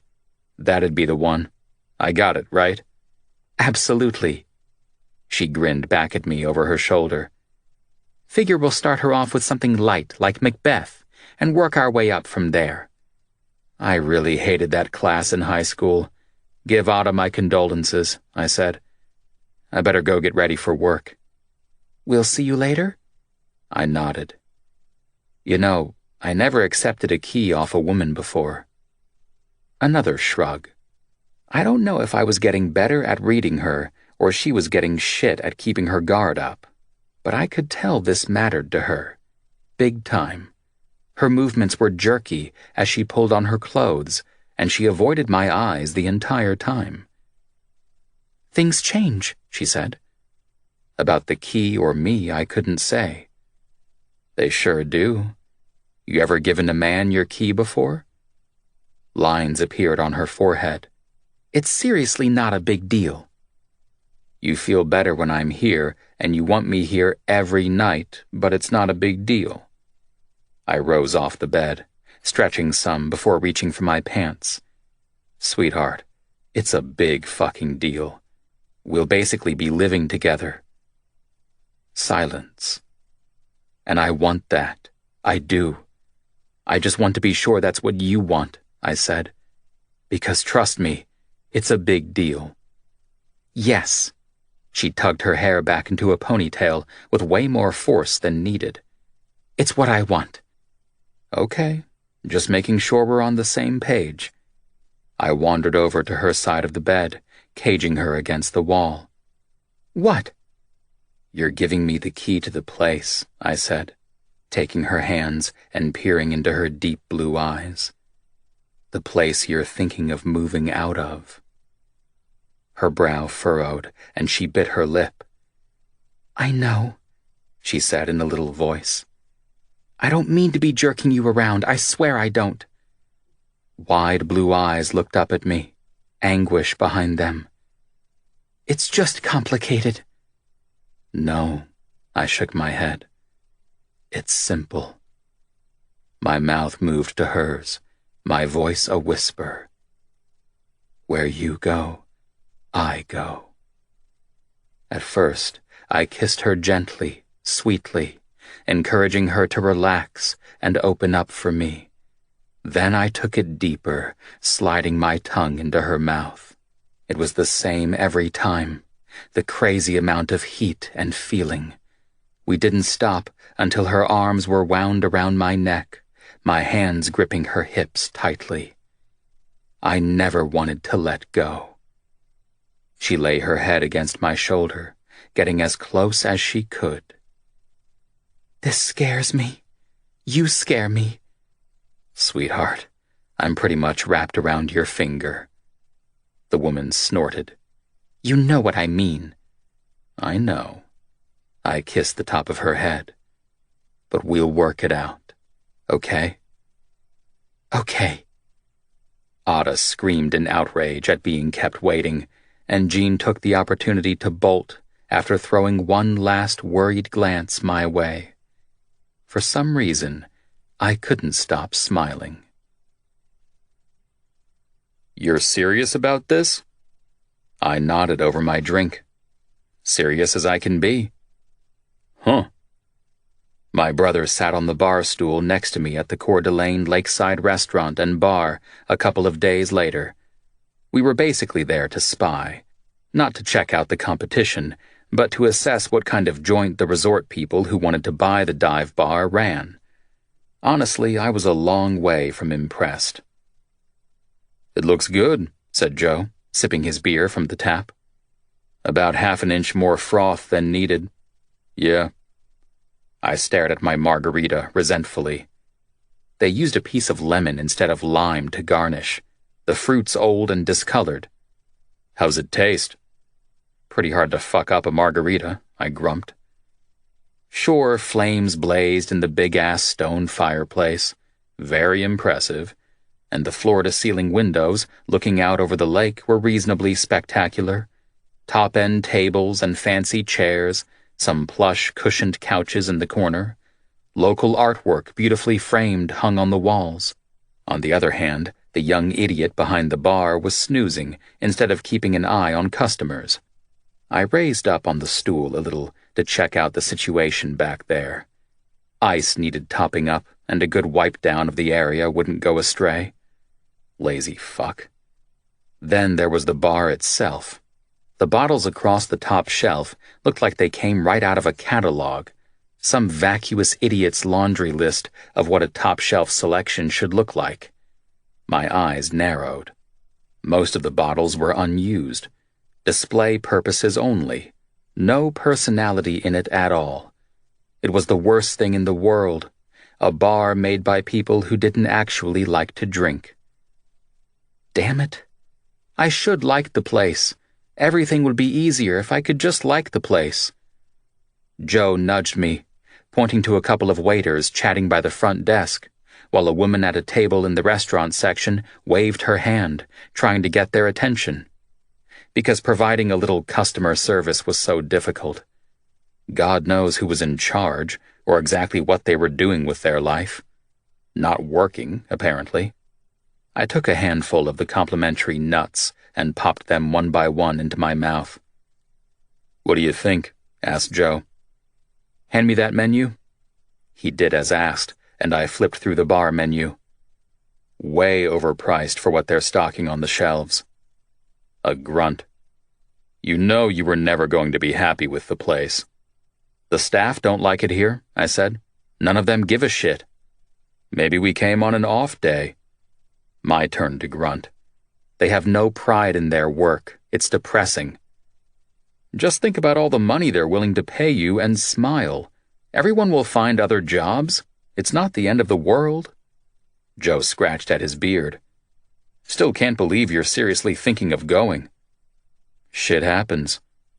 "That's fucking beautiful, man." He laughed. "She's the one," I growled. "What do you want me to say?"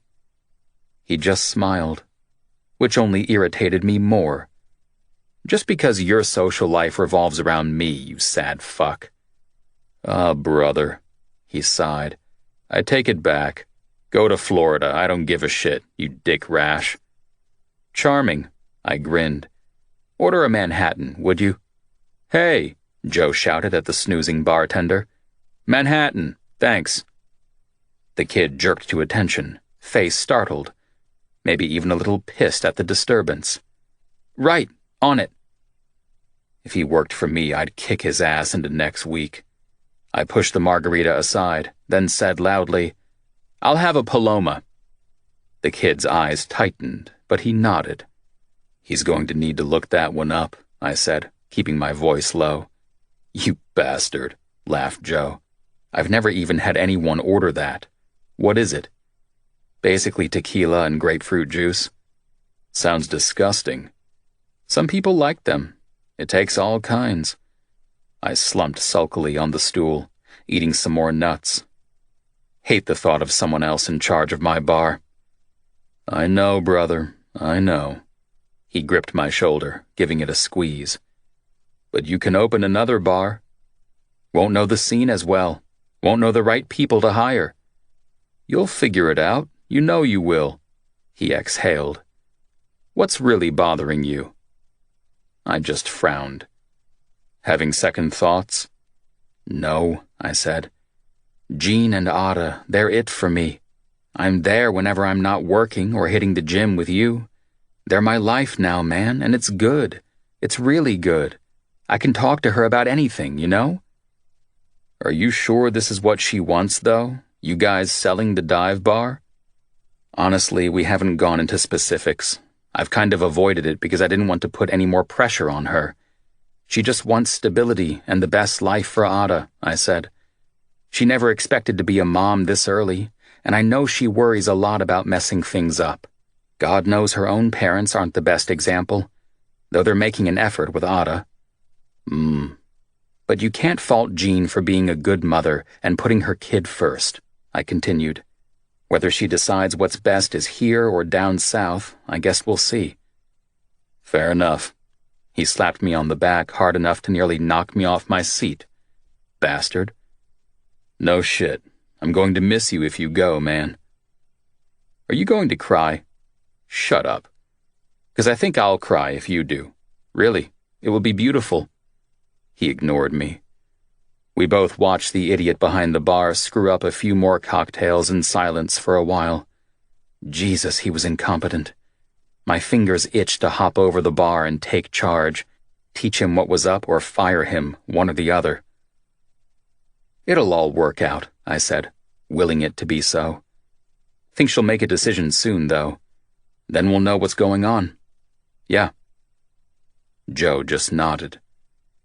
Fuck, I hope Jean made up her mind soon. The suspense was driving me crazy. "You going to tell Lydia and Nell about this visit?" asked Joe. "Yeah, I think I should be honest with them. After all we've done to put the dive bar together, they deserve to know." "Bet you won't tell your girlfriend, though." He picked up a couple of nuts, chucking them in the air and catching them with his mouth. You don't want to put any pressure on her. I scowled. What's your problem? I don't know. He shrugged. Just seems like if everything's so great between you two, don't you think you should let her know where you're at? I said nothing. When there's shit to be decided between Alex and I, we hash it out together. You're forgetting I'm not Ada's biological father, I said. Legally, I'm not Ada's anything. I can't make that decision for them. Joe just raised his brows. What does that mean? Worried that if you don't talk to her about all of this, lay it on the line, one day you might regret it, he said. That's all. And she won't have a fucking clue because you never talked to her about it. For all she knows, you're happy to pick up and move tomorrow, right? She's got enough on her plate as it is. I don't want to stress her out. What, you think she's going to kick you out or something for having an opinion? No? He didn't even pause. Because I've seen the way the woman looks at you. Even from the first day she turned up in town, you two have been stupid about each other in your own sweet ways. I swore, but actually it was kind of nice to hear that. Still, talk about sticking your nose in where it wasn't wanted. I've got it under control. No, you don't. She's a grown-ass woman, Eric. Start treating her like one. Talk to her, tell her about this place and what you're thinking, he said, his voice serious, even stern. I know you're crazy about each other, but you have to communicate. You're not sheltering her from shit. Not really. Okay. I'll think about it. Jesus. Good. Unfortunately, it didn't feel good at all. Neon lights flash in my eyes, digital dreams in the night. Circuit boards ain't no surprise, electric hearts in this flight. Data streams like rivers flow, silicon streets we roam. Binary beats start to glow, holograms calling us home. We thrive in the cyber skies, dancing on electric tides. No limits, no goodbyes, just endless cyber vibes.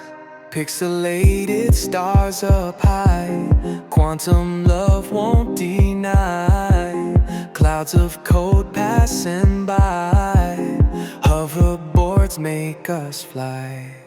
We thrive in the cyber skies, dancing on electric tides.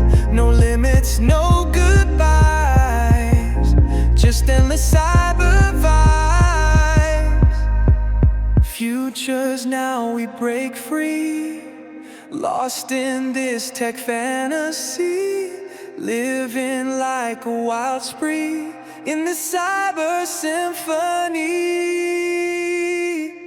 We thrive in the cyber skies, dancing on electric tides. No limits, no goodbyes, just endless cyber vibes. We thrive in the cyber skies, dancing on electric tides.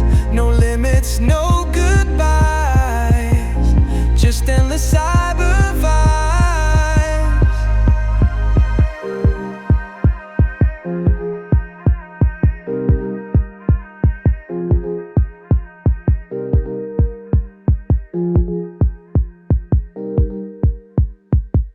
Lost in this tech fantasy, living like a wild spree in this cyber symphony.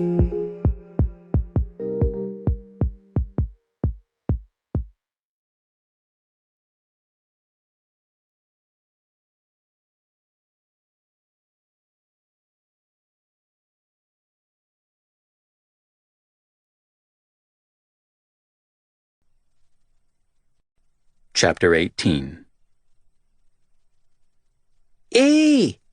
How's my best girl? I crooned, taking Ada off Jean about 2 seconds after she'd walked into the dive bar. It was the night after Joe's and my ill-fated trip to the resort. and I'd been basking in being back in a proper bar again. Basking? Hell, I was glowing. The poor schmuck who'd wandered up to the bar and innocently asked if he could have a Paloma hadn't known what hit him. In the history of the world, no one had ever mixed tequila and grapefruit into such an art form. "Thought we'd come have dinner down here and sneak in a visit," said Jean. "You're always welcome here." I stole a kiss off her. "It's been a slow night. The storm's keeping people home. How's your day been?" Jean fluffed up her hair. "Busy. You're now the official owner of half of the cupboard." "First you buy me a toothbrush, and now you've made room in the cupboard?" Pink tinged her cheeks. "I want it to feel like home for you, too. I know there's no immediate plans to get rid of your apartment, but—" "It'll be easier." She smiled. "Yes, it will be." "Sweet." I patted Ada's diaper-clad butt. "Kind of sounds like we're settling into that apartment together, though. Is that a sign?" "You mean about Florida?" She leaned her forehead against my shoulder. "I know I'm dragging it out and just need to make a decision. God, I'm sorry. I feel like such a flake. Every time I think I know what the right thing is to do, I get panicky and change my mind." Eh! Ada smacked me on the nose, demanding my attention. "Yes, Ada?" She gave me a dribble-filled grin. "Clever and gorgeous." I smooched on her chubby little cheek until she giggled. "Yes, you are." "Thank you," yelled Joe from behind the bar, because he thought he was funny. "Shush up." At that, my brother laughed. Vaughn, sitting at the bar, joined in. Chuckleheads. "Give me the baby," demanded Nell, appearing at my side and forcibly removing the child from my arms. Though I didn't really fight hard, on account of the fact the woman was huge. I told her to go home and get off her feet hours ago, but she wouldn't listen. Before I knew it, Rosie was there too, crowding me out while they gushed all over the baby. It was hard to blame them. Ada had hit a stage where she would stare right at you for about 4 seconds, and then her whole face would light up in this radiant smile, as if you were just the best thing ever. "Come on," I said, taking Jean's hand to lead her to a table over by the bar, just in case I was needed. "What do you feel like eating, sweetheart? You hungry?" "How's things, Jean?" asked Joe. "Good," Jean smiled. "How are you and Alex doing?" "Great, yeah." The bearded wonder kept polishing glasses. "We've been talking about lots of things lately. Lots." Jean just blinked. Great." Bastard. "Communication is the bedrock upon which any kind of solid relationship is built," joined in Rosie, for some goddamn reason. I really did regret ever seeking wisdom from any of them. "Don't you agree, Eric?" "Absolutely," I grated out. "Sounds like you've all been talking a lot. Really building those relationships." "Well, we're a family." Nell came closer, rocking Ada in her arms. "Are we?" I asked, raising a brow. "Yes," she said. "Even when we disagree almost to the point of violence sometimes." "Or quite frequently," I corrected. "Can you guys not do this?" "Not only does it affect us all, but I'm not convinced it's what you want." "So you read minds now? Seriously, Nell?" I grabbed the edge of the table, trying to stay calm. "It's her choice. You all need to stay out of it." Nell's chin went up, ginger hair fiery beneath the lights. Guess she might have been on her way home, because her chef's cap was missing. "And because she's my friend, I respect her enough to tell her everything." Beside me, Jean stirred, leaning closer. "All right, you guys, what's going on?" "Do you love him?" asked Nell, gaze zeroing in on Jean. She just stared. "Because he loves you." Nell shifted Ada to her hip, trying to make allowances for the size of her belly. "I honestly never thought I'd live to see the day he put anyone ahead of his own interests. Don't get upset, I'm not out to insult him. It's just the way he's always been. Until you." Jean tipped her head. "Where are you going with this? Do you love him?" "It's all right, you don't have to answer that," I said. He helped build this place with his hands, Nell said, forging on. God damn it. And I'll be the first to admit he's been slack sometimes, being late, going off early. But not anymore, not for a while now. Even when he was driving me nuts, he always put everything into each drink he made. It's like he thinks he's a cocktail wizard or something, I don't know. But slinging drinks is his gift, and that over there is his bar. Okay, said Jean, her voice quiet. I'm asking you to think about staying here and not moving to Florida. Shit, I muttered. I know you'll miss your folks sometimes. Despite all of the crap they pulled, they're still your parents. It's a given, said Nell. But let us be your family. We won't let you or Ada down, I promise. We're not temporary and we're not fair weather. We'll be there for you both. We will, said Joe. Just give us a chance to prove it. You're all ganging up on her. I rose to my feet, shoving my chair in. This is not fair. My brother, Vaughn, Nell, Rosie, and Taka stood around us, forming a circle. I don't know if they'd organized it beforehand, but it was not cool. They were like an out-of-control mob of loving idiots. No, Eric, Jean said, reaching out to take my hand. It's all right. I needed to hear this. I want to. The idiot thinks you're some fragile princess or something that he needs to protect, and that he doesn't want to pressure you by letting you know that some part of him will die if we sell his bar to a bunch of soulless suits. But I know you're not that fragile. Nell smiled gently. You're tough. You wouldn't have moved here alone in the first place if you weren't. I know there have been some downsides, but you've been happy here too. Think about staying, Jean. Please. Maybe we're selfish, but we don't want to lose either of you.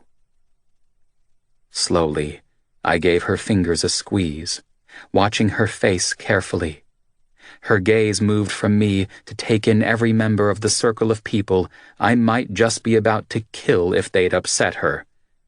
God knows what she was thinking. I don't think you're a fragile princess, I grumbled. But I do love you. I love you too. Fuck, my heart. It was hammering. I rubbed at my chest with the palm of my hand, trying to get it to settle down. She smiled. I should have told you that already. It's just, I've been too scared to commit to anything. You, being here? I said nothing, just waiting. Mostly I was scared something would happen and I'd lose you, she said. That being here with you wouldn't work out somehow, like how things didn't work out back home. I drew her up onto her feet, holding her close. You're not going to lose me, whatever you decide. A tear spilled down her cheek, and I swore again. I'm okay, she said, then pointed over near where Joe stood. But Eric, they're right. This is your bar. Florida isn't home anymore. Not really. All of my best memories are here. What are you saying? Jean's shoulders rose as she sucked in a deep breath. Let's stay. I want to stay. Are you sure? She nodded, more tears spilling over. Her beautiful blue eyes were red-rimmed. Stop crying, I said, swiping gently at her cheeks. You're killing me, sweetheart. I'm happy. Then why are you crying? I don't know. Grinning, I wrapped her back up in my arms, and the idiots all around us, the family, they actually broke out into cheers. Someone suggested champagne, but Joe had the good sense to start pouring beers. Various people slapped me on the back, giving Jean's arm a friendly squeeze. And maybe I kind of appreciated their help after all.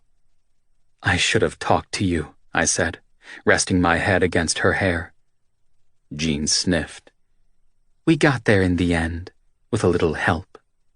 Eh! Screeched Ada, always knowing exactly what to say. Epilogue. You're sure this is how you want to do it? Asked Nell, her new baby Samuel held tight in her arms. Yes, I said. Definitely. Damn the cliché. It feels right. Okay. Her red brows drew together, and she shot a look at Jean. Blissfully unaware, Jean was still seated happily at the long center table, talking to Joe. Do you think she suspects? The woman does not have a clue. Nell kept rocking Samuel in her arms, a kind of contented look on her face whenever she looked at the little guy. It was sweet. You're going to have to make a speech, you know. What? Shit. I'll make it up as I go along. Sure you don't want to go romantic and do it when you two are alone? She asked. Trust Nell to inspire me with a vote of confidence. No, this is right. It was a slow night at the dive bar, perfect for what I had planned. We'd called everyone in for a group dinner. Officially, the reason was that Nell, Lydia, and I had formally rejected the resort's final offer to sell the bar. After we rebuffed their initial approach, they had come back with an inflated figure and a formal offer of purchase. But once Jean had settled on staying in town, there was just no reason to seriously consider the possibility. Deep down, we all belonged to the place. It was ours, like a second home.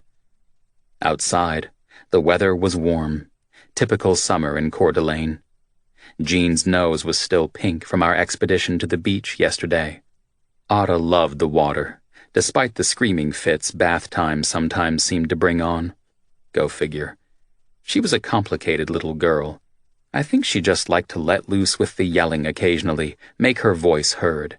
Perhaps, many years from now, she'd be the lead singer of a rock band, and all of this practice would come in handy. That would be cool. What if she swallows it? Asked Nell, the concerned look back again. I scoffed. She's not a toddler. It's a decent-sized rock. She's not going to swallow it. All right. You're freaking me out with all the questions, Nell, I grumped. Stop it. I was just... You've been reading too many baby books. It's not a choking hazard, I said. It's an offer of marriage. Sheesh. Fine, Uncle Eric. We know when we're not wanted, Nell griped to Samuel. Don't we, baby? She wandered back over to the table. Pat moved in beside her and gently stroked Samuel's little hand. They made a nice family. A good one. And that's what everything was about, really. Family. Suddenly, I knew exactly what I was going to say. Champagne bottles started popping over at the table, Lydia giving me a knowing glance. So some people knew why we'd gotten together tonight. Not enough to risk spoiling the surprise. I'd like to make a toast, I said loudly enough to make all of the chuckleheads quiet down. My family. With the exception of Mom and Dad, who were in Hawaii, again, and good on them. What's up? Asked Rosie, curious. I handed the special glass of champagne to Jean, keeping another for myself. Her blue eyes were shining, a smile hovering about her lips. Fuck, she was pretty. And all mine. I intended to keep it that way. Ada sat on her lap, trying to make a dive for anything within reach so she could stick it in her mouth. Napkins, cutlery, you name it. Keeping shit out of grasping range was our new mission in life, and would be for quite a few years to come. Ah, parenthood. It was the best. To my girls, Jean and Ada, I said, glass held high. You filled my life with joy. Thought we did that, mumbled Joe. I ignored him. Before you two, I wasn't really sure where I belonged, what I was doing. I was just cruising, you know, I said. Going with the flow, taking the easy road.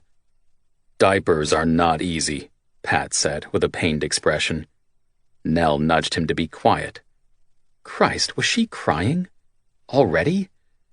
I just shook my head. If a bit of poo scares you, you've got no chance surviving what's ahead.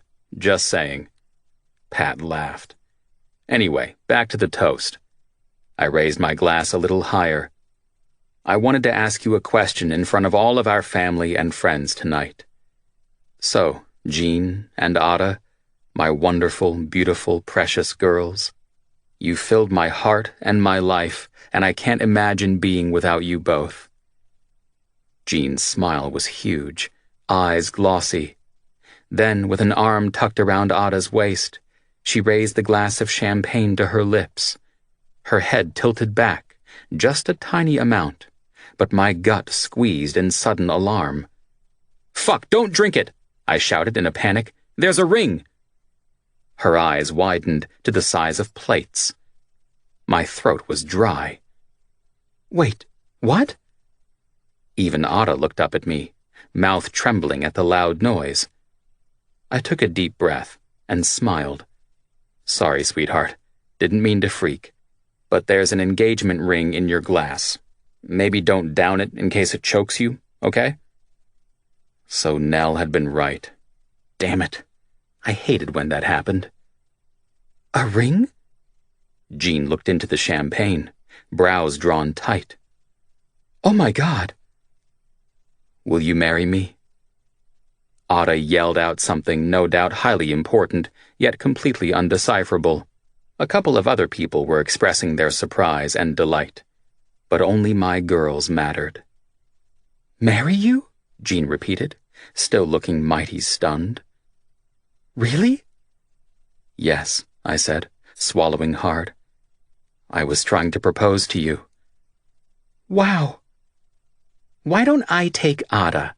asked Lydia with a smile. "Thank you." The minute our girl was out of her lap, Jean had her fingers in the champagne flute, fishing for the diamond.